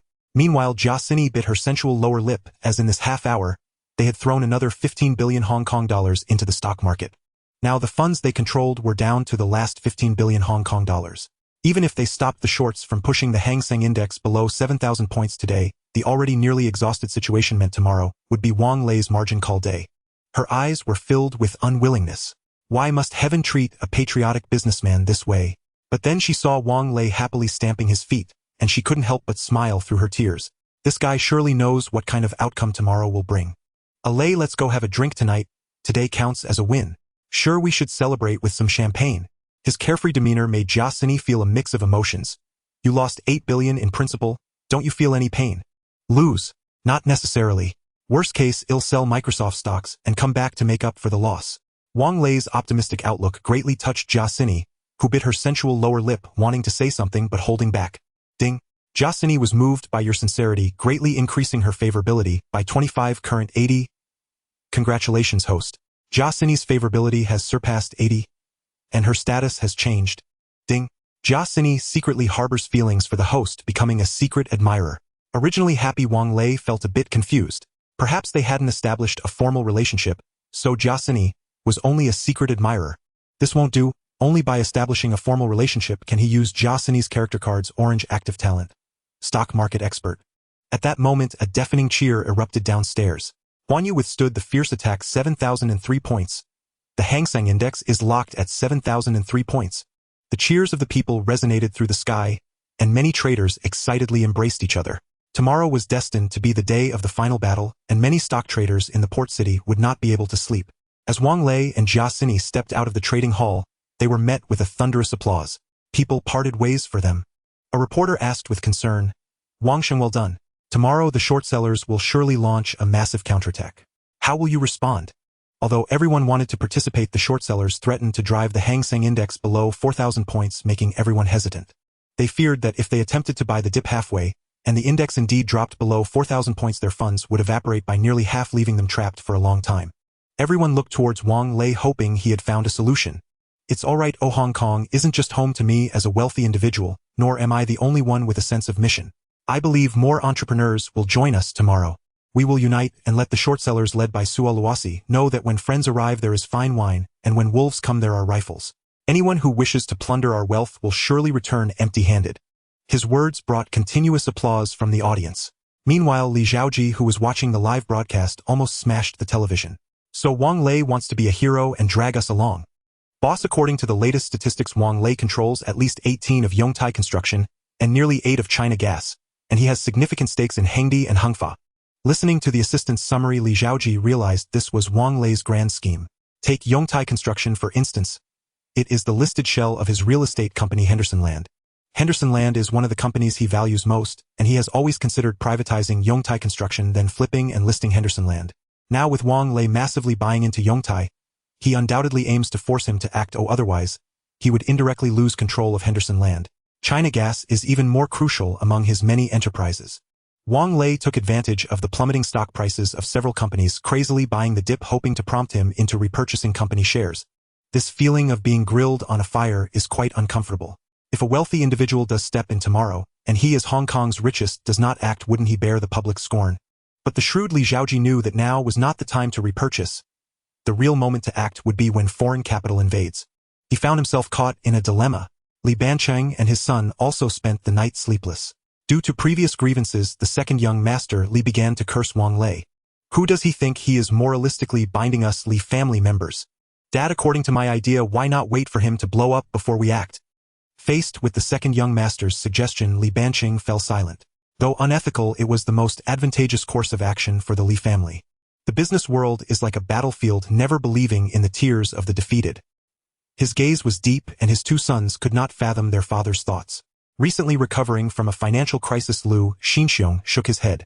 Wang Lei is indeed a character, but unfortunately the time, place, and people are not on his side. I think he's in trouble tomorrow. Director Yin paced in the government office. Representative Dong, am I supposed to just watch Wang Sheng blow up? Xiao Yin, I've already submitted a report to enter the market. Can you be a bit more composed? Realizing she had become overly anxious, Director Yin immediately recognized her mistake. Okay, I'll step out for a smoke and get some fresh air. Taking the initiative to invite him for drinks, Jia Sini brought Wang Lei to a charming hotel overlooking Victoria Harbor. The top floor of the hotel offered both drinks and a panoramic view of Victoria Harbor's night scenery. Cheers. Sini, don't drink anymore. You've had quite a bit today, Jia Sini said, squinting slightly. Lei, you don't know how happy I am today. All the investors look at me with admiration. Since I entered this industry, it's the first time I felt this work holds such significance. Thank you for giving me the opportunity to stand on this stage. Even if I lose tomorrow, I will leave a significant mark in stock history. As she spoke, she took out a bank card from her bag and placed it in Wang Lei's palm. This contains all my wealth, about 300 million. You can use it to buy the dip tomorrow. 300 million. I didn't realize you were a little rich woman. I originally planned to use this money to start a financial company, but now I feel I don't need it. From now on I will rely on you. You can't pull the bridge after crossing. Wang Lei was deeply moved. With such a wonderful person, what more could he ask for? He blurted out, Sini, how about I support you from now on? Jia Sini, feeling tipsy, snapped to attention upon hearing this. She looked into Wang Lei's earnest eyes and replied, sounds good. You said it, I, Jia Sini, will rely on you for life. Ding. Jia Sini's character status has changed, officially confirming her relationship with you, becoming your red-faced confidant.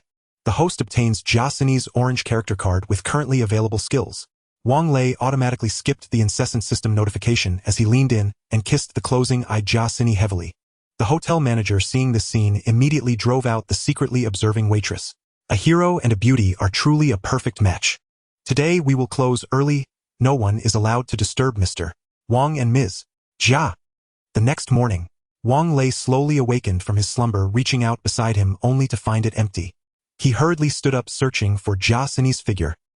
He saw the beautiful woman had changed her usual attire to a tight-fitting qipao, showcasing her alluring figure to the fullest. What are you dazed for? Today is the day of the decisive battle. Is there a problem with me dressing beautifully? Of course not. Then hurry up and get dressed, everyone is waiting for us. Wang Lei nodded, watching the character card of Jia Sini emerge before him. Confirm to use Jia Sini's stock market expert. Confirm usage. A burst of orange light began to flicker. According to the character's talent rules, all the stocks he held would surge by 50 in a short period. System. If the system could speak, it would definitely curse Wang Lei, calling him a fool. It was bound to do something outrageous. In the original history, the stock market was destined to be a sea of red today, which led to the interventions from the nations below. Even knowing the system was difficult to manage, Wang Lei did not mind at all. If he faced a margin call today, he would lose 8 billion Hong Kong dollars, so even if the system collapsed, it had to help him reverse the decline before self-destructing. Zhang Zhao and the others were unperturbed. When the group arrived at the Hong Kong Stock Exchange, the entrance was already crowded with people.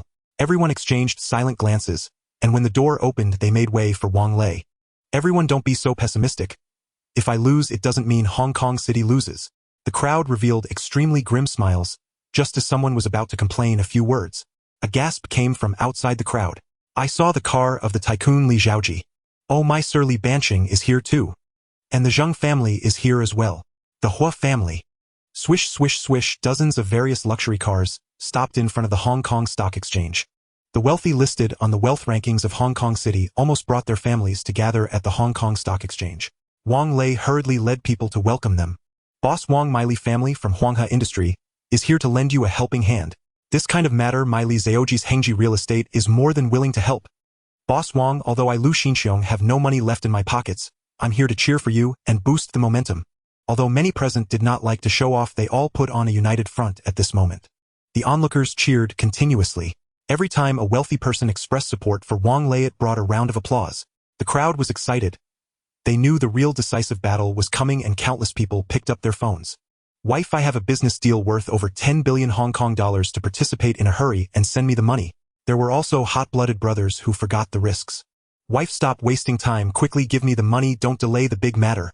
To their surprise, the wives were unusually cooperative, and they unanimously said, okay, you go ahead, just don't drag Wang Sheng down.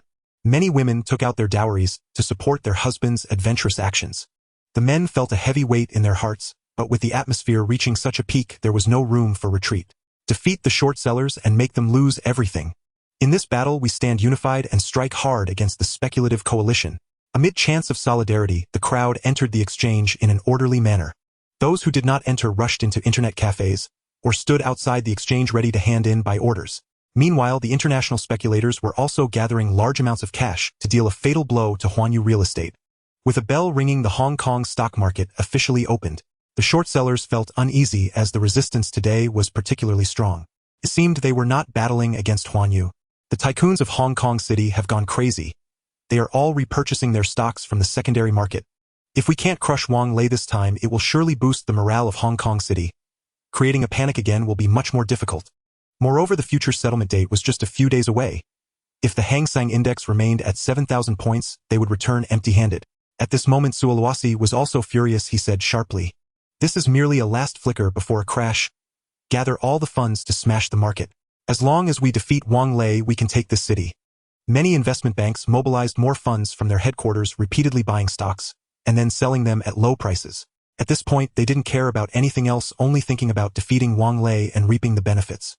The wealthy who were short on funds kept withdrawing. Around 3 in the afternoon, Li Banqing and Li Zhaoji also left in succession. "Wang Shang, we really tried our best. I know just having you come to help me is already very satisfying." As he said this, Wang Lei felt quite unwilling. Watching the stock market begin to decline, many people turned readied on the spot. Meanwhile, the international speculators, seeing the slight rebound, had already uncorked champagne to celebrate. "We should thank Wang Lei. With his defeat, the confidence of the stockholders is shattered, and the tycoons will be out of resources, leading to an unprecedented revelry ahead." Director Yin glanced at the clock. 3:30 p.m., half an hour until the market closes. Would there be a miracle? "Delegate, it's an urgent call from above." Hearing it was an urgent call from higher authorities, Delegate Dong immediately connected the line. Upon seeing Delegate Dong break into a joyful smile, Director Yin knew. Finally, good news had arrived. What did they say? "They fully support our taking decisive action. Above all, we must not let our Hong Kong partners lose heart." "And what are your plans?" "Deploy the foreign exchange fund and the land fund. Entrust 12 domestic brokerage firms to enter the market." Long eager for action, Director Yin instantly allocated 20 billion Hong Kong dollars, commissioning the national team to intervene. Poly Group and other enterprises also closely monitoring the Hong Kong stock market surged in with massive capital. The index, just slipping into decline, immediately soared back into the blue. No one understood who was behind this intervention or which force was defending the market. Soros was caught completely off guard. He never imagined that at this critical juncture someone would dare march straight into the line of fire. Had he known he was up against the Hong Kong Monetary Authority, he might have tempered his aggression. Hold the line. Keep dumping shares. Exhausted and outmatched, the international speculative funds stood no chance against the national team and swiftly collapsed. The Hang Seng Index surged violently, finally stabilizing at 7,346 points. A thunderous cheer erupted across the Hong Kong exchanges, and clearing limited people embraced one another elated. They had held the pivotal 7,000 point threshold. They had triumphed once again over the international speculators. Jia Xini clung tightly to Wang Lei, her entire body trembling with emotion. Lei, we won. Wang Lei's heart too stirred with deep unrest. For a moment he had truly believed his position would collapse. Exchange staff tallied the day's trading volume 86 billion Hong Kong dollars, far surpassing the previous day's figure and shattering the Hong Kong exchange's all-time daily record. A further piece of welcome news soon circulated: the national team had intervened.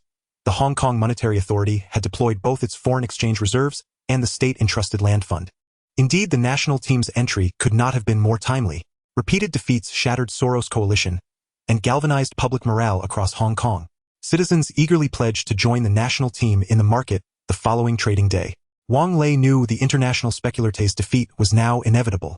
Over the coming months, the Hang Seng Index would surge, reaching new heights near 120,000 points. True to expectation, the next day opened with the Hong Kong Index climbing steadily. International speculators attempted a desperate last stand. But unlike history, Wang Lei and a cohort of Hong Kong entrepreneurs had already exhausted their operational capacity. Depleted of capital, the speculators were left utterly powerless to resist. The Hang Seng Index settled firmly at 8103 points. Soros promptly extended the expiration date of Hang Seng futures, postponing the protracted battle to September. Yet Director Yin saw through his stratagem at once and introduced a new futures trading policy. Clients holding over 10,000 Hang Seng futures contracts would face a 150 special margin requirement. Simultaneously, futures prices were deliberately elevated, and the Monetary Authority issued new regulations governing foreign exchange securities trading and settlement, strictly curbing speculative activity. Soros and his coalition, realizing resistance was futile, withdrew to cut losses. News of their staggering losses dominated the front page of the Wall Street Journal. Analysts estimated Soros' total losses approached 10 billion, erasing not only the wealth previously extracted from the four little tigers, but also inflicting heavy losses on his investors. Disillusioned, many investors withdrew their capital. Soros was forced to shutter several of his flagship funds, leaving his total assets under management below 2 billion. When approached by reporters, Soros, who once relished the spotlight, now evaded interviews entirely. At the mere mention of Wang Lei's name, he nearly erupted into open confrontation with the press. Tiger management fared no better.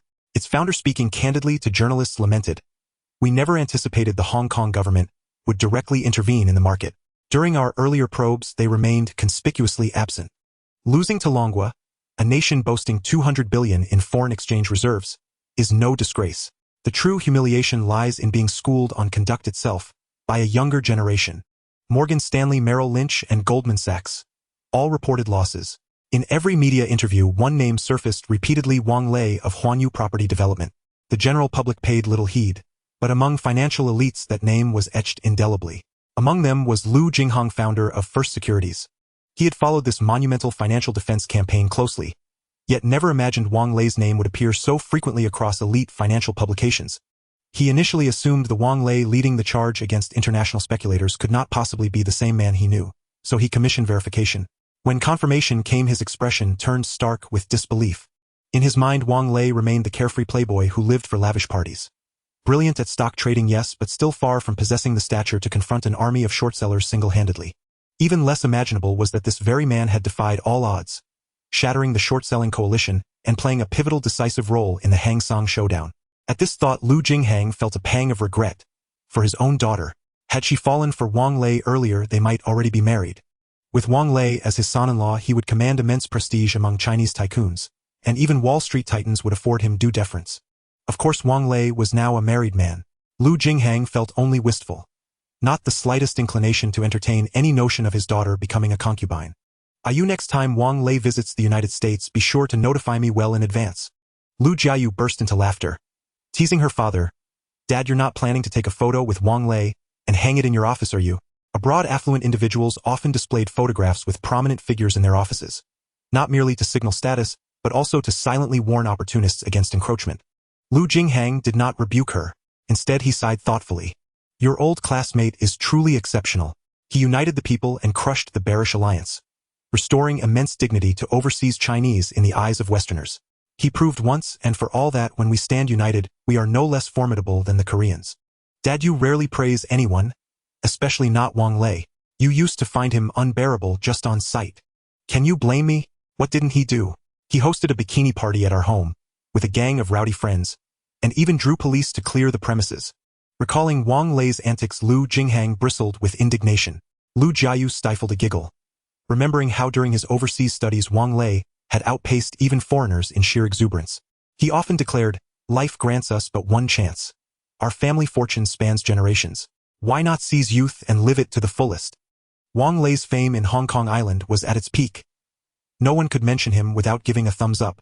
Anyone who dared to slander him would likely face severe consequences.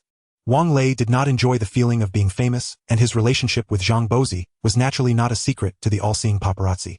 However, when Wang Lei attempted to bribe them for peace, the paparazzi waved him off. "Wang Shang, how could we possibly take your money? We would be ridiculed on the streets for that. Indeed, we will keep your secret with Miss Zhang safe." Their eyes were filled with admiration. In their view, Wang Lei was indeed a conscientious businessman, maintaining a good reputation in the media industry. Wang Lei was taken aback by their words, as these paparazzi were known for their fierce insults, being experts in sensational headlines, and even the wealthy in Hong Kong had suffered their ridicule. Their lofty demeanor made Wang Lei feel a bit embarrassed. He still handed them a large stack of Hong Kong dollars. "Wang Shang, you are too kind. Do let us know if you need anything in the future." Touched by Wang Lei's unpretentious generosity, they all vowed not to engage in any slander against him. Such a declaration made Wang Lei feel that the money was well spent. However, they clearly had no intention of letting Wang Lei leave. Someone curiously asked, "Wang Shang, you must have made quite a fortune from the recent Hong Kong stock market, right?" "Indeed, the national team has been supportive, but to stabilize the Hang Seng Index, my stocks will not be liquidated for now. As for how much I will earn, I conservatively estimate it should be around 50 billion. The paparazzi present could not help but gasp. That figure was a bit frightening. Yet they could not envy him, as they could hardly raise hundreds of billions in capital. On the other hand, they also lacked the courage to take such risks. During the battle, they had thought Wang Lei was going to face a margin call estimating a loss of nearly 10 billion. Such a loss would be painful even for the four great families. Wang Lei not only took the risk, but also compelled the wealthy of Hong Kong to express their positions. With such daring and strategic foresight, it was something ordinary people could not achieve. "Wang Shang, we have come to understand. You truly deserve to make great profits." Hearing this from the reporter, the others nodded in agreement. "By the way, I do have a favor to ask of you all. Bozi's new film King of Comedy will officially premiere next month, and I have invested in it, so please help promote it." Having received the money, the paparazzi naturally could not refuse. Wang Lei noticed a hint of hesitation on their faces. "What's wrong? Is there something off?" "Wang Shang, you may not know this, but the Chongqing Company has issued a gag order on Xing Zai, and we are also worried that Xing Yan will come after us later. Humph, others may fear him, but I do not. You may report freely, just say this film is my investment. Let's see what he can do to me." As he said this, Wang Lei's eyes were filled with killing intent, and the reporters felt a bit frightened. They hurriedly nodded in agreement. "All right, we have long been dissatisfied with them. Wang Shang, rest assured, we will ensure that King of Comedy becomes a hit, even before its premiere."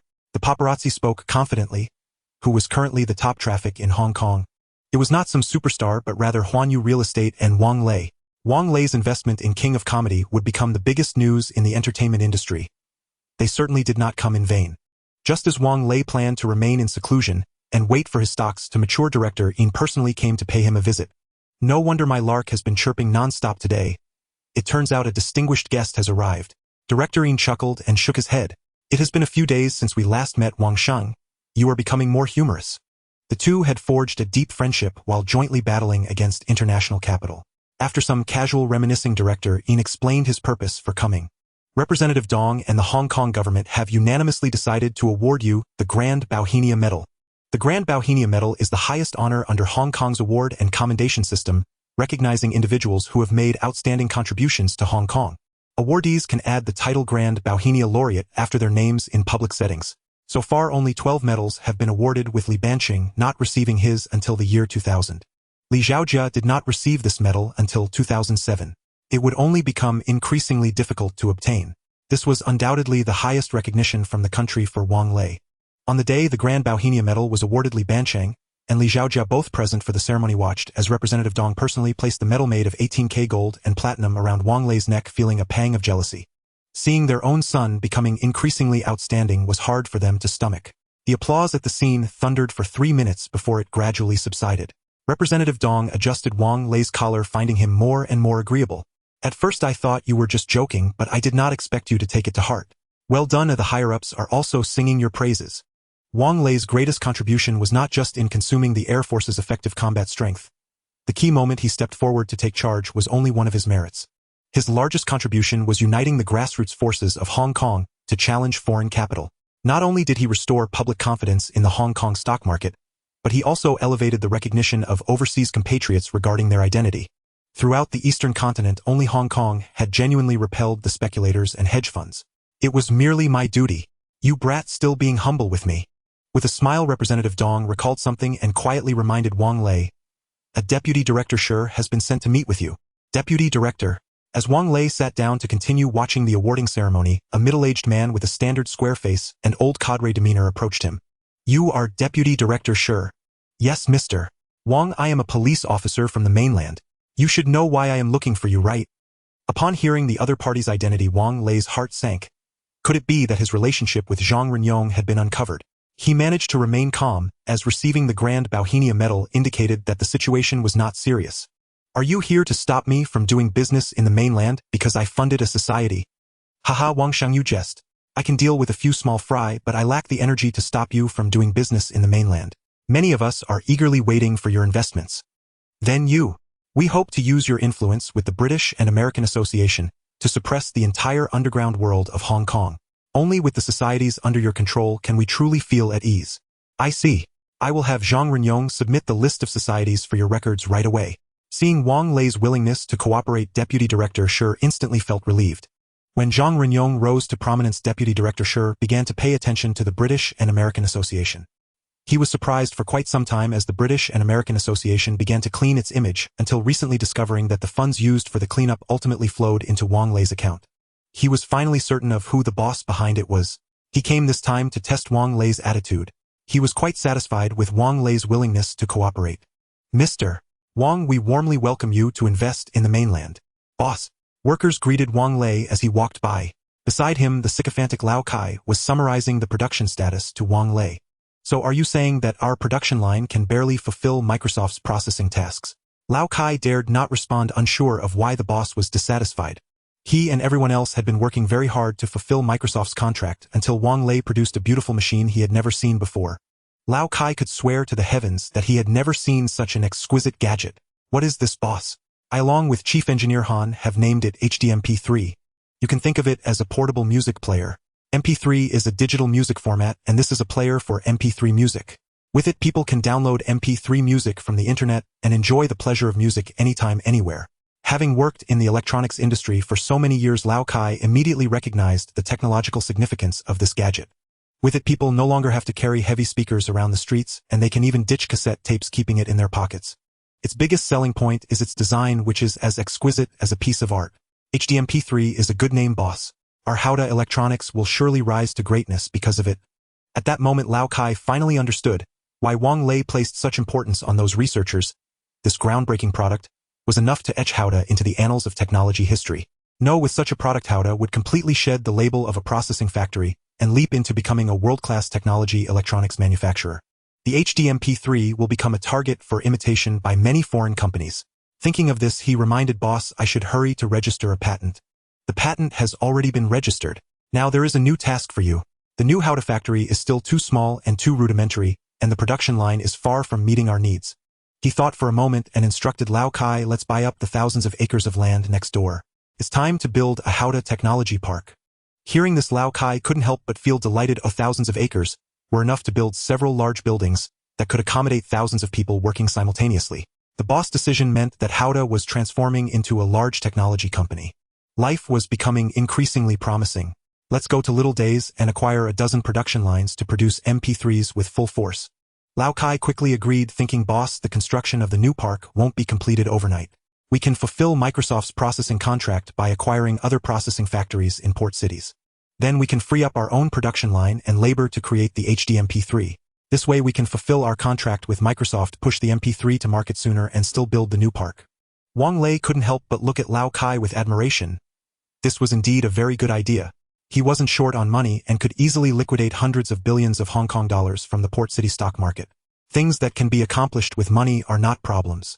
Very well, it seems we can officially launch the MP3 on the international market by early next year. Prepare yourself. I plan to take the HDMP3 to the Technology Exhibition Conference in Silicon Valley, Los Angeles. He vaguely remembered that Samsung's subsidiary Shirhan would also showcase the world's first MP3 player MP3 Man at this technology exhibition. I must say Hongguo did indeed start earlier in the technology industry than the domestic market. However, Samsung Electronics was busy reorganizing and did not pay attention to this seemingly hideous MP3 player. The multimedia manufacturer in the beautiful country Demeng was inspired by MP3 Man and launched a groundbreaking product called Rio 300 the following year. 3 weeks after its launch, this MP3 product sold an astonishing 500,000 units.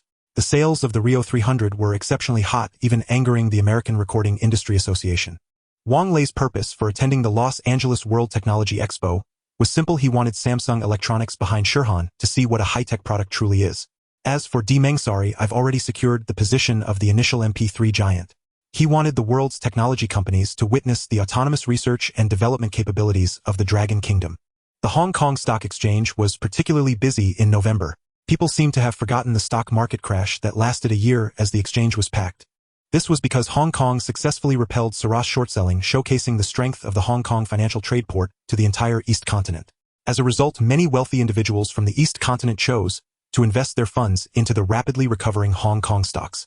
In addition, the surge in technology internet stocks in the beautiful country caused the Hang Seng Index to rapidly break through the 13,000-point barrier. Some of the blue-chip stocks that Wang Lei heavily invested in even saw increases of up to 300. At this juncture, he decided to liquidate a portion of his stocks to repay the leverage from the Dragon Kingdom Bank. Lei, have you made up your mind? Sell it Xine. Xine, who had become a wife, had gained a bit more femininity. Many newly graduated traders were secretly swallowing hard at her long legs under the short skirt.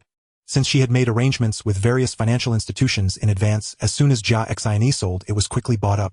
Taking advantage of this time, Wang Lei presented the reward for taking Jia Xine as a concubine. Unlike before, this was a talent lottery ticket. Talent lottery ticket, an orange item that allows you to draw once for a talent with a 30 chance to draw an orange talent, a 50 chance for a purple talent, and a 20 chance for a blue talent. Having the purple traits of Jin Ren and Iron Strong Kidney, Wang Lei had already deeply felt their powerful effects, making this his closest encounter with an orange talent. After clicking to draw, a massive roulette projection appeared before his eyes. As the roulette slowly slowed down, Wang Lei's heart also rose to his throat. Orange. It must be orange. Jia Xine, who had her back to Wang Lei, blushed and softly complained, Lei, there are so many people here. Can you keep your voice down?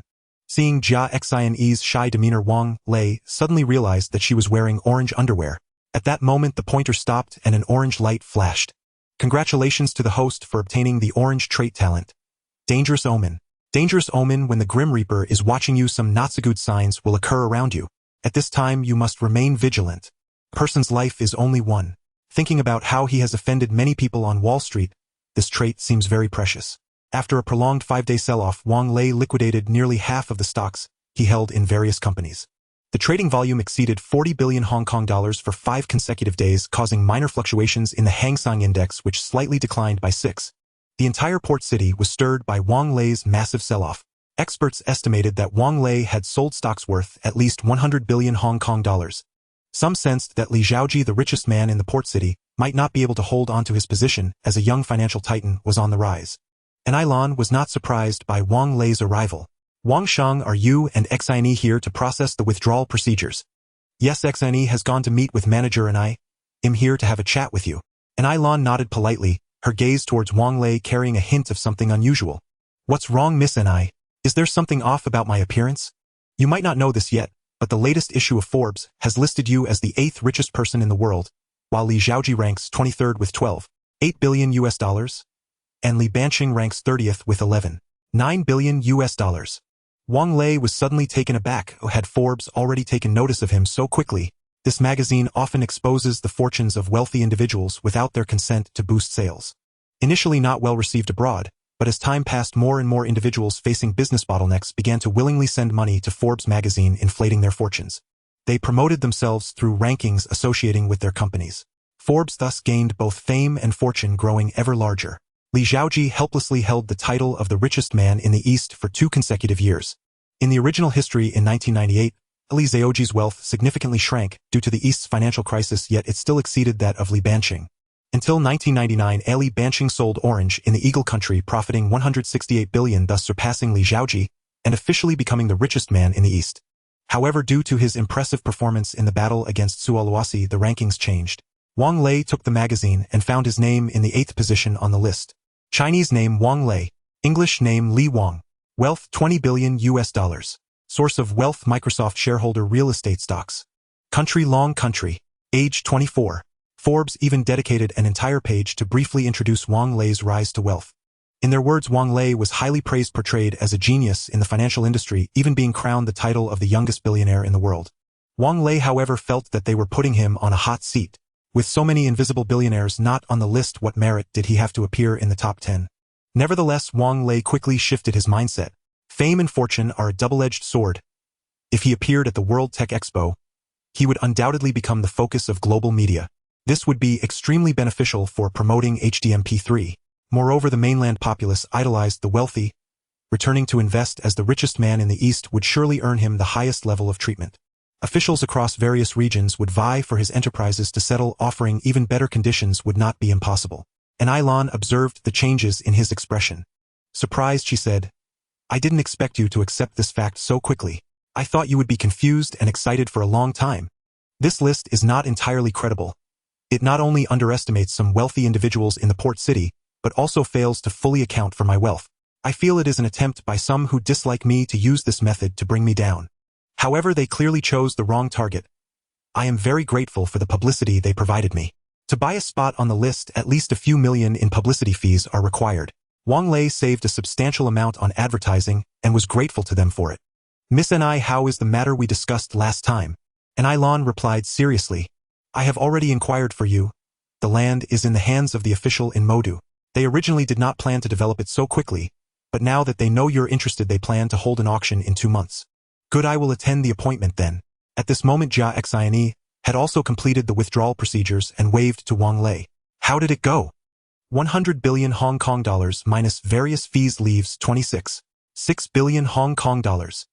The 100 billion Hong Kong dollars was the result of selling half the stocks, which included 720 Hong Kong dollars in leverage financing from the bank and 3.4 billion in interest fees. Opening a bank is indeed profitable. They made me 3.4 billion in just a few months.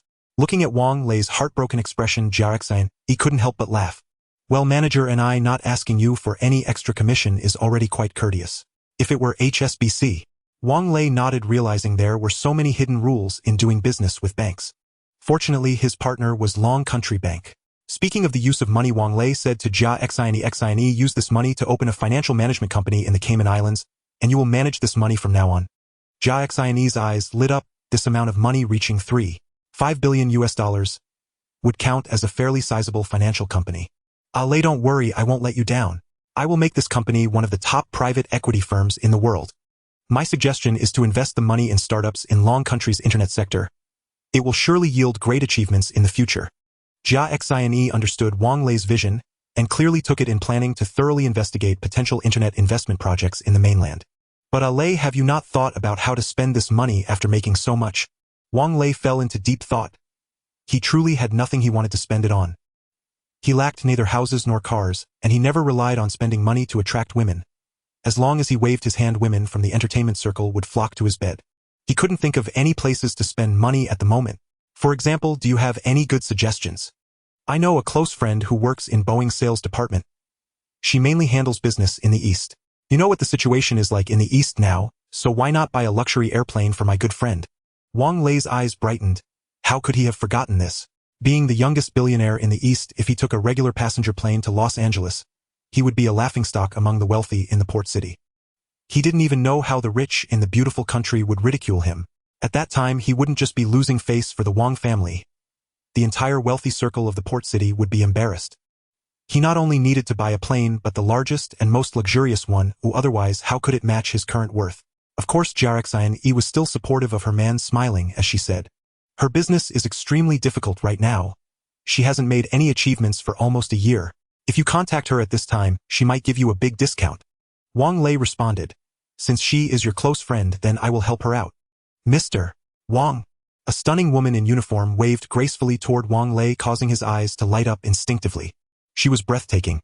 Tall and statuesque, with a slender waist and perfectly proportioned curves, not an ounce of excess weight anywhere. Most astonishing of all was her angelic face. "Madam, if I may be so bold, your bearing suggests you're not originally from Hong Kong." She offered a polite smile, clearly accustomed to such appraising glances from men.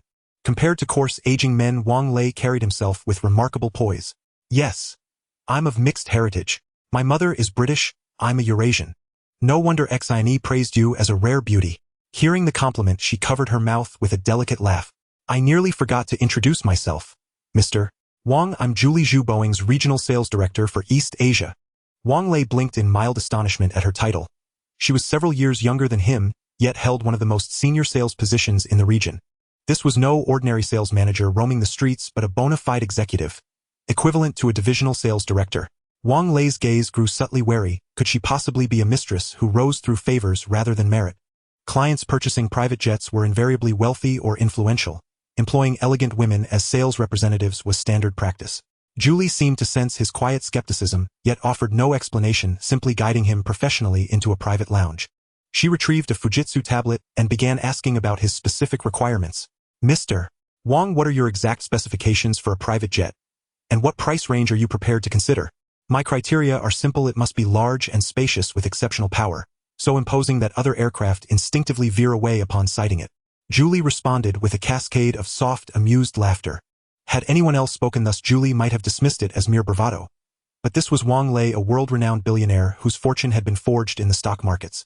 Even the most exorbitant aircraft was to him little more than a prestige prop, a gilded ornament. That said, I do have one genuine stipulation I need it immediately. Stock inventory only, and the interior design must be refined, never ostentatious. He had no interest in mimicking vulgar displays like gold-plated toilets or diamond-encrusted fixtures, the hallmarks of nouveau riche excess. He wasn't drowning in wealth without purpose. Julie remained silent, tapping her Fujitsu tablet until a side-view schematic appeared.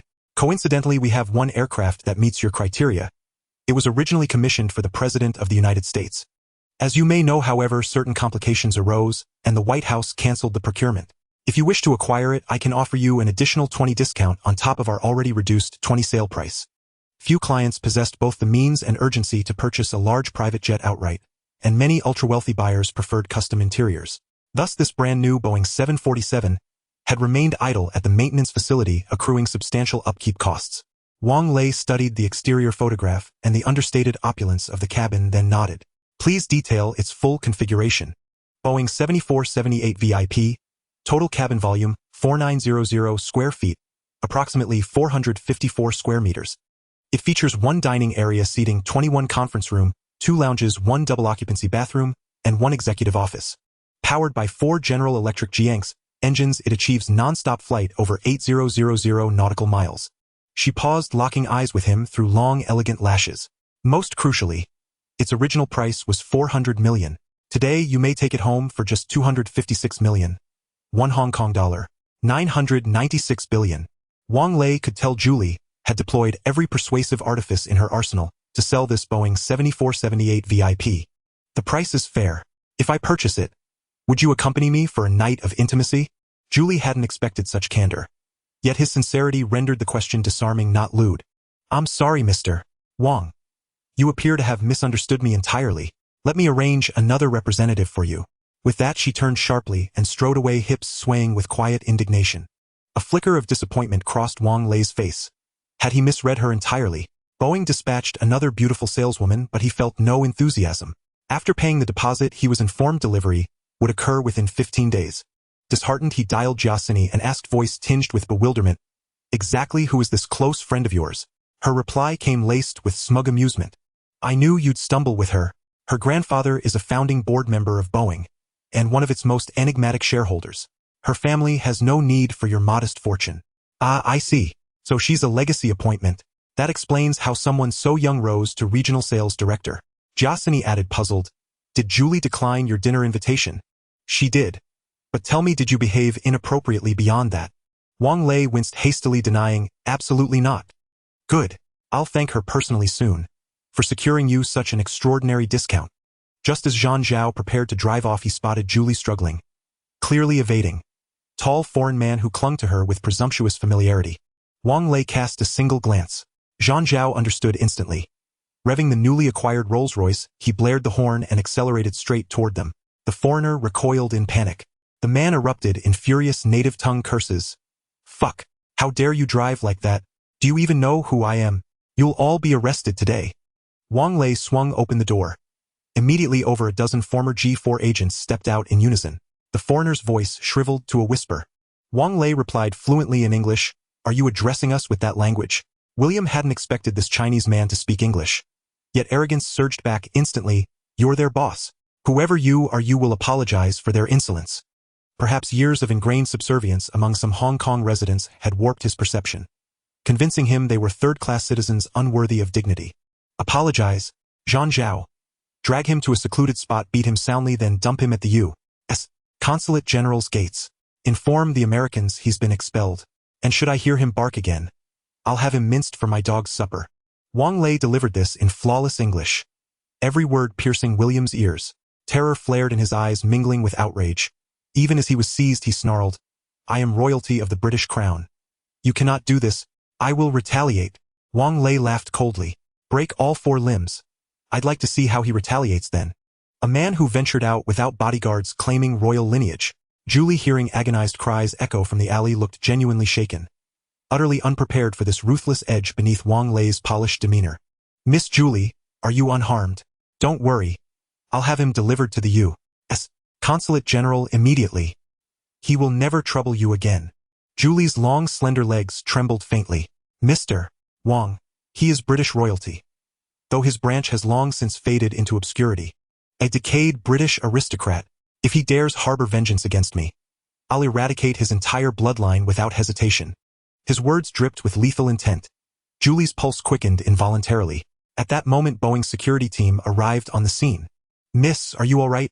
They glanced warily at Wang Lei's guards, furious but too intimidated to speak. "I'm fine, Mr. Wang saved me." "Mr. Wang, thank you profoundly for your intervention. I must rest now. I'll visit you and Cindy again soon." Wang Lei watched her recede toward the underground garage. He sighed inwardly, having played the gallant rescuer yet receiving not gratitude but palpable dread. Romantic fictions, cliched scenes of grateful maidens falling into his arms. Pure fantasy. 2 weeks later, a brand new Boeing 7478 VIP landed before Haode and his companions. The crowd gazed at the fuselage emblazoned with the logos of Haode Technology Group and Universal Real Estate, unable to suppress their astonishment. Han Xiaoxiao looked at the sleek fuselage, her heart fluttering. "Boss, this brand new Boeing 747 must be quite expensive, right?"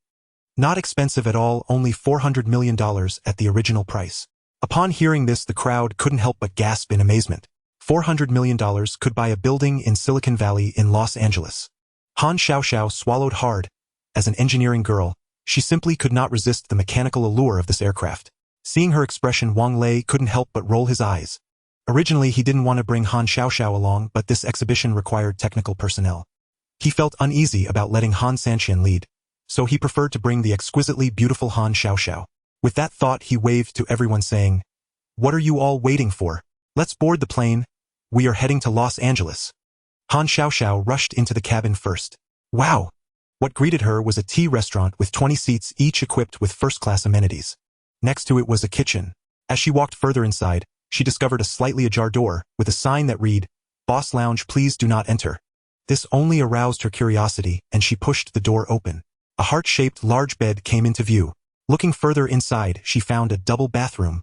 She tinkered with the lights in the lounge, as if she had discovered a new toy. Why do the lights here seem a bit strange?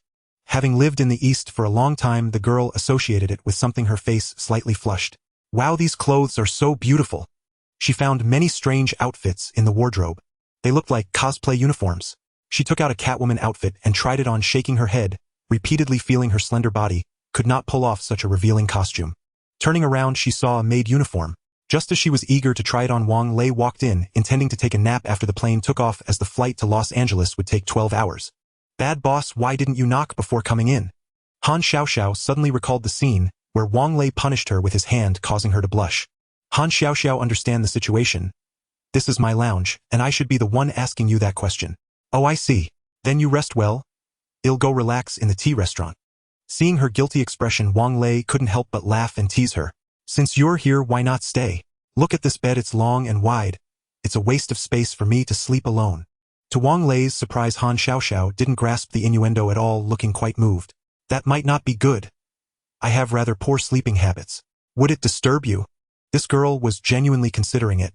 No problem, I also tend to move around a lot while sleeping. Saying this, he ignored Han Xiaoxiao and directly lay down to sleep. In a daze, Wang Lei felt as if he was holding something soft, instinctively embracing it. In the next moment he realized this was not his home, and what he held was neither Bai Zi nor Si Qi, and certainly not Jia Sini. Noticing that the other party was not struggling, Wang Lei simply squinted and pretended to sleep. Yet a notification sound rang in his ears. Ding. Han Xiaoxiao has inexplicably developed feelings for you. Affection level 10. The affection level of character Han Xiaoxiao for you has surpassed 60. The relationship has transformed into romance. Wang Lei felt Han Xiaoxiao's breathing become rapid. Evidently she was also pretending to sleep. This girl really was a masochist, having been taken advantage of. Her affection level increased. Upon opening his eyes, he found that Han Xiaoxiao had changed into a female police uniform at some point, and he chuckled silently. He wondered if he pushed his luck further, would her affection level continue to rise. After a bumpy 12 hours, the Boeing 7478 VIP landed smoothly at Los Angeles Airport. Feeling guilty, Wang Lei approached the cabin door before the plane had even stopped. To his surprise, he noticed a group of people waiting for his arrival outside the airport. Among the crowd, he spotted two familiar faces. One was his ally at Microsoft, Smith. The other was a prominent figure he had only seen on television, the current world billionaire Mr. Gates. This tech magnate, who had long held 20 of Microsoft's shares, had seen his fortune grow continuously due to his monopoly in the computer operating systems field. With a fortune of 51 billion, he ranked first on the world's billionaire list. Next year, due to the soaring stock price of Microsoft, Mr. Gates' wealth would swell to $90 billion. Lee, welcome to Los Angeles. The billionaire embraced Wang Lei with familiarity. Wang Lei looked at Smith, puzzled. Smith pretended not to see his questioning gaze, standing among the crowd like a subordinate. I know you have many questions, but don't forget you are also one of Microsoft's shareholders. I hope you can cooperate with me in the media interview later. Although Gates spoke briefly, Wang Lei, who was aware of the predicament Microsoft was facing, immediately guessed his intentions. To put it simply, a family wanted to oust Gates from the CEO position, take away Microsoft's shares, and fully control the company. Microsoft's market value, worth hundreds of billions, was soaring, and was a tempting target for anyone. The antitrust investigation was merely a small ploy to pressure Gates into submission. Thus, he urgently needed more shareholders to support his position on the board. Naturally, Wang Lei, the unexpected new billionaire, holding over 6% of Microsoft stock, became the best candidate. Knowing the other party's intentions, Wang Lei deliberately asked Old Kai beside him, Manager Kai, I heard that the organizers of the Technology Expo intend to make things difficult for us. Old Kai hesitated for a second, then understood his boss meaning side and complained. Sigh, these people look down on our Haode. They say that as a small manufacturer we only deserve to stay in the corner, and having the qualification to attend is already a blessing.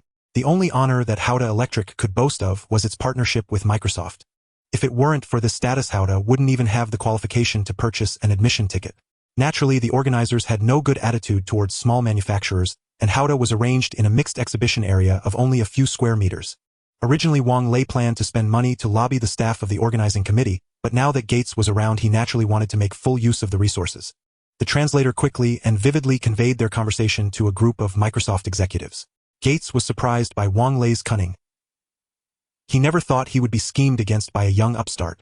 But he indeed had a request and immediately smiled and replied, Lee, didn't you tell the staff your name? If they knew who you were, they certainly wouldn't treat you so coldly. He called over Smith and instructed, clear out half of our exhibition area and give it to Haode. Smith nodded, as the leader of the tech stocks. Microsoft's booth was naturally larger than that of other manufacturers. Even if they gave away half, it would still be more than enough. Such a large company as Microsoft would not be concerned about this little influence. What worried him was that Haode, in his impression, was a makeshift factory, which was nearly bankrupt as a subcontractor last year. Did Haode really need such a large exhibition area? He thought little of it, waved to Old Kai, and the two went to discuss the exhibition area matters. Meanwhile, Wang Lei walked towards the exit, surrounded by Gates and others. Upon seeing this scene, Han Xiaoxiao immediately forgot about being forcefully flirted with by Wang Lei and was left in shock. As someone in the tech industry who wouldn't recognize Gates in this era, the bad boss she despised was now shoulder to shoulder with Gates, looking like good buddies. She must ask her boss later how they knew each other.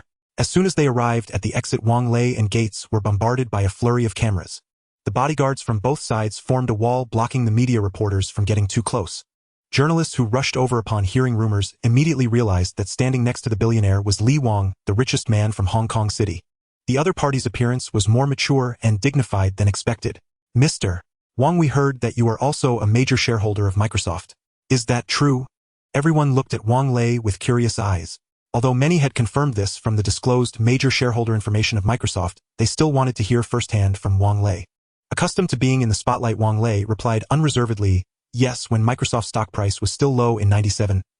I purchased a large number of shares in the secondary market, making me the largest individual shareholder after Mr. Gates. The reporters responded with gasps of surprise. Someone eagerly followed up with, may I ask, are you good friends with Mr. Gates? Wang Lei looked at the nervous Gates and smiled as he replied, of course, Mr. Gates and I are good friends across generations. He has always been my role model. Microsoft has thrived under his management, and everything is moving in a positive direction. Compared to those who like to rob others' companies, Wang Lei preferred to ally with Gates. This little old man had no choice but to step down from the Microsoft board and relinquish all positions in 2000, which led to the federal court lifting the breakup penalties against Microsoft. After 2008, he continued to sell off his Microsoft shares, ultimately holding less than one. This resulted in the formation of the two major shareholders, Navigation and BlackRock. Claims that after facing sanctions, Gates sought reconciliation with himself to make Microsoft the world's Microsoft are all nonsense. Compared to this, Wang Lei believed more in a famous saying by Dong Go. Everyone needs allies. At least before becoming a true powerhouse, Wang Lei needs allies like Gates. Seeing Wang Lei cooperate so well, Gates also began to engage in mutual flattery. Li, you are the most talented young investor I have ever seen. It took you less than 2 years to grow from $500 million to $20 billion. He showered the media with sycophantic praise. Even Han Xiaoxiao, blocked outside the crowd, felt that Wang Lei was shining with a golden glow. All right, Wang Lei has traveled a long way and is tired. If you all want to continue interviewing him, you can attend tomorrow's Technology Expo, where he and his electronics company Haode will appear together. Upon arriving at the presidential suite arranged by Gates, the two finally had time to discuss the upcoming cooperation in detail. Li, I need the shares in your hands. To be honest, I am currently facing not only the investigation of the antitrust group, but also pressure from several powerful families. I desperately need your support. To go public in the U.S. stock market, one must accept the principle of one share, one vote. The more than 6 shareholding is of no use to Wang Lei. He has no intention of participating in any decision-making at Microsoft. But for Gates and his team it was crucial. Facing the old man's hopeful gaze, Wang Lei fell into silence. Li, what are you thinking? I was thinking, if it were those powerful families, how would they buy me off? Gates couldn't help but awkwardly laugh. Although they had not known each other for long, Gates had already deeply sensed Wang Lei's greed. He was a very pragmatic little fox. What do you want, money or shares in other companies? Wang Lei straightforwardly replied, I want to leverage Microsoft's global sales channels. How to rapidly seize the global market for HDMP3 had always been a headache for Wang Lei, as he lacked his own global sales channels. The simplest way would be to find agents in various countries. Now that Haode's reputation is not well known, finding agents may not be easy. It would be better to leverage Microsoft's influence to quickly promote HDMP3 worldwide. When HDMP3 becomes a bestseller globally, Haode will no longer have to worry about agents. People will come seeking cooperation. Gates briefly understood Wang Lei's needs and felt that if this product was truly as miraculous as Wang Lei claimed, it would also benefit Microsoft. After chatting for a while longer, Gates left Wang Lei's hotel room with satisfaction. A photo of Wang Lei and Gates appeared on the headlines of major media outlets. As a capitalist nation, people are enamored with the wealthy. They were astonished by Wang Lei's youth and even more impressed by his ability to amass wealth. In just over a year, he had multiplied his fortune by 40 times. If they hadn't seen it with their own eyes, they would have thought Forbes was intentionally fabricating a false billionaire. Money and wealth had bestowed an aura upon Wang Lei, attracting many young and beautiful women who, in a fit of infatuation, boldly professed their love for him during street interviews with the media. This also brought Wang Lei a substantial amount of attention, as many were aware that he would soon be attending the Tech Expo with a new product from Haode Corporation. Inside the security group building of the veteran's home, Johnny, wearing sunglasses, listened to the reports from his subordinates, put down the newspaper and muttered, "This is bad. The boss is being too ostentatious and has ended up on the bounty list of the Continental Council." Thinking this, he shouted at the soldiers who were organizing their gear, "Guys, grab our weapons. We need to protect our boss." Upon hearing his command, everyone quickly organized into formation, and the building was bustling with activity. One cannot help but commend George for managing the veterans' home well. With the right equipment and operational qualifications, their solid military skills had made them highly sought after in the mercenary market. The team continued to grow exponentially, necessitating the purchase of a building to serve as their command center. Veterans in black armored vehicles, exuding an air of menace, caused the vehicles ahead to part and make way. The police dared not voice their anger, as the security group was sometimes hired by official agencies. Naturally, they had some privileges. On certain occasions, it was feasible for them to deploy armed helicopters in the city. As Wang Lei was changing into a suit, he couldn't help but sneeze twice. His hand trembled and a button flew off. Wang Lei was taken aback as this suit was custom-made by Versace, and it shouldn't be of such poor quality. An inexplicable sense of unease washed over him. Thinking of this, he instructed Zhang Zhao, "Get me a set of soft body armor." Zhang Zhao, feeling relieved that the boss was aware of the potential dangers, did not ask further. "Don't worry, boss, with us here, you will absolutely not suffer any harm." Hearing this, Wang Lei nodded. He naturally trusted Zhang Zhao, but with so many people at the expo, accidents were bound to happen. At that moment, the expo had already begun. Electronic dealers and visitors from around the world entered the venue. The first thing that caught their eyes were the booths of Microsoft and Haode. Anyone with a computer at home would naturally recognize the Microsoft logo. However, the Haode booth nearby left them perplexed. "Haode, what brand is this? I've never heard of it before. It can actually share a booth with Microsoft. It must be impressive. Let's go take a look." In fact, many girls from a distance were drawn in by Haode's electronic screen, which was displaying a large advertisement for HDMP3. To ensure that HDMP3 could be sold at a higher price in the future, manager Kai was willing to spend money on promotion, decorating the entire exhibition hall in a high-tech black and white theme. The large screen advertisement attracted many young people to stop and watch. "Wow, I've never seen such a small portable music player before." Her husband was still nitpicking, saying, "It doesn't even use a cassette. How does it play music? It must be a conceptual product unlikely to be mass-produced." His words garnered agreement from the onlookers, who believed no company could make a music player this small and so exquisitely crafted. The next moment, they heard an advertisement in a perfect London accent introducing, "HDMP3 can download MP3 format music online and can store up to 100 complete songs." Those attending the expo were either electronic enthusiasts or electronic product dealers, and they couldn't help but be astonished. The reason was simple: the method of linking the player to the internet to download and store MP3 music was remarkably clever, leaving them with a sense of enlightenment. In the future, they could listen to music anytime and anywhere by carrying just an MP3 music player, whether on a plane or in other settings. The storage capacity of 100 songs was more than sufficient to meet their daily needs. They immediately realized this was a great invention capable of bringing a technological revolution to music players. Moreover, the exquisite and technological appearance of the HDMP3 was incredibly eye-catching, which led to a rush of people flocking to Haode's booth. Han Xiaoxiao, dressed in a black work uniform, was startled. Seeing everyone examining the booth with the same timid demeanor as Lu Laolao entering the Grand View Garden, she snapped back to reality and said, "Everyone, welcome to Haode's booth. There are 10 HDMP3 units on these 2 rows of tables. You can line up to experience them one by one. Each person gets 5 minutes, and our staff will explain how to operate them." Before she could finish her sentence, the crowd rushed eagerly towards the tables in the center of the booth. The HDMP3's handheld feel sound quality, far exceeding expectations, and responsive song switching operation left them with a deeply impressive experience. The key factor was its design, which was leagues ahead of those dull and unattractive electronic products. Many girls were captivated by the HDMP3, eagerly pulling Han Xiaoxiao aside to inquire about prices and purchasing channels. Though Han Xiaoxiao had anticipated the HDMP3 would attract attention, she didn't expect such a huge response. It was unclear who leaked the information, but a long line had formed outside the booth, encircling Haode and Microsoft's booths tightly. This forced manager Kai to bring out more machines to alleviate the anxious crowd. Facing the questions from the girls, Han Xiaoxiao smiled and said, "The exact price has not yet been determined, and we haven't set a formal release date yet. However, we have a lucky draw today. Every visitor can write their name on the expo ticket to participate." A lucky draw? This innovative promotional method immediately sparked discussions among the crowd. "Yes, our chairman, Mr. Wang Lei, will draw 20 lucky winners from all participants who can take home a brand new HDMP3. Wow!" The crowd erupted in astonishment, surprised that attending an expo could yield such a reward. The HDMP3 clearly looked like a luxurious electronic product. Carrying it down the street would guarantee a 100% rate of turning heads. Who wouldn't want to be the most dazzling person in the company? Everyone felt they might be one of the lucky winners. Even some executives from large companies could not resist the allure of the HDMP3 and obediently lined up. The scene of the Haode booth being surrounded immediately attracted the attention of numerous competitors. Nan Yongjun, the president of Shirhan Company, was vigorously promoting his product MP3 Man, alongside his subordinates at the Samsung booth. Facing reporters from Han Country, he passionately stated, "The MP3 portable player is my brainchild. During a business trip, a colleague sent me an email containing MP3 background music.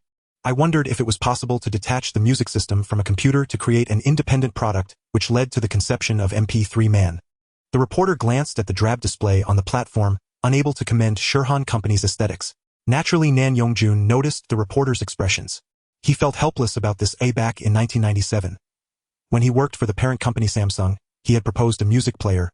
Unfortunately, at that time Samsung was busy with mergers and restructuring and did not implement his proposal. It wasn't until he joined Shirhan and became president that the development of MP3 Man began. Due to limited research funding, there was no energy to optimize the product. All the company could do was strip down the computer's music components and redesign them as a compact portable player. A visiting dealer candidly remarked, "This piece of junk is priced at an astonishing $69. With a mere 32 M storage capacity." His complaint immediately drew agreement from others. Yes, the adjacent HDMP3 outperforms it by several times, and it still claims this is his innovation. This puzzled Nan Yongjun, who curiously asked, "What are you talking about with HDMP3? This is indeed my personal idea. Please do not speak carelessly." His voice carried a hint of anger. No matter how ugly MP3 Man was, it was still his creation. "Humph, I'm not speaking carelessly. Everyone's eyes are clear. The adjacent HDMP3 not only has a beautifully designed exterior, but its technology also far surpasses that of your MP3. The Haode company has stated that their MP3 concept comes from the inventor Kane Kramer, who first proposed a chip-driven portable digital music player the size of a cigarette box. It allows for music downloads anytime and anywhere through phone systems and record stores. Nan Yongjun naturally knew well that during the 1970s, digital audio files like MP3 had yet to appear, but music could be transmitted through paid services at record stores. When he received the email containing MP3 music, he had just seen news about this inventor, which sparked his idea for creating an invention. Being openly confronted like this made him furious. "He is talking nonsense. The MP3 player is clearly my invention." However, he couldn't shake the feeling of dread. Could it be that someone truly had a similar idea? The commotion at the Samsung booth attracted onlookers. Many had come from the Haode booth, pointing at Nan Yongjun. "I wouldn't even want this piece of junk if it were given to me. I would willingly pay for the HDMP3, no matter how expensive it is." The people of Han country are truly shameless, claiming everything as their invention. On the contrary, Haode is very humble, willing to admit that their concept originates from an inventor from Ing country. Indeed, the theft of culture from the Dragon country by the people of Han is not a recent occurrence. Under immense scrutiny, Nan Yongjun's confidence faltered, and he found himself mentally collapsing under the pressure. He decided to force his way out of the crowd, intending to check out Haode's exhibition hall to see what kind of MP3 product could attract so much attention. However, upon arriving at Haode's exhibition hall, he was utterly dumbfounded at the queue extended to the entrance, with reporters and visitors continuously arriving. All just to see the miraculous HDMP3. From a distance, Nan Yongjun caught sight of Haode's large-screen advertisement. Upon seeing the design of their MP3, he was stunned, feeling utterly ashamed. He felt embarrassed for MP3 Man. The HDMP3 from Haode resembled a piece of art. Not only was it compact and exquisite, but its design radiated a technological aesthetic, and more importantly, its performance completely outclassed MP3 Man. What shocked him was that the storage capacity of the Haode product reached an astonishing 200 M. How could they achieve such a large capacity storage chip in such a small device? He found it hard to imagine how a handheld device could contain control chips, battery protection chips, storage chips. So many intricate components. Cold sweat drenched his back. Could it be that this electrical manufacturer from the harbor city had mastered semiconductor technology that surpassed that of Shirhan? He immediately reported this discovery to the parent company Samsung. What frustrated him immensely was that his colleagues at Samsung thought he was overreacting. "Yongjun, strictly speaking, Shirhan has already completed independent disassembly. Stop dreaming about inventions and focus on your water purification business." His former colleague's words left Nan Yongjun speechless. After hanging up, he couldn't help but curse a few times, drawing disdainful glances from those around him. Meanwhile, the general manager of the Dime Alliance company also noticed the unusual situation at the exhibition hall. He found that people were flocking towards Microsoft's booth, leaving theirs deserted. To understand what was happening, he decided to investigate. However, he stopped in front of Samsung's subordinate booth, captivated by the MP3 Man. It should be noted that Dime Alliance started with PC sound cards, and their sound cards are quite renowned in the IT industry. So the moment he laid eyes on MP3 Man, he immediately recognized it as a music player stripped from a computer. He realized that this presented a tremendous business opportunity for Dime Alliance. In the realm of audio multimedia, Dime Alliance was the true industry expert, and he was confident that they could create an even smaller and more exquisite MP3 player. With this thought in mind, he couldn't help but share his idea with his superior. Initially expecting praise from his boss, he instead faced a harsh reprimand. "Aren't you present at the scene? Haode has already developed their product," he said with a sense of grievance. "How could that be? I only had this idea after seeing the product that Shirhan developed today. I'm sorry, but your idea is no longer a trade secret. Now half the world's electronic manufacturers share the same idea. I would prefer you to prepare a detailed investigation report for me and discuss the possibilities of surpassing it. He was completely bewildered and explained. I was just about to check out Haode's booth. You need to learn well. I watched the live broadcast on TV, and I feel this will be a revolutionary invention that will spark a new trend in music players worldwide. The Sony Walkman may become a thing of the past. The long queue outside the Haode exhibition booth was impossible to overlook. Media attention was inevitable. Several news television stations broadcast footage of the crowd waiting in line. Though the exhibitors offered no detailed explanation, audiences were profoundly astonished by this MP3 player. With its sleek, forward-thinking design, the iPod stood unrivaled in the 20th century. Even through fragmented glimpses, the HD MP3 music player etched itself indelibly into public memory. This was precisely the moment when internet-related concepts were blazing hottest across the United States. Every newly listed company claimed to be an internet enterprise, desperately forging ties with the digital frontier. Even a briefs manufacturer could brand itself an internet company the moment it launched a rudimentary website. Investors lapped it up. Any venture remotely linked to the internet saw its market valuation soar overnight. Now here was a music player capable of downloading songs directly from the web, and Wall Street investment banks descended en masse. They recognized that Haode Electronics, a modest MP3 player maker, held boundless commercial potential. With just a touch of strategic hype and packaging, it could go public on U.S. stock exchanges. What did going public signify?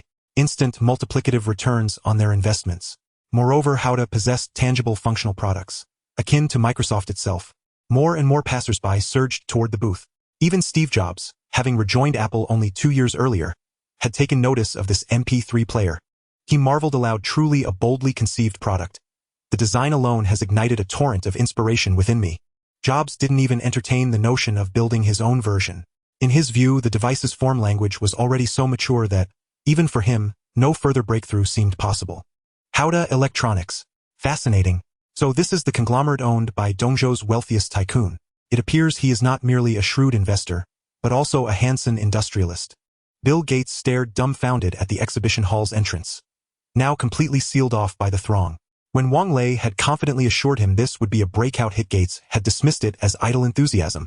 Who could have foreseen that a contract manufacturer would birth a sensation capable of igniting global frenzy? He now quietly regretted failing to acquire exclusive distribution rights from Wang Lei, and worse, allowing himself to be persuaded not to sign a shareholder agreement binding them as joint actors. With HDMP3's wildfire success now unstoppable, distributors would soon beat a path to Haode's door. No longer would Haode fret over sales channels, but without contractual safeguards, Wang Lei, the sly little fox, would inevitably renege. At that thought, a dull ache throbbed behind Gates' temples. Just as he prepared to dispatch someone to enter the venue through the rear exit, a squad of heavily armed security personnel in black tactical uniforms broke into a brisk jog toward the exhibition hall. Wherever George and his team passed, crowds parted instinctively, solely because each man wore a holstered pistol at his hip. Several towering figures even carried heavy weaponry. Clearly men not to be trifled with. The Tech Expo's official security staff nearly wept with relief, mistaking them for an outsourced emergency response unit. Brothers, you've arrived just in time. These people nearly tore down the door over a single music player. George smoothly interjected, you may stand down. We'll handle this. No one dares cause trouble. Not under our watch. Without waiting for acknowledgement, he seized a megaphone and bellowed at the crowd, everyone. Form orderly lines for security screening. The sight of his drawn pistol instantly silenced the mob jammed at the entrance. After all, they'd only come for Haode's raffle. Hardly worth risking a bullet over. George nodded, satisfied with their immediate compliance. He issued crisp orders to his team reserve squad. Remain for screening duties. Anyone found carrying hazardous weapons is to be cuffed and handed over to law enforcement. Squads 1 and 2, follow me into the hall. Protect the boss. Yet upon entering they froze in disbelief. The entire queue coiled around the venue in serpentine loops. Haode's booth was utterly besieged. Meanwhile, Wang Lei received an urgent summons from the organizers. The same supervisor who'd once postured arrogantly before manager Kai now sounded on the verge of tears. The situation had spiraled beyond control. While Haode had undeniably amplified the expo's visibility, this surge of attention had far exceeded manageable thresholds. Every exhibiting vendor lodged formal complaints against Haode. The relentless influx of attendees had shattered the venue's operational rhythm entirely.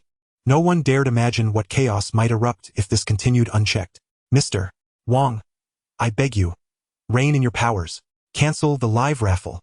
Those people are about to demolish the entire exhibition hall. Wang Lei sighed helplessly at the pitiful exhibition manager. Halting the raffle is out of the question. It would shatter Haode's credibility. But here's a compromise: I'll conduct the draw early. Once winners are announced, the crowd will disperse naturally. Even Wang Lei hadn't anticipated that Haode's MP3 debut would ignite such seismic interest. He'd originally intended to preside over the awards personally, but withdrew at the sight of the suffocating crush. Cellular signals had vanished entirely. He summoned Old Kai instead. Old Kai, you'll run the draw. Expand the winner pool to 50. Wiping sweat from his brow, Old Kai nodded. The foreigner's fervent embrace of the HDMP3 filled him and his colleagues with deep pride. The overseas reception had far surpassed all expectations. Boss, I've collected an entire box of business cards, all from firms eager to become Haode's regional distributors. Hearing this, Wang Lei nodded pensively. He realized it was imperative to launch an official website and build an MP3 music distribution platform, partnering with major licensed music labels to monetize downloads. Of course, users remained free to choose open source or freely available audio content, a matter entirely independent of Haode. Even if the U.S. Music Copyright Alliance filed suit, he would face it unflinchingly. Assassins who'd arrived anticipating chaos to eliminate Wang Lei were thwarted when the mercenary squad blocked their access at the gates. Those few who'd infiltrated the venue found themselves immobilized, trapped helplessly in the surging human tide. When Haode's manager announced the raffle draw had begun, these assassins, nearly crushed to pulp, burst into tearful relief. But grim news followed. Wang Lei would not personally oversee the draw. The killers were close to sobbing. Had their suffering been for nothing? Tony was a licensed bounty hunter of the Continental Guild, a group often perceived in practice as assassins. Unlike their cinematic counterparts, the guild employed only a dozen full-time operatives, all operating exclusively within Los Angeles. They specialized in orchestrating accidents and untraceable fatalities, eliminating society's forgotten figures with surgical precision. An assassination targeting a public figure like Wang Lei, however, marked their first such undertaking.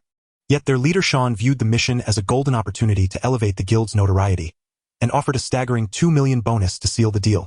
$2 million, the equivalent of over a dozen ordinary contracts. Tony could hardly suppress his eagerness. The entire Continental Guild mobilized, poised to strike the moment Wang Lei appeared in public. But upon spotting the heavily armed private security team conducting thorough body searches at the venue, he instantly abandoned the plan. Though the bounty was immense, he refused to walk blindly into a trap. Unlike others who might, he estimated the interior would be packed beyond possibility, no opening for action. Even if an opportunity arose, escape afterward would be near impossible. Without hesitation, he withdrew from the operation. Pulling out a Marlboro, he lit it, intending to wait calmly for word from his comrades. Then, unexpectedly, the rear door swung open. From within, a young man and an elderly man emerged, conversing warmly. Flanked by a phalanx of bodyguards and mercenaries armed with heavy weaponry, the youth at the center was unmistakably his target, the dragon-blooded heir himself. In the next breath, Tony felt over a dozen pairs of eyes lock onto him. Cold sweat broke across his brow. He knew that the slightest movement would transform him into a human sieve. Yes, you. Remove your hands from your pockets, now. Faced with George's thunderous command, Tony wisely opted to extract his pistol with 2 fingers alone. He understood clearly, so long as he made no aggressive move, these soldiers had no legal grounds to use lethal force. His worst fate would be arrest and detention. As Tony slowly drew the weapon with 2 fingers, Mr. Gates, who had just boasted about Los Angeles's exemplary public safety, was instantly and brutally humiliated. Tension snapped taut across the scene. George's hand hovered ready to fire at any instant, when footsteps echoed sharply from around the corner. It was Tony's colleagues, the Continental Guild's bounty hunters. "Tony, what are you doing here?" The question barely left his lips before his peripheral vision caught the soldiers' faraway rifles already trained on Tony. "Fuck!" Tony cursed aloud as the man raised his gun to shoot, triggering an immediate chaotic exchange of gunfire between the two factions. Tony was the first to fall, blasted point-blank, betrayed not by enemies but by his own panicked teammates. Some veterans were struck, but clad in double-layered ballistic armor, the bounty hunter's pistols delivered little more than searing bone-deep pain. The firefight erupted violently, and ended just as swiftly. Only the shooter who'd opened fire remained standing. "I surrender. I'm disarming." "Good. Drop your weapon now." George intended to keep one alive for interrogation. He had too many questions demanding answers. Relieved beyond measure, the man flung his pistol aside without hesitation. Watching the arc of the tumbling firearm, George sensed disaster. Too late. With a sharp crack, the weapon discharged, and a single bullet screamed toward Wang Lei, who stood nearby idly observing the chaos. A dull thud echoed as the round struck Wang Lei squarely in the chest. He gasped, as though punched deep into the heart, his head roaring, knees buckling beneath him. Gates recoiled in shock, ducking behind his guards to avoid being splattered with blood. Zhang Zhao stood frozen, caught utterly off guard, denied even the chance to step in front of the bullet. He rushed to examine Wang Lei's wound. Wang Lei, pale with lingering terror, instinctively looked down at his chest. There, embedded in the inner lining of his high-end suit, lodged firmly within the layered plates of his bulletproof vest, not a single drop of blood had broken the skin. Within those fleeting 2 seconds, Wang Lei whispered urgently to Zhang Zhao and the encircling guards, "Start crying. Loudly. Pretend I've been shot. Take me immediately to the nearest traditional Chinese medicine hospital." After all, Wang Lei ranked 8th on the national billionaire list and had recently received Hong Kong's Grand Bauhinia Medal. A grave incident like this occurring on U.S. soil would inevitably trigger intense diplomatic pressure on Los Angeles authorities. He'd been searching for just such an opportunity to leverage influence, and now fate had delivered it straight to his doorstep. When the soldiers witnessed Wang Lei collapse, their eyes turned crimson with fury. Their boss was a man of rare compassion, having generously rescued them in their darkest hour. To them, Wang Lei was nothing less than a second father. "Damn it! We'll avenge our boss. We'll raise the Continental Guild to ashes, and tear the shadowy patron who ordered this slaughter limb from limb. Avenge the boss. Annihilate the Continental Guild." Every fully armed veteran burned with incandescent rage, ready to ignite the entire city of Los Angeles in flames, so that all might feel the inferno of their vengeance. The director of the FBI and the beautiful Secretary of Homeland Security received news of the shooting at the World Technology Expo moments after it occurred. The wealthiest man in Dongzhou was assassinated on Los Angeles soil, and he was stabbed to death at the Technology Exhibition Center. In front of numerous foreign journalists, they exchanged a glance, instantly recognizing that whether Wang Lei lived or died, this incident would become an international scandal. This is grave indeed. The World Technology Expo, though a civilian event, wielded undeniable global influence. A violent incident occurring during its run would inevitably cast serious doubt upon whether the beautiful nation remained a safe country for international visitors and investors alike. Moreover, the victim was a globally recognized public figure, guaranteeing unprecedented media attention and escalating the incident to extraordinary heights. At present, relations between the beautiful nation and Longwa had just entered a period of cautious calm. Wang Lei's assassination, bearing the prestigious Purple Bauhinia Medal, would inevitably escalate into a bilateral diplomatic crisis, and both officials risked becoming convenient scapegoats. Regardless of outcome, they owed Longwa a formal and unequivocal account. "Director, what do we do now? So many journalists witnessed the gunfight, and Holde's MP3 player has already become a viral sensation. Of course, we must immediately eradicate the Continental Association, this malignant tumor, and deliver justice to all." After a moment's silent contemplation, the FBI director spoke decisively. "We must also have the president himself visit Wang Lei in hospital, to express our profound apologies whether his injuries prove severe or not." At that moment, the Homeland Security Director received breaking intelligence from his subordinates, and his brow furrowed deeply. "Those veterans have gone mad. They've assaulted a Continental Association safe house at the hotel, killing 30 part-time bounty hunters. If I were you, I'd issue them a joint authorization order, bearing seals from both departments," declared the FBI director. "Are you insane? They're unleashing chaos across the city. Indiscriminate bombardment will only deepen the disorder." The FBI director's eyes flickered with cold calculation, revealing the seasoned cunning of a political survivor. "The Continental Association created this mess. Once we brand them as terrorists, we can deflect most of the blame. Let the veterans eliminate these vermin, and Wang Lei's forgiveness will follow naturally. Then neither resignation nor censure will be necessary." Both men had risen to power through ruthless pragmatism. They understood with crystalline clarity what mattered most now: securing Wang Lei's acquiescence and preventing further escalation. Empowered by official sanction and CIA intelligence, the veterans launched a ferocious counteroffensive, dividing into strike teams to assault Continental Association strongholds across the hotel complex. They deployed heavy weaponry, RPGs, and machine guns, unleashing indiscriminate barrages upon the building. Within a single night, the rapidly expanding mercenary syndicate was utterly eradicated. The Continental Association's once celebrated leader met a grotesque anonymous end. Strangled by an unseen hand, underground syndicates across the beautiful nation trembled in terror, finally grasping the magnitude of their blunder. They had provoked not mere businessmen, but war-crazed predators loyal to Wang Lei. What unfolded was a one-sided slaughter. Los Angeles residents believed enemy forces had breached the city, yet news outlets and television networks broadcast brazen falsehoods. "Through coordinated interagency enforcement, we have delivered a decisive blow against domestic terrorist cells," Today, the president visited Mr. Wang Lei at the hospital. It is clear the Dongzhou tycoon has suffered no lasting harm. Then followed a staged ceremonial apology. Two directors bowing publicly before Wang Lei. Having achieved his objective and secured the target list he sought, Wang Lei chose not to press further. Mr. Wang Lei, I know your anger runs deep, but I urge you to lay down vengeance. I cannot bear more bloodshed. At those conciliatory words, uttered by the very man whose zipper scandal had once dominated headlines, Wang Lei's expression froze, his gaze locking unblinkingly onto the president's eyes. Mr. President, do you realize that if that bullet had veered merely 2 millimeters, it would have pierced my heart? And still you ask me to forgive them? The beautiful nation's representative shuddered involuntarily, averting his gaze in palpable guilt. They have acknowledged their grave error and offer a generous token of remorse. The Continental Association leader's death had been eerily inexplicable, leaving deep psychological scars. Here is an anonymous bond worth 100 million US dollars. Let this matter rest. $100 million to close the case. Far too modest a sum for his appetite. Yet diplomatic decorum demanded he accept, so he grinned, eyes gleaming with sudden avarice. Very well. I'll grant you this courtesy. I shall not pursue them further, but should it happen again, do not expect mercy. I will spend my last cent and hunt them to the ends of the earth. Hearing this, the president exhaled in quiet relief. Had Wang Lei truly mobilized his vast fortune for retribution, there would have been no graceful resolution, only irreversible fallout.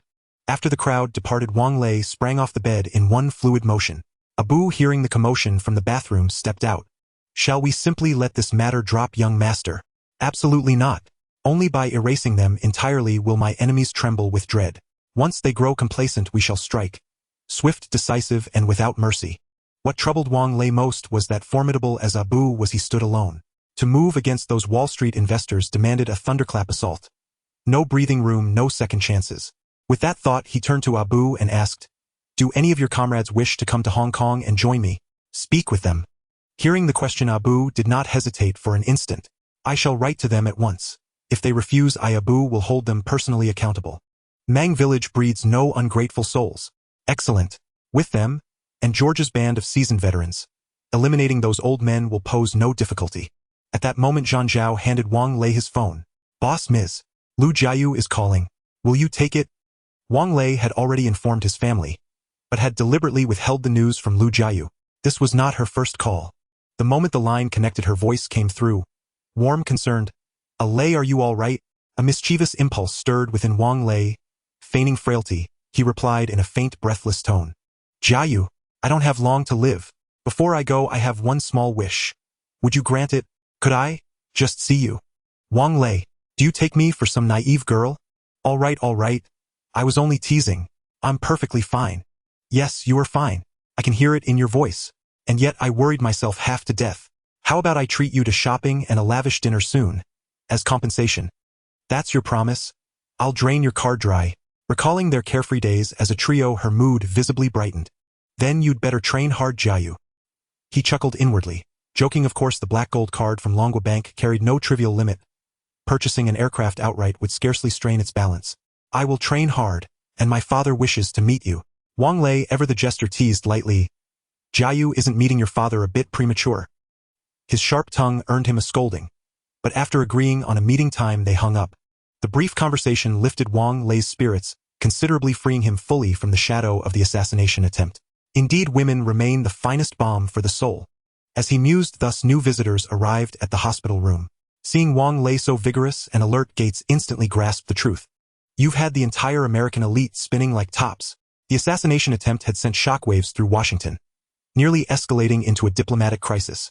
Yet the target himself stood unscathed, masterfully manipulating every player. So effortlessly that even Gates contemplated staging a calculated injury himself. "Mr. Gates, what brings you here? Have you already forgotten our agreement?" Gates bristled. Wang Lei was proving once again a man of unreliable promises. "I haven't forgotten, but as you can see, Mr. Gates, I no longer lack distribution channels or regional agents. If you seek equity support from me, you must also contribute meaningfully.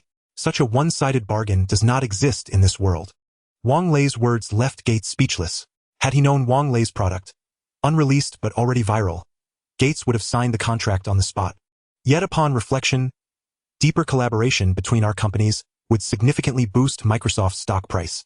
So, Gates' eyes lit up. He knew Wang Lei was brilliant. A profound alliance would yield mutual triumph. We could execute the deal via share swap. Microsoft and Haode. Precisely. Initially Gates had dismissed the notion as absurd. Microsoft reigned as the world's highest valued tech stock. While Haode, after a long pause, he finally asked, how do you propose to structure the swap? 1% of your Microsoft shares, for 1% of Haode's. Just as Gates began to waver, he recoiled instantly. Impossible. You're dreaming, Wang Lei. Microsoft's market cap dwarfs Haode's beyond measure. Humiliated Gates would sooner resign from Microsoft's board than accept such a ruinous exchange. Old man Gates, shall we wager instead? 10 years.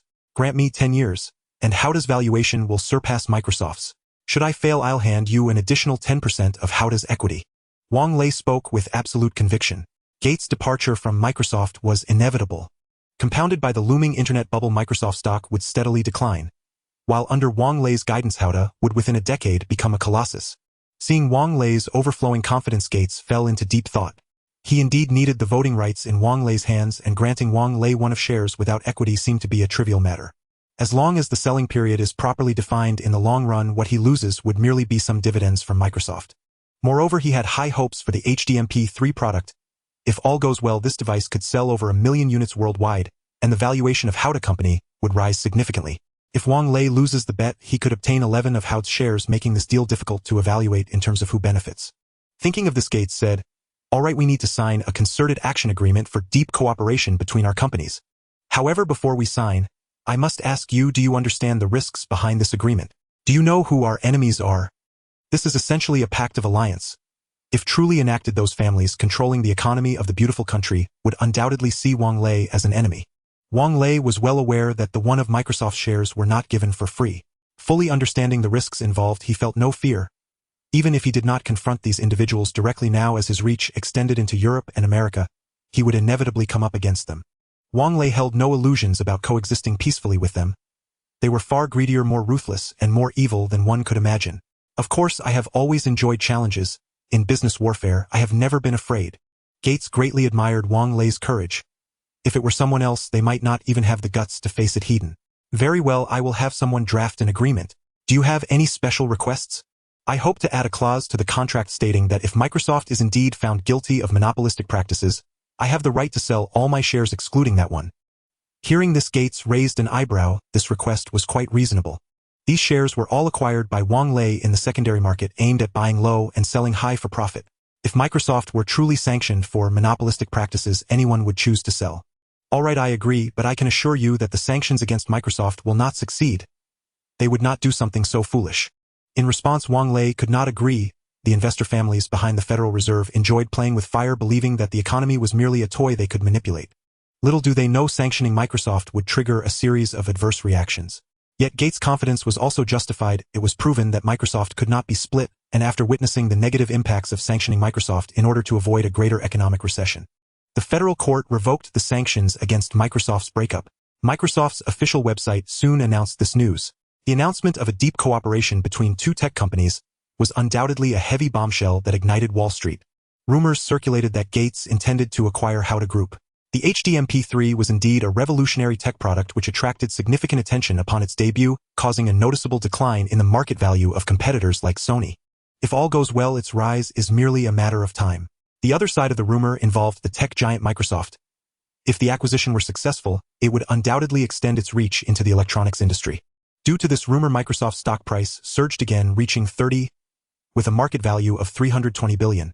This meant that Wang Lei's investment gains had already reached $32 billion. Gates' wealth soared, nearly reaching $65 billion. The growth momentum due to Wang Lei's intervention was much stronger than in the previous life. He could not predict where its peak would be. With 2 years left until Microsoft reached its peak market value, a doubling in value was certainly not an issue. After a few more days, the number of reporters outside the hospital decreased significantly. Wang Lei instructed Zhao, have George come to pick me up. I want to visit the veterans' home. Initially, he thought the veterans' home was just one of his insignificant industries, primarily reflecting in terms of military might. But now George and his team of soldiers had given him a great surprise. From an initial scale of dozens, it had expanded to over 100. Moreover, relying on the relationships with former comrades, they had secured numerous military contracts. They were showing signs of growing stronger. It should be noted that at this time Blackwater had just been established while the veterans' home was already beginning to shine. After witnessing their powerful firepower, Wang Lei suddenly took a greater interest in this industry. Upon hearing that the boss was coming, George immediately ordered a thorough cleaning of the small building, putting away some embarrassing posters and magazines. Everyone put on the uniforms of the veterans' home. Upon seeing Wang Lei step out of his vehicle, George led all the mercenaries in a salute to Wang Lei. Hoo-ha! Watching their proud chests, tall figures, and upward spirits, Wang Lei nodded in satisfaction. Boss, we have secured several large security contracts and made quite a profit. We are now starting to become profitable. Wang Lei discovered that the gym in this small building was already somewhat crowded, especially the shooting range, which was filled to capacity. I didn't expect you to develop to over 100 people so quickly. This building is still a bit too cramped. He conceived a bold idea: why not buy a small island as a base for the veterans' home? The veterans' home could not only set up defenses there, but also establish a selection and training ground. Most importantly, it would be Wang Lei's private territory, and he would become the undisputed king of the island. Thinking of this, Wang Lei shared his thoughts with George. George, who didn't want to ask the boss for more money, initially intended to refuse, but then thought about the continued expansion of the veterans' home. Although the headquarters was located in the suburbs, as the number of people increased, disputes with some farmers were inevitable. The best way to avoid this was to relocate the combat personnel and keep this place as an office. Boss, how about buying a small island? It would suffice for our daily training. A small island? That doesn't suit my style. If we're going to buy, we should buy something large. A man should be ambitious. Don't you want to establish a large armed security company with thousands of personnel? Thousands of people? George's eyes immediately ignited with fiery enthusiasm. He must have thought about it. This way he could provide more brothers with support after their retirement. I not only want to buy a large island, but I also want to continue expanding the scale of the veterans' home organization. Once we have the island, we need to invite all the outstanding soldiers from around the world. Since we aim to become a global armed security company, we cannot limit our business to the United States. We must look worldwide. At this point, Wang Lei suddenly remembered the Blackwater Company. I heard that they are old acquaintances of yours. Why not bring them on board? George replied, frankly, boss, I have no dealings with them. They have no integrity. They are a bunch of people who sell their souls for money, which is why I initially rejected their application to join. I didn't expect they would also establish a security company and obtain an armed security business license. He knew how difficult it was to get that license. If it weren't for Wang Lei's secretary, they would still be doing illegal work in the Middle East. I see. George, you will be in charge of finding a suitable island with a budget of up to 300 million. With the support of the U.S. government, Blackwater will undoubtedly become the biggest competitor of the veterans' home in the future, which gave him a sense of urgency. 300 million. Knowing how wealthy Wang Lei was, George couldn't help but click his tongue. 200 million would be enough to build a high-rise in Manhattan without any issues. Wang Lei not only wanted to build an armed base on the island, but also wanted to develop real estate there. In the future, building a few palaces or castles to sell to wealthy individuals on the mainland would be quite good. After delegating some tasks, Wang Lei entrusted Han Xiaoxiao, who was clamoring to go to Hollywood, to George and the others. He took his bodyguards and flew to New York. He drove towards the affluent area of Manhattan. Lu Jiayu and her father had moved into a high-rise on the west side of Central Park in Manhattan. Lu Jinghang spent 20 million to buy a floor in what was claimed to be the world's tallest residential building. The area reached 780 square meters, which was extremely luxurious. Wang Lei also thought that buying a few properties in New York was a good idea, especially since the fixed assets in the U.S. were at a low point. With the internet bubble, the U.S. would surely ignite a real estate boom. In core areas like Manhattan, it was quite normal for housing prices to triple. When they arrived in Manhattan, the sky had completely darkened. He thought about arranging accommodations for his bodyguards first, then visiting Lu Jinghang tomorrow. Just then, Wang Lei spotted a familiar figure staggering out of a high-end private club.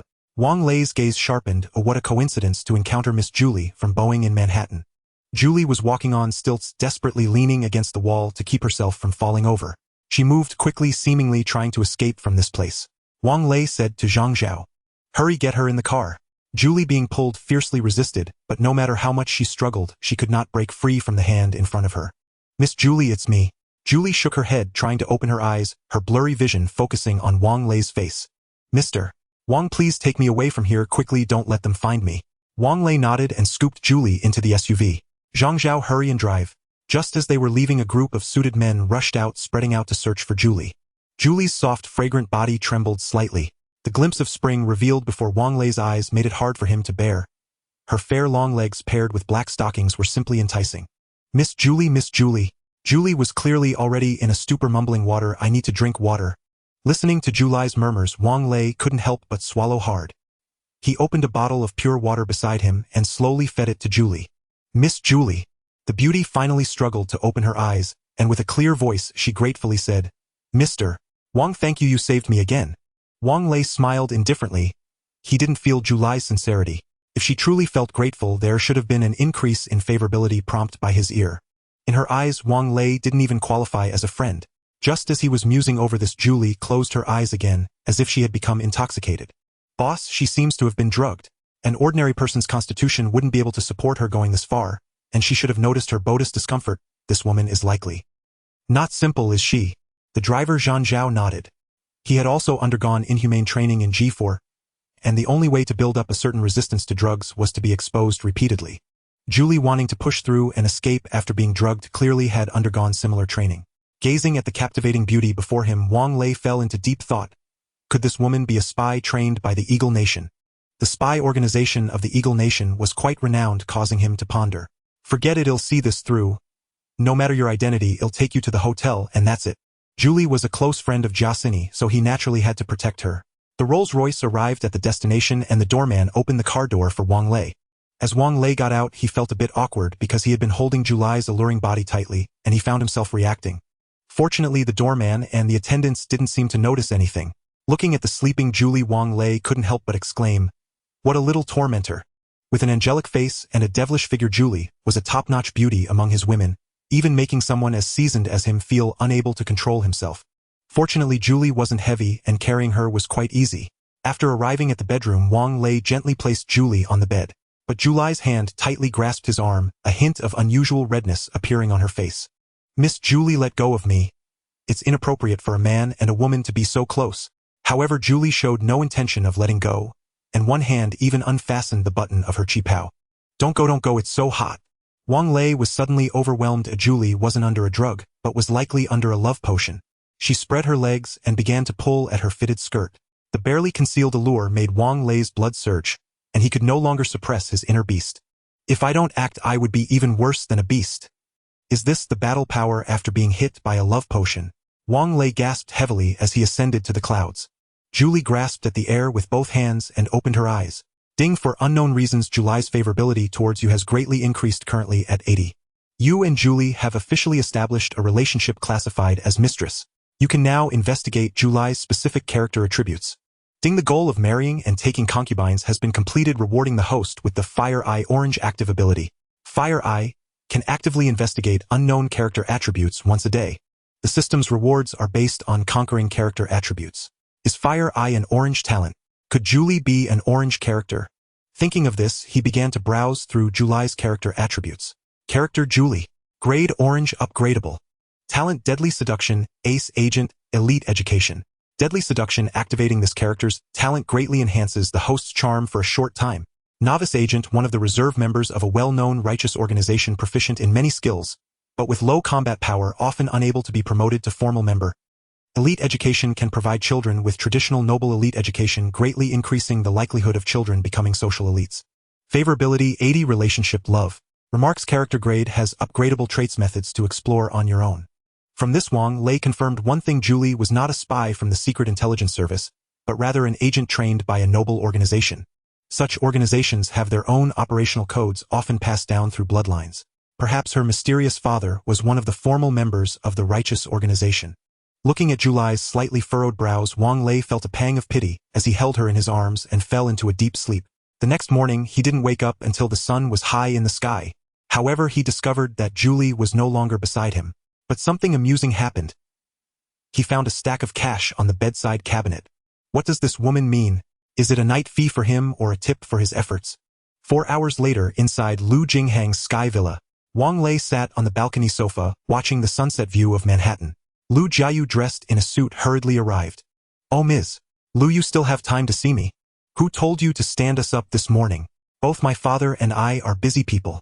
I came to see you without changing my clothes." Wang Lei felt a bit guilty at this point.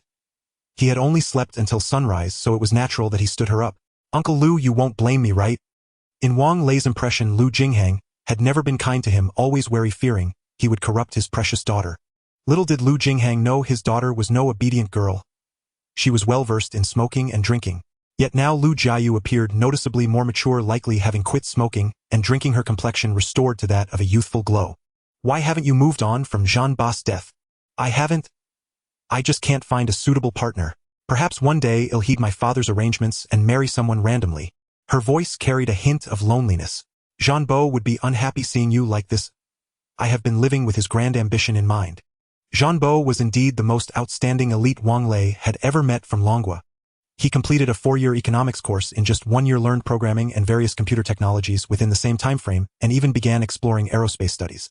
What impressed Wang Lei the most was Jean Boss' grand ambition to study for the rise of China. He had once looked down on such aspirations, as his primary goal as a time traveler was to enjoy life. However, Jean Bo and his group of ambitious returnees deeply moved him. Unlike those who returned to China after failing to make a mark years later, those who abandoned high salaries in the beautiful country during this era to return home were truly respectable. After Jean Boss' unfortunate incident, Wang Lei found himself no less burdened than Lu Jiayu. I will eventually seek revenge for this blood debt against the Morgan family. Naturally, Wang Lei would not reveal this to Lu Jiayu. He did not wish for his younger sister to dwell in hatred. Just as they were lost in thought while gazing at the sunset, a commotion was heard at the door. My dad is back. Lu Jinghang also brought a friend. This middle-aged man had a head of golden hair and wore a signature deep blue suit. Wang Lei was momentarily taken aback.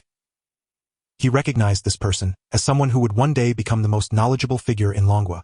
Before Lu Jinghang could introduce him, this figure hurried over to Wang Lei, extending a hand and introducing himself.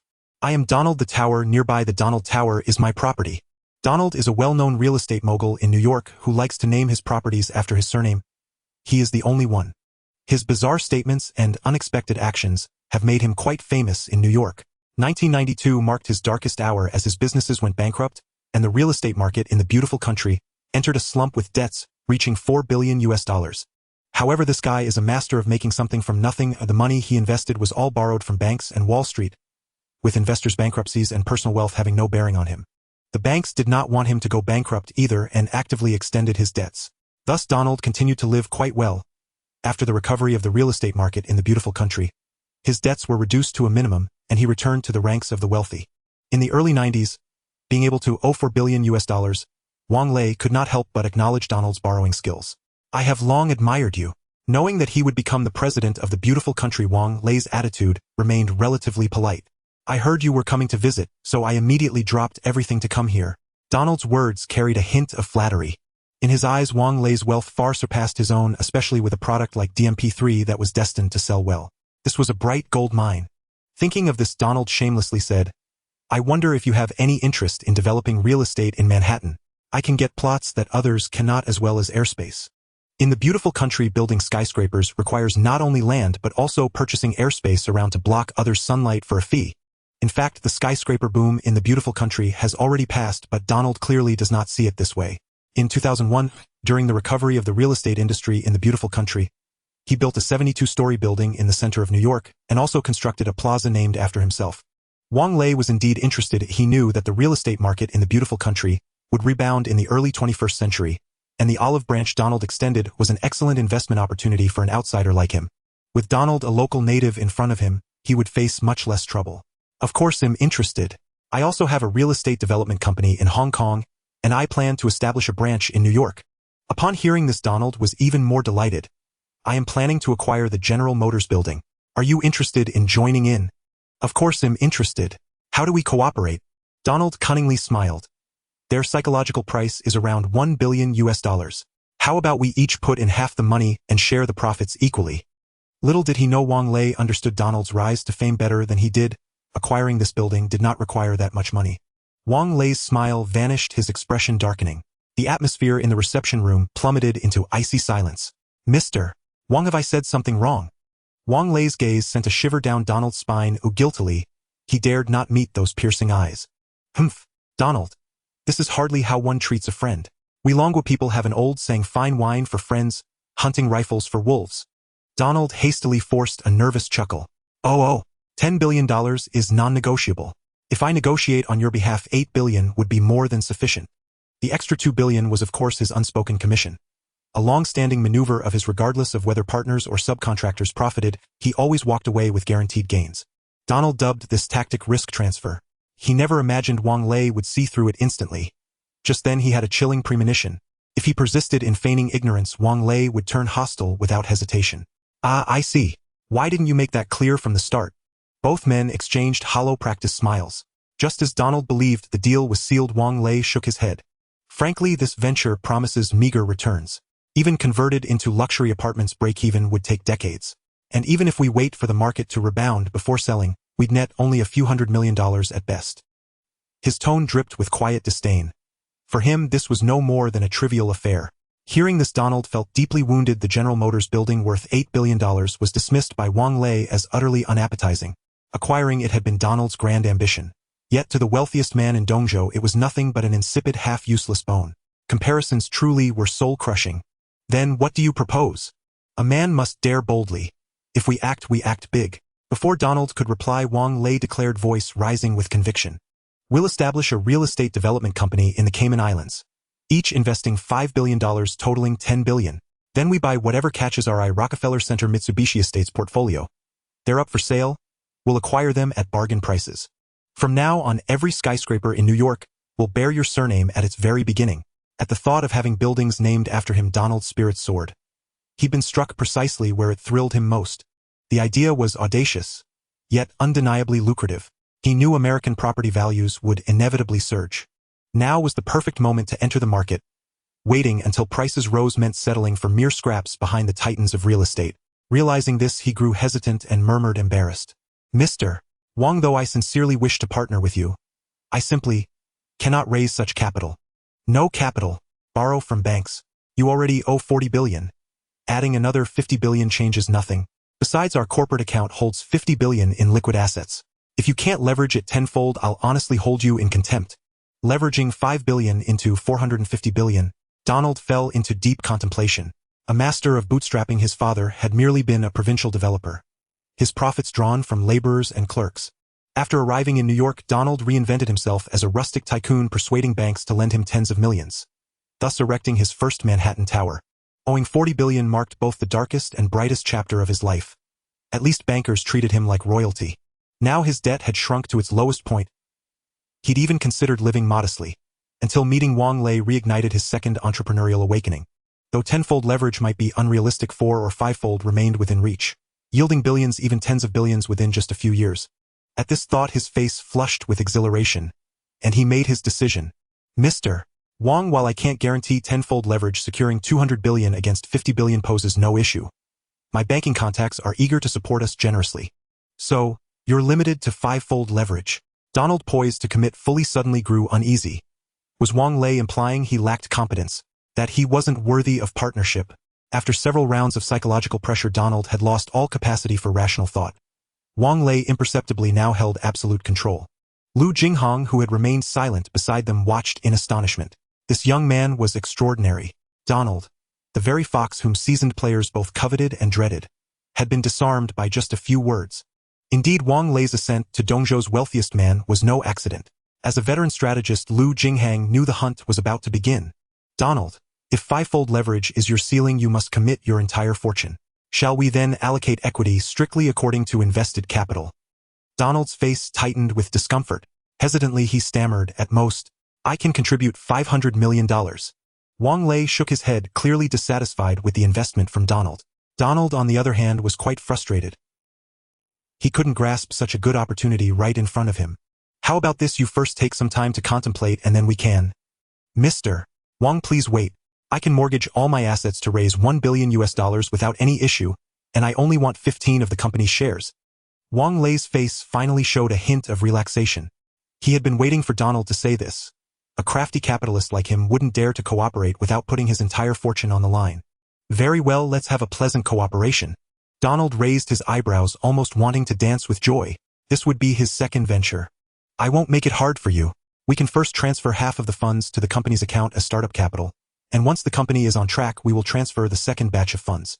Wang Lei's understanding made Donald quite moved, not realizing that the richest man in Dongzhou only had $5 billion available. I will have someone lead the way, and I will handle the company's accounts. You need to pay more attention to the operations. As he said this, Wang Lei couldn't help but start painting a grand vision for Donald.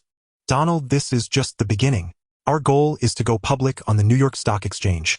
Donald, who also had tens of millions in assets in the stock market, naturally understood how profitable finance can be. He walked out of the Sky Villa in a daze as if he were sleepwalking. Wang Lei, you young man are quite remarkable, managing to dazzle Donald like this. Lu Jinghang almost instinctively called Wang Lei but quickly held back. This was no longer a young lad he could tease. He had to curry favor. Just average, really. Wang Lei was merely taking advantage of Donald's greedy nature. Moreover, befriending Donald was for the future. Oh, who would have thought that this unreliable fellow could become the president of the beautiful nation? The defeated opponent was an experienced politician. Unfortunately, the next leader of the beautiful nation was a family of successful politicians, making it impossible to invest. Not knowing what Ao Guanhai was doing now, perhaps an early investment could be a wise move. Half a month later, Wang Lei bid farewell to Lu Jinghang and his daughter and reluctantly to Donald. He boarded a private plane and flew directly to the Magic City. He Yao Yu Haoming and Uncle Bei Yi from Huanyu Real Estate had already arrived at the Bund in the Magic City. Boss! Boss! Several people greeted Wang Lei. Old he, why are you in such a hurry for me to come to the Magic City? Is there a problem? They were sent in advance to scout the situation. The auction had not yet officially started. Boss, we've heard some rumors. He Yao and Yu Haoming looked rather grim, their eyes tinged with anger. What exactly is going on? Our friends at the Land Management Bureau revealed to us that Mitsubishi Realty intends to participate in the auction for this piece of land. Hearing this, Wang Lei was also taken aback. In the 1980s, the small nation was thriving, claiming it wanted to buy the beautiful nation. They waved cash, purchasing many famous landmarks in the beautiful nation, including the Rockefeller Center. This once sparked protests among the citizens of the beautiful nation. Even after experiencing the real estate bubble burst in 1990, the big conglomerates from the cherry blossom country remained strong. Wang Lei felt that the small nation had ulterior motives. The skyscrapers they designed appeared like a great sword, its blade aimed directly at the Huangpu River. They attempted to sever the dragon vein of the Dragon Kingdom using feng shui patterns, and they probably heard whispers about Wang Lei's plan to build a 600-meter-tall building, prompting their interference. What worried He Yao and Yu Haoming was that if Mitsubishi Realty got involved, the auction would definitely turn into a fierce battle. Even if they successfully acquired the land, it would come at a higher cost. Wang Lei, upon hearing this, turned his gaze to Uncle Bei Yi, who had been silent. Under his boss' sharp gaze, Uncle Bei Yi felt a bit at a loss. Uncle Bei, have you surveyed the site? Any findings? Oh boss, how did you know I was going to report on this? Could it be that you? The others were a bit confused, wondering what riddle the two were playing. Was there something wrong with the land? Just tell me your findings. Uncle Bei Yi no longer had an air of arrogance. He had his subordinates bring out the sand table model of the Bund in the Magic City. He pointed at the nearly completed global financial center and said, "Look at what the little nation designed for the foreigners. What does its exterior look like?" The wealthy in the port city particularly valued feng shui, and He Yao and Yu Haoming immediately responded in unison. It looks like a sharpened military knife. Now look at this river. What does it resemble? A giant dragon. This is. Everyone present couldn't help but break out in goosebumps. This military knife seemed poised to cut the giant dragon in half. They could almost see the dragon being suppressed by a knife hundreds of meters high, roaring defiantly. The little nation's intentions are treacherous. Despicable. Despicable. A vile nation resorting to such underhanded tactics. The crowd cursed through clenched teeth. The building, designed by the small nation backed by foreign investment, contained a feng shui layout that suppressed the dragon vein, something they had never anticipated. Wang Lei nodded. This Uncle Bei Yi had some skills. Uncle Bei Yi, do you have a way to resolve this? Of course. I pondered all night, and now all we need to do is design a sword sheath that is taller than it, and this malevolent feng shui pattern can be naturally resolved. Wang Lei led the applause, sheathing his sword. A truly ingenious solution to break the deadlock. He shook his head. This is merely a superficial gesture. Hardly more than a slap on the wrist for those Japanese. A heavy silence fell over the room. Though everyone resented the Japanese for their arrogance and longed to teach them a lesson in this era, such retribution was no simple matter. Sensing their waning enthusiasm, Wang Lei raised his voice. During the Tang dynasty, the Japanese launched the Taika reforms and began aggressive eastward expansion into Korea. Our great Tang general Liu Renji commanded only 140,000 troops and 170 warships, yet decisively crushed a Japanese force of 40,000 men. So thoroughly that the Japanese were compelled to send their most beautiful women as tribute to Tang pleasure quarters. In mid-Ming dynasty, Japanese pirates repeatedly raided Longgua's borders, until generals Qi Jiguang and Yu Daiyou eradicated them entirely. During the late Qing dynasty, the Sino-Japanese War of 1894-1895 erupted. Admiral Ding Ruchang led the Beiyang fleet in fierce combat against the Japanese retreating to Weihaiwei. When ammunition and supplies ran out and reinforcements failed to arrive, he refused to surrender, choosing instead to die with honor. National hero Deng Shichang cried aloud, "We enlisted to defend our nation. Life and death have long been cast aside. Today there remains only one path, death." Then aboard the crippled battleship Dingyuan, he steered straight toward the enemy cruiser Yoshino. In 1931, the Mukden incident, Guangdong army troops attacked Shenyang and seized northeast China. 17 million of our compatriots perished at their hands. Their ambition to destroy us has never waned. How can we allow them to walk away unscathed? How then shall we face our anti-Japanese forebears, and the millions upon millions of fallen countrymen? At these words a tempest surged within every heart. Lao Cheng's Hiao hurriedly interjected. "Young master, please do not act rashly. Japan remains the world's second-largest economy. Confronting them heathen would be like smashing an egg against a stone. Old he, I am well aware of the stakes, but rest assured I will not engage them directly. Do not forget behind us stand 1.2 billion compatriots, and the mighty mainland of our motherland." "What exactly do you mean?" "We shall wage a battle of public opinion." All present recoiled in astonishment.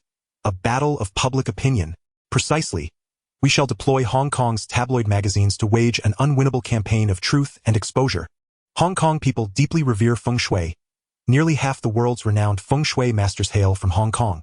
To counter unfavorable geomantic configurations, HSBC installed 2 cannon-shaped sculptures atop its headquarters pointed directly at rival firms. In response, competitors mounted 2 massive swords atop their own buildings. If this story reaches Hong Kong's paparazzi, they will eagerly craft sensational exposés. Within days, the scandal will ripple across the mainland, becoming common knowledge before long. With Wang Group's behind-the-scenes orchestration, Japan's ulterior motives will be laid bare before the entire world. Mitsubishi Estate will inevitably face global condemnation and hostility, whereupon Huanyu Property Development can unveil its revised architectural plan, resolving every issue effortlessly. Upon hearing Wang Lei's strategy, Bei Shu and Yu Haoming were thunderstruck, never imagining their boss had conceived so brilliant and decisive a countermeasure. By then, even if Huanyu Property Development named any price for the project, the Shanghai Land Administration would accept it without hesitation. Energized, they immediately began refining every operational detail, each contributing ideas in rapid succession. Watching the young team unite with such fervor, Hiao nodded thoughtfully, murmuring inwardly that perhaps he truly had grown too cautious with age. A thriving enterprise demands precisely this kind of boldness and vitality to expand and excel. Once the plan was set, Wang Lei personally contacted several top-tier paparazzi who had previously exchanged contact details with him. Upon learning he required their assistance, they instantly abandoned ongoing surveillance assignments and rushed to Wang Manor. "Mr. Wang, you've once again brought pride to all of Hong Kong." The HDMP3 exhibition sent shockwaves through Los Angeles. The Hong Kong and Taiwanese journalists who attended practically deified you in their reports.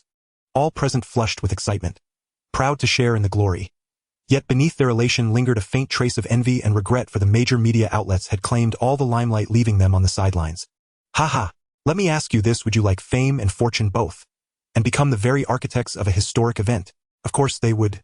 For journalists, nothing defines professional triumph more than breaking a monumental story, and to achieve both renown and reward, that is exceedingly rare. "Absolutely.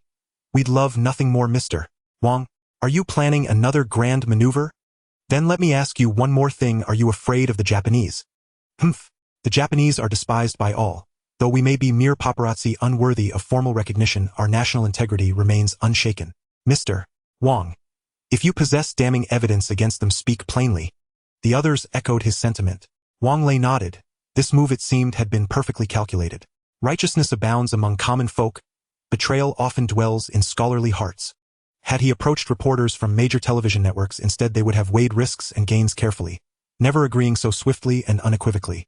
Then let me tell you about the feng shui configuration controversy surrounding the Shanghai Financial Center. Lean in close. Within the Mitsubishi Estate branch in Magic City, a small representative is reporting the progress of the auction preparations to headquarters. "Rest assured, President, I have already bribed the key figure in the Land Management Bureau. Huanyu Real Estate will not be able to thwart our plans to sever the dragon vein." "Well done. Once the plan succeeds, I will commend you to the consortium."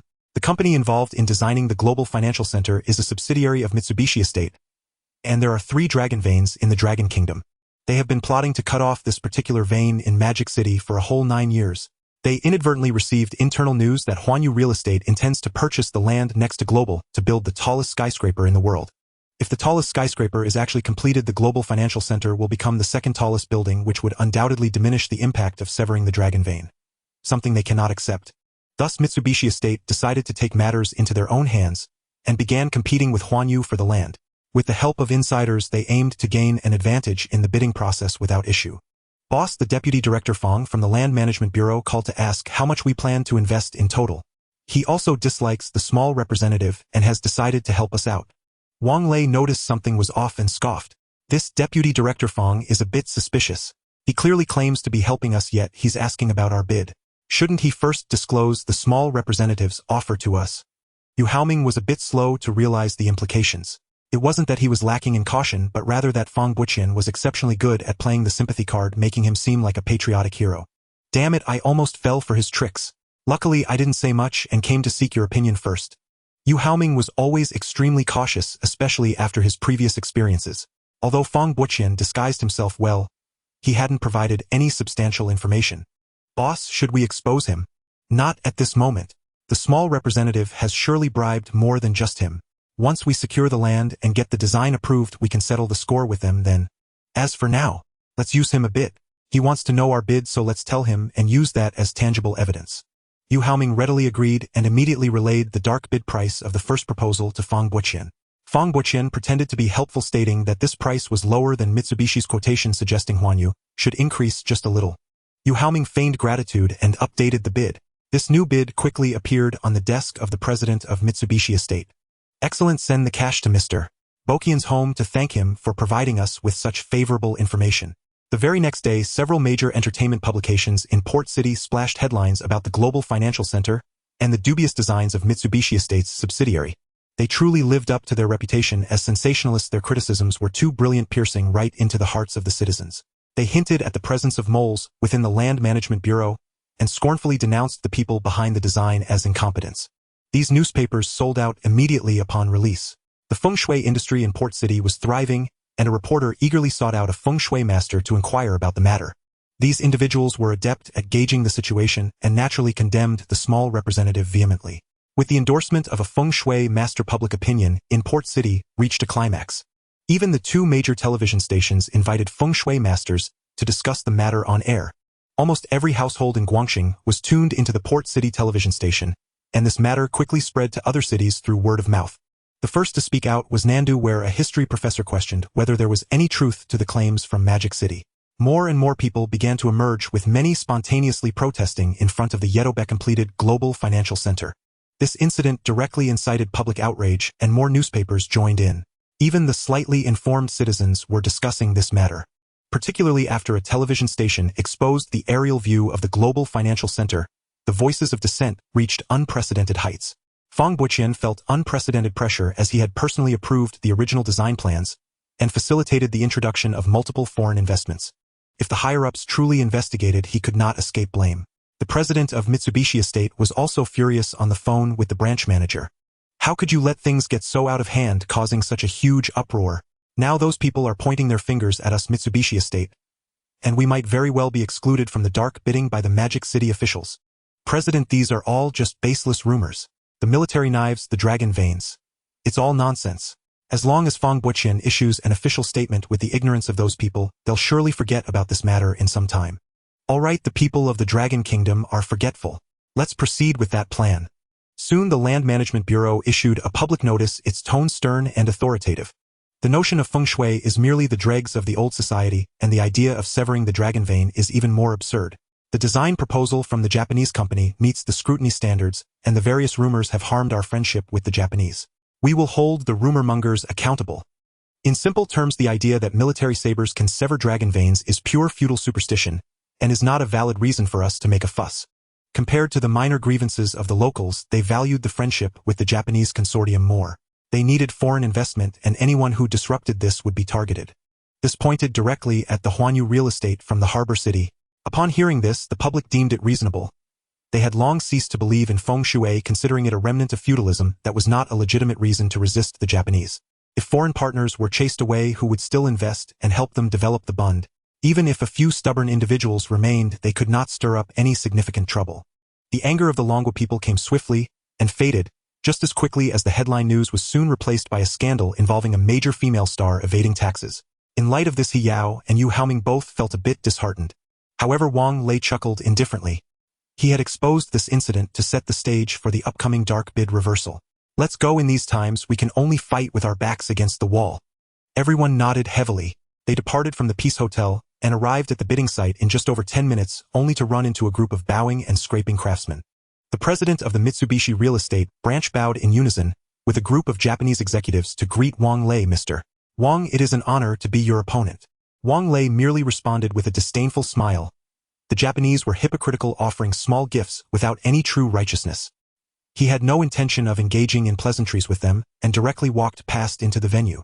Baka, arrogant fellows, we will surely defeat you in the bidding and make Mitsubishi Real Estate's name resound. After entering the venue, many heads of development companies came to greet Wang Lei. The real estate industry in Longwa has already taken shape and does not lack capable large real estate groups such as the well-known Wanda and Gome. They all appeared indignant. Fong Boqian's statement deceived outsiders but could not fool them. The construction industry is inextricably linked to feng shui. Even the official buildings must first consider the feng shui layout.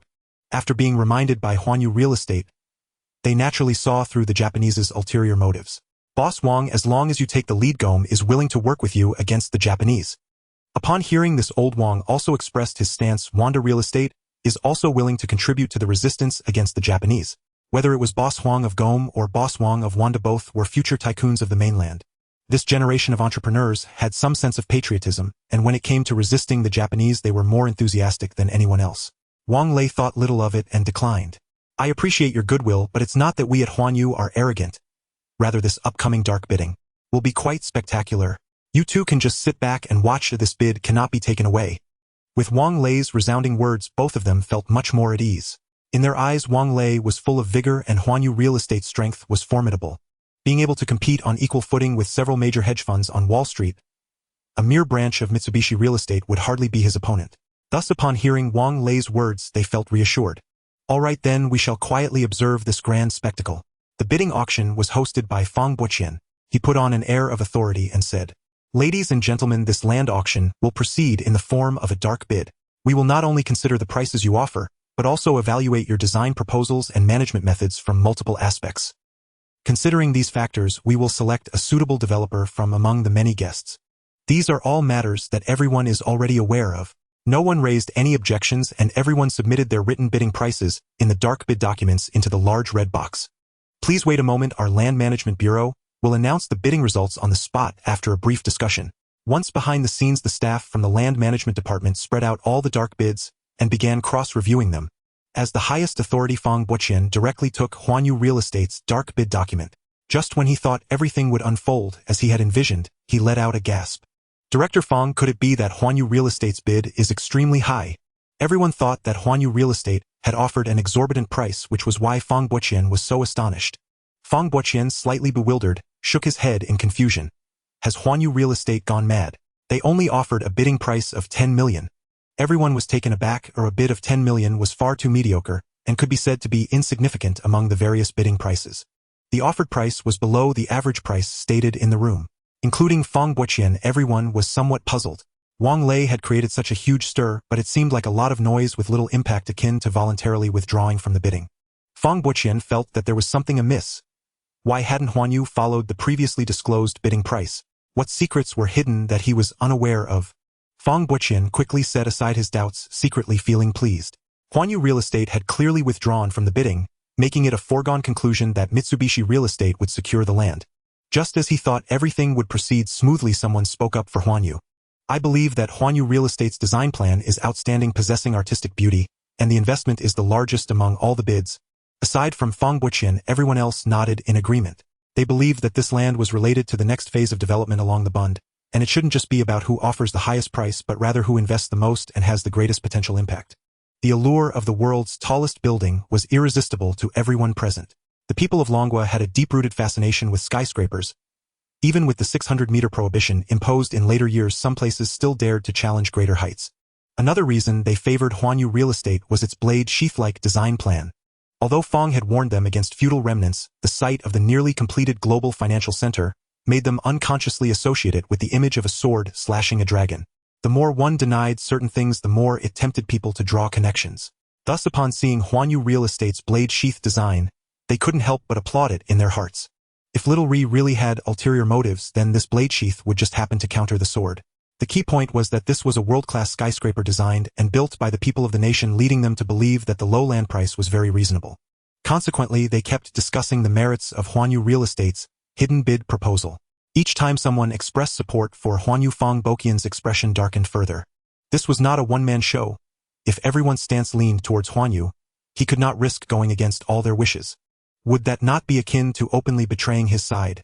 However, thinking about the disastrous consequences if the deal with Little Ri fell through left him in a dilemma. At that moment, everyone turned their gaze towards him, waiting for him to express his stance. Well, I think. Just then a commotion erupted outside. The members of the Land Management Bureau looked towards the door. What's going on? The conference room door was forcibly opened. Several men in white shirts and suits burst in with a group of police officers. Fong Boqian shouted angrily, "Who are you? Don't you know this is the Land Management Bureau?" "Humph, of course we know, Fong Boqian, don't pretend. Your deeds have come to light." Fong Boqian still held onto a sliver of hope. "I am the Deputy Director of the Land Management Bureau. You must have evidence to arrest someone. If you take me away from the hidden bid meeting, the consequences will be on you." "Evidence? Of course we have it. Comrades, which department are you from? You can't just arrest someone without cause." Regarding the reputation of the Land Management Bureau, they wouldn't let these people easily take Fong away. This was the bidding meeting of the Land Management Bureau. Taking Fong Boqian away in front of numerous developers would have a terrible impact. "We are from the National Security Department. I hope you will not obstruct us in our duties. If we didn't have solid evidence, we wouldn't be here to arrest you." The National Security Department. They had originally thought this group was from the Discipline Inspection Commission, never expecting them to be from the Security Department. They exchanged meaningful glances at Fong Boqian, realizing he was in serious trouble. Everyone was afraid of getting burned, quickly stepping back a couple of paces to let Fong Boqian face the Security Department alone. Upon hearing it was the Security Department, Fong Boqian became even more anxious, but he quickly regained his composure. Each time he transacted with Little Ri, he chose cash, and he had hidden the money in an apartment registered under his brother-in-law's name. He was confident that as long as they couldn't find the stolen funds, they wouldn't be able to pin a crime on him. He was very careful, ensuring everything was done according to regulations, and what he did was merely to provide a heads-up to the other party. However, the man in the white shirt seemed to see through his cautious thoughts. He pulled out a photograph and said, "Fong Boqian, you are familiar with this apartment, right?" Fong Boqian stood stunned, as he was all too familiar with the scene in the photograph. He often fell asleep on a bed made of piles of money. But how did these people discover this apartment, and they did not have the authority to search it? "Fong Boqian, accept your fate. The heavens are here to deal with you. An unwittingly righteous thief discovered your hiding place. He was not blinded by money, but instead reported you to us resolutely. Coupled with previous reports, we have sufficient reason to arrest you. This is an arrest warrant approved by the highest authorities." Upon seeing the red-headed arrest warrant, Fong Boqian trembled all over. He immediately lost all courage, continuously crying and begging for mercy. "I am willing to confess. I am willing to take the initiative to explain. I want to earn merit for my crimes." "Fong Boqian, while it's good that you're willing to explain, what were you thinking when you betrayed your country? Regardless of whether you confess or not, you are doomed." Outside, the developers looked at the sobbing Fong Boqian being taken away. They immediately understood what had happened, and could not help but applaud. One particularly furious boss spat right in Fong Boqian's face. "Ah, traitor!" Fong Boqian stood dazed, spittle dripping across his face. Such humiliation was utterly unprecedented in his life. Security personnel made no attempt to intervene as developers from Longua pelted him with crumpled paper balls. Reporters drawn by the commotion surged forward and snapped furious photographs of his disheveled state. Had it not been for the white-shirted officials clearing his path, he likely would never have escaped the auction hall alive. Watching this unfold, Wang Lei smiled faintly. "This is the treatment befitting a traitor to the nation."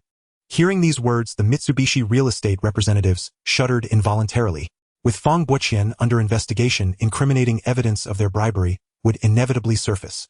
If they failed to flee back to their homeland, immediately Longua's judicial system awaited them. The white-shirted official made no move to restrain them, only offering a calm reminder. "Deputy General Manager, you are required to remain in Modu for 3 days to cooperate fully with our official inquiry." Internally alarmed, the Deputy General Manager forced composure and replied naturally, "We have absolutely no connection with Fong Boqian. We respectfully request that your authorities swiftly exonerate us." The white-shirted official nearly chuckled. "I never claimed you were linked to Fong Boqian. Yet you've just confessed without being prompted." Onlookers burst into laughter. The Japanese delegation, visibly rattled, had clearly lost their composure. The deputy general manager's face darkened. Flustered, he retorted, "I will file a formal complaint with your city mayor. No one may restrict our freedom. Such an act would irreparably damage Longgua's international reputation." Wang Lei responded with a cold, disdainful smile. "It is you whose reputation lies in tatters. You presented yourselves as courteous and rule-abiding, yet resorted to such underhanded tactics. Should this scandal reach the global stage, Mitsubishi Real Estate may well vanish from the international map forever. Were I in your position, I would volunteer full disclosure to seek leniency. Do not expect rescue from Mitsubishi's headquarters. Effective immediately, they will sever all ties with you. You have already become the conglomerate's discarded pawns." Panic seized the Japanese delegation. Amid waves of derisive jeers, they hastily withdrew from the venue. Fang Buoqian's debacle suspended the auction for 30 minutes. The incident drew high-level attention, including the district chief and the vice mayor, who convened urgently. Ultimately, the mayor himself announced the final decision before a throng of reporters. "Ladies and gentlemen, after careful deliberation, the Haode municipal government has decided to award this parcel of land to Huanyu Property Development for 10 million yuan. We eagerly anticipate the completion of the world's tallest building 6 years from now." Wang Lei stepped onto the stage for a photograph with the mayor, while journalists fired off rapid bursts of shutter clicks. Having received an anonymous tip from a concerned citizen, they had not only captured Fang Buoqian's dramatic arrest, but also secured their first major scoop of the day. Huanyu Property Development acquired the 3,000 square meter plot for a mere 10 million yuan, with plans to invest 9 billion yuan to construct a super-tall tower exceeding 600 meters, claiming the title of world's tallest building. Under intense media pressure, architect Bai Yishu personally unveiled the design blueprints for the Haode Central Tower. Its scabbard-shaped silhouette drew widespread admiration. Master designer Bai, you've outwitted the Japanese plot to sever the dragon's vein. Their scheme is now stillborn. Having anticipated this threat, government authorities refused to permit the completion of the global financial tower. They issued an ultimatum: mandatory redesign within a strict deadline, or the entire structure would be declared an illegal construction. Longgu treats illegal constructions with absolute seriousness. Demolition is swift, decisive, and without exception. News of the auction hall incident rapidly spread through press reports and television broadcasts. Fang Buoqian was a bought and paid for spy. Investigators discovered hundreds of millions in cash hidden throughout his residence. Even his refrigerator was packed to the brim. Fang Buoqian was taken into custody on site during the auction. A patriotic whistleblower who delivered a decisive blow. Huanyu Property Development secured the land and will invest 100 billion yuan to erect the world's tallest building. Grand Bauhinia medalist Wang Lei strikes again, thwarting the Japanese delegation's shameless conspiracy. Though Wang Lei never publicly acknowledged his involvement, the public saw clearly only he possessed the influence to mobilize so many Hong Kong paparazzi simultaneously. Fang Buoqian became the highest-ranking spy apprehended since Longgua's founding. Under interrogation by the State Security Department, he fully confessed his crimes. Given the vast tracts of land he had surreptitiously transferred abroad, the severity of his offenses warranted the death penalty. Suspended for 1 year. The abandoned Mitsubishi deputy general manager likewise faced justice, standing trial before a special tribunal. Meanwhile, Huanyu Property Development emerged as the undisputed victor of this commercial battle, having foiled the Japanese conspiracy and committing 100 billion yuan to build the world's tallest tower. Huanyu soared to national prominence. Without spending a single cent, Wang Lei had catapulted the company's name into the consciousness of mainland China. His personal prestige thus reached its zenith. The public now recognized this Hong Kong tycoon not merely as a business magnate, but as a patriot. Last year, he had also repelled a coordinated short-seller assault, leading Hong Kong citizens to victory in the financial defense war. Boss, there are numerous places officially inviting us at Huanyu Real Estate to establish a presence, and the policies and support offered are increasingly enticing. Upon hearing this, Wang Lei felt greatly relieved and instructed. We should avoid playing the pre-sale game in the mainland. What we need to do in the coming years is to hoard land as much as possible, leveraging minimal funds to attract more capital from banks and not rush into large-scale developments. Borrowing money from banks to hoard land is something I want to do. Other developers will be eager to take that on, so it is better for Huanyu to handle it. Moreover, we need to go big without rushing into development to maintain a stable cash flow. When prices rise, we can naturally make a substantial profit. These principles were naturally understood by Yu Haoming, who felt that his decision to align with Huanyu was indeed a wise move, as the mainland was rapidly rising. With cities of all sizes engaging in development, he, as the head of mainland operations, could certainly accomplish great things, and as a loyal subordinate, his salary and benefits would naturally increase. At this moment, Uncle Bei had been worn down, realizing that while he had some knowledge, the boss was almost omniscient. Faced with such a boss, he naturally lost the arrogance he once had and resolved to conduct himself honestly. After handing over all matters to He Yao and Yu Haoming, Wang Lei hurried to Xinqing. Huang Fuhao, knowing about his investments in some internet companies in the beautiful country, shared a piece of inside information from the entrepreneurial circle in Xinqing. A programmer created a chat software but lacked the funds to purchase servers, and saw no profit potential, so he planned to sell the chat software he developed. Huang Fuhao merely mentioned it in passing, but Wang Lei took it to heart. These industrialists could only look down on unprofitable internet startups. The two best-performing companies, Wang Yi and Qianlong, had profitability not exceeding that of a mid-sized project under their management. As for the claims of having millions of users, the banks were not impressed. Thus, hearing this news, Wang Lei hurried to the entrepreneurial road in the Nanshan district of Xinqing. At that moment, Chair was located in a corner of a comprehensive building with the office transformed from a dance training class. Wang Lei and his companions arrived right on time. Upon entering the dance studio, Wang Lei immediately recognized the young Xiao Magu, who was currently negotiating with someone from Yuecheng Telecom. 1 million, just 1 million, and I will sell Chair to you. The representatives from Yuecheng Telecom clearly did not realize Chair's future potential and responded somewhat forcefully. At most 700,000. We won't give a penny more. In their view, even 700,000 would be a losing deal. If they hadn't tasted success from their investment in Wang Yi, they wouldn't even consider buying Chair.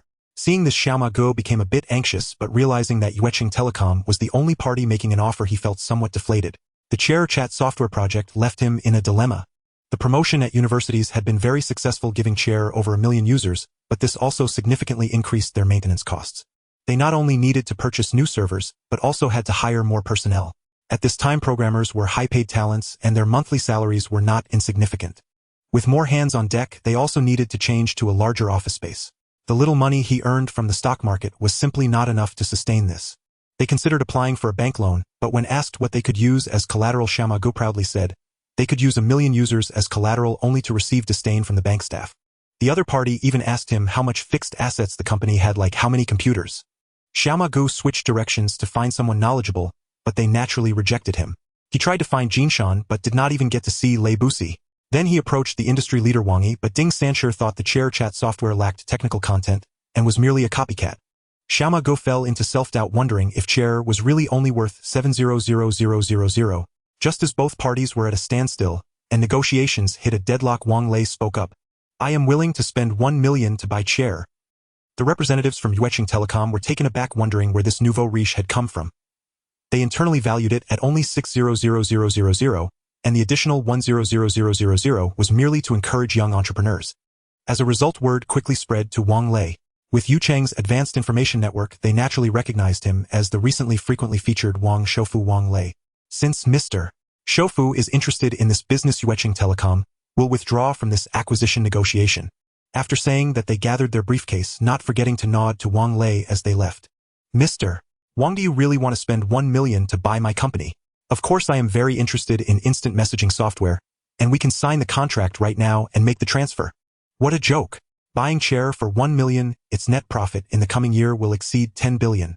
Unless Wang Lei has lost his mind, how could he give up this opportunity to acquire Chair? Wang Lei held his breath, focusing intently on the contemplative Xiao Magu. The latter was the largest shareholder of the Penguin Company, meaning the fate of this small enterprise rested entirely in his hands. Even he couldn't help but be curious about what kind of decision Xiao Magu would make.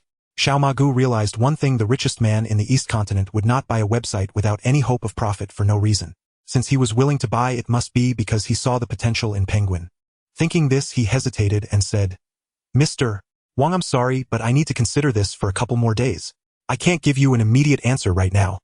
In this critical moment, Xiao Magu actually had second thoughts. This was already within Wang Lei's expectations. Since buying was off the table, investing should be possible. How about this? I will purchase a portion of the shares held by you several people and invest in the company. What do you think? Xiao Magu was delighted to hear this. It was exactly what he had been thinking, and he hadn't expected the rich man to be on the same wavelength. How much do you wish to buy and invest? I plan to buy 50 of your shares at a valuation of 1 million, and I will invest another 4 million, bringing Penguin's valuation to 5 million. As a result, Wang Lei's shareholding would rise to 90. Their entrepreneurial team would only retain 10. Xiao Magu couldn't help but curl the corners of his mouth. How is this any different from selling Penguin? Mr. Wang, you can't calculate it that way. Wang Lei chuckled, eager to see how Xiao Magu would attempt to argue his point. Then how should I calculate it? Xiao Magu was a bit quick-witted. He immediately thought of a breakthrough. If you buy 50 of our shares, you will be the largest shareholder of Penguin and Penguin's valuation will surely soar. The valuation agency will have to adjust their assessment of us and a several-fold increase is possible. Wang Lei couldn't help but frown, clearly unconvinced. Investing 5 million for 80 of the shares is my bottom line. If you don't agree, I can easily spend a few million to create another Penguin myself. This? His words undoubtedly struck at Xiao Ma Gu's Achilles' heel. Wang Lei could effortlessly launch a chat software if he wanted. Xiao Ma Gu understood very well that this was not a negotiation but a final ultimatum. If they did not agree now, they would not only miss out on the 500,000 cash out, but might also face a well-funded competitor. His entrepreneurial partners couldn't help but tug at his sleeves, their eyes, urging him to accept Wang Lei's proposed terms. They had no other options. Seeing Xiao Ma Gu still hesitating, Wang Lei straightforwardly laid it all out. Rest assured, I won't interfere in Penguin's specific affairs. At most, I will send a few accountants to manage the finances, and when the time is right, I am willing to help Penguin go public on the Hong Kong Stock Exchange. Someone once said that even a pig can fly when it's in the limelight. Penguin's growth is not merely due to favorable circumstances. The key factor is still the entrepreneurial team behind Penguin. Although Wang Lei knew the general direction of Penguin's development, managing and operating a company is no simple task. Switching to another agent could lead Penguin to become the next Jeang or, like Shanda, a fleeting moment of glory. Therefore, he believed it was still best for Xiao Ma Gu to manage it, while he as an investor would simply handle the finances from behind. In the future, he was destined to invest in many companies, each requiring his personal involvement. Wouldn't that be exhausting? Indeed, upon hearing that Wang Lei had no intention of meddling in company affairs, and had even painted a rosy picture of going public, Xiao Ma Gu lost all his reservations. He said solemnly, "All right, we are willing to sell our shares and accept your investment." After signing his name on the contract and stamping it with his personal seal, Xiao Ma Gu felt a pang of loss. He had a nagging feeling that he had lost something very important. The news of Wang Lei purchasing Penguin quickly reached the ears of people from Yuqing Telecom, and it swiftly spread throughout the business community in Shenzhen. There was no way around it. Wang Lei's fame was simply too great. Who didn't know about Huanyu Real Estate's triumph over Mitsubishi Estate? In the end, Wang Lei had no choice but to ask his journalist friends to clarify in the Shenzhen press. He did not spend 1 million to acquire Penguin. Rather, he spent a total of 5 million to acquire 80 of the shares through both acquisition and investment. This, however, earned him ridicule from the business community. They had no idea where Penguin's true value lay. Selling it for 1 million was already very reluctant, yet Wang Lei had spent 5 million just to obtain 80 of the shares. Everyone thought that Wang, the wealthy man, had been deceived by the mainland folks spending 5 million to become a fool. Whenever Wang Lei heard such remarks, he secretly smiled. That 4 million investment was not wasted under financial constraints. Xiao Ma Gu and the others could expand their user base to 1 million. With that funding, they could at least secure several 100,000 users. By then, Penguin's commercial value would surely be revealed, and it could fully profit from advertising fees. Penguin's valuation would inevitably multiply. The news of Wang Lei investing 5 million to save Penguin quickly reached a major entrepreneur. After hearing about Wang Lei's deeds, he was eager to meet him. The situation is as it is.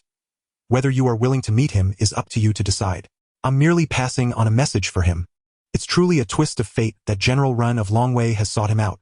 It is said that Longwei has faced 3 major difficulties. First, the widely known sanctions on 5G chips by the beautiful nation, which have put numerous overseas operations in jeopardy.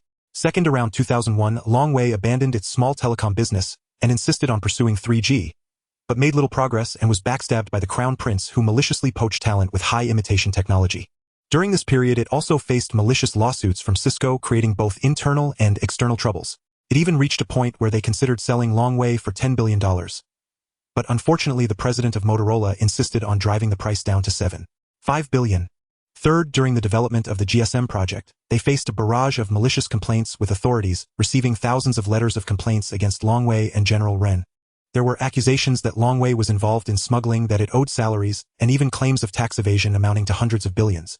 In truth, these issues arose because the costs of project development were exorbitant, and the lack of funds led uninformed individuals to be incited by external competitors. Research and development require substantial funding, especially for GSM, a technology exceptionally advanced on the international stage where investment is like a bottomless pit. Wang Lei was well aware of the significance of GSM technology. Currently, CDMA calling technology was all the rage in the market, while GSM had the advantages of clearer and more stable sound quality and higher frequency utilization. Once GSM is developed, Longwei will undoubtedly be able to rapidly seize the more expensive Shizhou market at a low price. With this thought, Wang Lei dialed General Ren's number. At this moment General Ren was like an ant on a hot pan hesitating whether to pause the development of GSM and several other projects to alleviate Long Wei's funding pressure. Upon seeing the caller ID, he realized that this unfamiliar number must be from Wang Lei. President Wang. It's me, General Ren. I heard Long Wei is in big trouble. General Ren maintained a good attitude, trying to find humor in his plight. Yes, there is a bit of trouble. If it's not resolved, Long Wei won't be able to focus on research and development at all. How much does Long Wei need? Hearing this, General Ren felt a surge of joy, but Wang Lei's next words left him in a dilemma. Asking for a loan feels too distant. I would prefer to join Long Wei as an investor. President Wang, to be honest, we at Long Wei do have internal shares. Internal shares only enjoy dividend rights and do not have other shareholder rights, and transactions are restricted. They must circulate within our company. This situation arose because Long Wei has repeatedly conducted internal financing with employees issuing only virtual restricted shares. Initially, this was heavily criticized by internal employees, but as Long Wei grew larger and began to profit significantly, everyone regretted not buying more back then. Wang Lei actually didn't care about these matters. Long Wei would eventually become the highest valued high-tech company in Longhua, and the annual dividends alone would be a substantial sum. He never considered taking a stake in Long Wei, so he naturally wasn't very concerned about other rights. Virtual shares are still virtual shares. How much does Long Wei need? General Ren couldn't help but squint and smile kindly. He hadn't expected Wang Lei to be so straightforward, looking more anxious than he was. May I ask why you are so eager to invest in Long Wei? If it were someone else, they would have hung up the phone upon hearing about virtual restricted shares. Wang Lei replied without hesitation, I never look at a company's current profitability when investing, or I focus more on its potential for explosive growth in the future. Take Penguin Company, for example. Xiao Ma assured me that with 4 million we could attract at least 5 million new users. These 5 million users would bring Penguin over 1 million in net profit per year. Based on the price-to-earnings ratio of internet companies in the beautiful nation, Penguin's valuation could reach 100 million. Long Wei is also quite unique, investing over 100 million in RD each year, which is several times the initial investment, and the amount is increasing year by year. With such investment, Long Wei will eventually develop something remarkable. I firmly believe that technology is the primary productive force, and one day Long Wei will unleash an energy that terrifies the world. Hearing Wang Lei's admiration for Long Wei, General Ren felt greatly relieved. This was the partner he had been desperately seeking. President Wang, your words are profoundly resonant. But if I say Long Wei has at least a 2 billion funding gap, would you still insist on investing in Long Wei? 10 billion was not an exaggeration from General Ren. At this moment, Long Wei was not only tackling the GSM project, but also launching the development of 3G technology. Only due to a lack of funds, the development of 3G was extremely challenging, with the investment in GSM development and application alone requiring over 1 billion. Wang Lei smiled indifferently. 2 billion was truly nothing to him. I am willing to invest 2 billion. How much internal shares would you be willing to give me? In the early 1990s, Long Wei developed the first local area network switch in Longhua.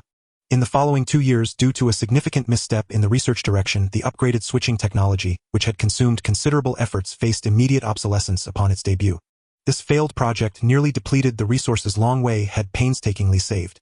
President Ren, undeterred by setbacks, took a gamble by focusing development on a larger capacity, more advanced digital switch project. Later, the digital switch market indeed replaced the analog market. Long Wei was not eliminated from the market and embarked on a path of sustainable growth. In 1992, Long Wei began to venture into the international market and acquired its first international telecommunications client that same year. By 1996, Long Wei officially entered the European market and signed a cooperation agreement with BT, one of the largest telecommunications operators in Europe, to assist in upgrading their network, and established an office in Ingwa. At this time, Long Wei's business had expanded to over 40 countries, providing technical and equipment support to telecommunications companies in more than 70 countries. Last year, Long Wei's global revenue reached $500 million, making it one of the most competitive communication technology companies in the world. Thus, before venturing into mobile phone business, Long Wei had already gained a modest reputation internationally. But only President Ren knew how arduous their journey had been. The investment in developing the digital switch was nearly all or nothing, with several months passing without salaries. At the project mobilization meeting, President Ren repeatedly vowed, if this research fails, I will jump off the building. History seemed to be repeating itself. As they developed the GSM project, months went by without salaries, and they were again making all-out investments. Reflecting on this, he solemnly stated, although Long Wei's revenue is high, all of it is invested in research and salaries, so the valuation is not very high, conservatively around $3 billion. President Ren spoke these words with a hint of uncertainty, daring not to meet Wang Lei's gaze. Wang Lei could understand President Ren. Indeed, Long Wei's salaries were unusually high and most profits were reinvested into research. Calculating by the price-earnings ratio Long Wei's value was truly hard to articulate. Alright, let's calculate based on $3 billion US, giving a total value of 24.81 billion. Investing 2 billion would mean a 7.45 stake. In the future, Long Wei's highest valuation could reach 2.6 trillion, with dividends reaching 71.9 billion that year. This deal looks like a guaranteed profit. Good. Hearing Wang Lei's prompt response, President Ren's face lit up with joy. He could feel that this young man held a strong recognition of Long Wei. President Ren had sought others before, but their ideas were all about reclaiming employee shares and taking Long Wei public. Once public, many things would become uncontrollable, everything would revolve around profit, and in pursuit of absolute benefits, Long Wei would become a trading company focused solely on buying and selling. Employees' interests would receive no guarantee, and to gain a little benefit, they would go to great lengths to cut employees' incomes. Mr. Wang from Gangcheng was indeed different. He didn't even inquire about Long Wei's profitability, and decisively decided to invest in Long Wei. Mr. Wang, thank you so much. With your investment, Long Wei's GSM project now has hope, and the 3G project can accelerate as well. Just as the two were happily chatting, Zhang Zhao handed the phone to Wang Lei. Boss, it's an urgent call from Manager Kai. Zhang Zhao felt a bit awkward. Wang Lei had instructed him not to disturb unless it was urgent. But the calls from Gangcheng kept coming in, and his phone rang incessantly, leaving him no choice but to let Wang Lei make the decision. What's the matter? The anxious voice of Manager Kai came through the phone. Boss, you finally answered. Something bad has happened. Listening to Manager Kai's voice, which was on the verge of tears, Wang Lei realized something must have gone wrong. We sent 100,000 MP3 players to the customs of Melee country, and they have seized our goods. They are demanding that we pay double the customs duties to retrieve the goods. Seized goods and double customs duties. Wang Lei gritted his teeth. This was nothing short of indirect sanctions. It was definitely related to Abu. The representatives of Melee country, realizing they had been played, began their retaliatory actions. Boss, what should we do? Paying such high taxes leaves us with almost no profit. Are we going to work for Melee country for free? Wang Lei's expression darkened. He had initially set the price of the Haode MP3 at $299. Melee country has always maintained high tariffs on electronic products, and after deducting the tariffs, the profit from Haode MP3 was less than $100. If they imposed double the customs duties, the profit from Haode MP3 would be almost negligible. Manager Kai's statement about working for Melee country for free was not an exaggeration. Humph, do they really think we are pushovers? At worst, I will give up on the Melee country market. Boss, that won't do. Melee country occupies half of the electronic market. Giving up would be too much of a loss. True, but I have a plan. Manager Kai, we can just pay this tariff. Run, who was standing by, couldn't help but frown at this. Was too spineless. But he also felt that if he were in their shoes, it would be incredibly difficult. The hegemony of the beautiful country had not been established in a day or two, and to do business there one must endure. Looking at it this way, Wang Lei's actions didn't seem problematic. Yet he heard Wang Lei domineeringly declare, if he dares to raise my tariffs, then I dare to double the price of the Haode MP3. Double the price? Both Manager Kai and Ren were startled. The price of $299 was already high, and doubling it would make it $598. The price was comparable to that of a flagship smartphone. However, upon reflection, they felt it was indeed a good countermeasure. We certainly can't work for the beautiful country for free. Although raising prices might lower sales, the relative profit would increase. Boss, if we raise the price, will the users in the beautiful country still buy it? Of course they will, but we must market the HD MP3 as a fashionable luxury item. People are inherently vain. You can consult experts from the luxury goods industry on how to leverage this aspect. Since the profit has increased, let's use the extra money for marketing and public relations. I remember that luxury goods often employ scarcity marketing. Manager Kai suddenly felt enlightened, believing that raising prices was feasible. He promptly said, Great, I will go consult the relevant experts right away. By the way, has Han Xiaoxiao returned? Miss Han returned early, but the technical department seems to have encountered some tricky problems and is working overtime. Boss, you should advise Chief Engineer Han. I am worried that if they keep working like this, their health will deteriorate. Okay, I will communicate with them personally. Han Sanqian wanted to further upgrade the chip of the Haode MP3 to a touchscreen MP4. But currently there was no such precise lithography machine on the market. This was quite a headache for these experts. Wang Lei thought for a moment. The lithography machine from companies like ASML was limited to a wavelength of 193 nanometers. Only by overcoming the wavelength issue could the Haode MP3's chip continue to upgrade. Seeing Wang Lei looking troubled, Ren proactively suggested, Boss Wang, how about we discuss it another day? Alright, let's talk another day. The news of Wang Lei investing in Long Wei spread quickly. It caused quite a stir in the business community. Wang Lei's two investments left people perplexed. Why abandon the thriving real estate sector to venture into IT? Whether it was the Penguin or Longwei Group, both seemed like losing propositions in their eyes. They believed that making was not as good as buying and buying was not as good as renting. Even the company that claimed to be a tech firm was a prime example of this mindset, as its investment in technology couldn't catch up with the smaller Longwei. It was no wonder these people thought this way. The limitations of the times led to their short-sightedness.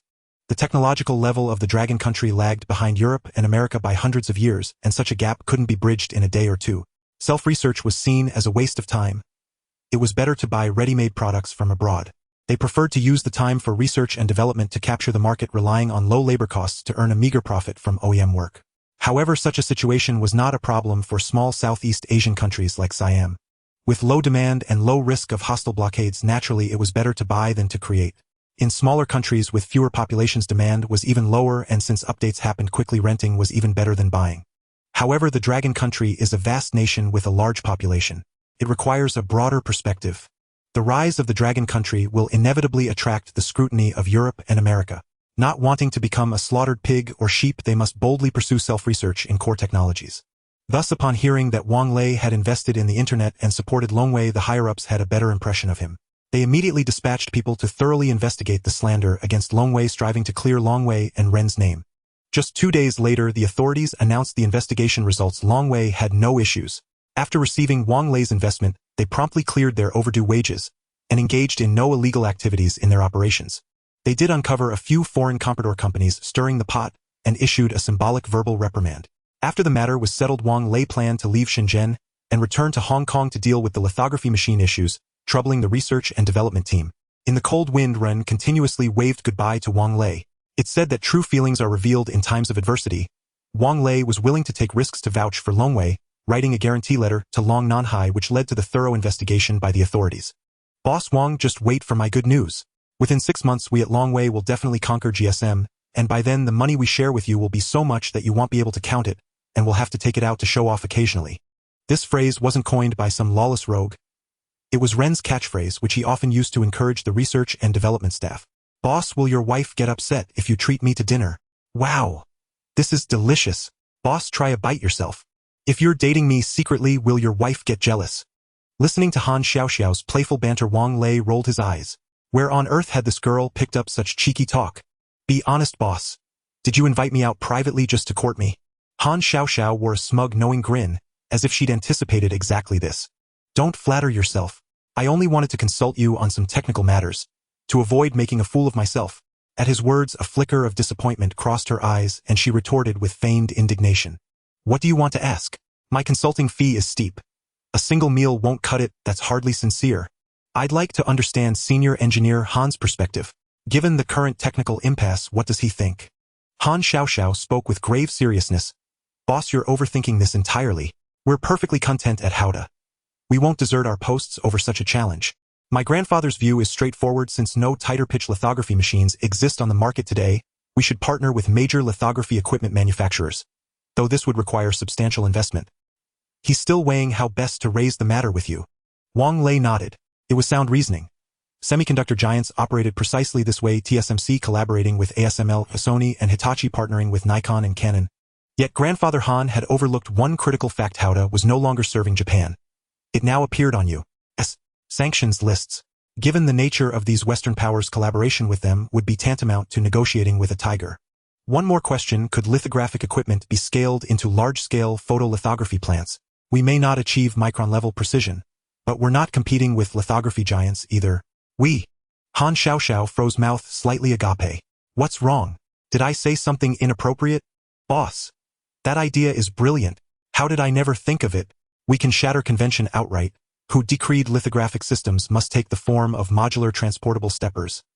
Her astonishment was understandable. From their very first semiconductor lecture, professors had drilled into them that lithographic equipment existed solely, and could only exist as steppers.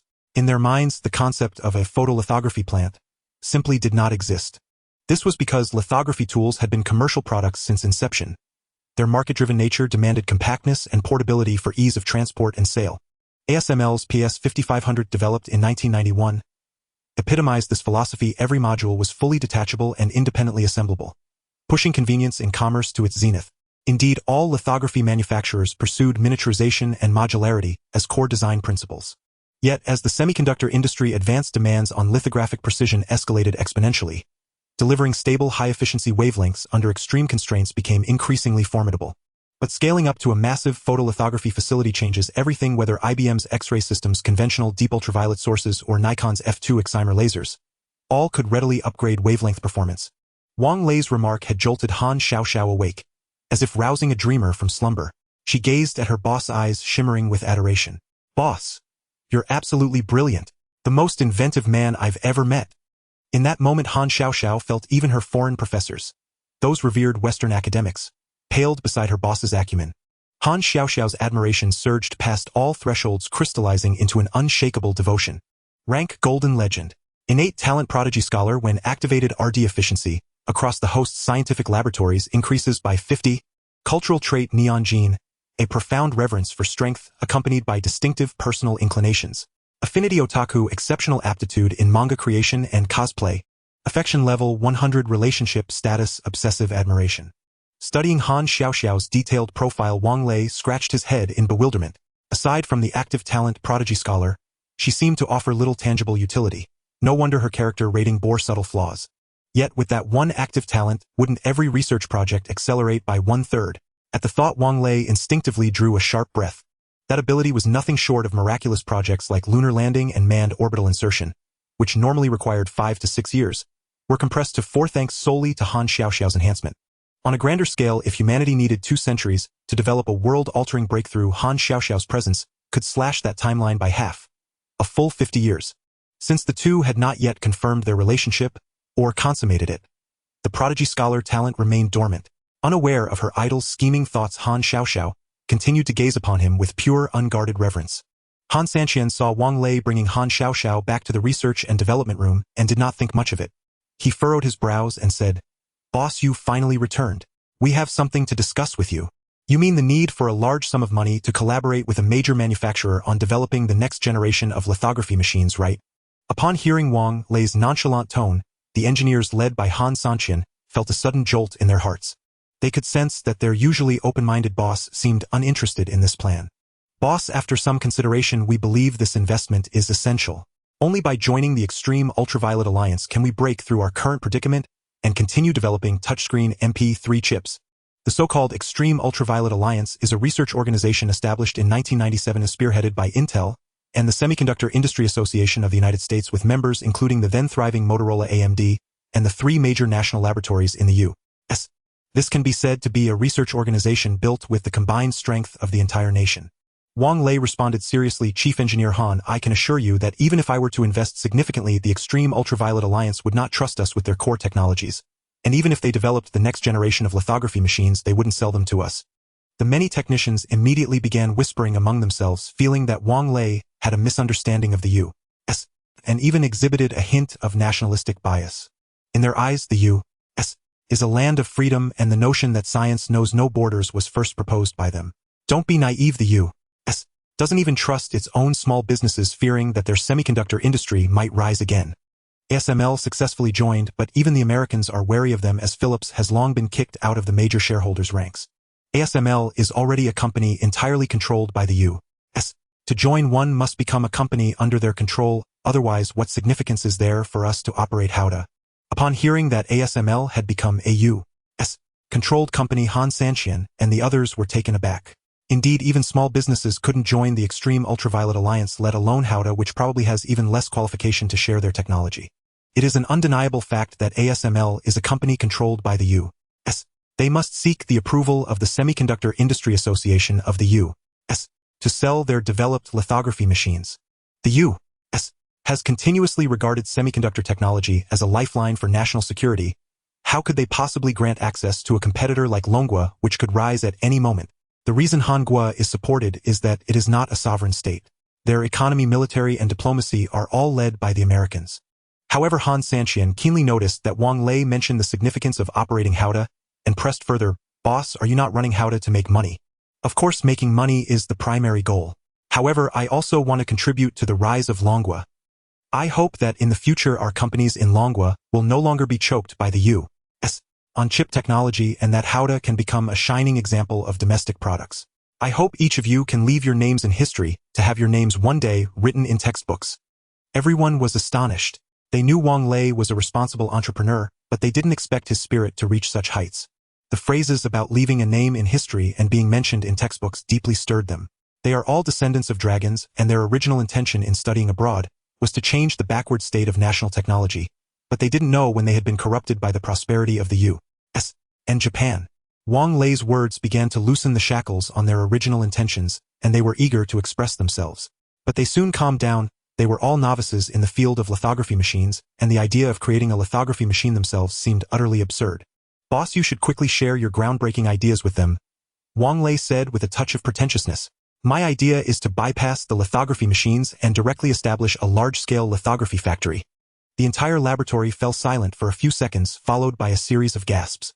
Han Xiaoxiao looked as if she already knew this would happen. This idea truly exceeds my imagination. We have been deeply influenced by foreign thoughts, leading us to have a deep-rooted stereotype about lithography equipment.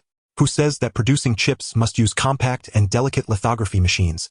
A large-scale lithography factory would minimize the difficulty of development, providing greater stability and lower defect rates. Han Sanqian excitedly rubbed his hands, and the others were equally thrilled.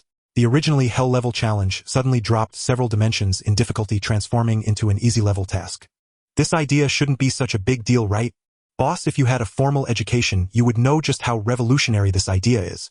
If the lithography factory project comes to fruition, I hope to invite more experts. Wang Lei nodded and said, You can handle the contacts, but I hope you prioritize poaching Bachelor Lin Benjian from IBM. Lin Benjian, a doctoral expert in micro-optics from IBM. Oh, has Chief Engineer Han heard of him too? Han Sanqian nodded, smiling. We are old friends. He is an expert in micro-optics and a proponent of deep ultraviolet light. Naturally, he is a friend. Do you have confidence in bringing him over? Well, I still need to consult his opinion. You must know he has been working at IBM for 22 years and has lived in America for nearly 36 years. His wife Xiao Hui has a very good job at the telephone and telegraph company, and their 2 children have settled down in the beautiful country. If they were to uproot their lives and move to the harbor city. Hearing this, Wang Lei also felt that this matter was not easy to handle. Could be said that Mr. Lin Benjian is thoroughly an American now. I will help resolve Ms. Xiao Hu's job situation.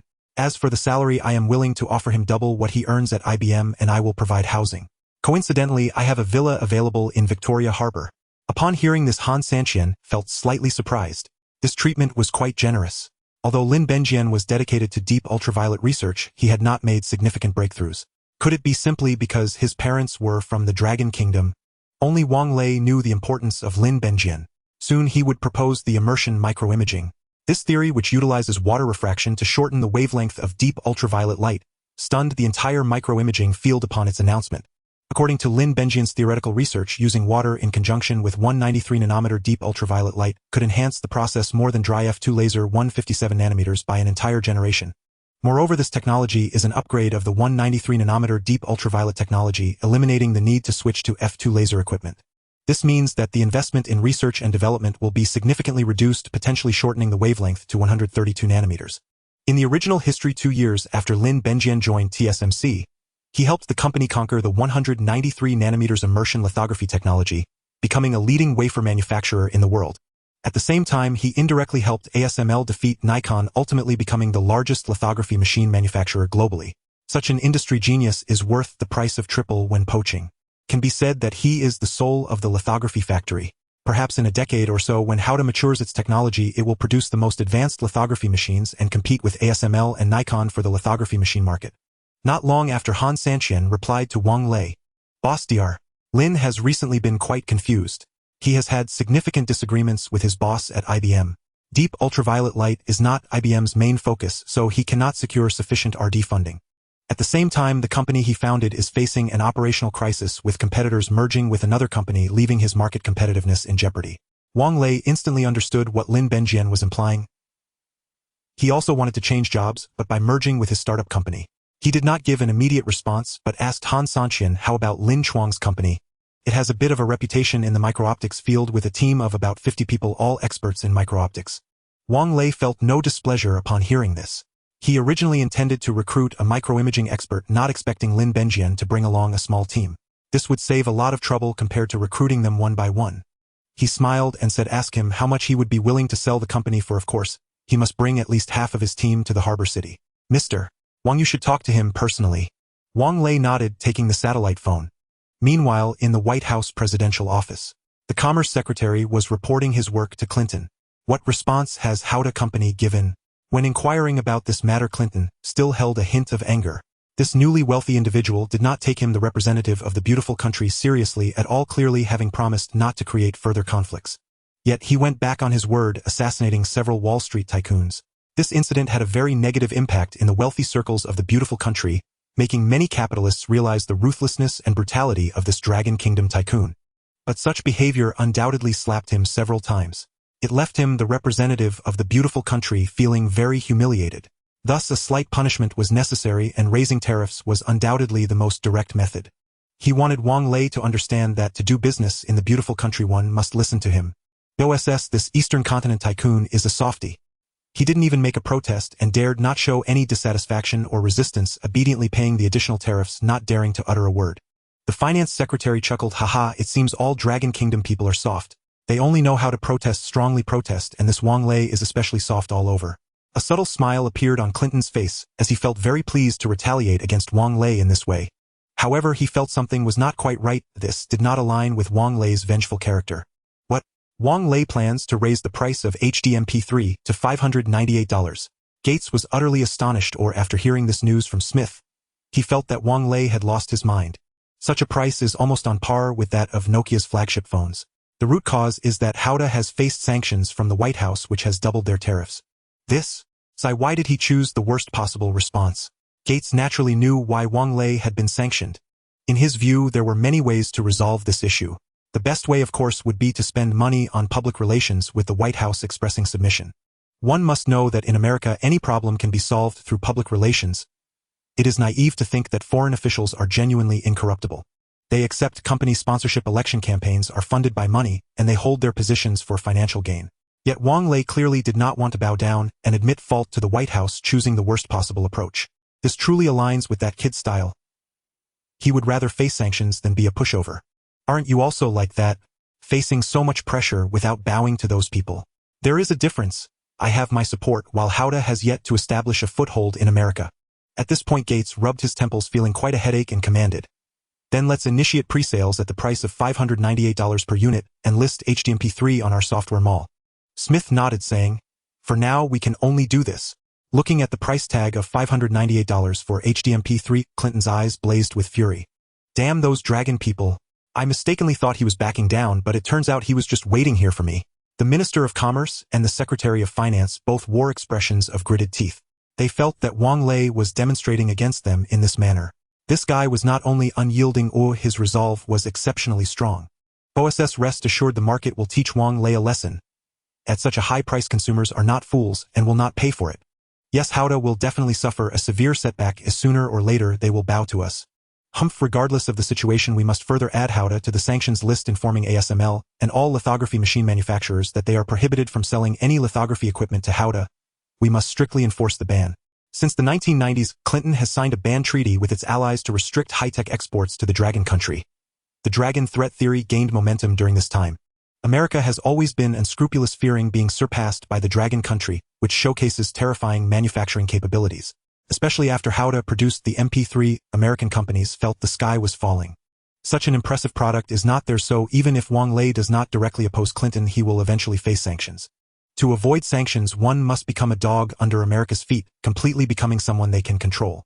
Wang Lei knew that this day would come eventually, but he didn't expect it to arrive so soon.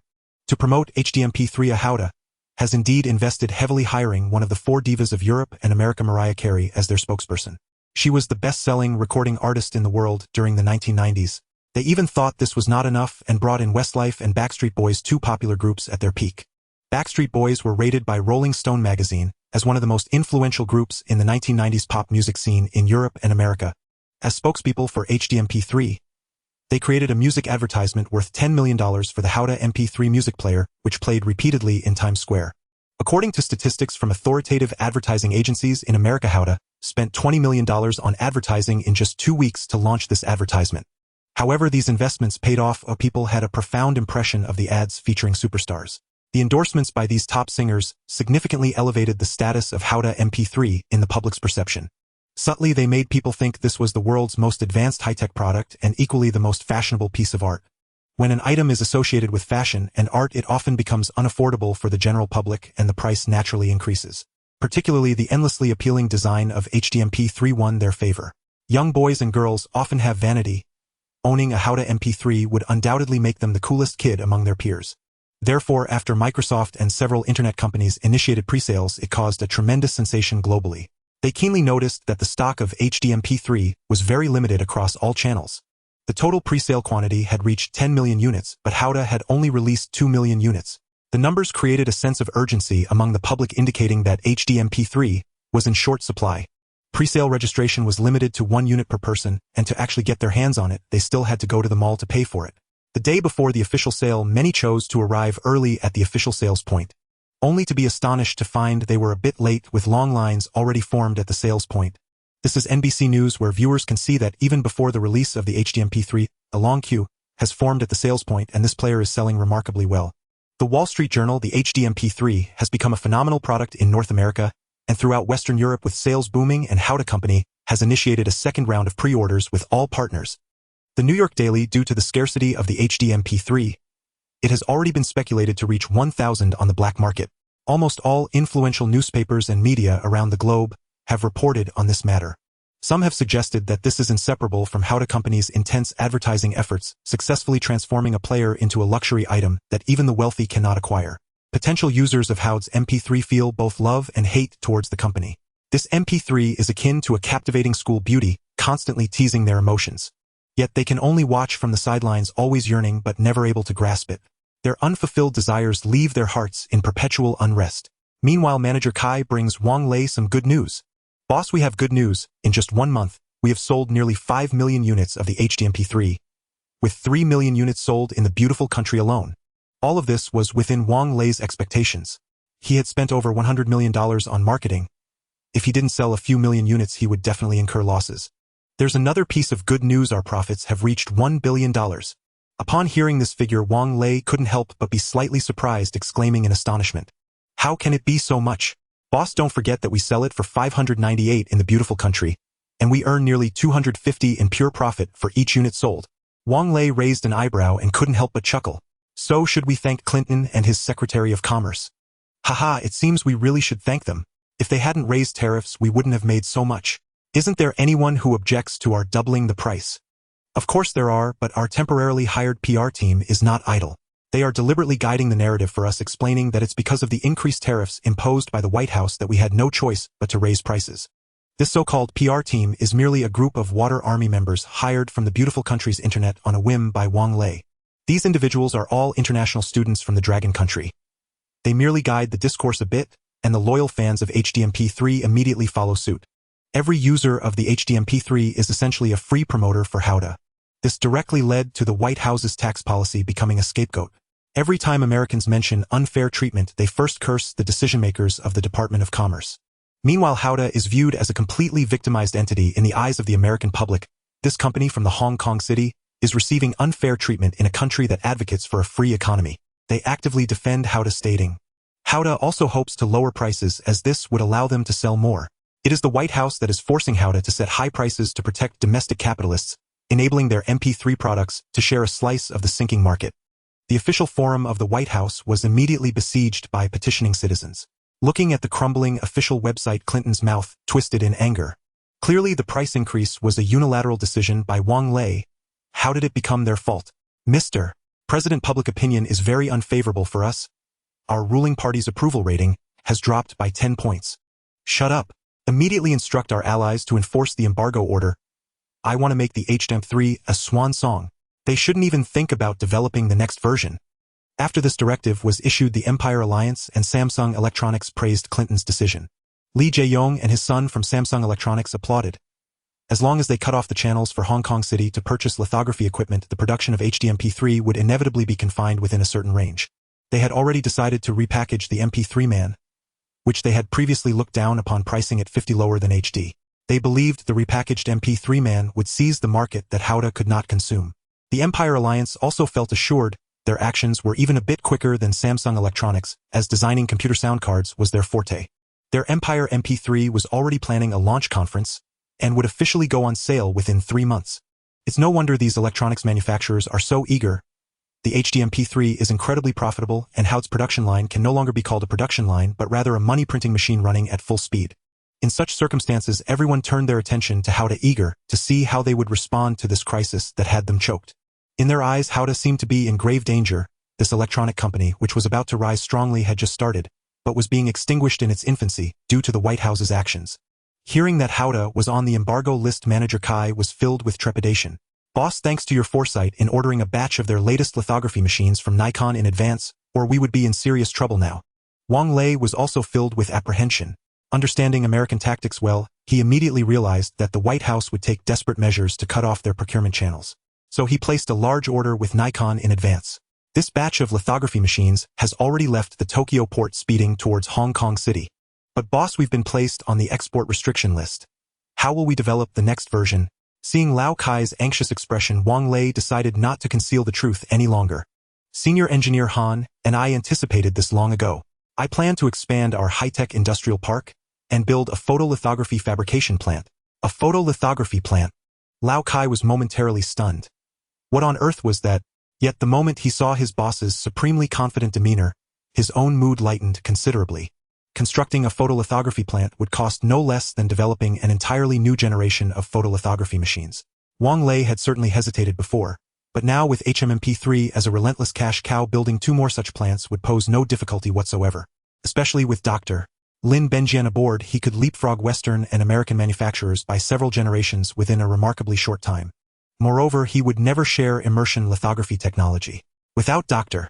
Lin's crucial insight, mainstream manufacturers obsessively pursuing F2 excimer lasers would remain trapped in a dead end. Not only would their massive investments vanish without trace, but even if they somehow succeeded in producing 157-nanometer wavelength systems, they would still be utterly outclassed by Haode's 132-nanometer technology. By the way, a delegation of photolithography experts from the United States will arrive shortly. At these words, Wang Lei's heart tightened sharply. An intense wave of unease surged through him. Boss, what's wrong? Lao Kai, I'm fine, but our experts may soon face grave danger. Wang Lei recalled the swirling rumors surrounding the MH370 incident. Could these Americans, cornered and desperate, resort to blowing up the aircraft carrying Dr. Lin Benjian? Lao Kai, I need you to do something. What is it, boss? Post an official announcement on our corporate website stating that HDMP3 supply will be severely constrained due to export restrictions. Manager Kai instantly grasped his boss's intent. Panic was the most potent catalyst for purchase. This announcement would inevitably amplify consumer anxiety. Of course, no actual purchase limits would be imposed. They intended instead to double production and sales during this window, profiting handsomely from overseas customers. Within minutes, the notice appeared on Haode's U.S. corporate website. Predictably, under the media's sardonic coverage, widespread alarm ensued. Potential Haode MP3 users erupted in furious complaints. What choice did they have? Even the indecisive rushed to join the growing queues, terrified that further hesitation might mean missing the chance to acquire their long-coveted MP3 player forever. Haode's vintage internet troll army sprang into action once more. Dear HDMP3 enthusiasts, Haode Corporation is confronting an unprecedented crisis. Production of the HDMP3 may cease at any moment. Your current device could become a rare discontinued collectible. The 5 words, limited discontinued edition, carried nuclear weight in the luxury sector. Merely associating a product with them guaranteed soaring desirability and price. They triggered yet another frenzied buying surge. Watching news footage of customers camping overnight outside retail outlets, President Clinton's eyes blazed with fury. He had never encountered a more tenacious adversary. My esteemed advisors, surely you possess some means to compel Wang Lei to submit and apologize to me immediately. Clinton no longer cared about public approval ratings. His term was ending soon. All he craved now was Wang Lei's capitulation. Hearing the chilling tone in his voice, his advisors involuntarily shivered. These cunning strategists wasted no time devising a plan. Sir, ever since the HDMP3 launch, sales across all major record labels have plummeted dramatically. Every HDMP3 owner downloads free audio content via the internet. His remark instantly clarified the situation for everyone present. We could incite the record labels to unite and file a lawsuit, accusing Haode of infringing upon legitimate commercial interests, and levy a crippling financial penalty. A sinister smile curled Clinton's lips. Excellent. Let us see whether Wang Lei can still stand firm this time. What on earth is this recording alliance? And why are they suing us? Wang Lei's personal counsel, He Shuming, hurriedly explained. Boss, this recording alliance is no trivial matter. It evolved from the Recording Industry Association of America. Universal, Sony, and the other two major labels are all members. Universal, Sony, and Warner, the big three, were household names even among those unfamiliar with the music industry. Upon hearing this, Wang Lei sat upright, fully aware. He now faced an exceptionally formidable opponent. Each of these corporations standing alone was a colossal entity. So the White House has deployed such a massive coalition to block me. What does Haode, a tiny enterprise, possess that warrants confrontation by three global giants? He Shuming truly admired Wang Lei. Even now amid crisis, he retained his wry sense of humor. Counselor He, what is your recommended course of action? Given the substantial annual retainer the Wang family paid He Shuming, he surely could not expect Wang Lei to surrender passively at this critical juncture. He Shuming adjusted his glasses and said after a long pause, in fact, the Recording Alliance's lawsuit against us for harming their legitimate interests is completely unfounded. The premise of copyright infringement is that we reproduced and distributed audiovisual products without the creator's permission. But we have not engaged in such behavior at all. It's the users who use our music player to download MP3 music from unknown sources. The ones committing the crime are the users and the websites providing the downloads. What does that have to do with us at Haode? Wang Lei nodded, likening it to a case of armed murder, where the judge turns a blind eye to the criminal but punishes the knife instead. Boss, my assistant and I have also looked into some past commercial lawsuits between the Recording Alliance and several manufacturers of CD burners. These small CD burner manufacturers do not engage directly in the business of producing pirated discs, but sell the burners to pirated disc traders in Longwa to make a fortune. Guess what? Did these CD burner traders lose? Haha, of course not. They have legal rights to operate CD burners, and the laws of my Liguo state that CD burners are not controlled items and manufacturers have the right to sell them to anyone. Thus, the Recording Alliance can only use this to pressure the CD burner traders, but lacks better regulatory methods against them. This is crucial for us. We can't have someone buy our matches, and use them to light a fire in a public restroom, and then hold us accountable, right? He Shuming's joke fell flat, but Wang Lei still forced a smile.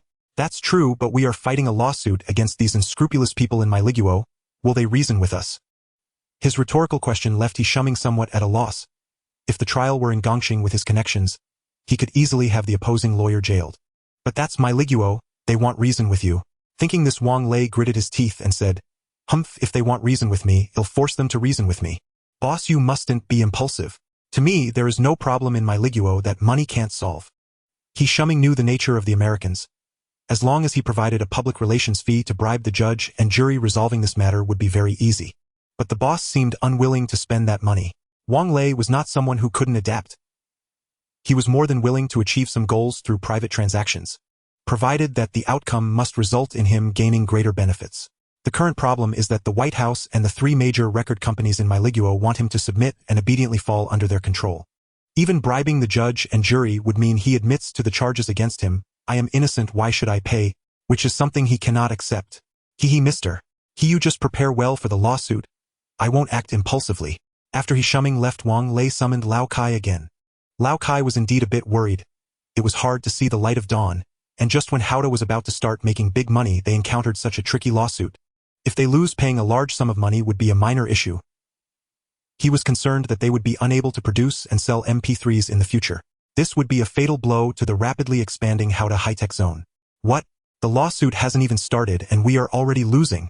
Lao Kai indeed lacked confidence, saying somewhat dejectedly.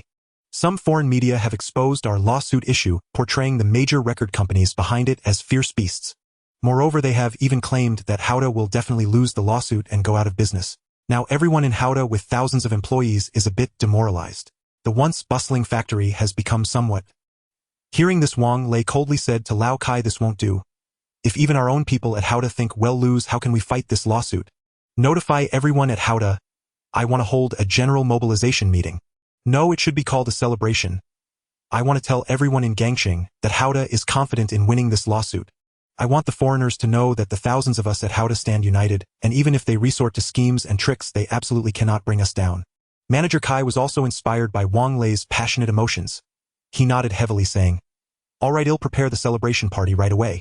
The playground in the park has just been completed, so we'll hold an outdoor celebration feast. With a single command from Wang Lei, the executives of Haode immediately got to work. What surprised all the media in Gangqing happened.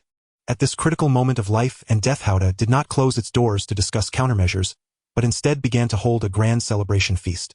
This celebration was not an exaggeration to describe as a massive event.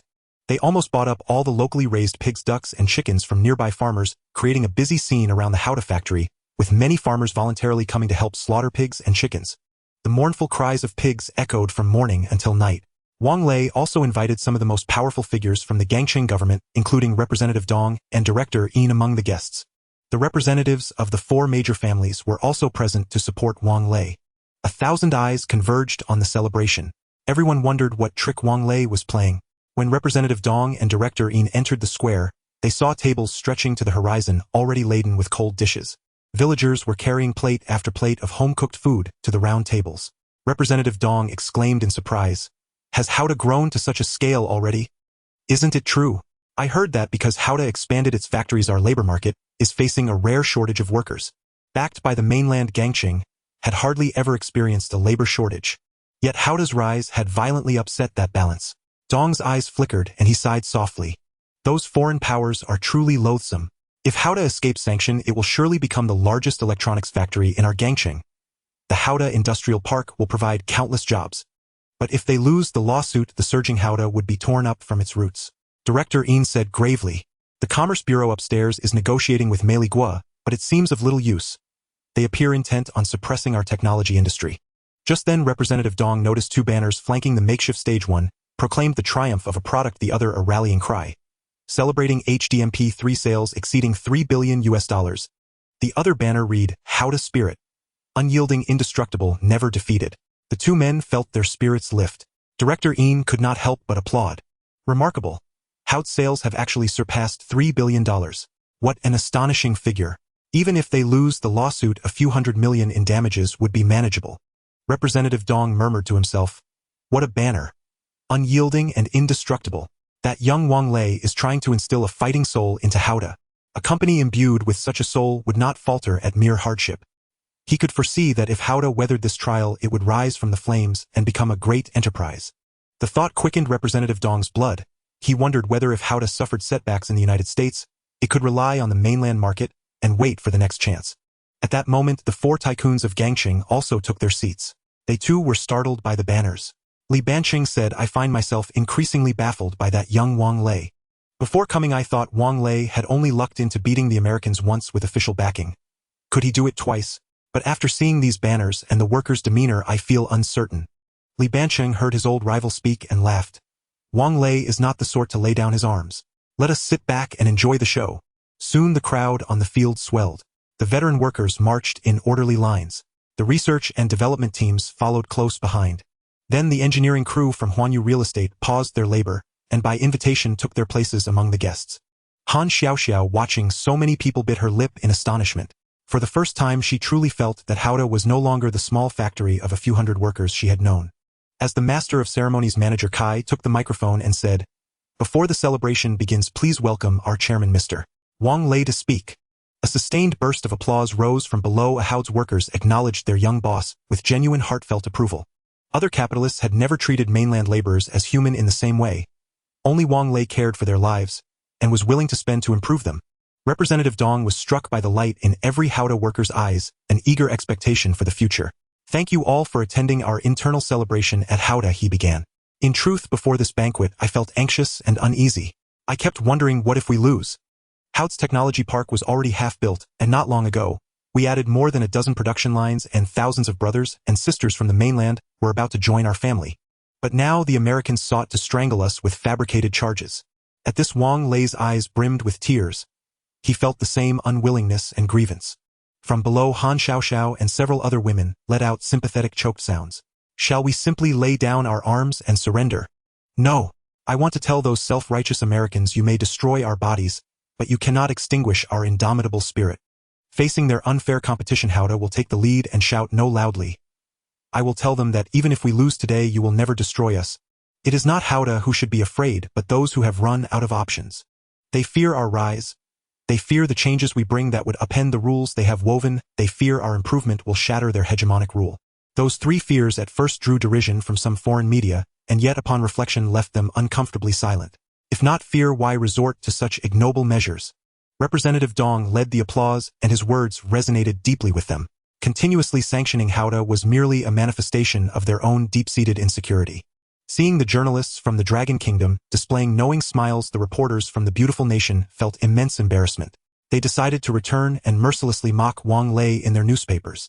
They were the beautiful nation, the birthplace of semiconductors, and yet they were ridiculed by a small electronics factory in a port city.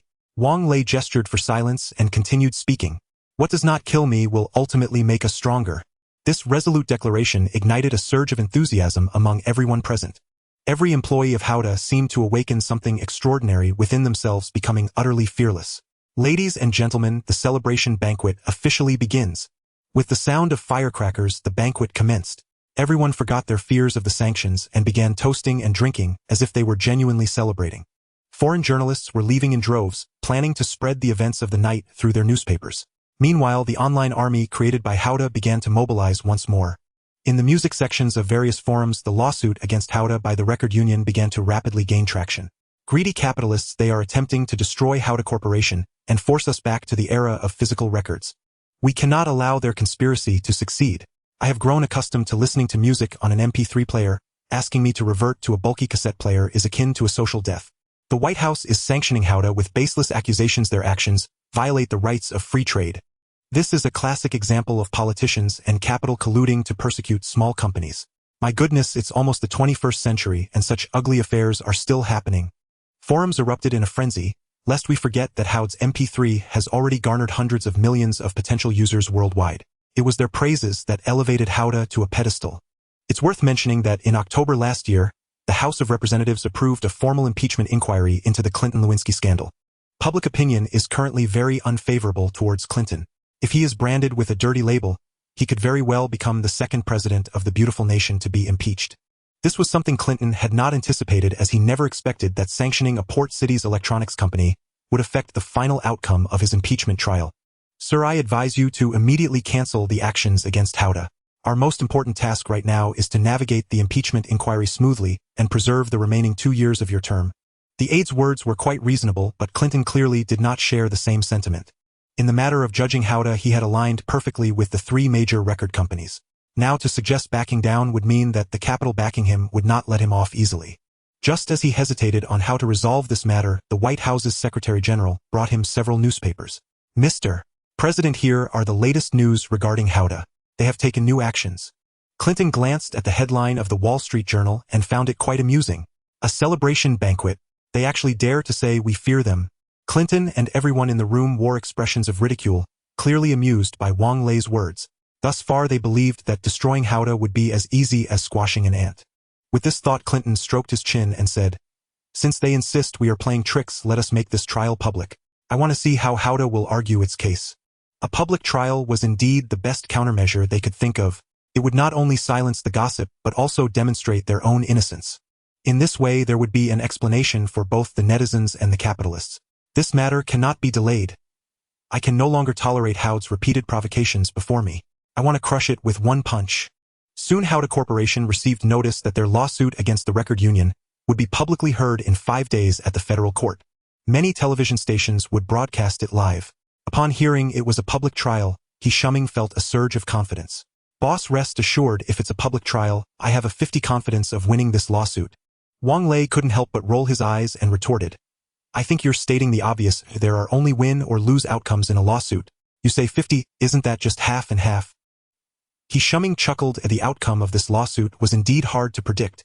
There's an 80 to 90% chance of losing. As a lawyer with professional ethics, Jeang felt that even if the outcome were a loss, it should be a tragic one with dignity. "Boss, you're mistaken. Lawsuits aren't strictly win or lose. There's also the possibility of a settlement." "Oh, settlement. You've reminded me.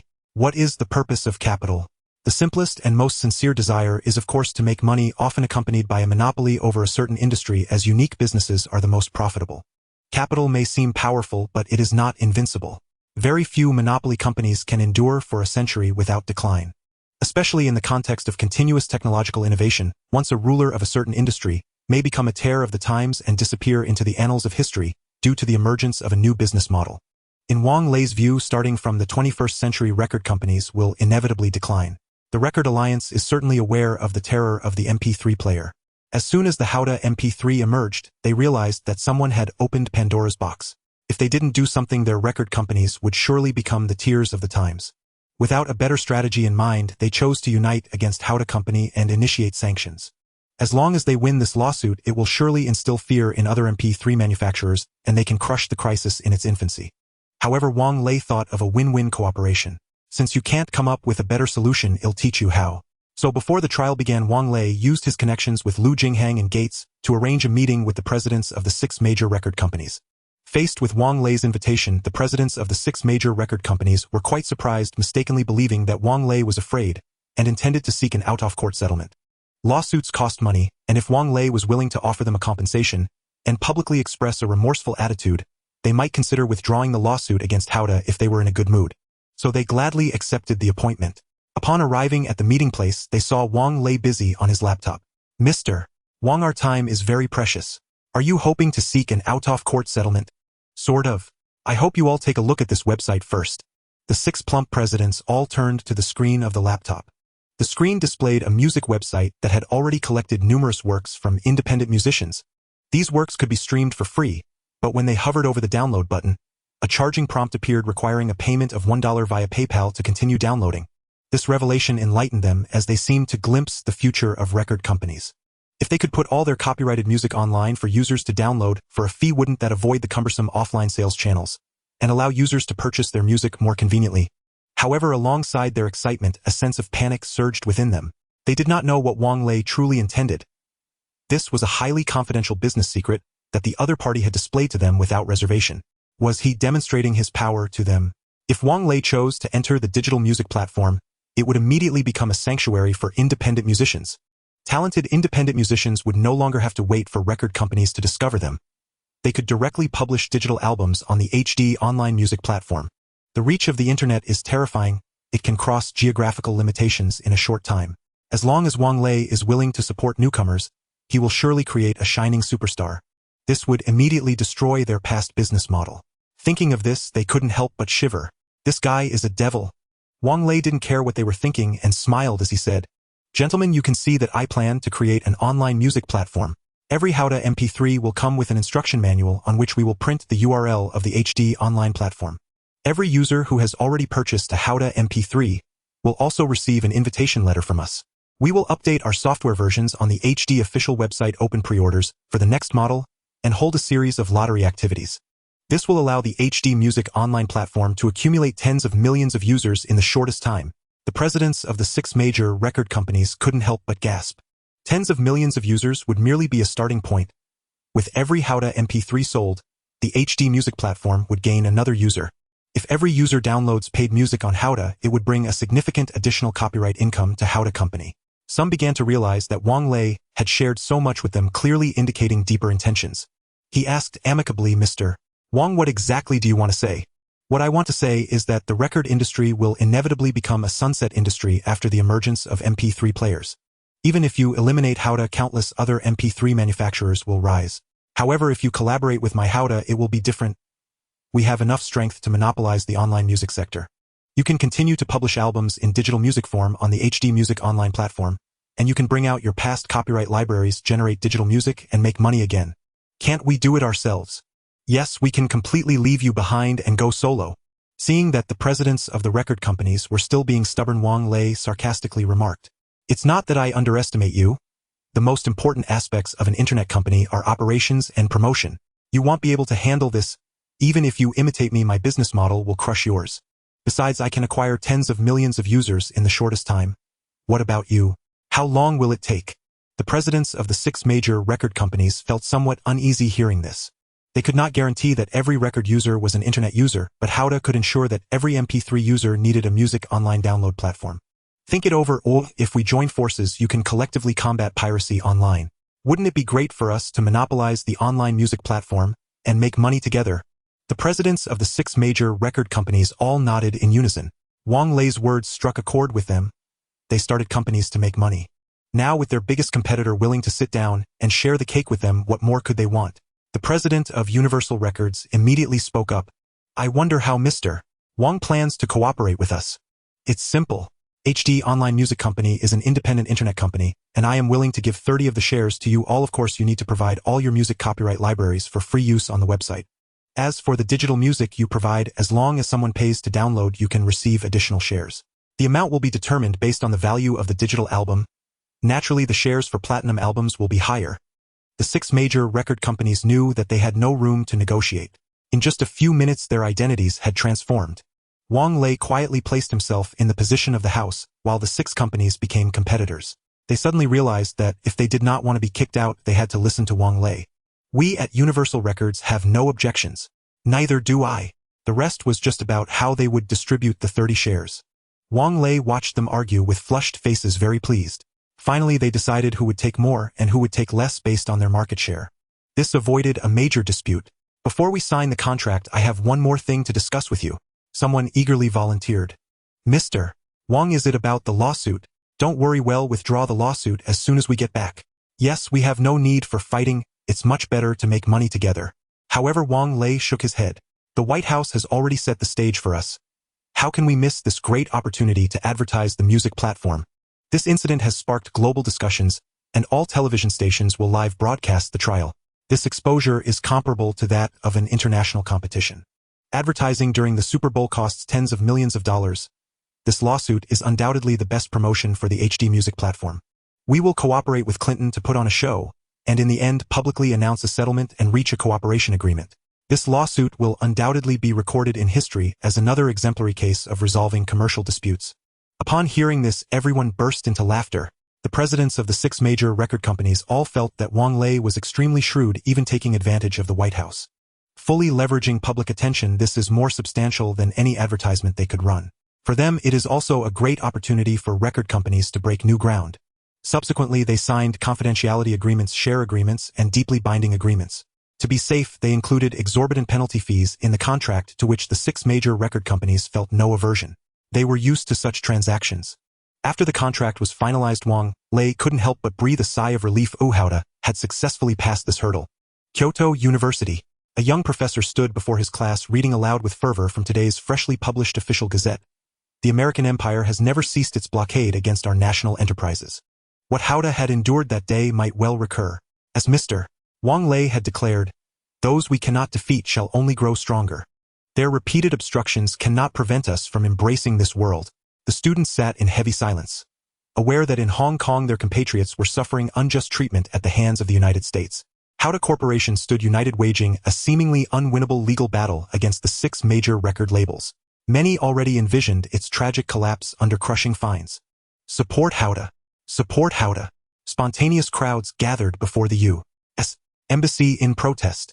Faced with public fury, the ambassador retreated into silence and lodged a formal vehement protest with the Longwa government. In the days before the Spring Festival, Wang Lei arrived at the federal court, accompanied by his legal team. Outside the courthouse, numerous Longwa international students had assembled. Upon spotting Wang Lei, they erupted into thunderous cheers. Mr. Wang, stay strong.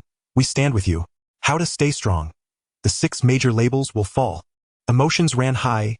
The American police officers maintaining order appeared dwarfed amid the surging crowd. Every face bore an expression of outrage and grievance. Journalists present felt their pulses quicken. Should the verdict disappoint, the crowd risked spiraling into chaos. Wang Lei, sensing the rising tension, seized a staff member's loudspeaker and addressed the assembly. Fellow countrymen, I deeply understand your emotions. I urge you to remain composed. Whatever unfolds, let reason prevail. Avoid stampedes and harm to one another. And finally, let me say this: justice always tips the scales. Haode will prevail in this trial. Longwa students listening could not help but laugh through tears. Here was Wang Lei consoling them, even as Haode itself bore the brunt of injustice. As for his declaration of inevitable victory, most assumed it was mere solace. At that moment, reporters surged forward, launching live broadcasts of the courtroom proceedings. This is NBC Television.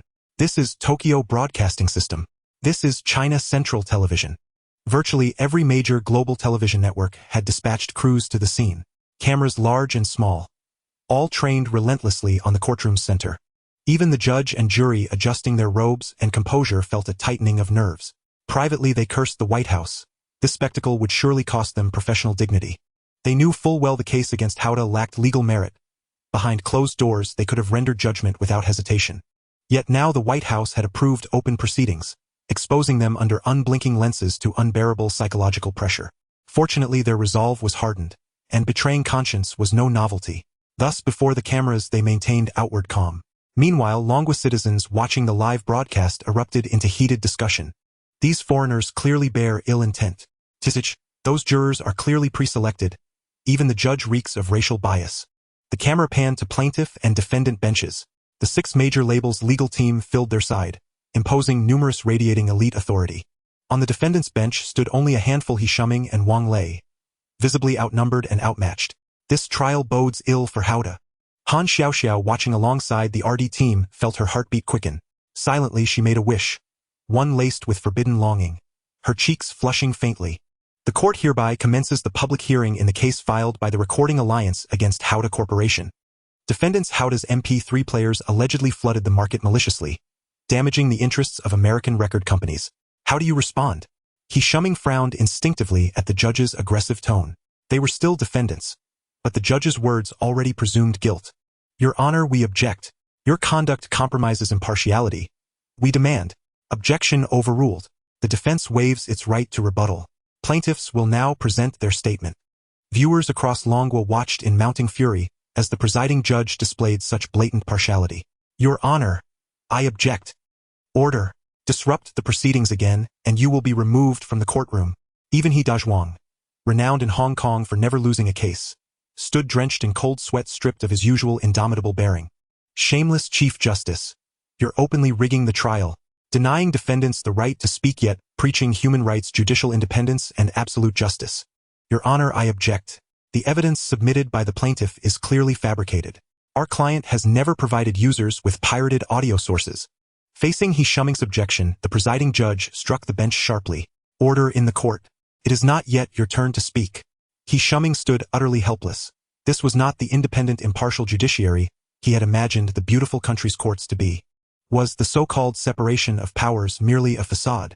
Was judicial independence from political influence also a myth? Mister, you've done your best. From now on, leave everything to me. Hearing his boss say this, Heir felt deeply ashamed. Originally, Wang Lei had promised him payment regardless of the verdict. But now, how could he possibly ask for compensation? Boss, I'm truly sorry. I failed to assist. Wang Lei smiled dismissively. Defendant, do you have anything further to state in your own defense? The evidence presented by the defendant's legal team placed Haode under severe disadvantage. Worse still, the court made no effort to verify its authenticity. The trial appeared all but concluded. Plaintiff side attorneys sat smugly triumphant. This case had been astonishingly easy to win. Lawyers earned substantial commissions, and from the multi-hundred-million-dollar damages claimed, a sizable portion would go directly to them as success fees. In the past, they had never encountered a case so effortlessly won. At that moment, Wang Lei spoke up. We all know these evidentiary materials are forged. Haode had absolutely no reason to risk providing pirated content to users. We're overwhelmed. We run factories where machines literally smoke from overuse. Who has time to manually generate individual links for users? Moreover, your so-called Hongcheng staff members clearly lack even basic competence. 2 characters out of a simple phrase were misspelled. Our official customer service representatives at least possess elementary school-level Chinese literacy. This remark instantly triggered uproarious laughter among the Longi media delegation. They strongly suspected the foreign lawyers had failed to locate a fluent Longi native speaker, and instead hired a half-qualified expert from Longwa who couldn't even spot 2 glaring typographical errors in a single sentence. Foreign journalists, once apprised of this blunder, joined the mirth uncontrollably. Order, order. Anyone laughing again will be immediately expelled. The furious presiding judge nearly shattered his gavel trying to restore silence. Yet he could not silence the waves of laughter erupting across living rooms nationwide. With wry, incisive humor, Wang Lei laid bare the grotesque hypocrisy of the accusers. Truly, when one seeks to frame another, finding pretexts is never difficult. Yet as Longwa compatriots laughed, tears welled in their eyes. Were they truly to stand by helplessly while Haode lost this unjust trial? Longwa students gathered outside the courtroom shouted in unison, fabricated evidence. Fabricated evidence. Their furious roars echoed fiercely. Even from afar, their indignation thundered unmistakably. That suffocating, visceral outcry seemed poised to rip the very roof from the courthouse. The CEOs of the 6 major record labels felt profoundly humiliated.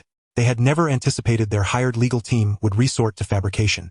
Reputation mattered deeply to them. Even if they won this case, the 6 major labels would forever bear the stain of scandal. Enough, declared the CEO of Universal Music Group. Victory achieved through despicable means will obliterate our reputation entirely. This was never our intent in retaining your services. The already uneasy attorneys were stunned. What exactly do you mean? Our contractual relationship with the six majors ends here and now. This sudden reversal plunged the courtroom into fresh chaos.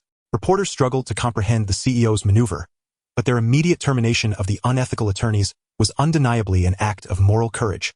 Scattered applause broke out inside the courtroom. The Chief Justice, who had hoped for a swift conclusion, frowned deeply and demanded, "Plaintiff, consider carefully the consequences of your actions. Do you truly affirm that the evidence you submitted is genuine? Genuine or forged, it no longer matters. Your Honor, the Recording Alliance formally requests an immediate settlement." A chorus of astonished gasps erupted both inside and outside the courtroom. No one had foreseen such a dramatic reversal. Spectators beyond the courtroom walls, and Longwa viewers watching live on television, could not suppress jubilant cheers in their hearts. Excellent. Truly, after darkness comes light. Just when all seemed lost, hope emerges anew. Dong representative watching the live broadcast clapped enthusiastically, but remained skeptical. He doubted these foreign executives would genuinely spare Haode out of goodwill. The Chief Justice's face turned green. Damn it. After playing the villain for so long, they suddenly quit and proposed settlement. Still, he tightly controlled his composure and demanded aloud, "Plaintiff, reconsider the ramifications of this decision. Do you truly wish to settle now in open court?" Viewers watching at home erupted in angry muttering. "If the plaintiff agrees to settle and the defendant raises no objection, what business is it of yours, Your Honor?" Unintimidated, the six majors held firm. Universal CEO responded firmly, "We hereby agree to an immediate settlement with Haode Corporation." Reconciliation. Clinton, who was also watching the live broadcast, was completely bewildered. What on earth is happening? Is the world about to change? When the president's office approached the six major record companies, they certainly did not say this. They had agreed to unite against Haode. Yet now, one by one, they all wanted to back out, leaving Clinton feeling at a loss. The assassination of the six major record companies dealt him a heavy blow. Meanwhile, the audience erupted in thunderous applause, cheering for the heroic act of the president of the six major record companies. Amidst the applause, they couldn't help but feel a little buoyant. The citizens of Longwa were also puzzled. The six major record companies actually chose to reconcile on the spot. The six major record companies have chosen to reconcile. The six major record companies have chosen to reconcile. People excitedly ran through the streets, sharing the news, their voices rising and falling, spreading far and wide. The big shots far away in Longnansi were revealing a glint of surprise in their eyes. The turn of events left them in a state of astonishment. Their perspective on the situation was not as straightforward as that of ordinary people. The six major record companies must have been influenced by external factors to change their minds. What intrigued them was what had actually happened that led the six major record companies to band together and reverse their initial stance. On the other hand, Clinton was frantically shouting, "Get me the Chief Justice on the line and tell him to take an immediate recess. This matter will only truly end when I say it does." Faced with the call from the president's office, the Chief Justice was extremely displeased, wondering if they really thought they were the president's lapdogs. They had already done their best, even playing the role of the villain. If this farce continued, the reputation of their federal court would surely suffer severe damage. They would not allow themselves to be made into fools any longer.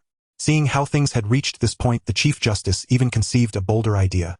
He would splash the dirty water onto the president's office, thus preserving his own reputation. While he was pondering his strategy, Wang Lei and the six major record companies engaged in a showy exchange.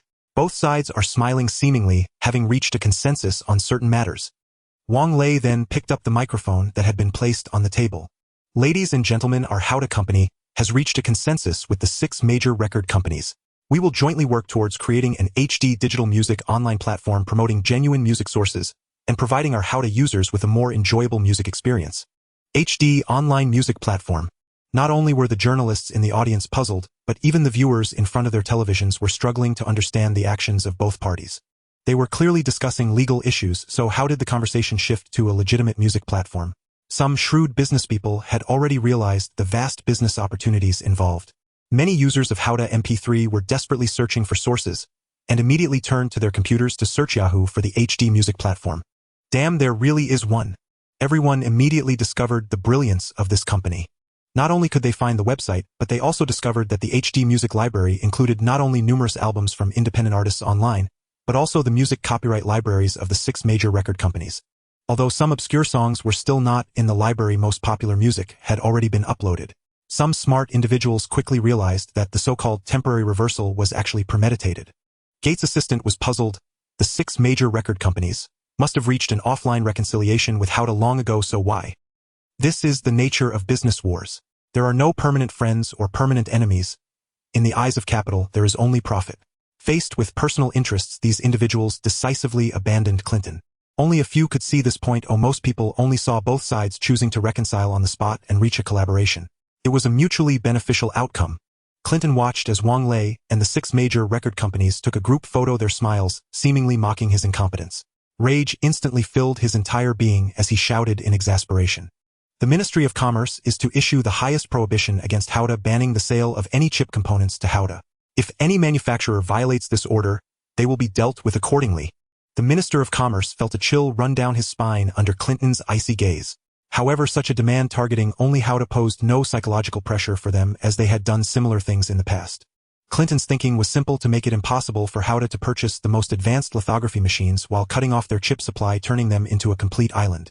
Before long, the market would see MP3 products with functionalities far surpassing HD, and HD MP3 would quietly disappear into the annals of history.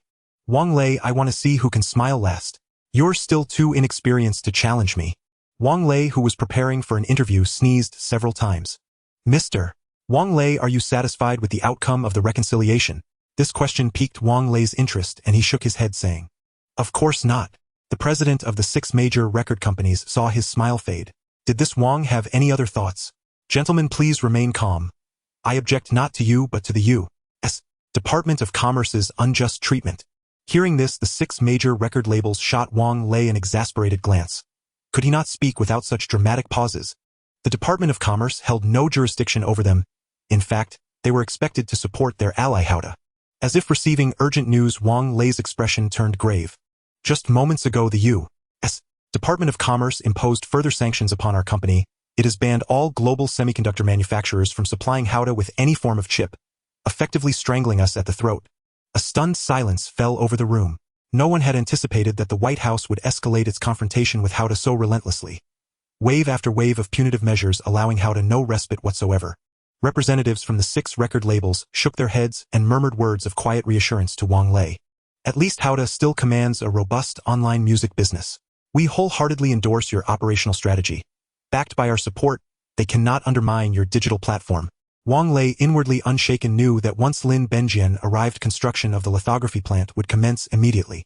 With their expertise, a breakthrough was inevitable within 1 or 2 years. By then, Clinton's conspiracy would collapse under its own weight. Yet for now, Wang Lei needed to project resolve. He turned toward the press gallery and declared, Haode Corporation hereby formally files suit against the U.S. Department of Commerce. To sue the Department of Commerce on American soil. Only Wang Lei could conceive such audacity. Who, in truth, could hope to litigate against the Department of Commerce on its home turf? The notion struck observers as sheer fantasy, astonishing even the American public. Had Wang Lei lost his senses? To file suit against America's own commerce authority right on its sovereign soil? Such a notion was nothing short of madness. Ordinary people would never dare entertain such a thought. Reporters surged forward, microphones extended. Mr. Wang, did settling your litigation with the 6 majors embolden you to conceive this astonishing challenge? All present journalists regarded the young man as dangerously overconfident. Having just resolved one commercial dispute, he now dared to confront American hegemony. They well knew the U.S. Department of Commerce was no mere conglomerate like the 6 majors. It would never yield to personal interest or pressure. Even viewers watching from home believed Wang Lei was hurling an egg against a stone. Facing the reporter's veiled sarcasm, Wang Lei replied with solemn clarity, The United States has long proclaimed itself a nation governed by separation of powers, and many of us have likewise believed it a land ruled by law. Yet the Department of Commerce, without cause or justification, has repeatedly levied sanctions against Haode, an act that violates both the principle of free trade and the very tenets of American legal fairness. If the United States is truly a nation governed by law, if justice and impartiality are more than hollow slogans, then Haode will prevail in this lawsuit. For Haode bears no guilt, or the fault lies solely with the U.S. Department of Commerce. A ripple of quiet reflection stirred among the audience. Wang Lei's argument resonated with compelling logic. Should the Department of Commerce triumph in this case, despite its evident lack of reason, then America's much-vaunted rule of law and absolute commitment to free trade would be exposed as empty rhetoric. This globally watched trial would lay bare the ugly face of American officialdom.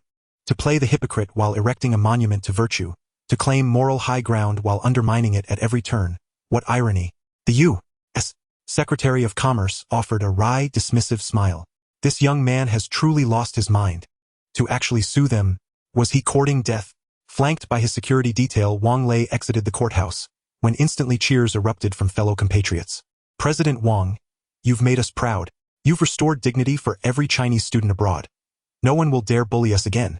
To the impassioned crowd, Wang Lei responded only with a gentle, weary nod. Understanding his exhaustion, the onlookers spontaneously parted, clearing a path. Boss, the call came from Dr. Lin. He'll depart shortly and return with you to Hong Kong. Wang Lei instinctively recalled his recent angina attack. If he were Clinton, would he permit Lin Benjian and his microlithography team to leave Hong Kong together? He knew full well, given the dark calculus of certain American politicians, they would shoot down Wang Lei's private aircraft without hesitation. At that moment, he beckoned quietly to Zhang Zhao. What is it, boss? Send a team of assistants to protect Dr. Lin and his group, and do not let them accompany me. I will have Gates send them to Port City on his private jet. The good news is that Lin Benjian's team has not been exposed yet, but if they get too close it might attract the attention of the White House. Wang Lei had reason to believe that if Lin Benjian took his private jet to Port City, Clinton would be fully determined to cause the plane to crash over the Pacific Ocean.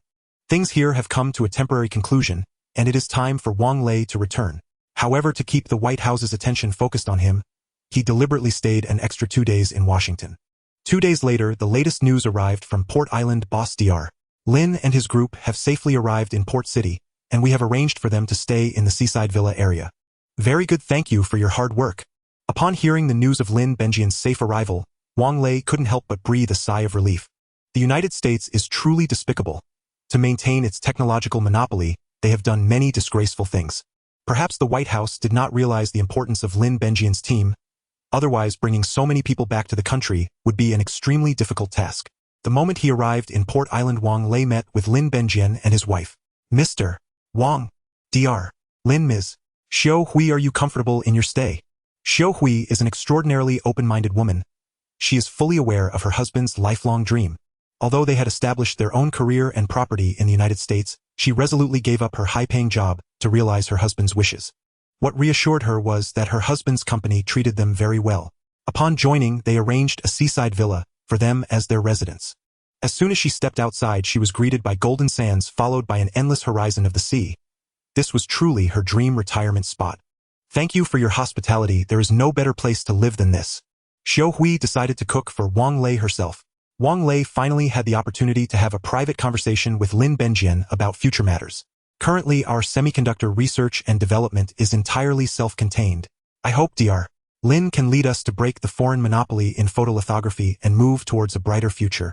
Wang Lei's assertion of self-contained development was backed by factual evidence. In fact, in 1965, the Dragon Kingdom created a photolithography machine. In the 1980s, after the reform and opening up, a large number of goods flowed into the Dragon Kingdom, and the prevailing thought was that it was better to buy than to make and better to rent than to buy. This led to a halt in many high-investment research projects at that time. It wasn't until the early 21st century that the research and development of photolithography machines was put back on the agenda, by which time companies like ASML had made tremendous advances, causing the Dragon Kingdom to lose the golden 30 years of semiconductor development. As for the DRAM field, it is even more awkward. The 908 project, initiated in 1990, invested nearly $2 billion, but under the embargo the results were minimal. Hua Jing's production was immediately lagging behind, becoming the most loss-making enterprise in Wuxi City. In Wang Lei's view, a breakthrough in the field of photolithography was essential. Lin Benjian hesitated for a moment before finally saying, "Rest assured, in a short time, we can produce photolithography equipment that meets Haode's needs. As for breakthroughs in wavelength, I already have some ideas." His words lit up Wang Lei's eyes. "Whatever new ideas you have, Haode will support you unconditionally, both financially and in terms of personnel." This was precisely the reason Lin Benjian chose Haode. He would not receive such support from any other company. His ideas were indeed too unconventional and completely contrary to current mainstream research. The next day, Wang Lei remarkably woke up early and arrived at Haode's Research and Development Center. During his absence, the engineering team had completed the main structure and interior decoration of the Research and Development Center. Looking at the newly completed building, Wang Lei was filled with emotion. In front of the building hung 2 large banners. "Welcome the public relations team back victorious from America. Warmly welcome the Lin team to join Haode's Research and Development Center." The technical staff, led by Han Sanxian, were eagerly waiting at the entrance. When Han Yuyu saw Wang Lei, she immediately approached, but then thought of something and turned red, her usually carefree demeanor suddenly becoming shy. She timidly said, "Boss, your performance in court, facing many opponents alone, was incredibly cool." Wang Lei joked, "Don't be infatuated with me, I'm just a legend." Han Xiaoxiao covered her mouth and giggled, finding Wang Lei's words very amusing, wondering how he could casually come up with such unique phrases. At that moment, a bus with armed guards stopped in front of the newly completed Research and Development Center.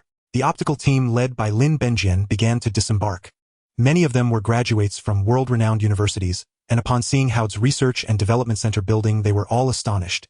The reason for their reaction was entirely due to the many surprises Haode had brought them.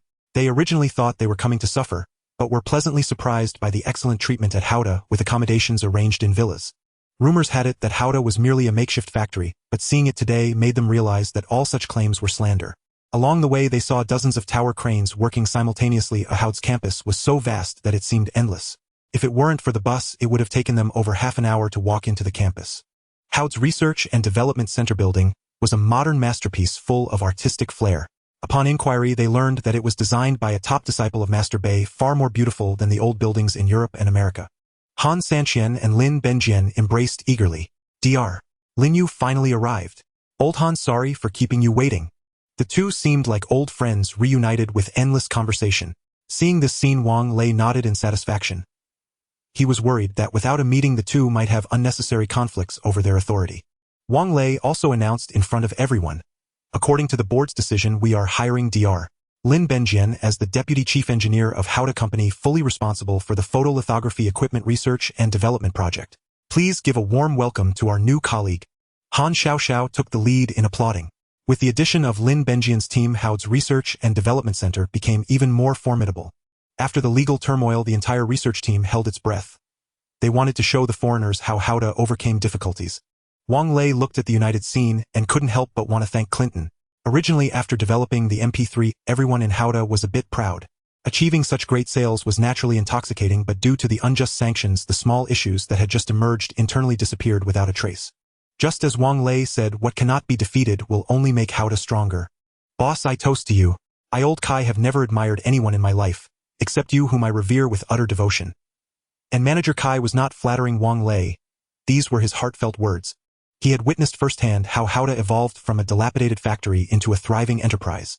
Though each crisis appeared effortlessly surmounted, only those within Haode knew the arduous trials endured behind the scenes. This sentiment echoed the thoughts of everyone present. And Wang Lei himself felt an extraordinary surge of emotion. Greater even than the elation he'd felt upon amassing billions as a transmigrator. To earn such profound admiration from so many, that was the very essence of being a transmigrator. And he yearned deeply to leave something indelible upon this world, a legacy worthy of reverence for generations to come. His recent triumph in the United States had filled him with unparalleled fulfillment. And seeing their boss in such high spirits, employees lined up eagerly to offer toasts. Boss, I raise my glass to you. And amid clinking glasses and flowing wine, Wang Lei inevitably drank more than intended. Nan Sanqian sensed that Wang Lei was releasing long-suppressed emotions, but still turned to his granddaughter and said, Han Xiaoxiao, go persuade the boss to drink less, and escort him home.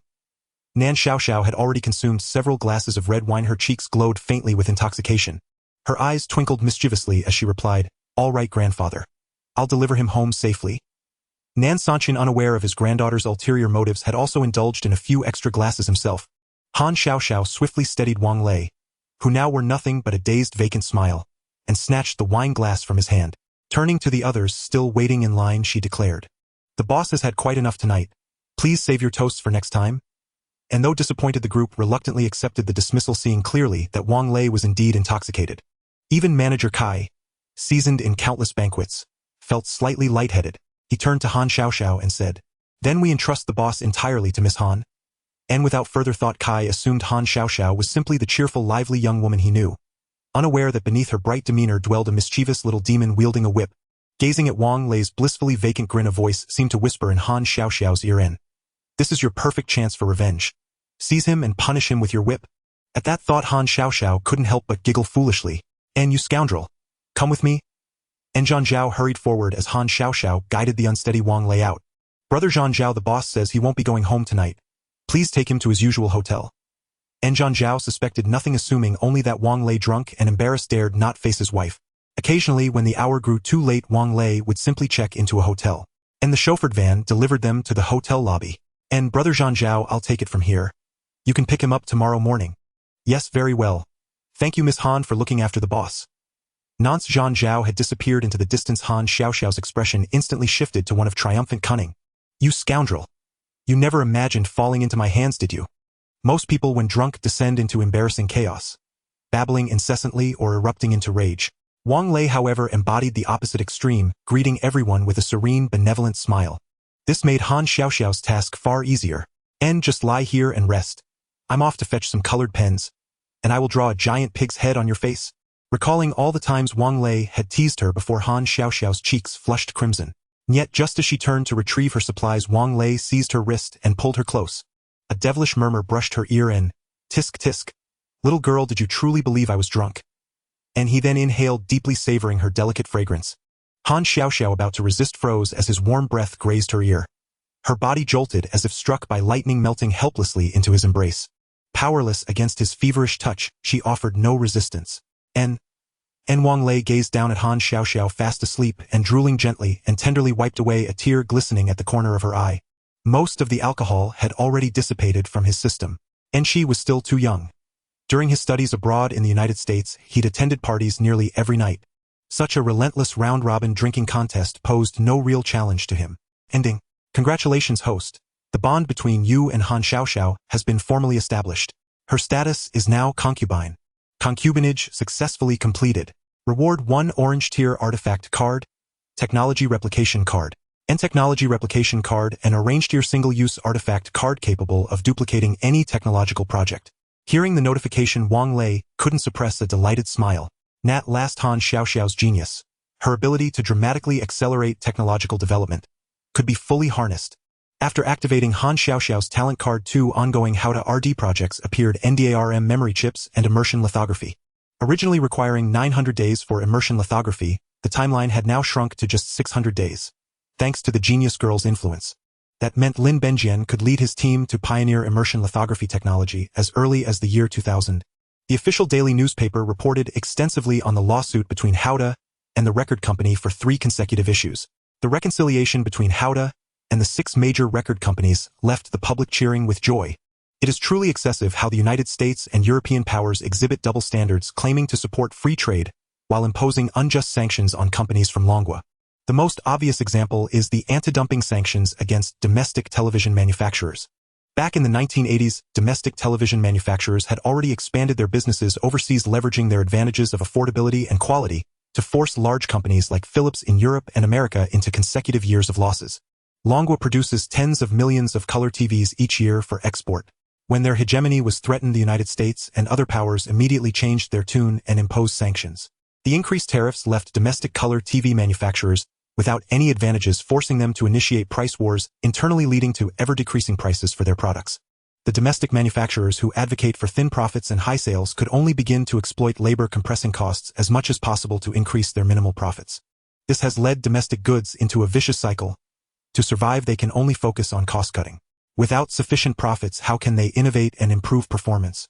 The public always feels that domestic products are inferior to foreign investments. Is it that they do not want to strive? It is the market that does not provide them with space to survive. Foreign products can be sold at 79, while they can only sell for 5. But now Haode has broken this inescapable cycle. It not only produces a unique MP3 product globally, but its various performances also surpass all similar products set to be released on the market. Moreover, it is harvesting in reverse from Europe and America. Although the U.S. Department of Commerce has employed various tactics, even bringing in major capital represented by the 6 major record companies. Yet under the spotlight, Haode achieved a stalemate. It shattered the blatant malice of the White House. The official daily newspaper declared that this lawsuit represents the first victory of domestic products against U.S. hegemony. Haode's counter-lawsuit against the United States is the first challenge to American hegemony. Regardless of whether it wins or loses, it is a magnificent attempt. Haode Electronics has undoubtedly been elevated to a pedestal by the domestic populace. Its refusal to bow to hegemony has inspired many domestic enterprises. They have all realized that seeking compromise with the United States will only lead to losing sovereignty in their development, turning them into factories for the European and American powers. To overtake in the curve, one must maintain complete sovereignty and resist the United States to the end. As a great person once said, all U.S. imperialism is a paper tiger. To earn the respect of others, one must have a strong fist and the spirit of not yielding for the sake of dignity. The endorsement from the official daily newspaper and state media undoubtedly added a layer of glory to the Haode company. The domestic public eagerly began writing letters to the Shanghai branch of Huanyu Real Estate, expressing their sincere and heartfelt sentiments. They strongly requested that HD MP3 be sold in first-tier cities, promising to support it wholeheartedly. After receiving 10,000 similar letters, Yu Haoming had no choice but to take it seriously. The warehouse of Huanyu Real Estate was already filled with the public's letters. The sincerity of the words forced him to pay attention and convey the opinions of the mainland populace to Wang Lei. The issue was now before Wang Lei, and he felt very conflicted. He first thought that the domestic internet was just starting and the company that truly popularized MP3 music would not officially be established until 2 years later. The mainland's acceptance of Cantonese and English songs still lingered on many familiar tunes like Red Sun. The most famous songs were still those of many veteran artists like Lu Huan. There must be demand for a market to exist. Wang Lei did not want the mainland public to buy based solely on nostalgia.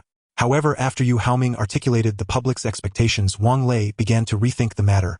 His first thought was to establish a free online MP3 download platform. Fortunately, his reputation in the entertainment circles of Hong Kong and Taiwan was at its peak. After explaining the intricacies to the top stars, the Four Heavenly Kings and Ren Xianqi, who became famous nationwide with his song Heart Too Soft, were all willing to grant free authorization for songs from their old albums. In this atmosphere of great anticipation, Haode MP3 officially launched in the mainland.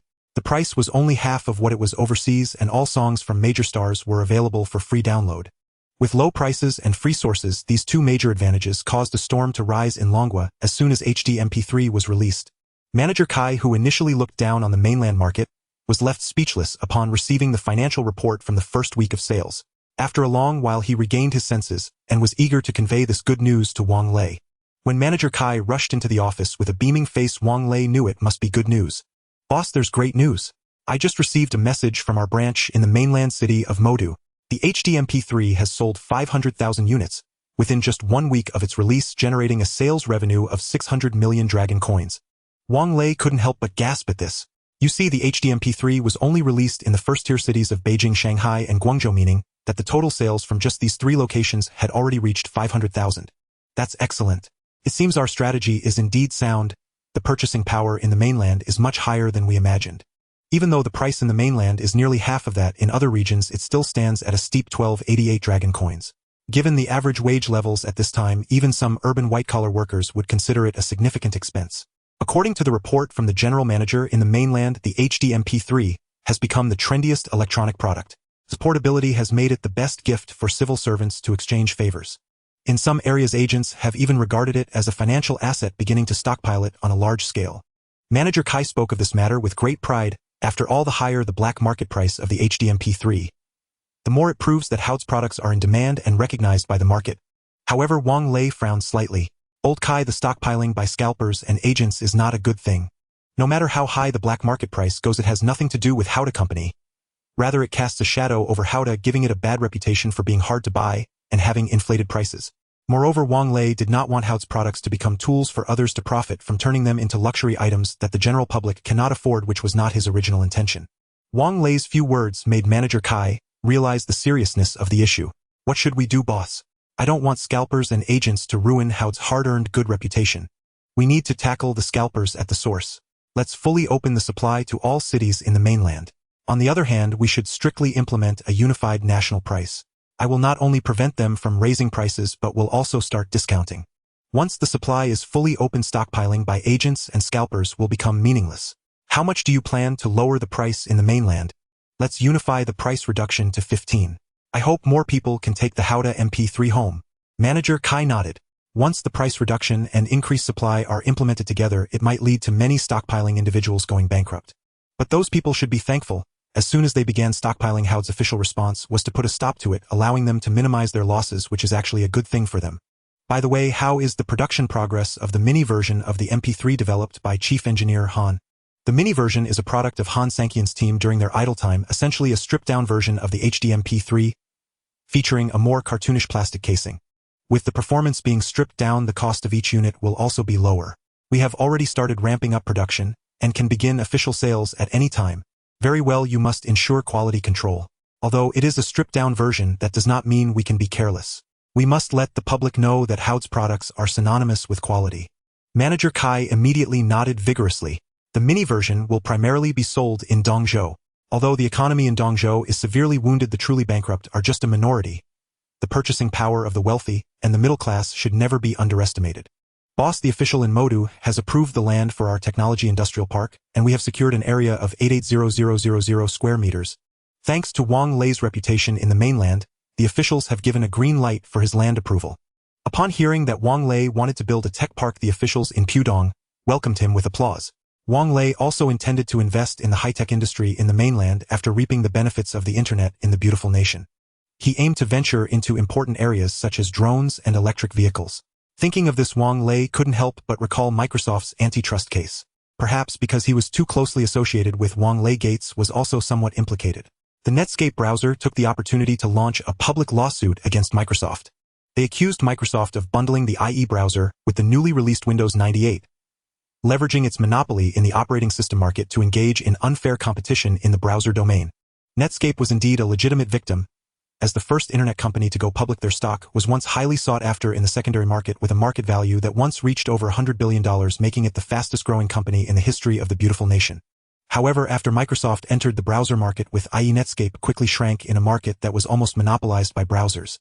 While all other internet companies were skyrocketing, Netscape, the first internet company to go public, was showing clear signs of decline. All its indicators severely shrank and its stock price kept plummeting. Netscape's lawsuit against Microsoft provided some people with concrete evidence of Microsoft's alleged monopoly. Although Gates appeared relaxed in his words, Wang Lei knew that the time for Microsoft to be ordered to pay damages was not far off. In his previous life, Microsoft lost a lawsuit and compensated Netscape with $750 million. Although Netscape won the case, the IE browser had undergone numerous optimizations and captured a significant portion of the market. Everyone in the industry believed that although Netscape won the lawsuit, it had lost the market. Microsoft's stock price did not fall as a result. Instead, it surged even more fiercely. Wang Lei knew that this year marked Microsoft's last revelry before the internet bubble burst. It wouldn't be long before the antitrust group would file a monopoly lawsuit against Microsoft in federal court. At the moment it was ruled that Microsoft had indeed violated antitrust laws, the company's stock price would hit the pause button, marking the beginning of a sustained decline that hadn't been seen in years. This was not yet Microsoft's most critical moment. After months of research, the federal court imposed a breakup penalty on Microsoft. Breakup was viewed almost as a scourge by capitalists in America. The most famous example was the Paramount Act, which caused Paramount, once a Hollywood monopoly, to falter. The breakup ruling not only frightened billionaire Gates, but also caused many IT industry investors to panic sell their Microsoft stocks, as if they were cats whose tails had been stepped on. As a result, the colossal entity, valued at $600 billion, saw its stock price halved. The breakup sanction against Microsoft also marked the beginning of the internet bubble. Technology stocks suffered a severe blow and all internet stocks began to decline. Wang Lei glanced at Microsoft's stock price, which had risen to $49, with its market value nearing the $500 billion mark. With this in mind, he made a phone call to Lu Jiayu. "Lei, you're impressive, managing to get the 6 major record companies to seek reconciliation. I was still worried about you. I even had my dad help you find the most famous law firm in New York. How did you?" "It was just luck, because I knew I would definitely lose if we went to court. So I can only thank you for your kindness." Lu Jiayu smiled casually. After Wang Lei won the lawsuit, the Chinese community felt a sense of pride. "My dad actually hung your picture in his office, and even that guy Dong Wang has a framed photo with you up there." They chatted for a long time until Zhang Siki reminded him it was time for dinner, prompting Wang Lei to recall the main issue. "Jiayu, I've decided to start selling Microsoft stocks. From today on, help me sell 500,000 shares every day, aiming to sell them all within a year." Hearing this, Lu Jiayu was taken aback, as from her perspective Microsoft had recently made significant breakthroughs in the browser market. Even though Netscape won the lawsuit, Microsoft still came out ahead. From Wang Lei's words, it seemed he wanted to liquidate all Microsoft stocks within a year. Wang Lei had no intention of hiding this from Lu Jiayu, he explained. "Not long ago I attended some lectures by Soros in America. He said that some publicly traded technology companies were valued in ways that violated normal market principles, far exceeding their actual worth. After losing significant money in Hong Kong, the Proton Fund and Tiger Fund shifted their focus to the hot technology stocks in America. Based on their decades of experience with short selling, they believed the entire internet market was filled with bubbles. According to their assumptions, if the stock market continued to inflate like this, a collapse was inevitable. Thus, they began to use the little remaining capital they had to plunge into the massive endeavor of shorting the internet. The result was brutal. They did not anticipate how frenzied the market would become, with stock prices continuing to rise beyond their comprehension. Sadly, Soros could not hold out until the end. Soon after, he would abandon short selling under pressure from speculators and become a bull. The consistently reliable Tiger Fund also failed to witness the scene of the internet bubble bursting, collapsing just before dawn. Listening to Wang Lei's analysis, Lu Jiayu couldn't help but begin to feel astonished. So according to your guess, the internet bubble will burst within a year. Perhaps stocks never truly liquidate. They are always just a pile of numbers. There was another reason Wang Lei didn't mention. The reason he decided to gradually sell was that he didn't want to earn that last penny. When you realize it's time to run, you often miss the best opportunity to exit. Alright, your reasoning makes sense. I also bought quite a bit of Microsoft stock thanks to you. With your help, I should make a good profit. A chuckle could be heard from Lu Jiayu on the other end of the line. I didn't realize you were such a little money lover. In response to Wang Lei's teasing, Lu Jiayu pouted. The last person to call her a money lover was Zhan Bo. Images of the two men flashed through her mind, and she quickly shook her head trying to shake off Wang Lei's image. But her resistance only made Wang Lei's image harder to erase while Zhan Bo's figure became increasingly blurred. What are you thinking about, girl? Hurry and come to lunch. It's really unreasonable to keep an old man like me waiting for so long. Okay, I'll say goodbye to Wang Lei and come right away. Daddy, play airplane with me. And Wang Duayu, just over 2 years old, tugged at Wang Lei's shirt hem while clutching a toy airplane model in his other hand. His round, bright eyes shimmered with intelligence. And little Duayu was indeed an exceptionally gifted child. Under Zhang Siqi's guidance, he could already articulate his desires clearly using full sentences. This plane is awesome. Did Xine bring it? And Jiaxini's relationship with him remained unknown to Zhang Siqi. Perhaps out of guilt toward her best friend Jiaxini, doted on Wang Duayu excessively. Yes, Xine truly loves children. Honey, why don't you introduce her to a boyfriend? Your RD lab is full of overseas educated elites. Surely one of them would suit her. She'd never consider an ordinary man. Wang Lei chuckled awkwardly and swiftly changed the subject. Honey, how about tonight? You're far too improper. Our child is right here. Besides, I have to wake up early tomorrow for an official inspection. I simply can't endure your vigorous attentions. Seeing Zhang Siqi's expression, a mixture of nervous apprehension and quiet anticipation, Wang Duayu burst into laughter alongside his father. Daddy, help me with the plane. Wang Duayu then pulled out another unopened airplane model, and upon opening it revealed a U.S.-made B-2 stealth bomber replica. Is this the B-2 stealth bomber? And Wang Lei's eyes lit up. A long-standing puzzle had suddenly yielded a fresh line of insight: how to deploy the technology replication card. By conventional logic, replicating semiconductor chip technology, or some instantly lucrative high-tech asset such as Japan's ultra-precision machine tools, would be the obvious choice. Ultra-precision machine tools and material science are jointly hailed as the mothers of industry. They form indispensable transmission components across all cutting-edge industrial machinery, enabling NASA Airbus and Zeiss surgical microscopes to precisely control device feedback, motion initiation and cessation, power steering, and micron-level positioning. Their applications extend widely into the military domain. Even the U.S. F-22 fighter relies heavily on this technology. In high-end engine manufacturing, ultra-precision machine tools are equally irreplaceable. Even Ferrari's racing engines depend upon them. Until now, Wang Lei had believed replicating Japan's ultra-precision machine tool technology represented the optimal path, until Duayu's bomber model shifted his perspective entirely. Which industry yields the highest profits? Undoubtedly arms trading, real estate finance, and the internet pale in comparison, generating only petty gains by contrast. Internationally, arms dealing, narcotics trafficking, and smuggling are collectively dubbed the 3 most lucrative illicit industries. And most remarkably, arms commerce defies conventional economic cycles, generating extraordinary profit continuously, relentlessly. Real estate experiences cyclical booms and busts, but arms trade knows no slump. And especially for defense firms mastering proprietary core technologies, a single contract may equal several years' revenue for ordinary industries. The United States rose to become the world's preeminent superpower after World War II, largely through its dominance in arms exports, making it the greatest beneficiary of that global conflict. Now, before Wang Lei lay the United States' crowning Cold War military achievement, the B-2 stealth bomber, also known as the Spirit stealth strategic bomber. Even 2 decades later, it remained the world's sole operational stealth strategic bomber. The B-2 stealth capabilities extend far beyond radar evasion. They also suppress infrared signatures, visible light reflection, and acoustic emissions, minimizing detection and targeting probability to near zero. Without aerial refueling, the B-2's combat radius reaches 12,000 kilometers. With a single mid-air refuel, it extends to 18,000 kilometers.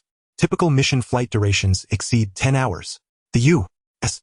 Air Force proudly declares it possesses both global reach and global strike capability. Wang Lei's plan crystallized: replicate the entire technological tree behind the B-2 Spirit and leverage it to secure equity stakes in a domestic defense enterprise. Future defense conglomerates in Longwa would achieve annual sales exceeding 100 billion U.S. dollars, with China Aviation Industry Corporation (AVIC) leading the sector.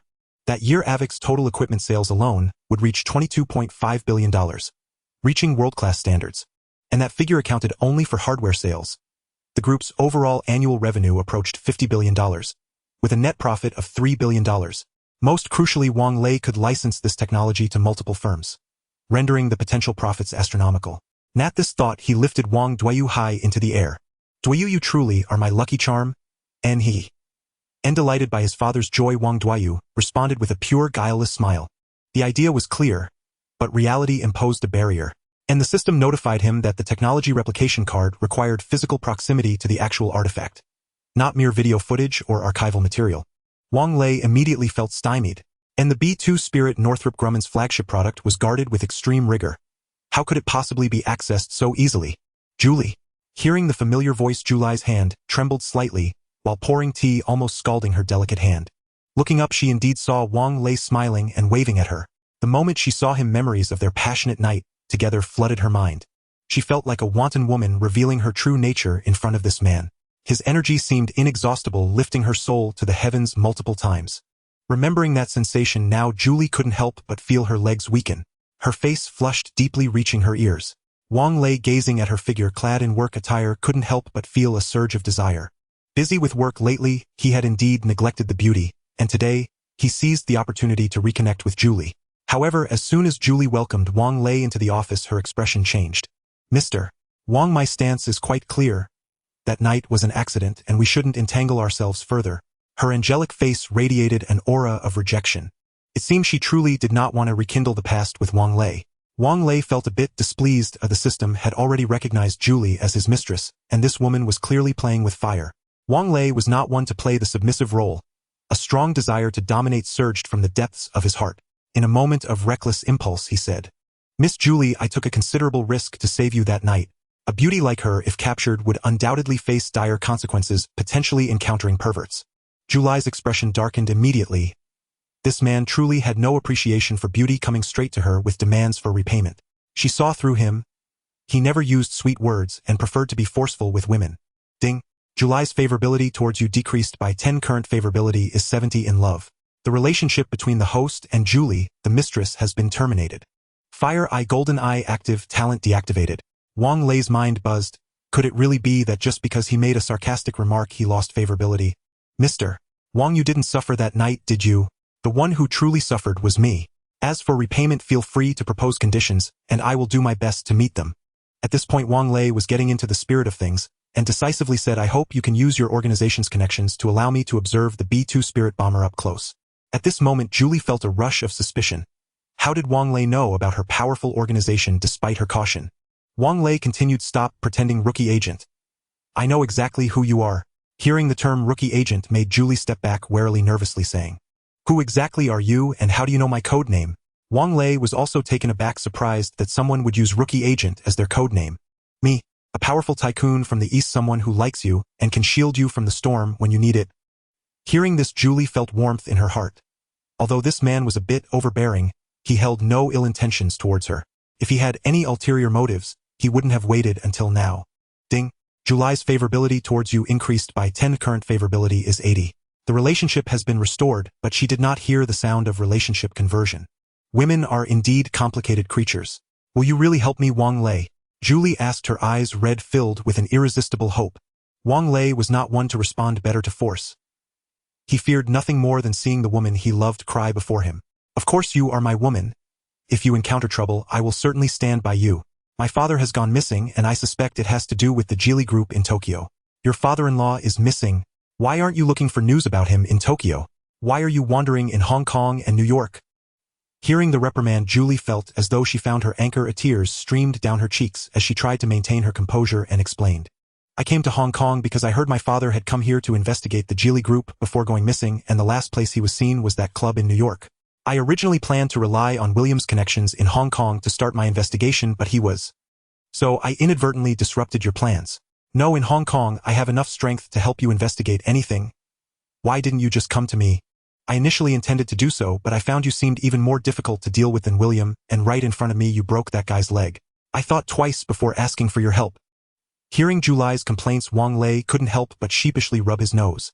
It seemed he needed to be more tolerant with foreigners from now on. Just breaking a leg should be enough.